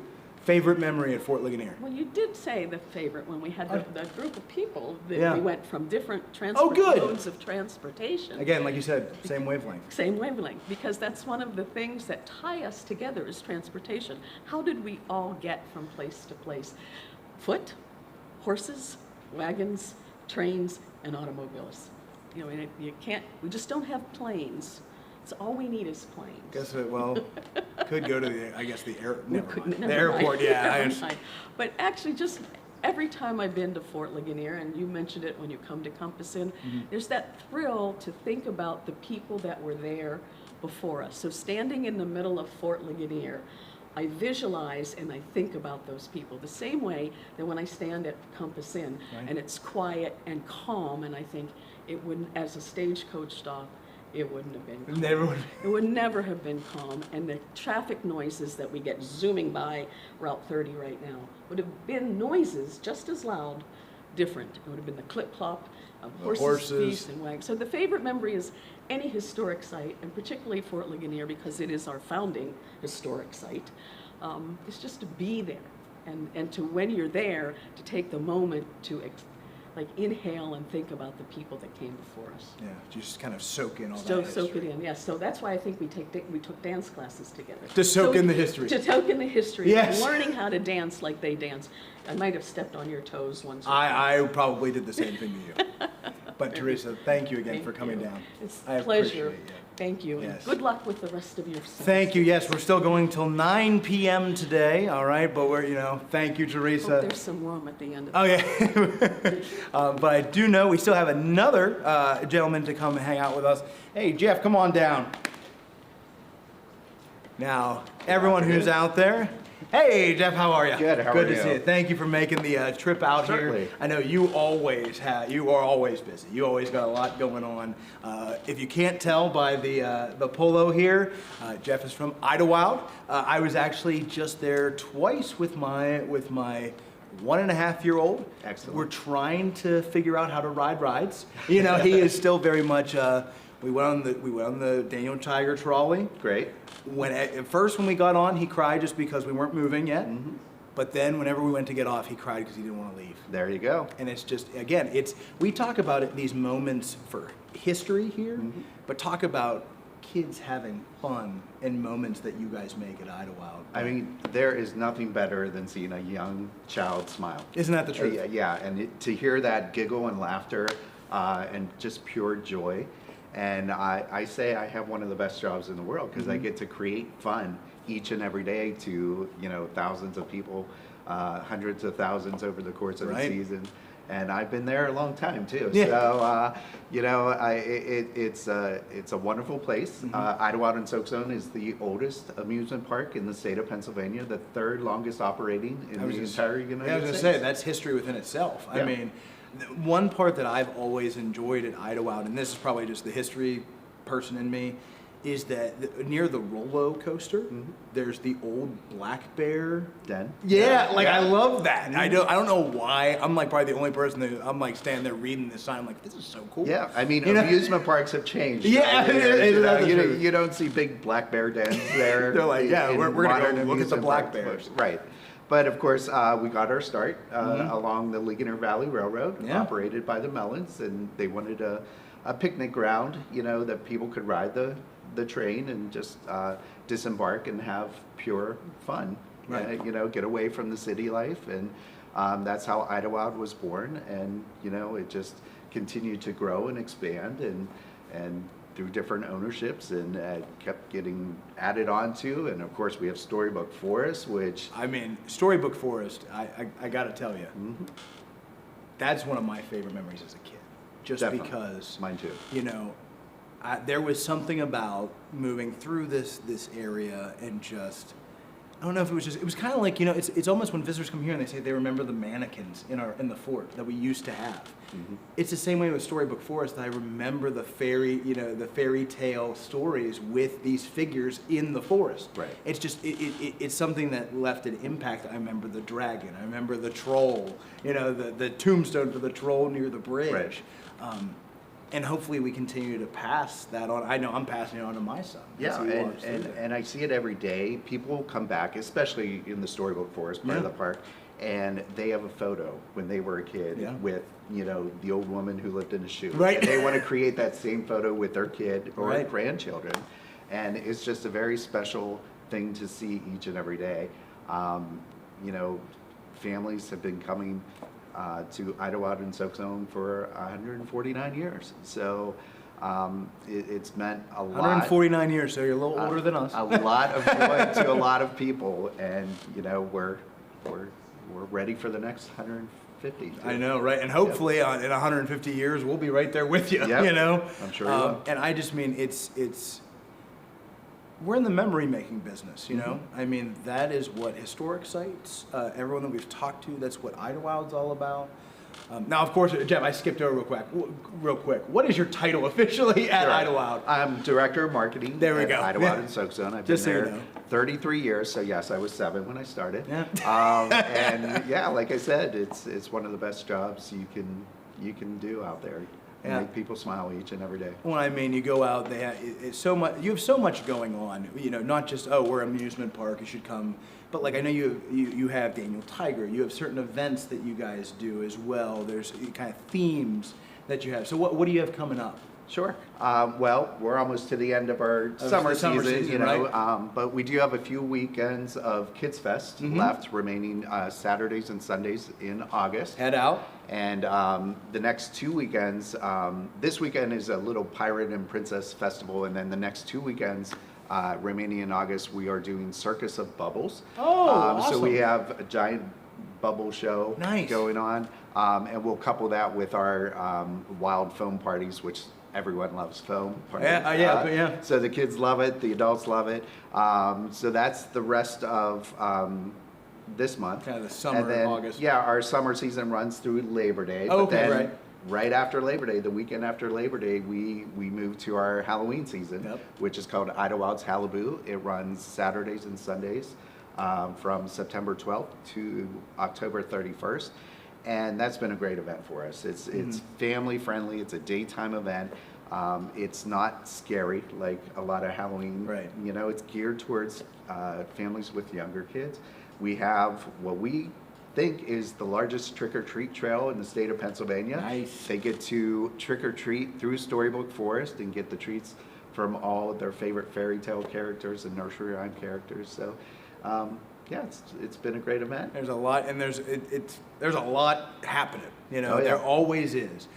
So I would say, folks, if you haven't had the chance, you should go to Idlewild because, I mean, even if you love Fred Rogers, if you love Daniel Tiger, it's especially for your kids. I know how my son reacted when he was on that trolley. It's just, it makes your day. You know what I mean? Especially when they get to see that. It's the only amusement ride in the world that ends with a hug. I mean, and you know, it was created especially for Idlewild by Fred Rogers himself. And I remember as a kid going on the trolley and my grandfather loved the trolley, taking me as his grandson on the trolley. So I mean, like I said, folks, this is the memory making business, whether that be through stories we tell here at Fort Ligonier, or whether you go to Idlewild and Soak Zone and you ride the roller coaster, you ride the Wild Mouse, you go through Storybook Forest. Now, Jeff, I have to ask before we wrap up this interview, you know, we've partnered for a long time, I know, because you've come here for a chamber breakfast. I've come down as young George Washington when I've had hair, and go down and talk to kids and the visitors that come through. What is your favorite memory about being here at Fort Ligonier? You know, not a specific thing. I just think, well, maybe the first time I saw the visitor center, I was just totally blown away. Right. To see something at that level here in Ligonier, Pennsylvania. You know, it is truly magnificent. Everyone in this region should visit if they have not been here in a long time. It's very educational. It's a great place to bring kids to learn about the history, and you all do a great job, and I want to wish you a happy birthday. A happy birthday, again to me. No. But thank you, Jeff. Thank you for coming down very today. welcome. We appreciate that. And everyone who is out there, thank you guys. If you see I gotta always look over, and there's the donate button. It's over here, the QR code. Scan that, make a donation if you can. $1, $2, $10, $20, anything helps us. Thank you so much, and we got more content coming. Stay tuned. We're going to see you in just a few moments, and we'll be back.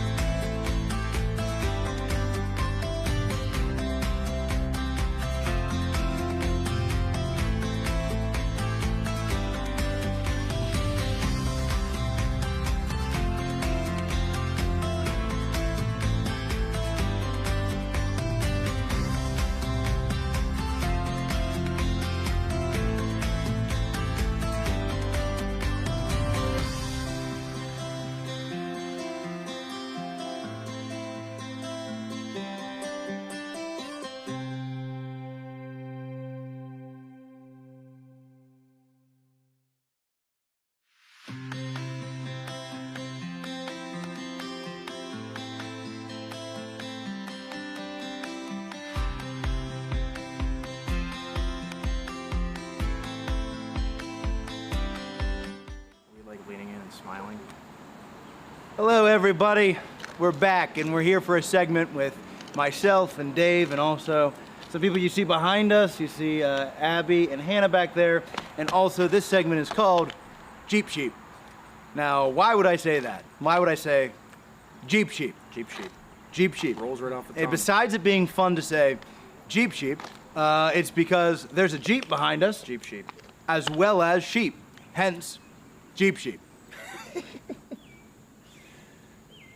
I didn't think we were going to do this one. But part of the reason why we have a Jeep behind us, and you might be asking, Matt, you're a French Canadian war site. What's going on here?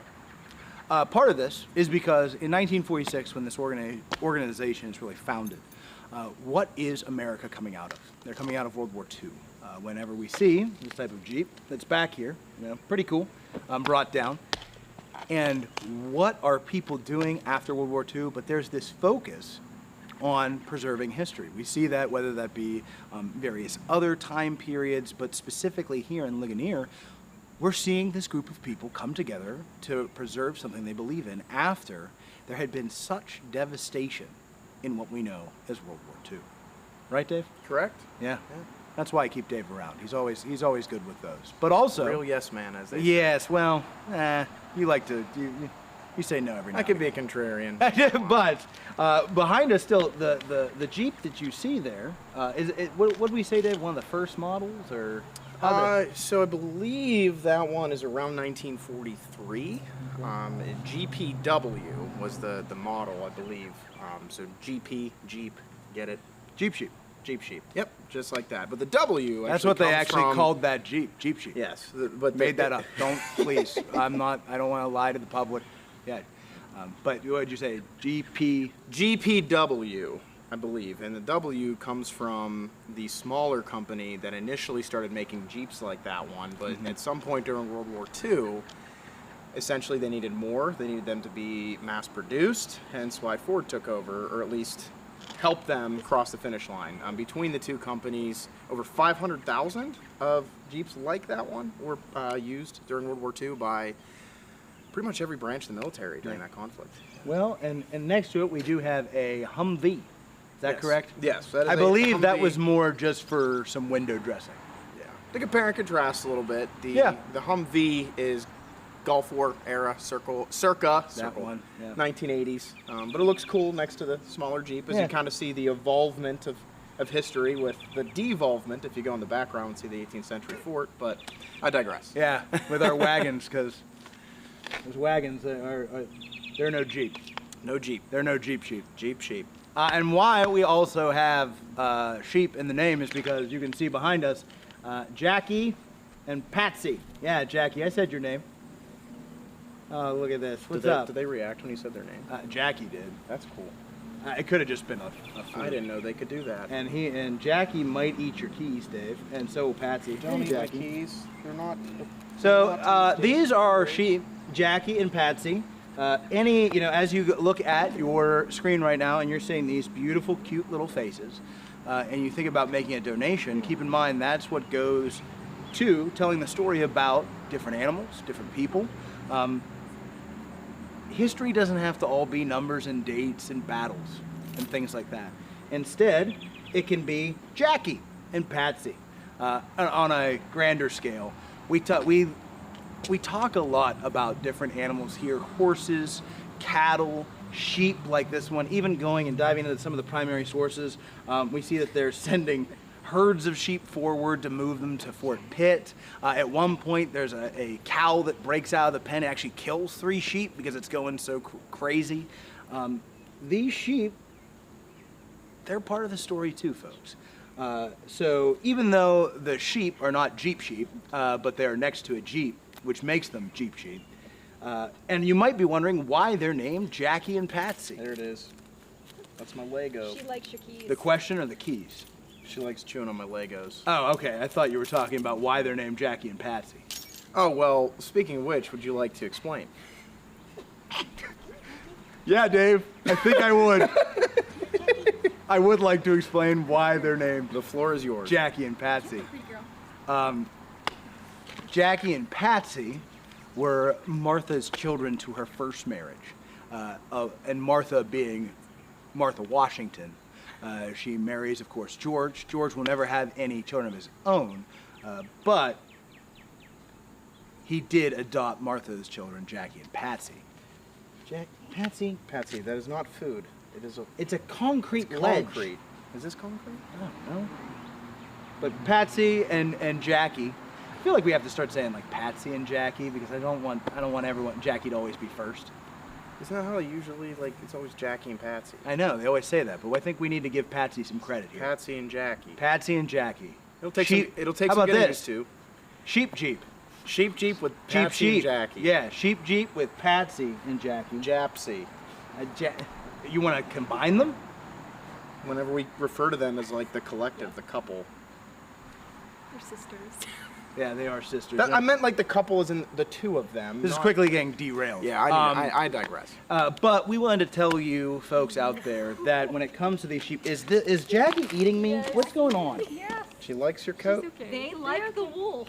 Here, you want to come up here? Can you come up here? Come on. I don't know if they get that, like dogs would. Go on. They're very intelligent. For the most part. No, sometimes they're smarter than us. Well, I did recognize their name earlier. Until they're not. Yes. Like also, like you can see they have their Couple of halters on. You sisters. can move them by their heads. No, you can't eat that. You Teeth can't eat on that. the concrete. Yeah. That is. And this is the first time that they're here by our center, so this is a new experience for them, and they are very fascinated by the concrete itself. But they also know that they are the stars of this stream, and I am quite sure the moment they leave, we will lose viewership. But, folks, the only way we can continue to do this is through generous funders, generous donations. Very specifically, this is part of our History Alive program. Patsy and Jackie are made possible by Americana Corner. Again, shout out to them. A huge help in our History Alive program. And also, bring your kids down here and have them meet these sheep. Yeah! Jackie! Yeah! Party tricks. There we go. It's like yeah. I was going to say dancing bear, but we don't want to do that. Why not? Look at that.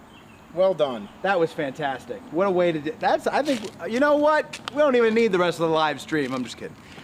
But look at your QR code. We do need you. Yes, we do need you. QR code, make a donation. We appreciate all of you participating in this 80th birthday. Here's to another 80 more years. Right, ladies? All right, let's just, everybody, we'll be back in a few moments here. Thank you so much. We'll be back. Jackie! She wants to run! Jackie girl, what you doing? And Patsy's just like, why? Never mind, are we cut? We're good?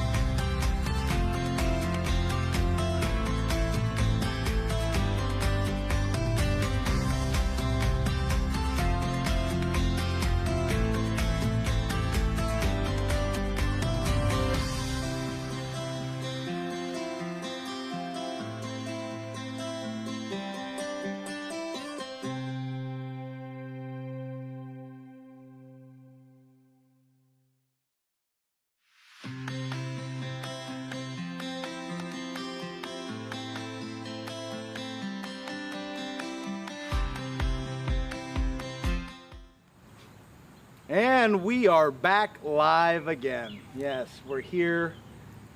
80th birthday, folks. Aren't you excited to be with us for this full 12 hours to start, and then another 12 hours of content coming out on our YouTube channel tonight from about 9:30 on as we go until 9 in the morning. But right now we have been live, and someone who is here to join us as we just had our Jeep Sheep segment is now Drill with Bill. All the segments have to rhyme. Yes, yeah, we're gonna run out of something at some point, because that made sense. But yes, or as some affectionately call this, the Bill Drill. I don't know, do I like that one more or the Drill with Bill? Sir Humphrey Bland would be mad about the Bill Drill. The Bill Drill, yes. We don't want to offend anyone. So here we go. We got Bill with Drill. Drill with Bill. There you go. Drill with Bill.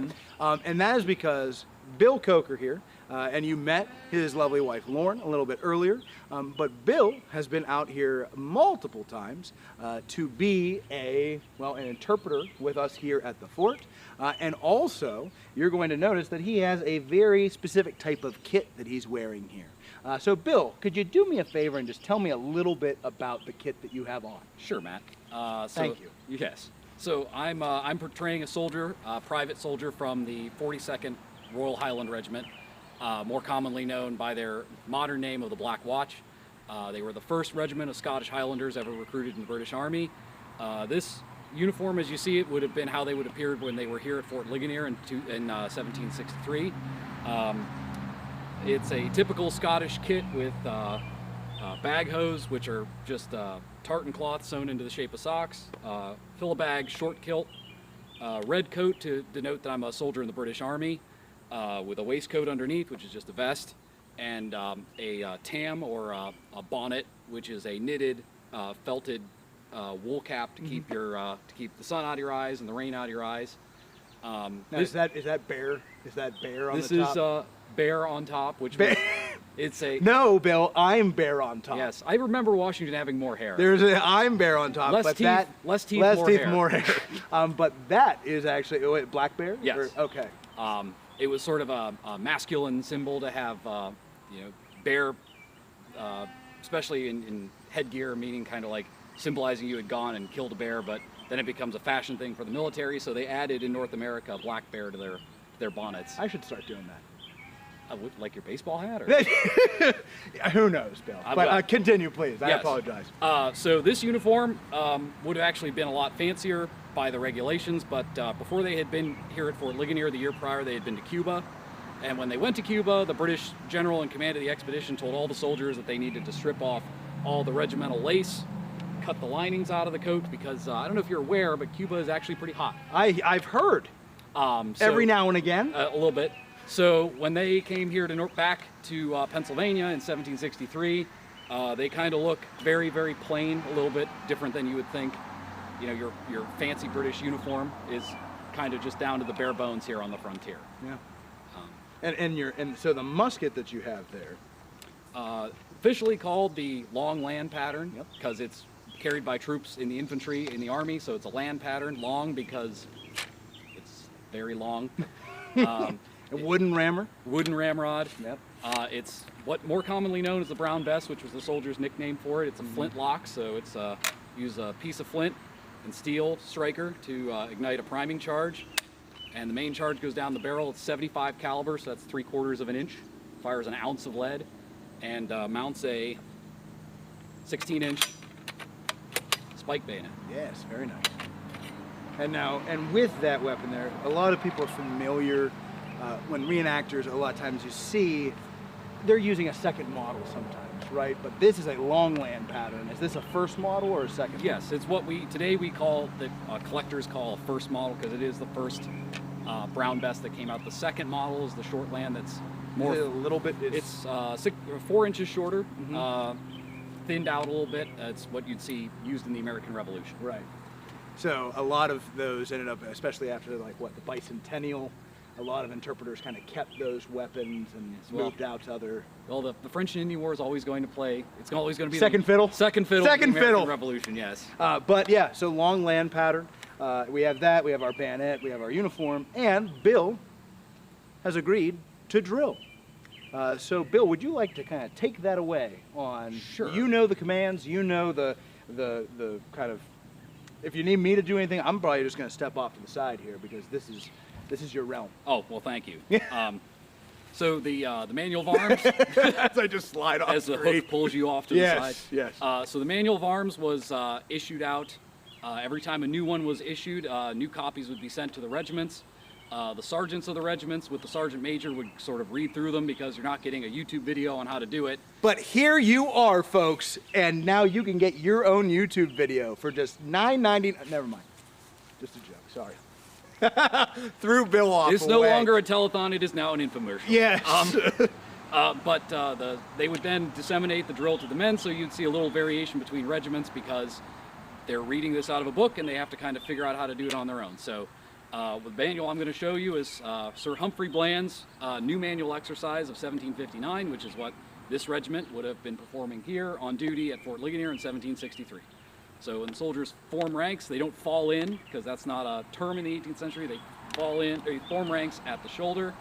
So your shouldered firelock, your half cock, meaning it's in a safe position with your pan shut. To just go quickly through the brief maneuvers of the manual of arms, your feet are straight ahead, unlike modern drill and ceremony, your arms straight at your side. Join your right hand to your firelock. Rest your firelock. It's brought over to your other side.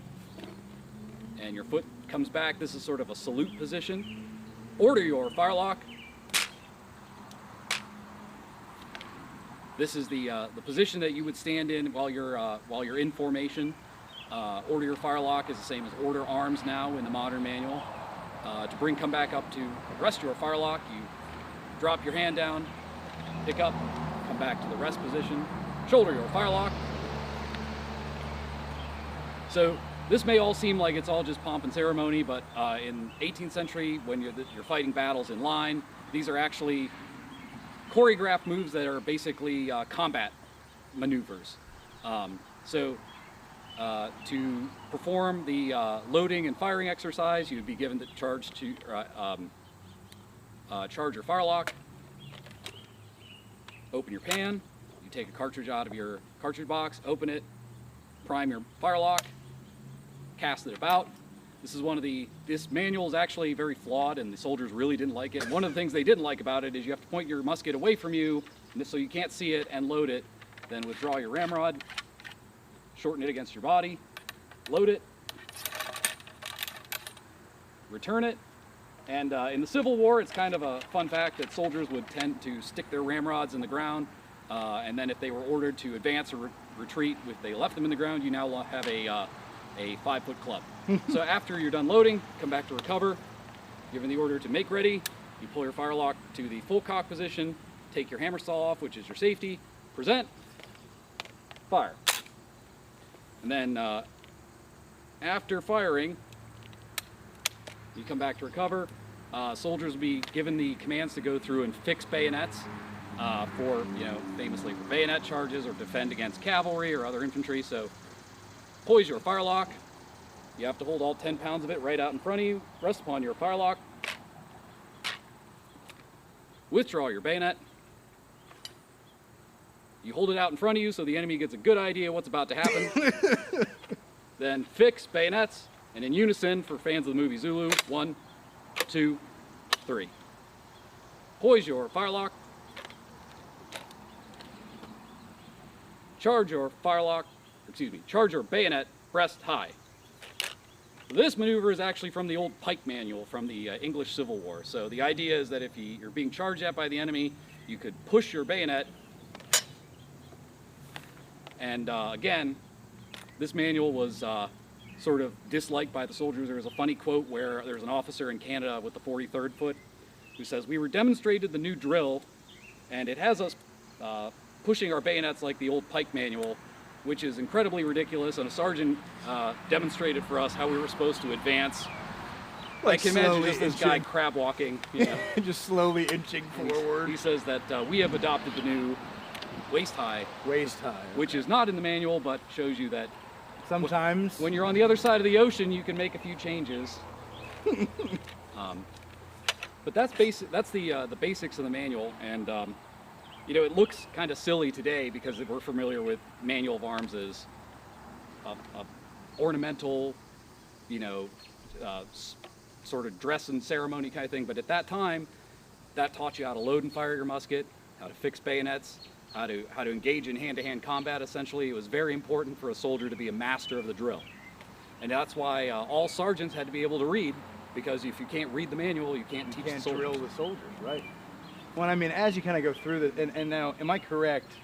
So when these guys are on the field, you know, there's different maneuvers that they do. I know something that you told me that I found interesting. You always hear a lot of people say, like, to the front or to the right, but you always hear people who say, like reenactors say, to the right face. Right. So we kind of like we take things backwards into history with us, because today, forward march to the right face, to the left face in the manual, it's to your left, and you turn to one side, and the command of the preparatory command is to the, and then you know you're going to be turning a direction, and then you get the direction as the command of action. So to your right. And it's always your right foot. Correct. I thought that was interesting, that it's either this way to make you turn left. Right. Well, correct. Your left foot's the king's foot. It only moves when it's instructed to. That's how you keep your place in line. Your left heel is always going to be in the same place.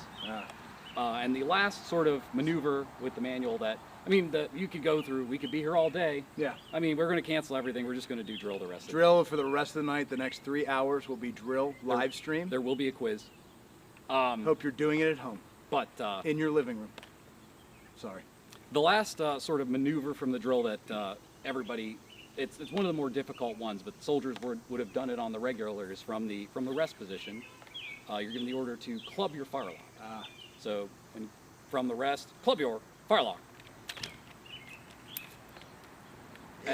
And obviously you'd be like, why would you want to hold your musket upside down? That makes no sense. But for two purposes, this was the position at which you would dismiss. So for when you were done with your duties for the end of the day, you'd be given the command to dismiss, turn to the right about, face the other direction, walk off.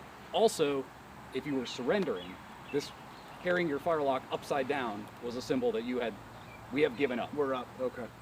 And then from there, rest your firelock. Love the twirl. It's not exactly the silent drill team, but yeah, I was gonna say crisp. Thank you. I give you a 10. Thank you. But yeah, I mean, there's certain things that I know, and also a quick fun fact that I've talked with Bill about. You said it's not to the front march. Oh yeah, and also when you want your men to move quicker. March. March, yes. It's so march. You'll actually hear Bill yelling those commands on the field quite often at Fort Ligonier Days. But it's, you know, we always hear to the front march or char, you know, so what is that, the onus behind that? Well, it's just one of those things of, you know, we think today of these commands that we see in the movies. Right. You know, and that's, a lot of times that's just something that Hollywood either put together, or Hollywood in the 50s was trying to put together a drill for the extras to do they were using the modern manual. But back then, you know, you're talking before a lot of this stuff sort of was created, so like they had their own terms for things. Like I said, fall in, that's a modern, you know, that's something like you'd hear in World War I. Right. It's not something you're going to hear in the 18th century. I just learned a new fact, speaking of stuff Hollywood invented. Yeah. Sort of not pertaining to this era, but in general, it shows you stuff Hollywood just creates that becomes a thing. We've all heard the cavalry charge. Oh yeah. You know, what you hear at Pirates games when they're losing and they need to rally. And they don't. Well, I'm a big Pirates fan, but never mind. They ought to call it Braddock's Field. Zinger. But that call is actually complete BS. Oh. It's not the cavalry charge that was ever used by the Army.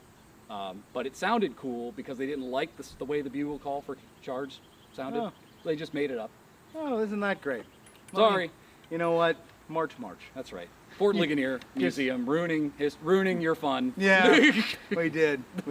Well, Bill, before we wrap up this interview here, first off, thank you for doing that and going through that, showing our audience out there. Again, folks, look at the QR code, go on, give us a donation. It helps us do living history activities like this, and we appreciate every single one of you. It makes it makes a difference. It really does. Now, as we wrap this up, Bill, I wanted to ask, what is your favorite memory of Fort Ligonier? You've been coming here for a long time. That is a fact. I would have to say probably when we, a long time ago, the reenactors did not used to march in the parade. Okay. And we would do our own parade at night by candlelight. Oh, yeah. And that was always a fun one. I have a lot of fond memories of marching through town sort of as the Fort Days wrapped up. Mm-hmm.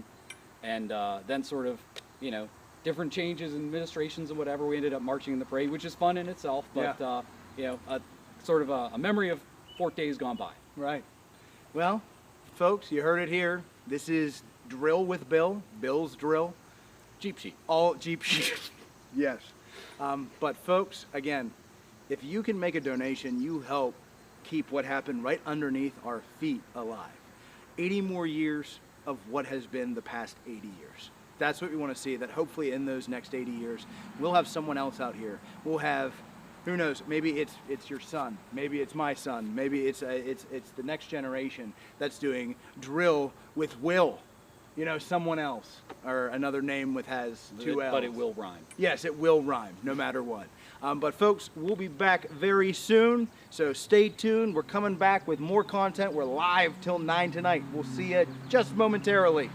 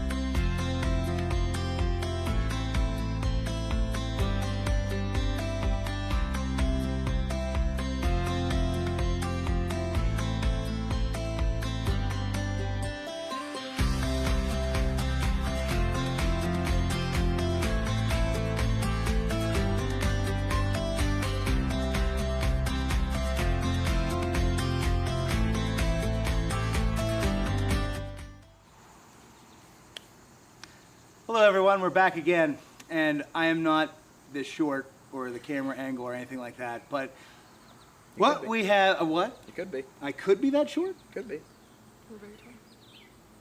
What kind of, never mind. But what we're going to be doing is I'm going to try and start a fire the old-fashioned way with flint and steel here. Dave's going to time me. With a not-so-old-fashioned phone. Yes, very much so, not old-fashioned. And while that happens, we also have our lovely young professionals team that's here. Yeah, say hi to the camera, guys. Yeah. So guys, they have been actually behind the camera or even in some of the programming that you've seen today, whether that be hanging out with our sheep, Jackie and Patsy, or Kate has been running around with a clipboard making sure this all stays on time for the most part. So you do try your best, and you guys do a great job. But this Young Professionals program has been awesome because it's given us a lot of help with things that we have been completing here at Fort Ligonier. If you come here and you go up to the fort, there's a trade goods exhibit that we just installed. You can see that. That was through this Young Professionals program. Doing research, fabricating the exhibit itself, getting these items, this is all them. And then also our new 250th exhibit, they helped out with. All right, so there's just so much that they've been doing. We really appreciate you guys. Thank you. Now, while I try and do this, Dave, you're going to ask them, and you're just going to talk to the camera. You don't have to put on a mic or anything, even though you're in the CIA, apparently. Yeah. Both of you. Get down, Mr. President. Jeez. You've been promoted to Yeah, president. thank you. But you're going to ask them what their favorite part of the Young Professional program was. What? Not yet. Was your Not favorite- yet. God, you didn't specify. Because I'm going to try and do this the old-fashioned way. So again, Should I boy. start the timer? Not yet. Not- No, I'm showing the crowd. Dude, what is this striker you got me? You have options. I do have options. Yeah, out of 10 hits. I mean, Still works. See, the fun is the struggle. ow. And that's also why we don't let kids necessarily do this, because you hit your knuckles. And that it hurts. Jinx. You owe me a soda. Let's, okay. I think I'm going to go with this one. I have some char cloth in here, a few little other items to try and get this fire going with the idea that I'll catch the spark that'll be in there, and then hopefully I can get this going before they're done with their favorite memories of the... Oh, I already start the thing. I caught it. Did you actually? I caught it. Yeah, it's there. Oh, he did. Start the time. Ask them. Favorite memory. Favorite memory. No, favorite. Sorry. What's your favorite part of the Young Professionals program? Yes. Jeez. Yes. To alleviate Go the ahead. interviewer. Hello. Kate, we'll start with you. What was your favorite part of our Young Professionals program this past season? I think for me, probably making a lot of the props that are currently up in the South Storehouse. I had a lot of fun doing that. I have an art degree, so I am very happy that I could use that here at I did it! 36 seconds. Continue. We're just gonna let that burn out. Go ahead, please. So yeah, that is probably my top thing from here. Oh, very good. It's always a good thing to apply what you've learned with that degree there. So very cool. Hannah, tell us a little bit about your experience, what you enjoyed most. So there was a lot of it that I enjoyed, but I'd probably say getting pushed out of my comfort zone and being able to do a wide variety of tasks. It was always something new. You saw me with the sheep, you saw me dressed up. We also do a lot of research, and like Kate said, we've done a lot of props, so everything was a little bit different. And it's kind of nice to have a wide variety to be able to apply that to a resume for future jobs and expand my career. Absolutely, and part of that is what this program is all about. For as much as you have helped us tremendously here, we hope to help you guys. We along the hope way we've as well. helped you along the way. Very good, very good. And last but certainly not least, Abby, would you like to share your thoughts on your experience with us this season? I have the fun job of getting to handle and care for a lot of our historical objects, and it's really cool getting to see a lot of them like up close, and you get to see a lot of the details that you don't get to see when they're behind glass, and cataloging and organizing them in our collections drawers is always really fun. It's very satisfying. So, yeah. What has been your favorite item to gosh. catalog? Ooh. If you had to pick one. That's a hot question. Really or a hard variety. A hot one. Woo, spicy. Yeah. Like We fire. had a pair of pistols that were, one was Vulcan, and the engravings on like the stock, the wood part itself, and the metal pieces was just absolutely beautiful. I mean, there was like floral, it was beautiful. And you could not notice that behind glass. So it was Yeah, it's very up good. close and personal. Yes. It's awesome. Yes. Speaking of up close, we got up close with this fire, which is now out. But I did, again, here's the thing. Yes, did I use cotton balls? A little bit. But I did have to catch the spark, which I did magically on like the first try. Almost never happens. And then added my kindling in here, and we got a spark going and a fire going. 36.8 seconds. Yes, and that was all luck. But I would say this, a lot of these people back then probably knew if they got the char cloth, if they have dry kindling, they can get this going pretty quickly. But you see a spark that ignites this, and then you're able to get this flame going and hopefully build that into a fire. What we do here at Fort Ligonier and the memories that are made by students that come through here, young professionals, where they get a chance to take that spark that they may either have never had for history or already did, and they start to bolster it, that it becomes that flame. And these are the people who are going to carry this on for the next generation. Hopefully, well, in 80 years, they'll go, I don't know about that. But I mean still, because it's always a process. It's how we build and how we get better, how we adapt, change, learn more. Everything here at Fort Ligonier. So I am happy. I am not this short. So wait a second. I am happy that we were able to start this fire, and also congratulations to all of you guys for being awesome in the Young Professionals program. It's got a bug on you. Thank you. You're a champion. And you three. You three are fantastic. And all of you at home are fantastic champions. And that's also like they're laughing also because I call everyone a champion. Kate knows. But thank you guys again. It's been a pleasure. You've left a legacy already on the fort just by some of the things that you've done, whether that be cataloging or the new exhibit that's up there, the 250th exhibit. This is so exciting. And also, it's great to see in history, a lot of times kids come through and they might go, oh, history's just old people. And I'm like, wait a second. And you look around and you see our staff, you see young professionals in the field, and you know that this story is going to continue. So folks, if you can, look at your QR code, give us a call, give us a donation, so that way this story continues for the next 80 years. And don't tune out yet, because we got more programming coming to you in just a moment. You talk with your hands, and I'm just applying that. I'm practicing for when it's my turn. My turn for what? To talk. Okay. Never mind. Everyone stay tuned. We got more coming. Everybody point. And I'll point the QR code wherever it is. Right here at this bucket. We should be. I think we're cut.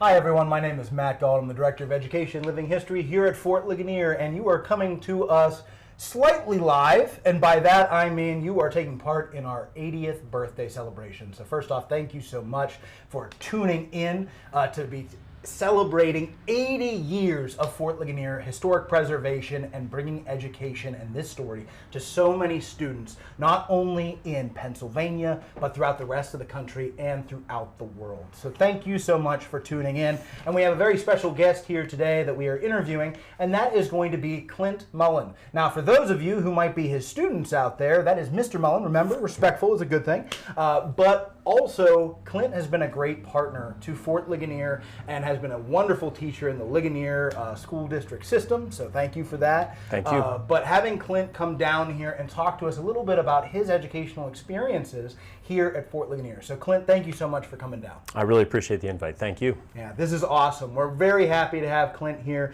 And I think really just to start off this interview would be because you are technically a social studies teacher, right? Correct, so yes. And I think you would consider yourself history focused? History, yeah, U.S. history is actually the name of my subject, So yes. that's the sweet Yes. spot for you, though. You Absolutely, love U.S. yeah. history. So I would really say, what is your favorite part of teaching? And perhaps, what are your experiences? What do you love about this profession? Right, so every day is different, and the interaction with the students is always a lot of fun for me. I like to see that their growth as people and also just people, students in the classroom. From a social studies perspective, the things that I like are kind of that human experience, the human element of history, which a lot of people don't always get. Whether it's someone incredibly famous like George Washington or just an everyday person, it allows them to relate a little bit more to the past. The other thing I really like is making connections from the past to today. And the kids, when you're able to do that, they become really engaged and even more invested, and that ultimately is going to help them to learn. Yeah. Now, of course, to be a teacher, you probably have a passion for the subject. You like it a little bit, right? Absolutely. Yeah, just Yes. a little bit. But when I say that, it's because a lot of times, being in the historical field, we have favorite parts of history too. You know what I mean? So I would have to ask, who's your favorite character, figure, or event that probably happened in history? I know that's a lot to say. There's a lot there, yeah. I would say that my favorite person to kind of study at this point is George Washington. I think that I just keep learning more and more about him, and I think he's kind of this, the impact that he has on our early nation is just tremendous in so many ways. And you're not just saying that because you're here at Fort Ligonier. Not at all, no. Too, right? Okay. Right. We did not pay Clint to be here. And then the event would be the Battle of Gettysburg. Mm-hmm. I went there as a kid, and on vacation we would go to Gettysburg, and now as a teacher, I take my students there. We go on a field trip as we're studying the Civil War, and we all have a lot of fun there learning about everything that happened during the battle, and then making the connections to kind of the human experience again. Of course, yeah, and it's right in our backyard, really. Right. Gettysburg isn't far away. And I'm happy you brought that up because, Gettysburg was something for me that I went as a kid, and look where I am now. Right. It's funny how these little moments or an interaction with a historian or an interpreter or a teacher can really impact young people. And put them on a path towards preserving history in their own way, whether that be through education, working at a historic site, starting a YouTube channel, Sure. Who knows? But now, and a reason why we actually picked this building, because I gave you your choice when you came down here. Yes. You've been all over this site, so I said, hey, pick a spot that you like where we could film. So why did you pick this? This is the recovery ward for those of you out there. We're in our hospital recovery ward. Why did you pick this building? So it kind of goes back to what we were just discussing. A former student of mine that I had in 7th grade who had a true passion for history, loved the subject, and always would contribute greatly in class, eventually became a docent here at Fort Ligonier. Yeah. Couldn't think of the name, the word. And he would present in this recovery ward often, and I always really enjoyed seeing the growth that he went through as a 7th grader to someone that's working, interacting with students, and he did a phenomenal job every time. So I always think of him when I'm here, and the memories of him in class, and then again that growth that he had as a person. I think it's awesome because it shows you're also making an impact, and it shows how education can impact students and how a place can impact them. And honestly, that student came to summer camp here. He was even younger and then came up through, but public speaking. And then how awesome is it that he gets to put on his resume that he worked at a historic site, right. and he does great things. The person that we are talking about, and he may be watching out there, but he's been awesome at this historic site, and it's just great to see him grow. So we're in this recovery ward. We're talking about the experiences you've had bringing your students down here and teaching the French and Indian War. Now, luckily, we're spitting distance away from your school. Yes. Yeah. So it's kind of in your backyard. But do you think that places that might not have this, like let's say Utah, California, should they teach the French and Indian War more or not? Because you guys have you cover in your classroom. Where do you start? We start with the discovery of America until the Civil War. Yeah. So I mean, we got a huge amount of territory. Right. Yeah, it's a lot. So you have to pick and choose, right? You kind of have to. You don't want to necessarily say we're going to cut something out, but some things might get a little bit more time. There might be. You kind of have to get all of it in. Yes. Yeah. So do you think other places that might not have a resource like this, should they still be focused on the French and Indian War? Yeah, I would say that would be a critical part of our American history for them to focus on. And I know at Ligonier we do quite a lot of that, as you said, because we are so close by and it's tied to us so directly. But when we start to discuss the French and Indian War, I think you kind of see that start of that early democracy and the birth of our country. And we get to talk about people like George Washington. They're going to have such a great impact. And when I study that French and Indian War, we ultimately look at it as a cause of the revolution.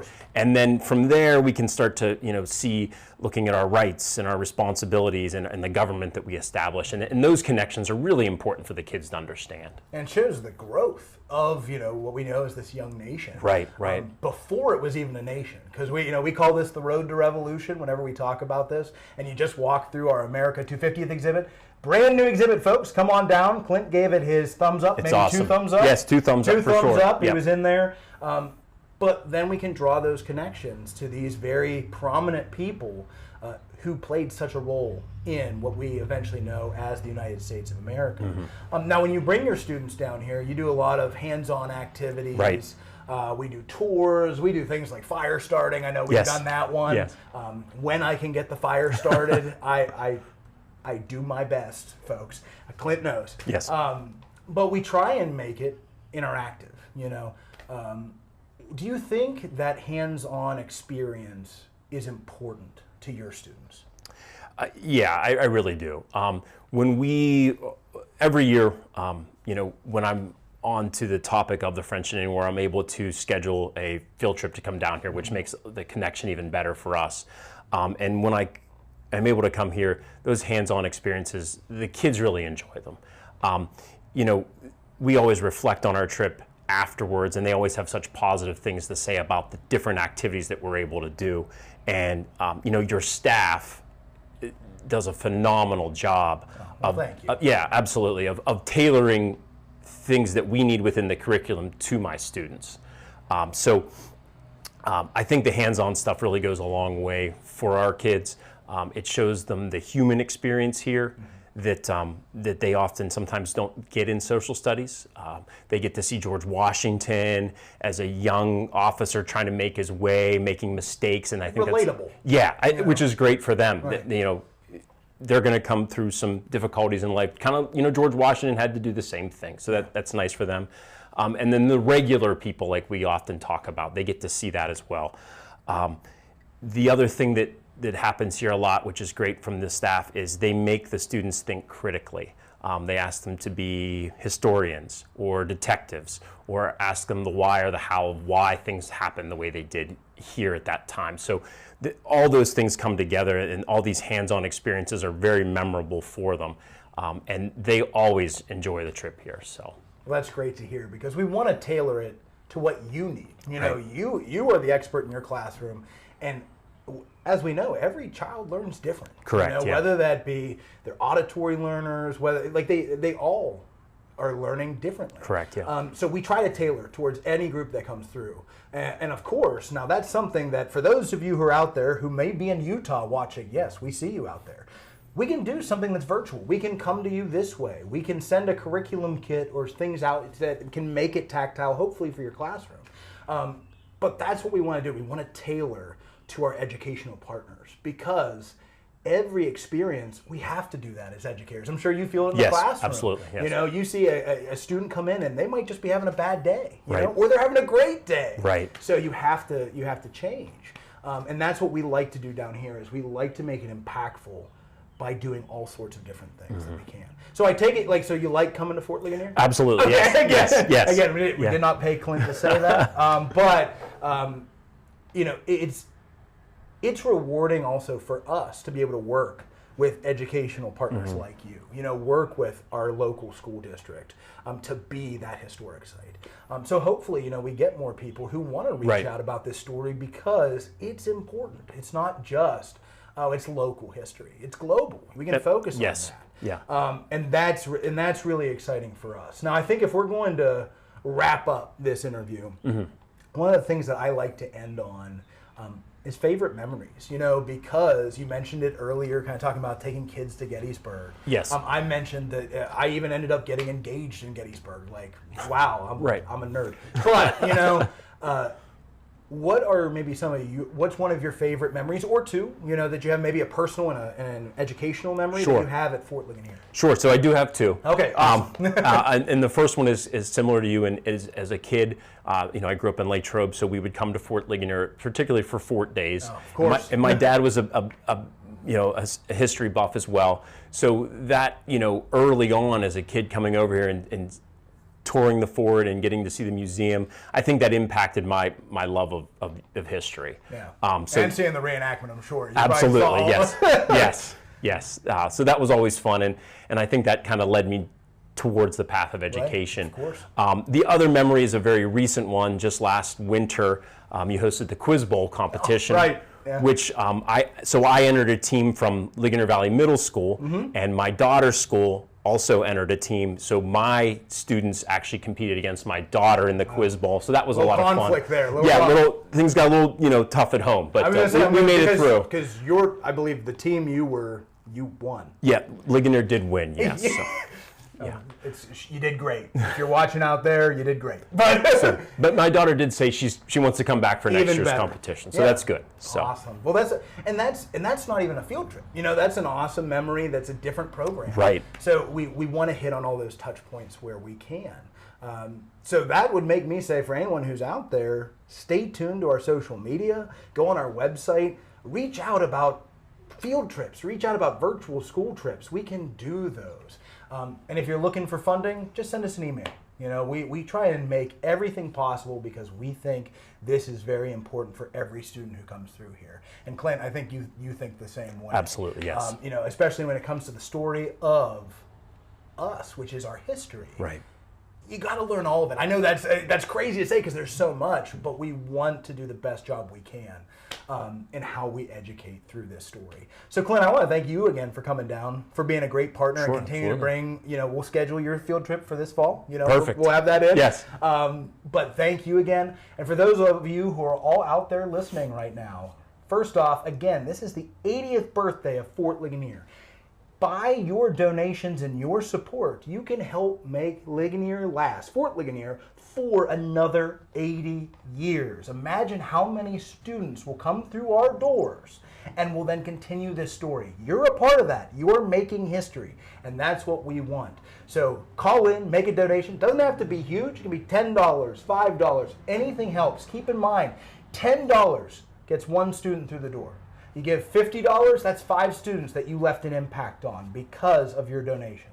So thank you again, folks. Here's to another 80 years of Fort Ligonier. Clint, thank you, and stay tuned for more of our programming today. Hi.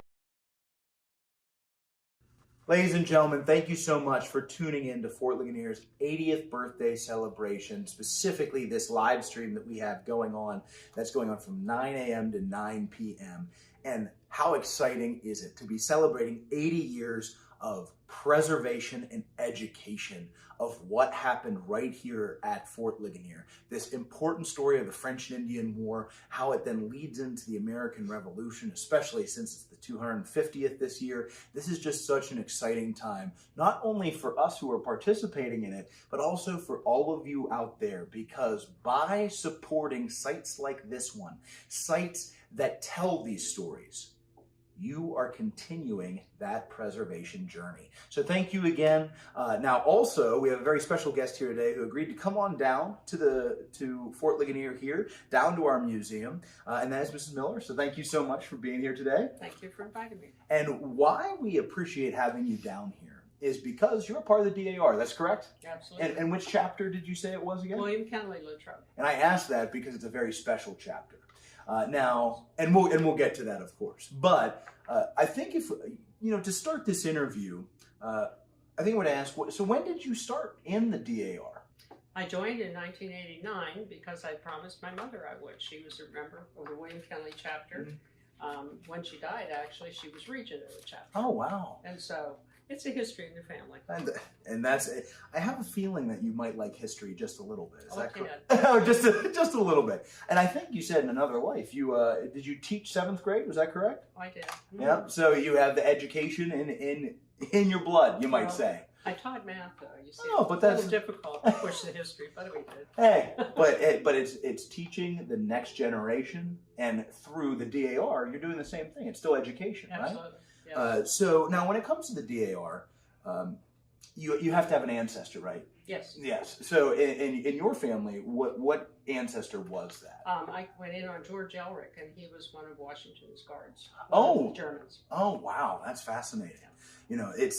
It's amazing that we can do, and that goes through a lot of sometimes genealogy. Is that correct? Mm-hmm. A lot of studying primary sources, finding, and then once you find all that, usually I think you have to send it in. Is that correct? And we do, and it has to be approved. Yes, they approve that the lineage is correct. Right.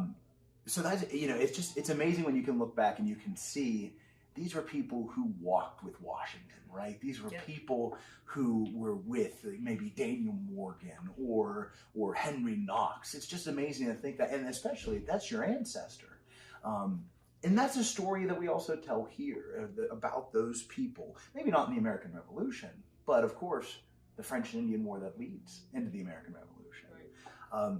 So again, thank you so much. And the fact that it is the William Kenley chapter, why that is so great, especially in tying into this 80th birthday, is because the preservation started with the William Kenley chapter of the DAR here at Fort Ligonier. It did. If it wasn't for your chapter, those first few lots that were donated, and even here we see this monument that marks the site, that's 1934 when that monument goes up. That's the start of this preservation. The association doesn't come until officially 1946. So you guys had to jump on it. We did. You did. And you have to appreciate the vision that those folks had. Exactly. To do that and preserve those lots, because they could have sold them. They could have sold them. There could have been, other houses that just popped up there. You could have a store that ended up there. I mean, there's just so many different paths that this history could have taken. And this is often what we tell students who come through here as well, that the history that they're familiar with is the big stories, right? American Revolution, French and Indian War, 200 years ago. But that chapter was making history within itself by preserving those lots. That's part of this story. So thank you again. You're part of the reason I have a job. I appreciate it. In the chapter itself. Yes. Now, just tell me a little bit about your chapter, kind of maybe a little bit about the past of it and about your interaction in that chapter. Well, let me think. We were founded, 1912. Mm-hmm. That's the origin of the chapter. And we've been very instrumental in the Latrobe vicinity. Mm-hmm. There was a much larger chapter at that time, however. Yeah. We're down to about 18 members now. Mm-hmm. But let me just interject one thing. With the 250th, we've had an influx of inquiries into membership. People are now interested in the Revolutionary War patriots again. which is thrilling for us to see. That's amazing. Yeah, it Yeah, is. I We mean- need younger blood. Oh, right. You know. That's how it continues the journey. And if they can find that lineage, and then you're able to kind of track that down, because the people in your chapters had families, so of course that continues. Those stories continue. So, and you said you were very active in this chapter, is active in the Latrobe area. Obviously, at that time and a little bit later, in the Ligonier area as well, all throughout, really, I would say, Westmoreland County and throughout in that area.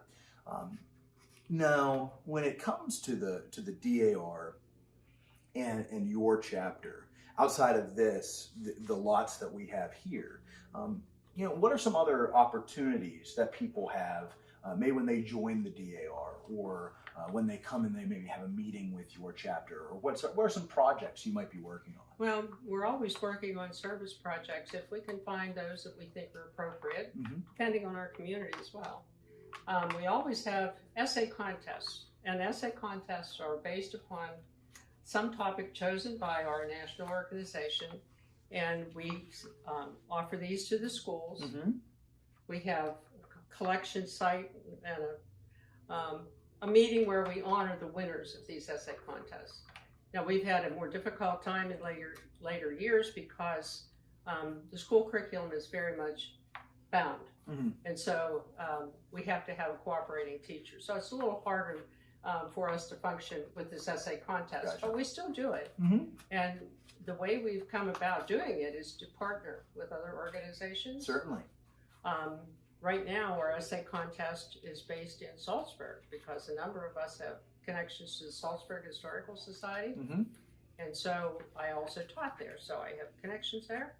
And so we are able to have our essay contest there, and we do a huge awards assembly there. Oh, wonderful. With fifth graders only. Oh, well, still, that's great. But that's what we have to work with over there. Their elementary is up to fifth grade. So we've been able to do that. We've been able to partner with the Latrobe Historical Society. Wonderful. Because we have the same thing there. Teachers who have taught in the Latrobe district and a few connections. So we're working on a Blairsville connection to try to get that school district in, because we know they're not covered, by another DAR. But that's really one of the most important things that we do, because we can study our patriots all the time that way, every year. We also have Good Citizens contests, and those promote the characteristics of what we consider to be our worthwhile, best achieving and best contributing citizens in the country. And so we single out one from each high school, and then of course there's a state contest and a national contest. We march in parades, well, we did up till not too long ago. Our members are getting older, as I said. And so we are marching in a parade on Saturday, though. Oh, great. Yeah, we have a 250th anniversary parade over in Salzburg. And because of our connections there, we're in the parade with the Historical Society. And don't miss it. If you can go out to the parade, go see it. Absolutely. It's going to be a really bang-up event. Got a lot to do with it. I love to hear that. Absolutely. That's tell them the history. Let's see, I'm trying to think. We gave an Outstanding Women in History Award this year, and it was the first time we'd done it, but when we researched some of the things that DAR offers that we had not used, we're thinking we know people that qualify for this award, and so we offered this award and we gave it to Lisa Hayes. Oh, wonderful, yeah. Who was recently retired from Westmoreland County Historical Oh, my goodness, Society. another great partner of Fort Ligonier. That's Absolutely. wonderful. Yeah. Yes. So that was our first try, and so we intend to keep that one up. But we have other places and things that we can honor through our DAR, which we intend to investigate and change our tactics perhaps a bit more to be more interesting to different people.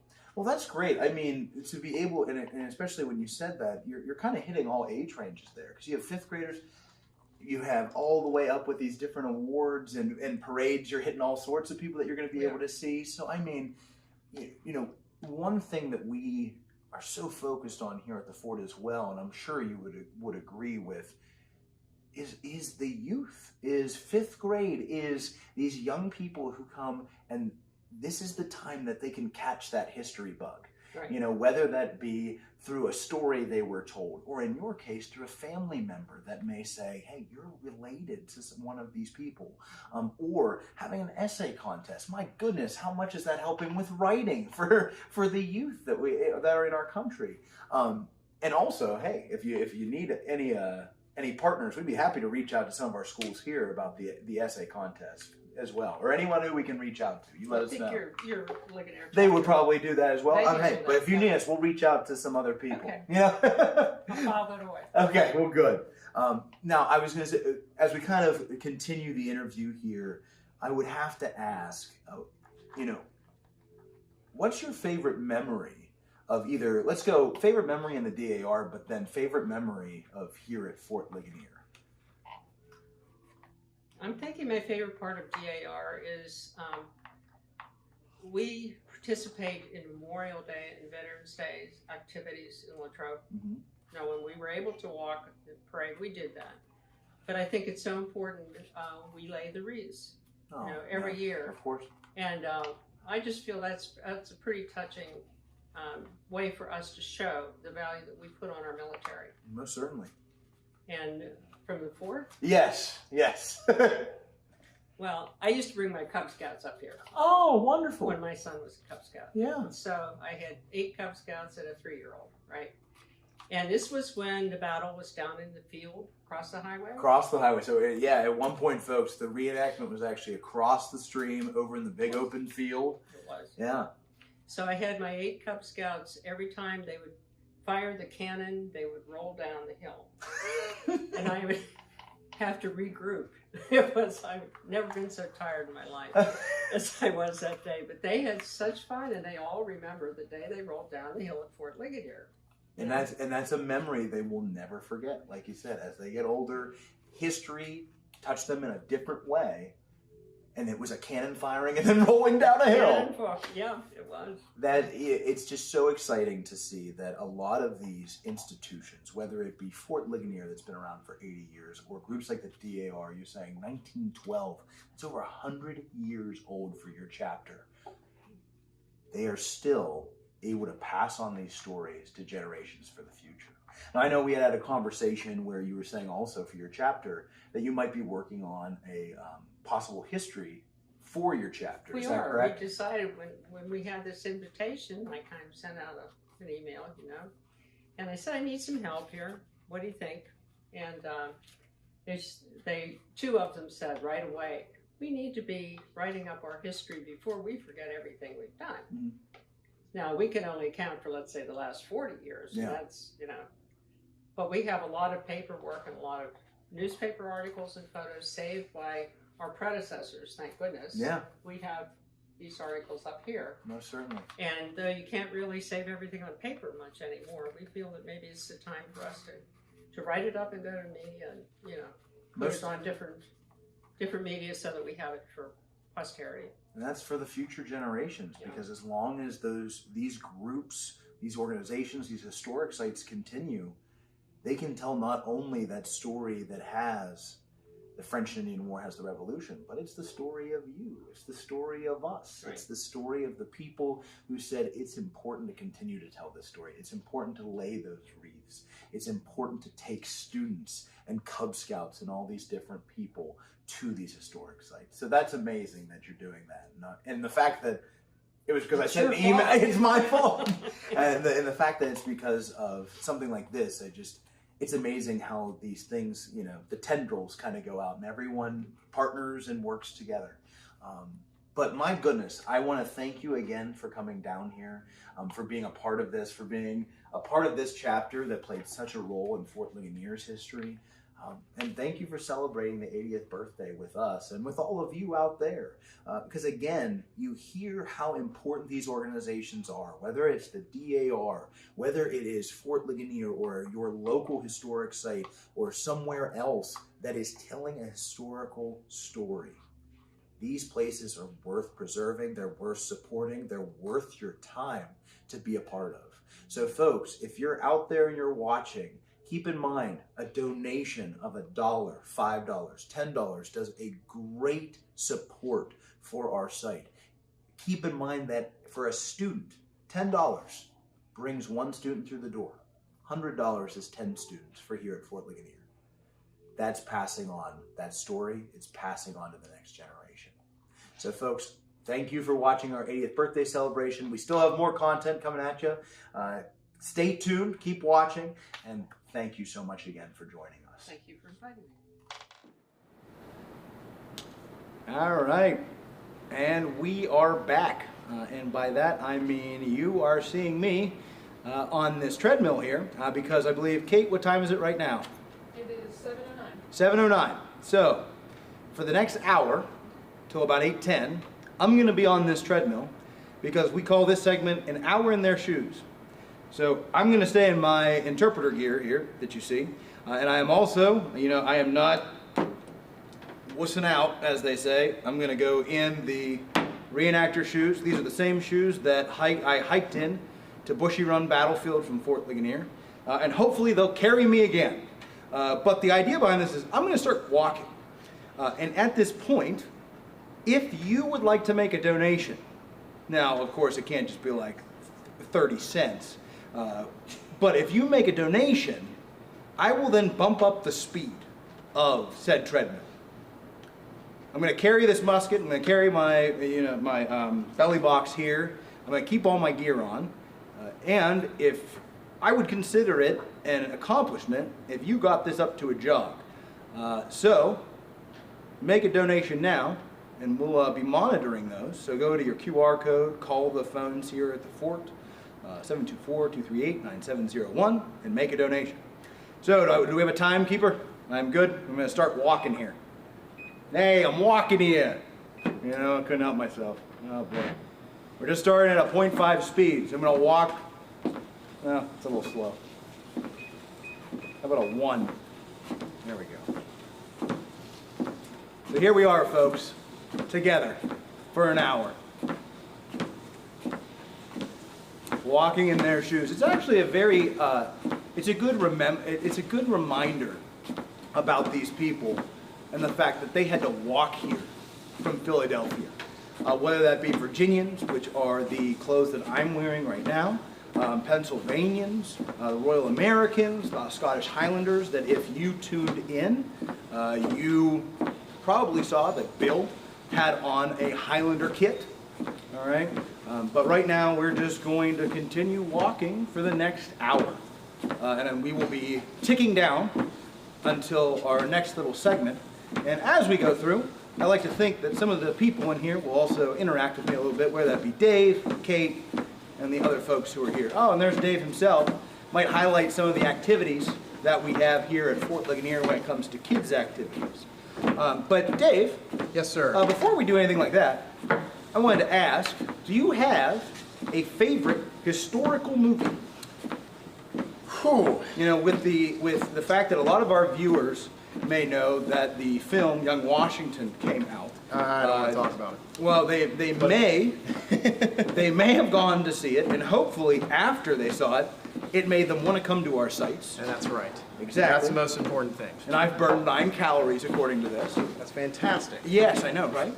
But with that movie coming out, we know that there are a plethora of other historical movies, not just from the French and Indian War, but just in general. So do you have just a favorite historical movie in general? Whew, does it have to be from this particular era, or just like? No, I'd say in general. I haven't seen Odyssey yet, but I am a big Nolan fan. I think Oppenheimer is a great movie. I greatly enjoyed that. World War II is kind of my passion outside of work as far as historical eras, hence why the extra excitement earlier with the Jeep Sheep stuff. But I greatly admire that film, especially the scene where they test the nuclear bomb, the atomic bomb, to be exact, I guess. Nuclear, atomic, same but different. You're good, brother. But yeah, I also think just in general, if I wanted to go more to this time period from whenever I was younger, another movie similar to Young Washington, that it gets people really interested in the history, and that's the best possible outcome for historic sites like ours. The Patriot, for what it's worth, I do think that is I don't think fun is the right word. I would say this, how about you can turn your brain off. Yes. And if you watch it, you're like, oh, it's a movie that was put together. And I enjoyed the plot. I did. Despite perhaps There inaccuracies. are historical inaccuracies in abundance. Yes, but there aren't in a lot of movies. A lot of Hollywood movies are going to find that. This was not. You will notice that the question was not, what's the best historically accurate film? It's also true. It was, what's your favorite historical movie? It's also true. How about yourself? What would you say yours would be? I'm at 11 calories. Fantastic. Let's get to 12. Let's see how fast we can get to 12. Over the Laurel Ridge. I don't know what we're singing. I don't have a song either, but here we go. So, my favorite historical movie. Harry Potter. Oh no, actually, it's probably it was a huge impact, a huge impact on me. That happened. But it was all of it in the '90s, early '90s would be Gettysburg. Ah, classic. Probably had a huge impact on me just because, like, it was, again, it ignited one of those, that kind of spark. And when it came to history, is this thing slowing down? Maybe I'm just getting used to it. I don't know. I don't know what these contraptions do as far as speeds and whatnot. I haven't been on a treadmill in a while, so kind of outing myself a little bit there. But anyway, yeah, Gettysburg. I love that movie. It's a lot of fun. Not fun. I shouldn't say. You don't usually say fun about war movies. You know what I mean? But I just mean I enjoy it. It's entertaining. Yeah. I was gonna say, we're looking at the chat over there. Anyone say anything? Yeah, let's hear what the chat has to say. That's always a fun live stream thing. I know. I guess I can just take bigger strides. Slow down the pace a little bit. This is smallpox. The reason why I shouldn't laugh at that, but the segue was pretty funny. But yes, the reason why I have this here is, as Matt said, kind of caught me strolling into the frame with a bunch of stuff in my hands. I have a collection of some of our educational popular activities, and one of them is disease transmission, usually popular with our middle school students. Yeah, there's several grades that enjoy doing it. Yes, absolutely. And actually, Miss Hannah, who you saw earlier, who's actually she can come on frame. Come on. Yeah, come on in. I'll let you hold the smallpox sign, because usually you run point on this activity. Yeah, remember when we talked about Bob the Dirk? Yeah. Whoa! Very good. Ramp it up. Okay. I don't really know what the parameters are here, but ramp it up. Okay. Do we have a call out? Is there a special name from that person or? Witchy Smisket. What? Witchy Smisket. Witchy Smisket. Is that you? No, it's not. Oh, you're big into witches. You're a real Is it one. spelled like a witch, like Salem witch trials? Yes. All right. We're gonna say thank you for being from Massachusetts. I don't know. I just made that up. All right. But we're at 5, so here I have increased it. I promise. It's at 1.4, folks. Now 1.5. Can we? All right, I think we need to. Yeah. Because just my luck, there's going to be like a massive thing that comes in. I'm not going to be able to go any faster. And then we'll just march in place for an hour. In circles. Yeah. But as we were saying, back to disease. Disease transmission is a popular activity, as I said, where we don't actually give anyone smallpox. So don't get concerned. But the point behind it is to teach students and even teachers, chaperones that come along alike, just how quickly diseases can spread throughout an army that would have been stationed here during the French Indian War, and really 100%. True throughout all of history, really any army or any civilization. And you can make the argument that George Washington, his experiences with smallpox as a young man, which was conveniently left out of the movie, would impact him later when he had his army inoculated during the Rev War. Yeah. So, I mean, we talked earlier about how the French Indian War, and I think Scott Stevenson, who was on, folks, did a great job of talking about how these two moments in time, how they coincide with each other, and that's another one. You know, diseases that would run rampant through an army, not just in the French Indian War, but also 20 years later, quite possibly in the Revolution. And with that experiment to kind of make it interactive and immersive, it's what would you say, a science experiment of sorts? Pretty much, yeah. So the idea is to... Yeah, it's like when you make your solar systems and your volcanoes. Yeah, everybody gets... I'm just kidding. It's a cup of water with a solution of sorts in it. I'm not really good with the lingo as far as what the chemicals in that are. That's why I have you here to talk a little bit. But really the idea is to reveal who has been poisoned with the smallpox by pouring cups of clear liquid into each other, and everyone, by the end of it, if you get a drop of the indicator solution that turns your cup of liquid water / solution pink, purple, one of the two. It's been every different color under the sun. Yeah, pretty much. But really the idea behind it is if your color changes, that means you're infected, and you can have a class of 20 students. 5 might end up being infected, 10, 15, all of them. Or sometimes only one. Yeah. It changes every single time. And that's true to the history as far as, depending on the scenario, diseases like that, if not kept in check, can spread quickly, just like that.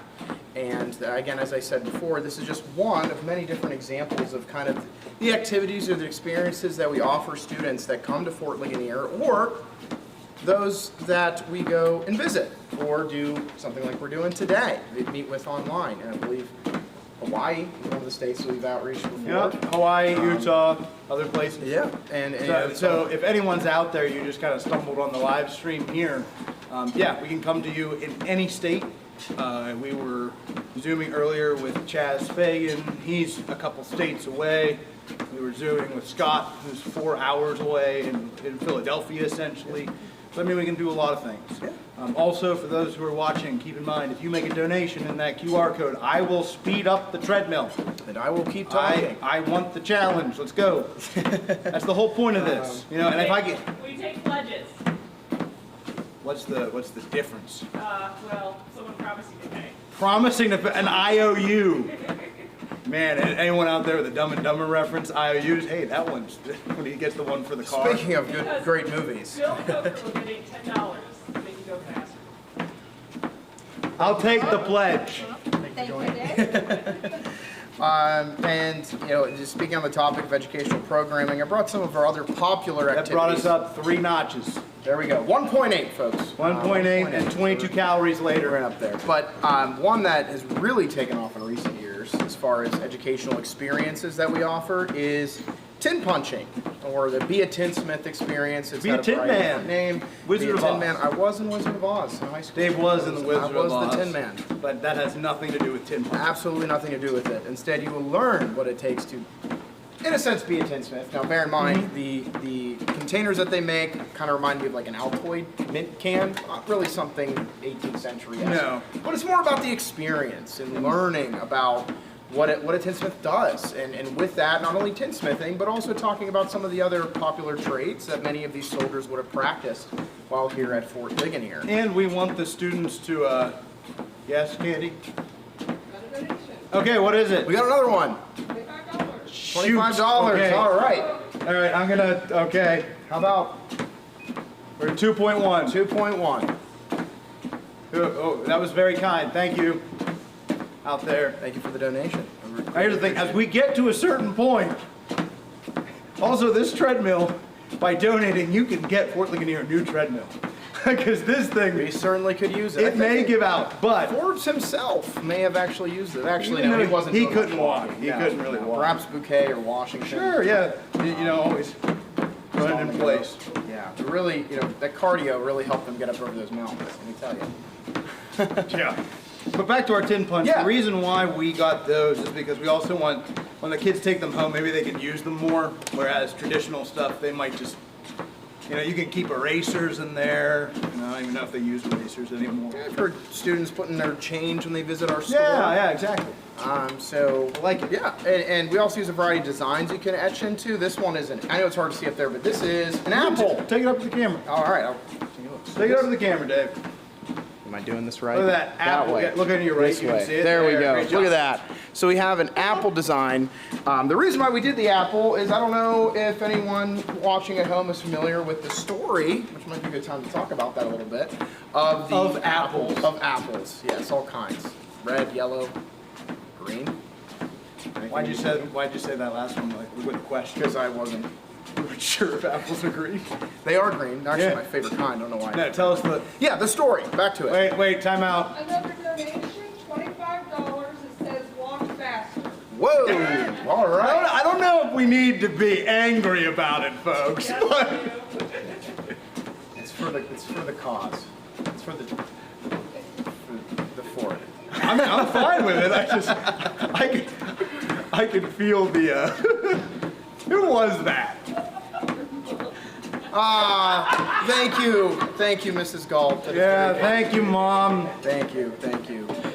Now, the apple that I showed you, back to the story I was getting at, is when one of the archaeological digs was done on site. I believe this was in the 60s. Mm-hmm. There was an apple that had been discovered along the stream bed. And when I talk to students, of course, with any story that you tell young children, you try and ham it up a little bit. And I always say it was about as ripe as, my shirt, if I'm wearing a bright red shirt like Miss Kate. If you see Miss Kate earlier, the bright red color. Anyway, or right there, I literally have this guy on camera with that color. I don't know what I'm thinking about. And, I say, oh, you can take a bite out of it. It was so ripe when he pulled it out of the ground. That much I don't know for certain, but we do know that it looked pretty fresh, or like it could be edible. We know they were finding a lot of, there were seeds, there was an apple, there were all kinds of stuff that they were finding that had been preserved because of the ground. Yeah, and that with it being exposed to oxygen for the first time in over 200 years, it immediately, in a very short amount of time, began to deteriorate. And we almost lost it. I almost fell off. Well, it was, he almost lost it. We almost lost the apple, but we still have you, and we still have the apple. But that apple is currently on display right now. What a day. So that's why we use this design, but we also have designs similar to it in the sense of we have a George Washington cutout, face cutout, a fort outline design, looking at the 4 bastions from bird's eye view. That's a popular one. A real popular one. The one of George that is done really looks a little rough. Yeah, that's not one that we often push out there because it's a... You would need to be like a legit tinsmith yes. artist to actually do it. But I chose the apple because that's a popular one, easily done one. There's the sun... I believe Mr. Fryman, one of our educators, he referred to it one time as a sunburst, and I liked that phrase. Instead of calling it a sundown or a sunrise, it's just a sunburst. And that's a popular one, and with that I always like to tell that story. We focus on the road to revolution, and one of my favorite stories whenever we visited Philadelphia a couple years ago, we went to see the Museum of the American Revolution. Shout out again to Scott Stevenson for being with us earlier. During that experience when we were there, we also got a chance to go down to Independence Hall, and then they told the story of, was it Washington presiding over? It was his chair. Yes, right. And his chair had the sun.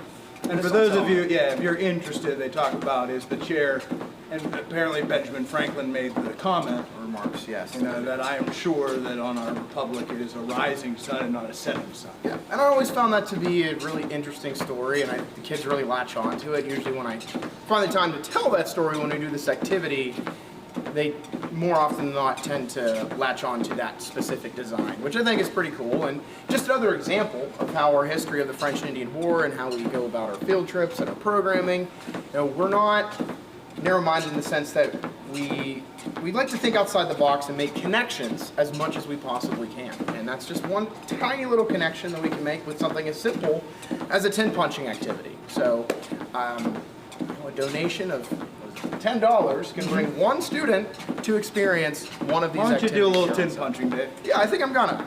Just sit down. I didn't bring the sunburst design with me. No, you got that beautiful apple. Yes, so what I'm going to do here is I'm going to take the apple, and I'm not actually using the design, I'm going to try and freehand it, and we'll see how that goes. Now, Godspeed. Yeah, so I was pointing in the direction of Kate, who is an art major, was an art major, art history, something in that sense. All of the above. She can judge how I did by the time it's done with. But as we do this, do you have a particular favorite activity that you've experienced, conducted, led, programmed for students specifically in your time here as both my current role, Assistant Director of Education, and now Director of Education?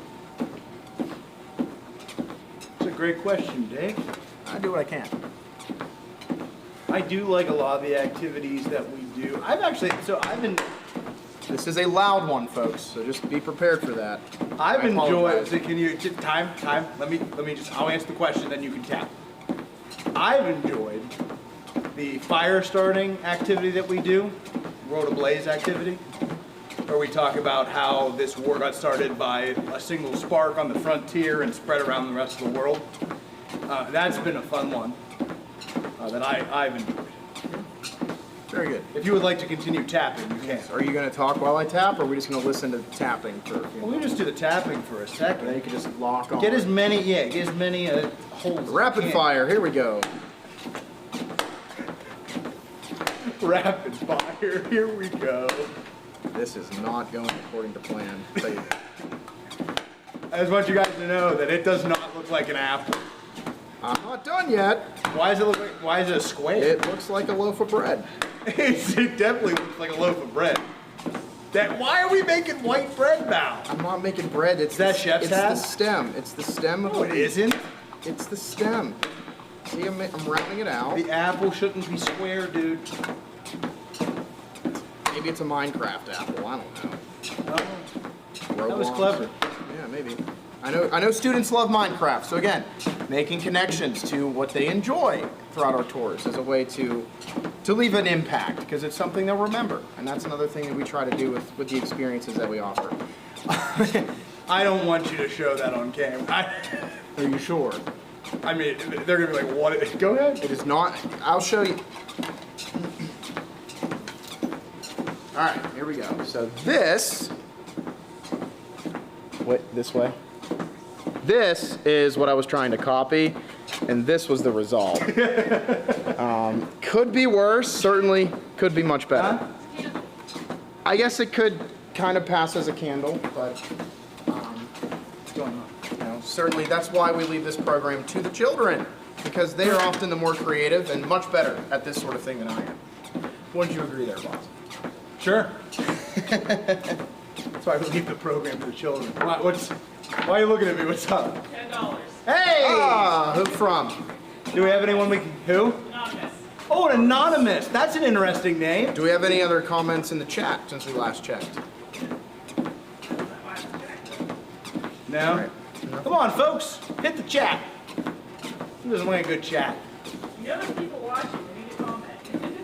Yeah, comment, or you're just listening in the background. If you're making donations, I greatly appreciate it. Again, this is the only way we continue to tell this story, folks. So if you have just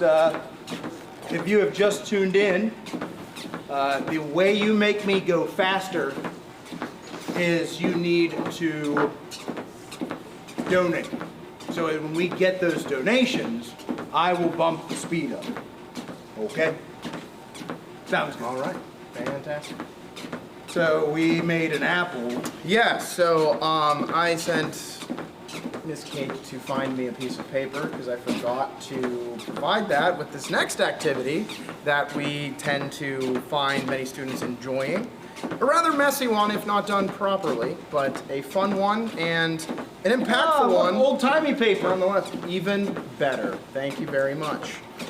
So this one is quill pen writing. So here's an example of a very basic quill, nothing fancy, nothing Thomas Jefferson-esque.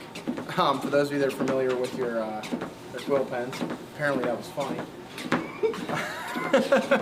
I just didn't know where we were going. I wasn't really sure either, but here we are anyway. Donate, folks. Donate. The more you donate, the faster he I go. goes. We're at 53 calories. Come on, I would like you guys, I need to burn dinner. Help a brother out, please. The dinner that he did not eat. That's the point. We gotta get these pounds down. $20! All right. Who from? Anonymous? Somebody?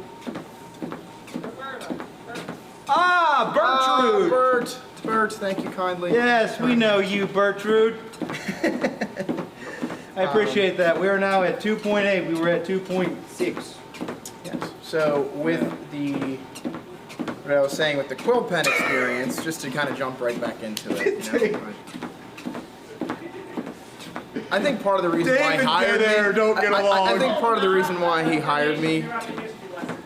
What? You will not let a donation interrupt the history lesson, will you? Well, if it's a big enough donation, they can I'll interrupt sit here in anything. silence. I won't. If someone says, I will pay you to make Dave stop talking, please do. No. We have to agree about that number first. Yeah. There is no limit to donations. There is no. The limit is not possible. Push the limits. Is that a saying? Is that a trademark? I don't know. Make the donation, folks. Again, we have our QR code. You can scan in and then go to our donate tab. And then once you do that, you can make a donation. It makes me go a little bit faster each time. We are about, according to my treadmill, 25 minutes in. Is that, what are we looking at? 7:34. But I mean, does that put us at 25 minutes, Lauren? Yes. Okay. 35 to go. About 35 to go, and it depends on if you want me to go faster. 36 minutes. Is there a period? Is there a period where you'll stop if you don't get any more donations? Like, will you stop if there's a long enough period where we don't get anything? Oh, no. I'm going no matter what. I'm doing this, and I'll do this for personal pride. Yeah. I mean, and this is the thing. The whole point of this is the pride comes before the fall. That, but I mean, also when you do something like this, it puts you in their shoes quite literally. And you know, when you're out, let's say you're out in the fort and you're walking around. It's a really hot day. Maybe some of our interpreters are doing laundry and things like that. But it gives you an opportunity for a second. You go, oh, you know, maybe they dealt with something similar to this, because we can never get back to the way they exactly felt. That's the same thing with, as much as I grew up with reenactments, when you go see them, you're not in an active war zone. You know what I mean? So it's very hard to get you to know, but it gives you a taste of what this might be. Yeah. So I find this that it's important, and I like to think that while I'm doing this, you know, maybe it brings me a little bit closer to the site. Sure. To a certain extent. So. Very, very well said, if I do say so myself. Well, thanks, Dave. Appreciate it. You know what? Deep down, I love your apple. Thank you. That's all I was looking for here. See? You know, I'm gonna put it on my fridge. A tin? Maybe. I don't know. Why don't you write with that quill pen there? Yeah. You give us a little bit of. You gotta write a letter. What are we doing? Well, I don't know yet. But I think I'm going to do the alphabet in cursive from memory, because it's been a while since yikes. Exactly. So we can see how well I did here in a moment. Now, we're talking like not exactly like George Washington type of cursive, but again, the point of this activity, whenever we do it with students, is to tie in penmanship, what that looked like then versus now. The donate button's over here this time. No, this way. That way. I'm pointing in the wrong direction. That way. Yeah, so donate as I try and do the alphabet in cursive. Down there. Go to your QR code, folks. So I hear a little bit goes a long way. I did. And away we go. Oh, you meant the quill pen. I thought you meant the donation. Actually, both. That's why I said it. Haha. So have you donate more, but don't have a long land pattern? I was actually going. That is very true. I was actually going to say, have you talked at all? not wrong. Have you talked at all about the musket when I was away? Actually, when we were out with Bill, drill with Bill was very successful. Drill with Bill, Bill with drill. March and drill. Bill drill, drill Bill. March and drill, another popular activity. Yes, march and drill, Bill drill. March and drill, Bill drill. Drill, Bill, not to be all the confused above. with a popular. But he did show. talk about his musket, which was, he did have the long land pattern. This is, for those who are still watching, this shows actually the difference. This is the shorter one. He was talking about the second one. But I wanted to carry something, again, just so, that's the whole point. An hour in their shoes, folks. So here I am. This is not going well. You get a little bit more ink? I think the quill's not. What is that F? It's an F. Yikes. I should have had this. There's a, hey, we're almost at a mile, folks. You can make me go faster. And how much time? I don't know. How much time do I have left? You have 32 minutes. 32 minutes. Cool. I'm on the letter L. So on this pace, I might be able to get 2 miles. that's up to you to change. How's that Chapman over there, Kate?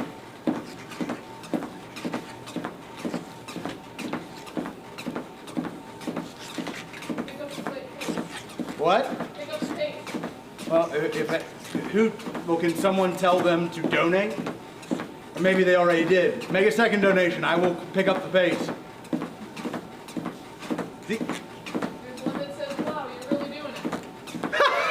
One that says, wow, you're really doing it. Spencer Frost. Yeah, everybody. Also, just so you know, tonight the content and the party doesn't have to stop here. We're going to have content all night starting at 9:30, so we're done here at 9. Gives you a little bit of time wherever you are, so that way you can get comfortable, because you have another full 12 hours of content coming at you. That will go the whole way up to about 9 o'clock on Saturday morning. That will be actually starting with Redoubt Productions' video about a possible secret tunnel story. Secret tunnel in Fort Ligonier's history. He did a great video about that, and that goes live at 9:30 on our page. And also utilize the playlist that's there. Got like 13 videos that are not either filmed recently or are past programs that you may have missed out on that we are now releasing live for you to see. So check it out. I'm finished. Are you sure about that? It doesn't look great, but I did get through the alphabet. And I don't want to hold it up to the camera because it's still wet and it's gonna. All right.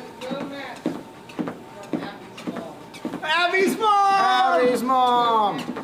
Go Matt, go. Would you look at that? All right. I bumped it up to 3.2. We were at 2.8.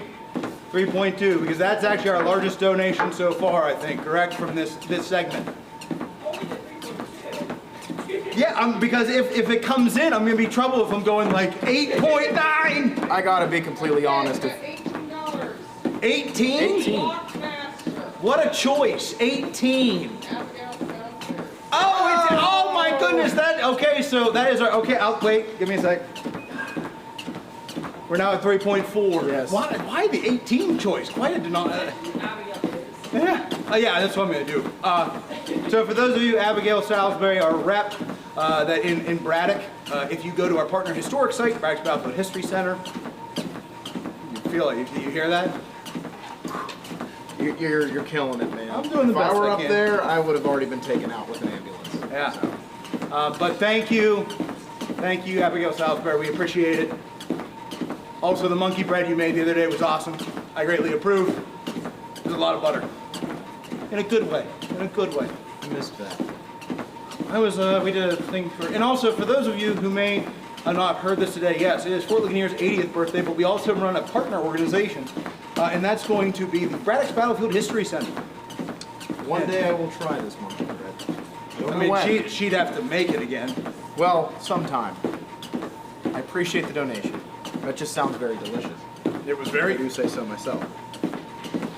All right. Yeah, I don't know that it's a great idea to show them my. Says,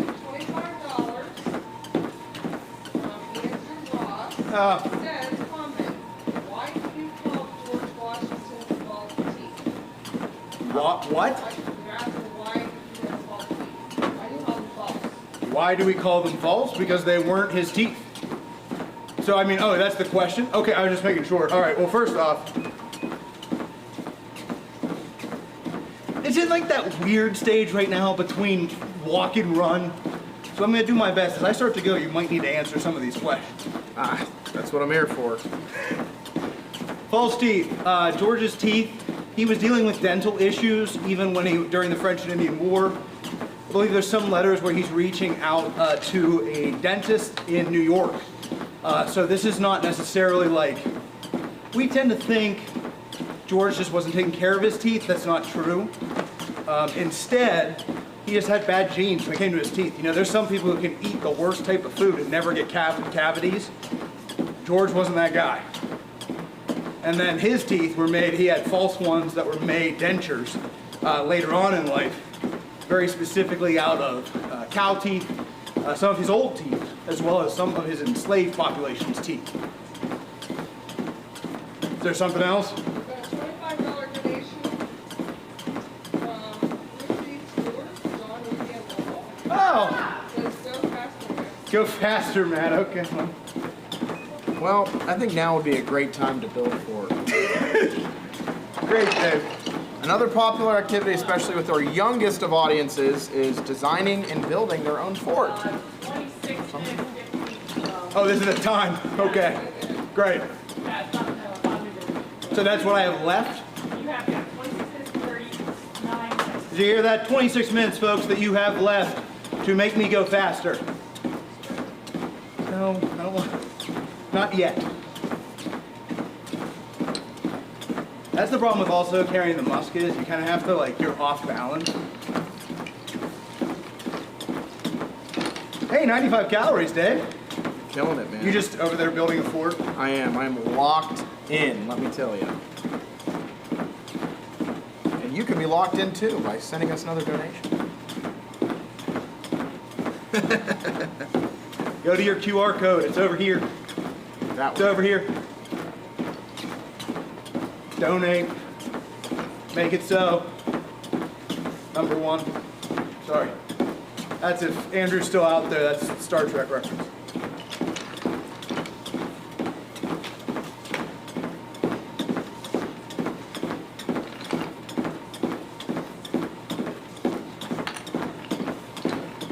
See if we can get you up to 5.8 by the end of this. You get it because the fort was built in 1758. Attaboy, Dave. So, over my shoulder, do you have any comments on my fort construction so far? It's great, man. I know you're just. How come I gotta make comments on your fort? I was gonna say, I know you're just trying to survive back there. No, it's not. It's not as bad. It's just, we're in that weird thing again right now where it's between like if I wanted to run, like, this would just be a lot easier to do. Isn't that there a military term for what you're doing, a modern military term called, with an R, rucking? Something? Oh, I mean, well, that's with when they go on those hikes. Yeah. Like a rucksack, they say. Yeah. So but that's far more difficult than this. And more intense, yes. No, I would say just I get what you're reminds me saying. kind of Right. what you're doing here in nature. Come on, folks. You're really gonna leave it at 3.8?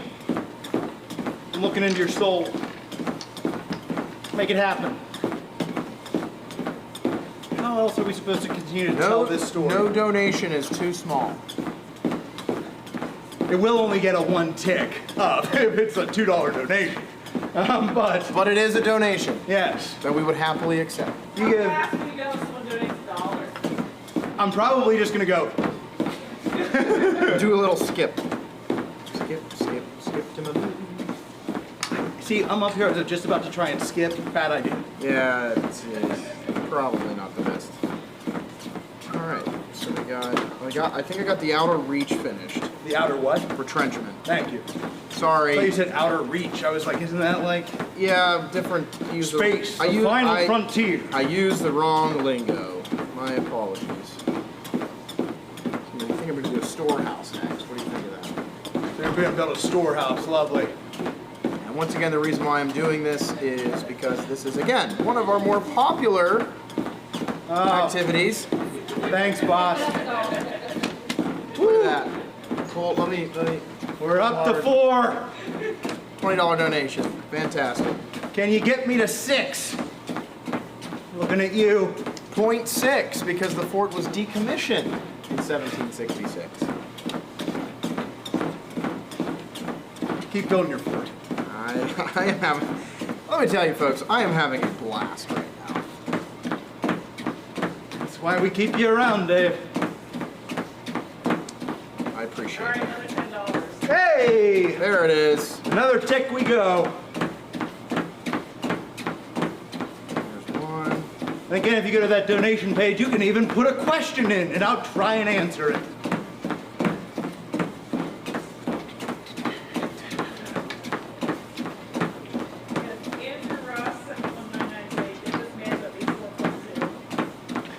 To at least what? Come on, chat.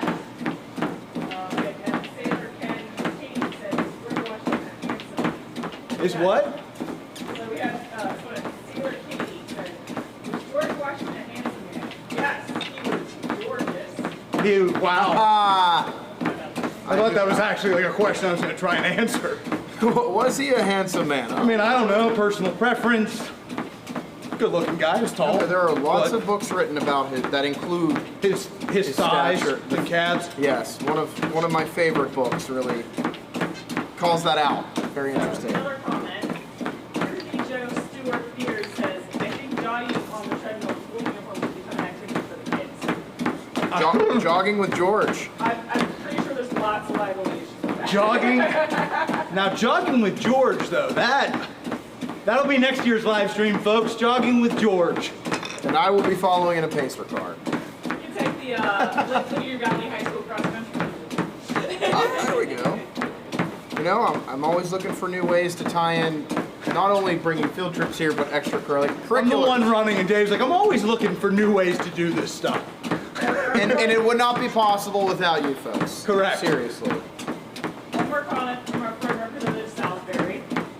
She said Jerry Lewis and Dean Martin have really changed their telephone strategy over the years. Yeah, I mean, this is the best they could come up with. It's me. So I now have almost 3 buildings in my Fort Are they both storehouses? What's the third one? So we have a storehouse, an officer's quarters, and a barracks. Okay. I came up with that on the fly. Proud of you. Thank you. Sorry, you're at 20 minutes. Woo! 20 minutes remaining or 20 minutes on the treadmill? No, I mean 20 minutes remaining. No. Just say I'm gonna say it's going the wrong way. Wrong 20. That's why. Yeah. Come on, folks. Just do it. What's $5 for your local historic site? What's $5 for your not local historic site? Think about that. Even if it's across the country, you know, you're helping preserve something, and that's important. I'm just working away over here. I know you are. I'm working away too, Dave. Hard work comes in all different shapes and sizes. Stop talking. Okay. But it also kind of makes you like, you know, we were talking about movies. Yeah. Last of the Mohicans, those guys are running like the entire time. Oh yeah, that's a great movie too. I must say so. And you know, many of the interpreters who have been here were part of that film. Yeah, they were In some extras. capacity, yeah. What's going on? Hi. Hi. Lauren Cooper here making the appeal to Mathers Company, 60th Royal Grenadiers. Donate and make Matt go faster. Yeah, Mathers. Thank you. You guys said, I already told you can have the soldiers' barracks at Fort Days, but come on.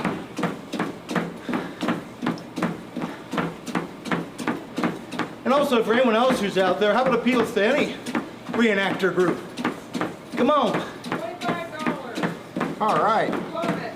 Faster. That's from Cindy.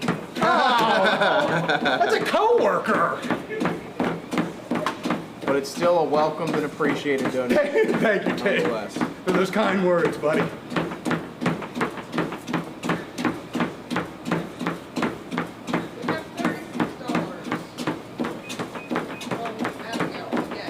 Oh, fantastic.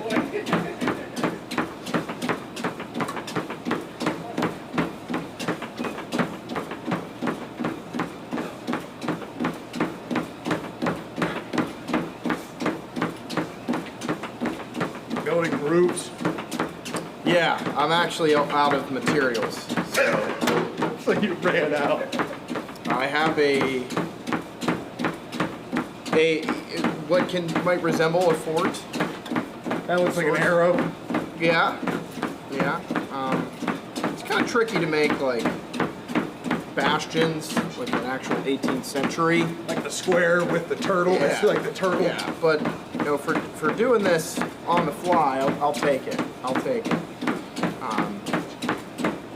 But one of my favorite things that I know that applies to this activity as well, as we continue to kind of bring up periodically the educational programs, is whenever we do this experience, the students get to name their creations, their forts, and then tell us a little bit about it. And I think just that little bit of public speaking of sorts in and of itself is, you know, a great opportunity for students to get outside of their comfort zone, no matter how old they are. And that's, you know, things that you don't typically think of, like, oh, it's a building a fort activity. Do we have another chat? More comments. Yeah, comments. Grguras. All right. Pamela Merlino said, Matt, I see what my next SP meeting should do for leadership training. By all means. There are a couple more. You want some more? Yeah, more comments. Okay, we have Jacob Petzoid 3878 said, how many Matt bucks do we get for watching this? So that's one of Mather's. You don't get any Matt bucks, make the donation. What is a Matt buck? Matt bucks, it's a long story. Another comment? Alrighty then. Okay, Jennifer Baggiola. I'm sorry if I butchered that name. No, that's Abby's mom. Oh, that's Abby's mom. She asked if you're getting tired, Matt. My entire, you know, we'll deal with it. Candy.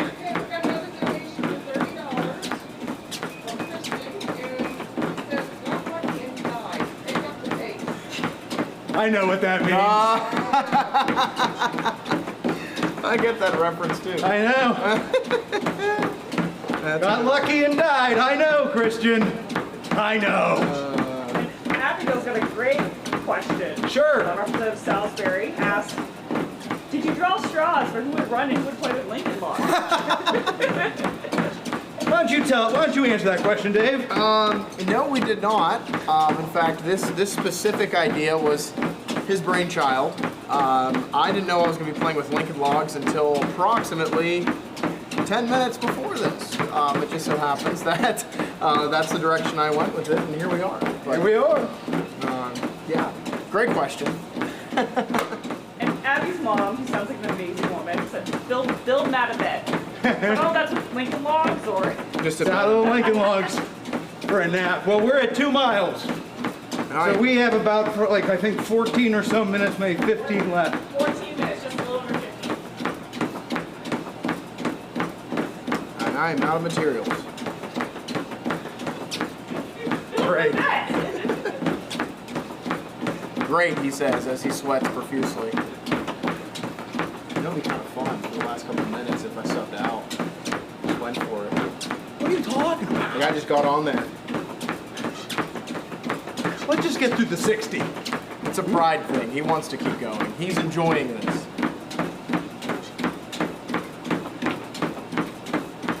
Okay, Facebook. Lots of comments? Yeah, great. Okay, Bradley Wellman said, officially the coolest guy, no. Oh, wow. Brad, one of our volunteers. Oh my goodness, that is. Yes. And from another longtime supporter of the support and Braddock's Festival of History Center, Bill Molyneux. Oh, hi, Bill. Matt is a rock star. Bill, say hello to Goober for me. Thank you, everybody, for commenting. Any donations are greatly appreciated. Yes, we are truly, truly grateful for your support and the support that you've shown so far. Although you might be feeling it in the morning or a couple days from now, it will all be worth it. As far as helping us to tell our story and preserving our history the way that we do. There isn't enough gratitude in the world that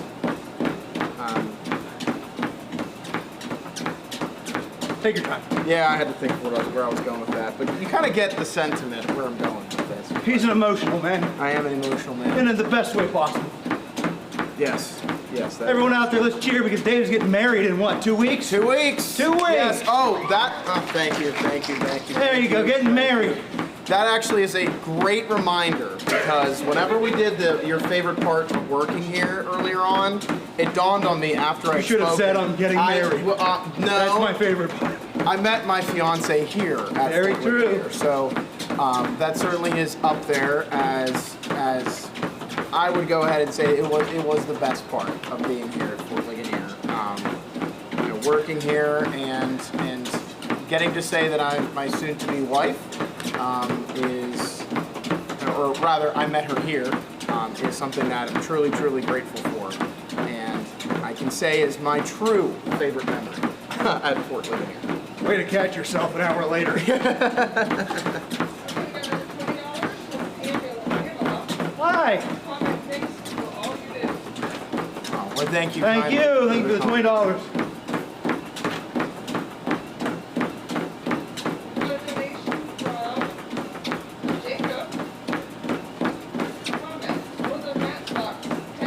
Hey. All right. We're at 5.3, folks. I am curious at some point to know what these mat bucks are. It doesn't have to be now or anytime soon, but I am curious. At Fort Days, Ask Mathers Company. Okay, I will do that. Okay, you have 11 minutes. Hey.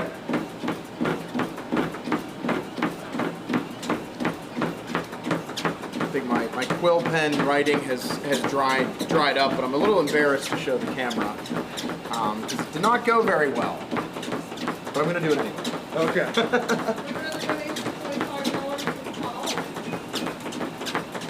Volunteer, Paul. We have a comment? There is my quill pen writing. Robert Fryman, if you're watching, feel free to make fun of me later.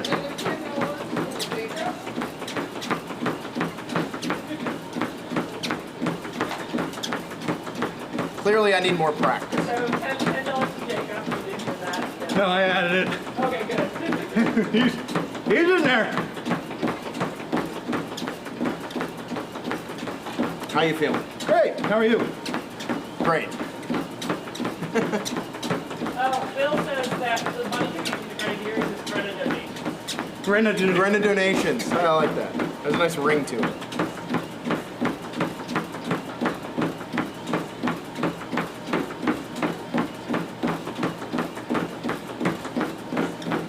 Are there any historic... What's the meter at now? 5.6. Oh. We're almost there. 5.8. Yes, I know, right? And don't forget, folks, if you do happen to have any questions in the comment section about the fort, about the museum, anything at all, feel free to drop your question in the chat. I'd love to do my best to answer on behalf of this gentleman here who is currently on the grind at the moment. I just might not make eye contact. Yes, I will try and fill in the gaps. So, more comments from YouTube. Representative Salisbury, I think this was in response to Agnes Moss saying no matter that, that's so mindful. Then, Brett Middle is 1732. Two comments. First one, this is such a wild thing to witness somebody drunk going to court all the time. No. And then, yes, her melon update the story. Yes.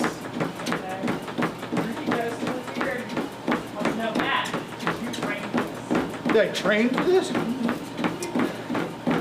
I used to run a lot more than I do now. Short answer is no. But he goes to the gym frequently. I know that. Thanks, Dave. You got it. I mean, I've seen that jogging in the wild. Jogging in the wild. Yeah. Not on a treadmill in a museum. Yes, that is true. I have too, at one point.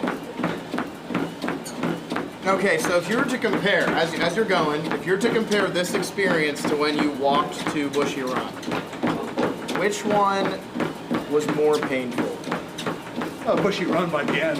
By the end. This is two different things. Yeah. That's over 30 miles. It's a different grind. It's a different animal. Yeah, sure. 8 minutes, 15 seconds. Woo!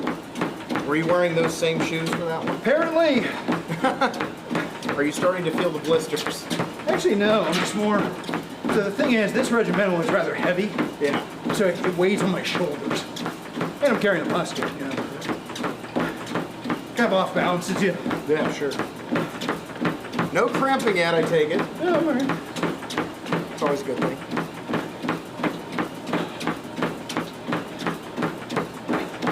Once again, folks, donate to make this guy go faster. Woo! Come on. Get it to 5.8. Make my day. We're at 5.6 still. That's a $20 donation.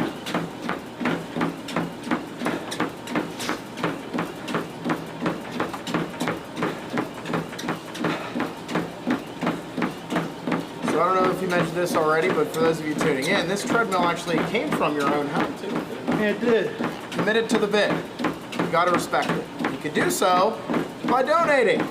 It's down here. Right down there. In that direction.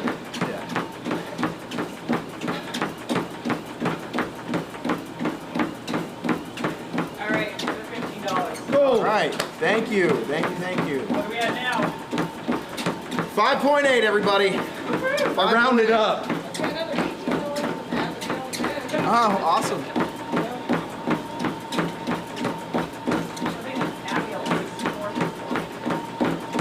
I can't math off the top of my head. Yes. Math is not my strong suit.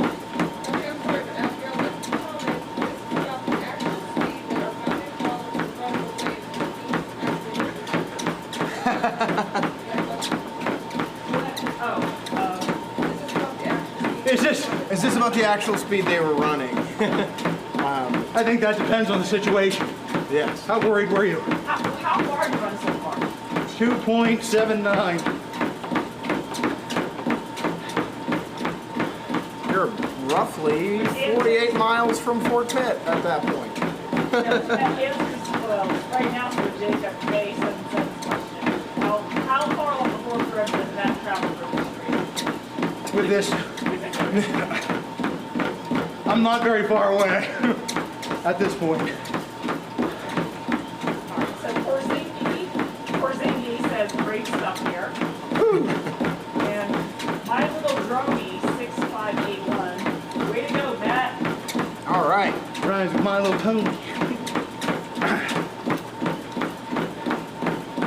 So we're at 6.0 as far as the speed. Oh, my toddler's son wants to know if Matt's done exercise. In general? Apparently, Dylan and him are watching at home. I've done the exercise. I've done the exercise, yeah.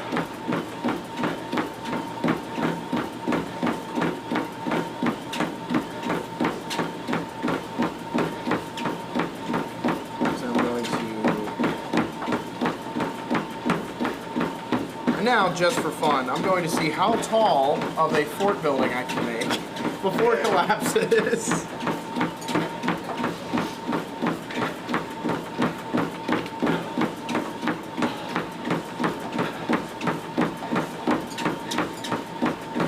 Not off to a great start. 4 minutes and 20 seconds. Lovely. You got Less this. than 5 minutes, we're going to donate. Dun, dun, dun, dun, dun, dun, dun, dun, dun, dun. Rocky theme, in case anybody was wondering where I was going with that. We need someone to play that for like the 30 or something. That would be quite the experience. Well, I'm certainly glad I didn't go into engineering, because this is not going well. So we're just going to start over.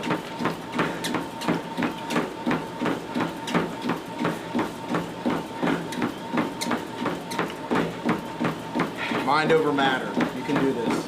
Thank you, Dave. Just 1 foot in front of the other. What?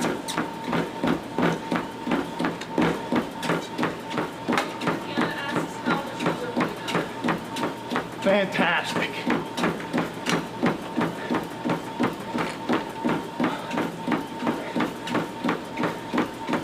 Representative Salisbury says, I thought I was dedication to cause by sewing a flag and here you're running a 5K. You're almost at a 5K. Yeah, I'm at 309. Oh, well then you're over 5K. All right. A what?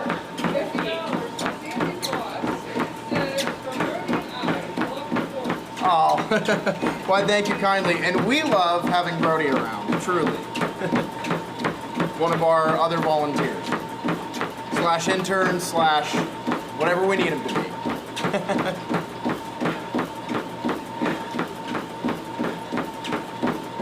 All right, you got 2 minutes and 20 seconds. So at 60 minutes, this might hit a cool down. And if so, I'll just ramp it right back up.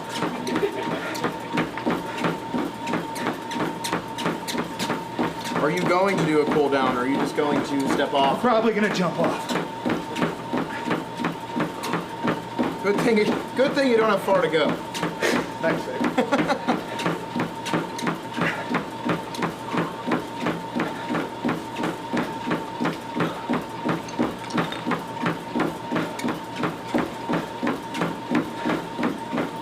Running out of long pieces with my tower, in case anybody's wondering.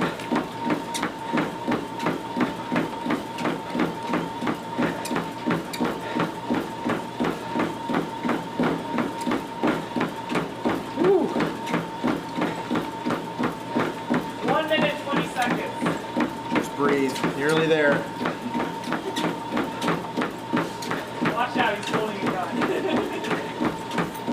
That he is. I'm merely trying to help, that's all. And you can help too by donating. Okay, that's fun. We got this, Matt. Almost done. And after I almost done, after this other episode, Dr. Close is a sponsor. We should work on that. Yeah. All right. 42 seconds.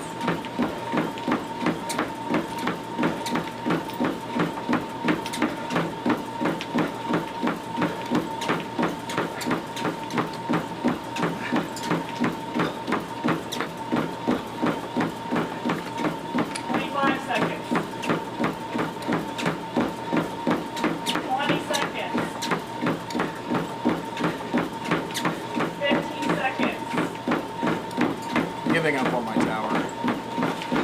10, 9, 8, 7, 6, 5, 4, 3, 2, 1.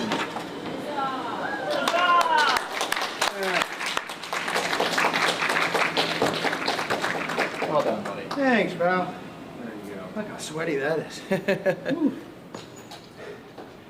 Make a pitch, it's not too late. I just won't run faster, but make a donation. Yeah. Go, your time to shine. What's that? Make a donation. Oh. No, tell them! Oh.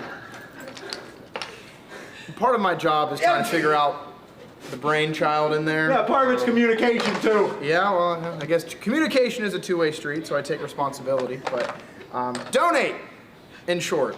Thank you for all of your kind donations thus far today, and for tuning in, and for staying with us throughout the day today. I know we greatly appreciate it, and we, as I said earlier, we cannot be more grateful for all of the help, all of the support that you offer us there at home, and yeah. And those donations, that was great. Thank you for getting me to a running pace. I appreciate that. I mean, it means a lot. Woo! All right, well, you know what? Vince, let's go to a transition. Goodbye.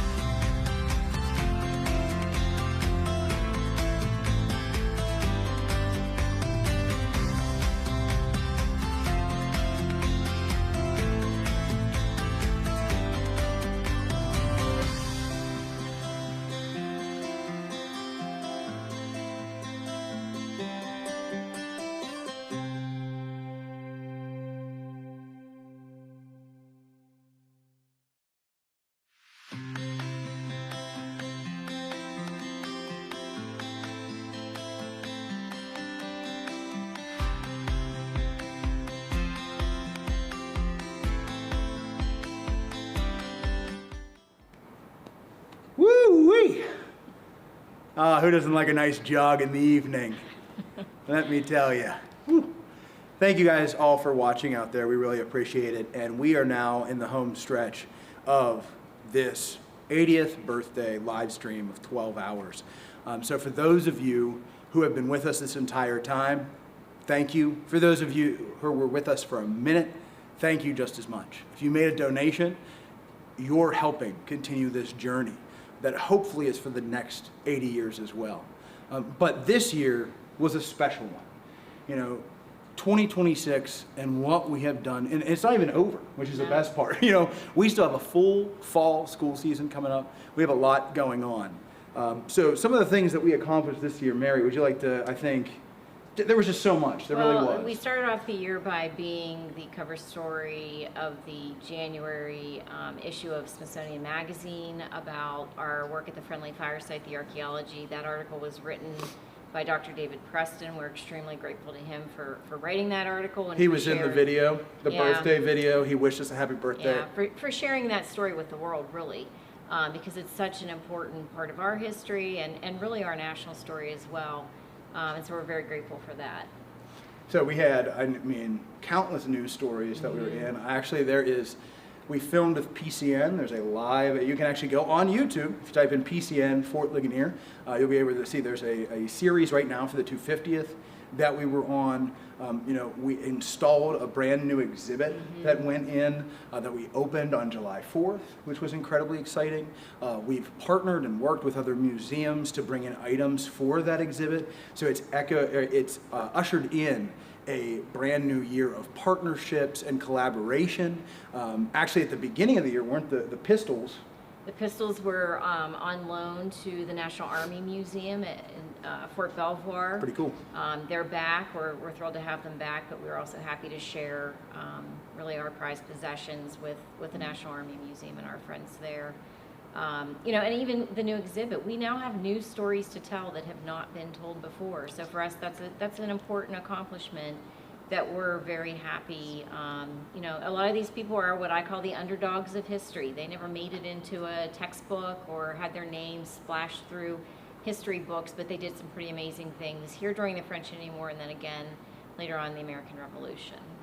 I mean, and then even to add, over in that gallery as well, we acquired 5 new paintings, is that correct? 4 on display right now.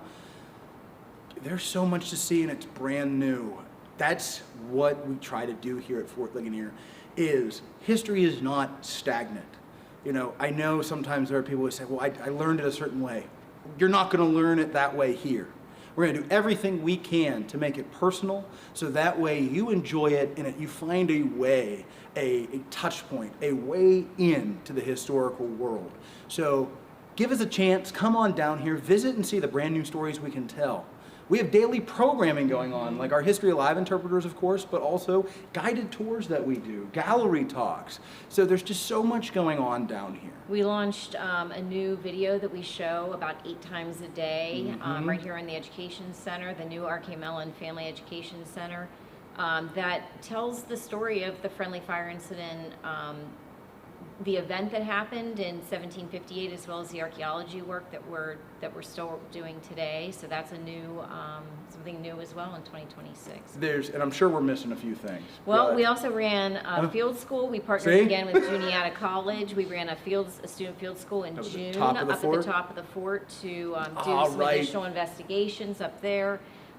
In preparation to build the hornwork, which is another version of the fort that came a little bit later. You know, the fort changed over time during its years of operation. It did not remain static, so we're excited about that. There's going to be some construction in the near future. Yeah. If you come here, you'll actually see that we took down a wall up there.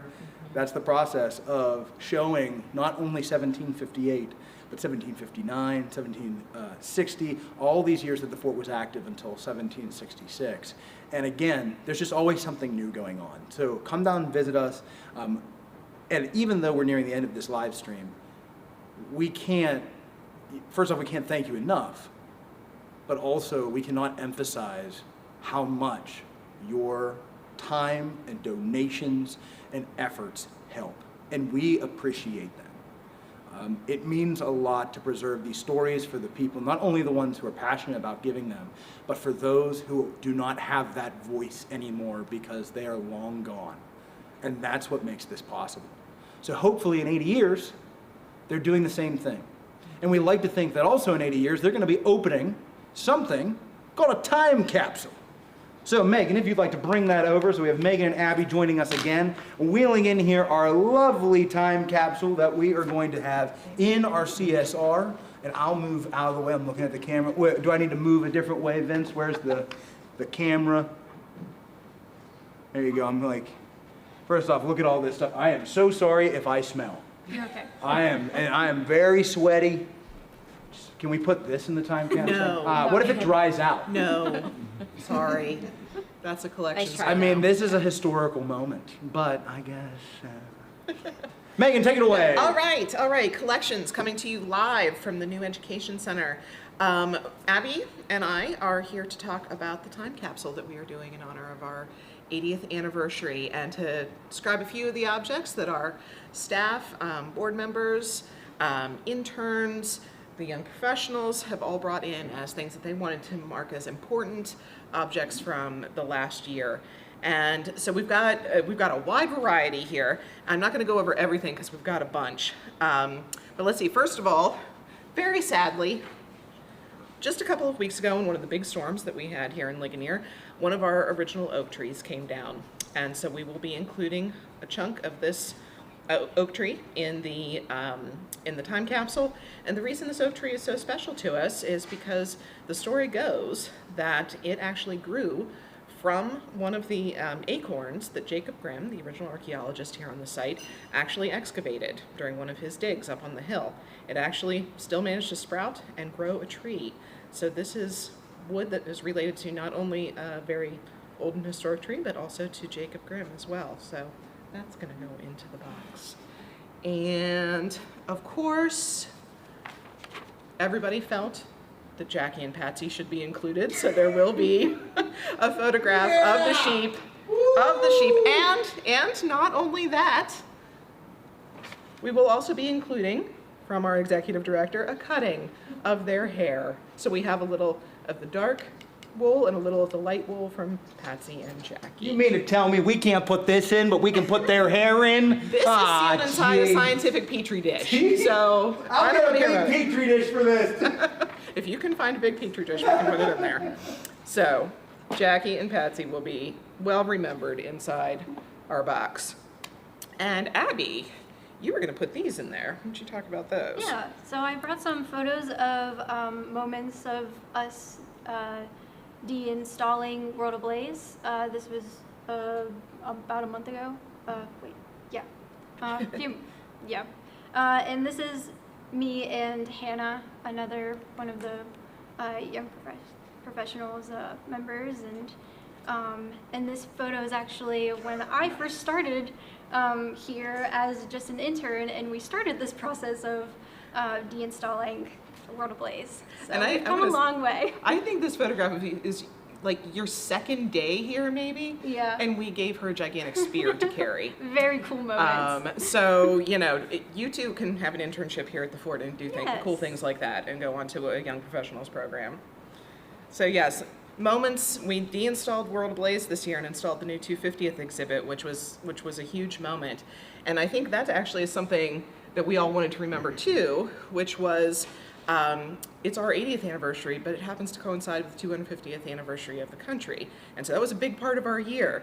And so we are including some of the semi-quincentennial paraphernalia that we acquired during the year.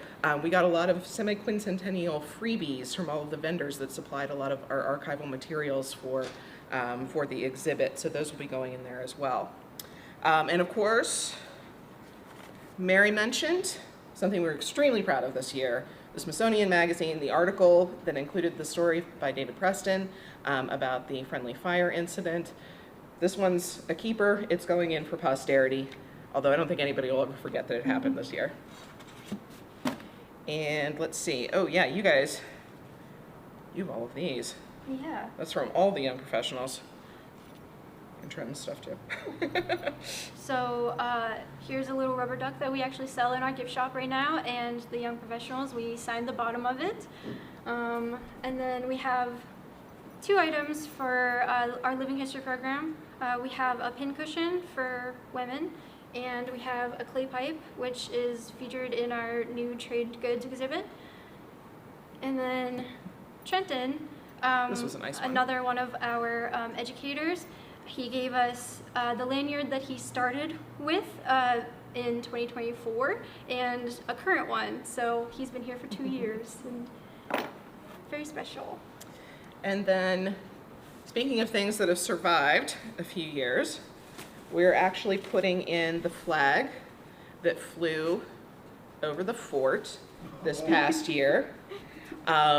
Our flag flies in all kinds of weather, in the heat, in the snow, in the rain, in the wind, and it looks like it when it finally gets taken down and replaced. But, believe it or not, still all in one piece. And so it flew over the fort during a very exciting year, so we are including that. And lastly, because I think we're running out of time. Lastly, I want to mention, so this is a very important item to all of us. This is one of the famous fedoras worn by longtime Fort supporter and friend Ralph Bennett, who we actually also have a picture of him who will be going in here. We lost Ralph about a year or so ago. It was a hard loss for all of us, and he was much beloved around here. And actually, you'll see him in a lot of our advertising. He was always around at the fort and was just extremely generous with his time and his talents, and was always well known here in Ligonier for being the best dressed guy around. And this is one of his famous hats. So it will be going into the time capsule as well. And we have quite a few more other objects that will be going in there as well. I'm not going to get into all of them. You'll just have to stay tuned 80 years from now and see if you can make it for the opening. But we are doing something a little different with this time capsule. We're not going to bury it. We're not going to build a new building and put this in the cornerstone or anything like that. Abby, do you want to explain what exactly it is that we're doing with this time capsule? We're actually going to be sessioning in our collections, and I will explain what an accession number is. And we can see the start of our accession number right in the front. So it starts with the year of when we acquired the objects. So ours is 2026. And then points, and then the collection number. And for this collection, since it's the 80th year, 80 is going to be the collections number, and then points, and then all of the object numbers. So each of these objects going in is going to be 1 for the first object, 2 for the second object. You get the picture. And so this box, which by the way, Abby and I made. This is an archival box that we made ourselves. The math was hard, but we persevered and we managed to make this box. It will be accessioned downstairs in our collection storage room, and then it will be going into one of the cabinets in our collection storage room, and there it shall stay for 80 years. And hopefully, our electronic database will remind us in 80 years that it is time to reopen it. And that's how we do it in collections. Woo! That's how we do it. Now, thank you, Megan. So I guess you guys are taking this down to the CSR, is that correct? We're taking it straight down. Well, first off, thank you guys for sharing with us this time capsule. It's awesome to think where the fort will be in 80 years and who will be opening this, what will their thoughts be, and if there's somehow they check out the YouTube channel from 80 years previously, they'll be like, who's that crazy bald guy? That's all I can hope for. But thank you guys again for doing this, and we're very excited about that. And again, folks, if you were a part of 2026, go out and buy that Smithsonian, check out those articles. Come see Jackie and Patsy. You can give them very good pets, and pats on the head. But thank you guys, and if you want to take that down to the CSR, good luck. Our collection storage room, you saw that a little bit earlier on. And then, Mary, if you want to come back on with me for a moment, because we are going to have, we're down the home stretch here, folks, that we're right at the end of our 12-hour live stream. If I'm correct, actually, what time is it, Mary? I think we have... It is 8:35. Well, It feels like whoa! 11:35. We overshot this. 8:35. No, 8:35. So we only have about 25 minutes left today. We would love to see a donation from you if you're still out there watching. $5, $10, $15. Anything helps. And it also shows that, we want to do things like this so we can reach out to not just the local area, but also Fort Ligonier's story, we think should be everybody's story, that everyone gets to learn about it. Because no matter what happened here, the repercussions and the shockwaves, even if they were incredibly small, they still impacted all these people and still impact us today. So please, if you're out there, be one of our donors. Join our membership base. You actually heard Mary earlier talk about how to become a member. Come down if you want to volunteer. Reach out, send us an email. There's just so much that you can do that you can be a part of this just as much as we are. And that's what we want, because this history is for everyone. You can become a member by going to our website. We have a tab on the website, or you can call Candy Monday morning and sign up that way. Call our front desk tomorrow or Sunday and sign up to be a member. We're ready. And there's still the rest of this weekend. First off, tonight, we're still not done here. I got ghost stories. Get ready. But we are going to go to our content that will be released from 9:30 on till our last video will play at 8 o'clock tomorrow, which will get us to about 9 o'clock, going about almost full 24 hours here. And if you want to come down and visit the fort, remember you saw Wade's tent earlier, you can come see that. You met Jackie and Patsy virtually, meet them in person. They'll be here tomorrow. I hear they're not leaving. Nope. But we're going to have some interpreters who will be here tomorrow. So come on down, visit us in the future, make a donation now. Thank you so much. Stay tuned. We still got about 25 minutes left, all right? Thank you all for your support. Thank you for everything you do to make Fort Ligonier such an amazing place. Thank you. We're coming back to you in just a moment.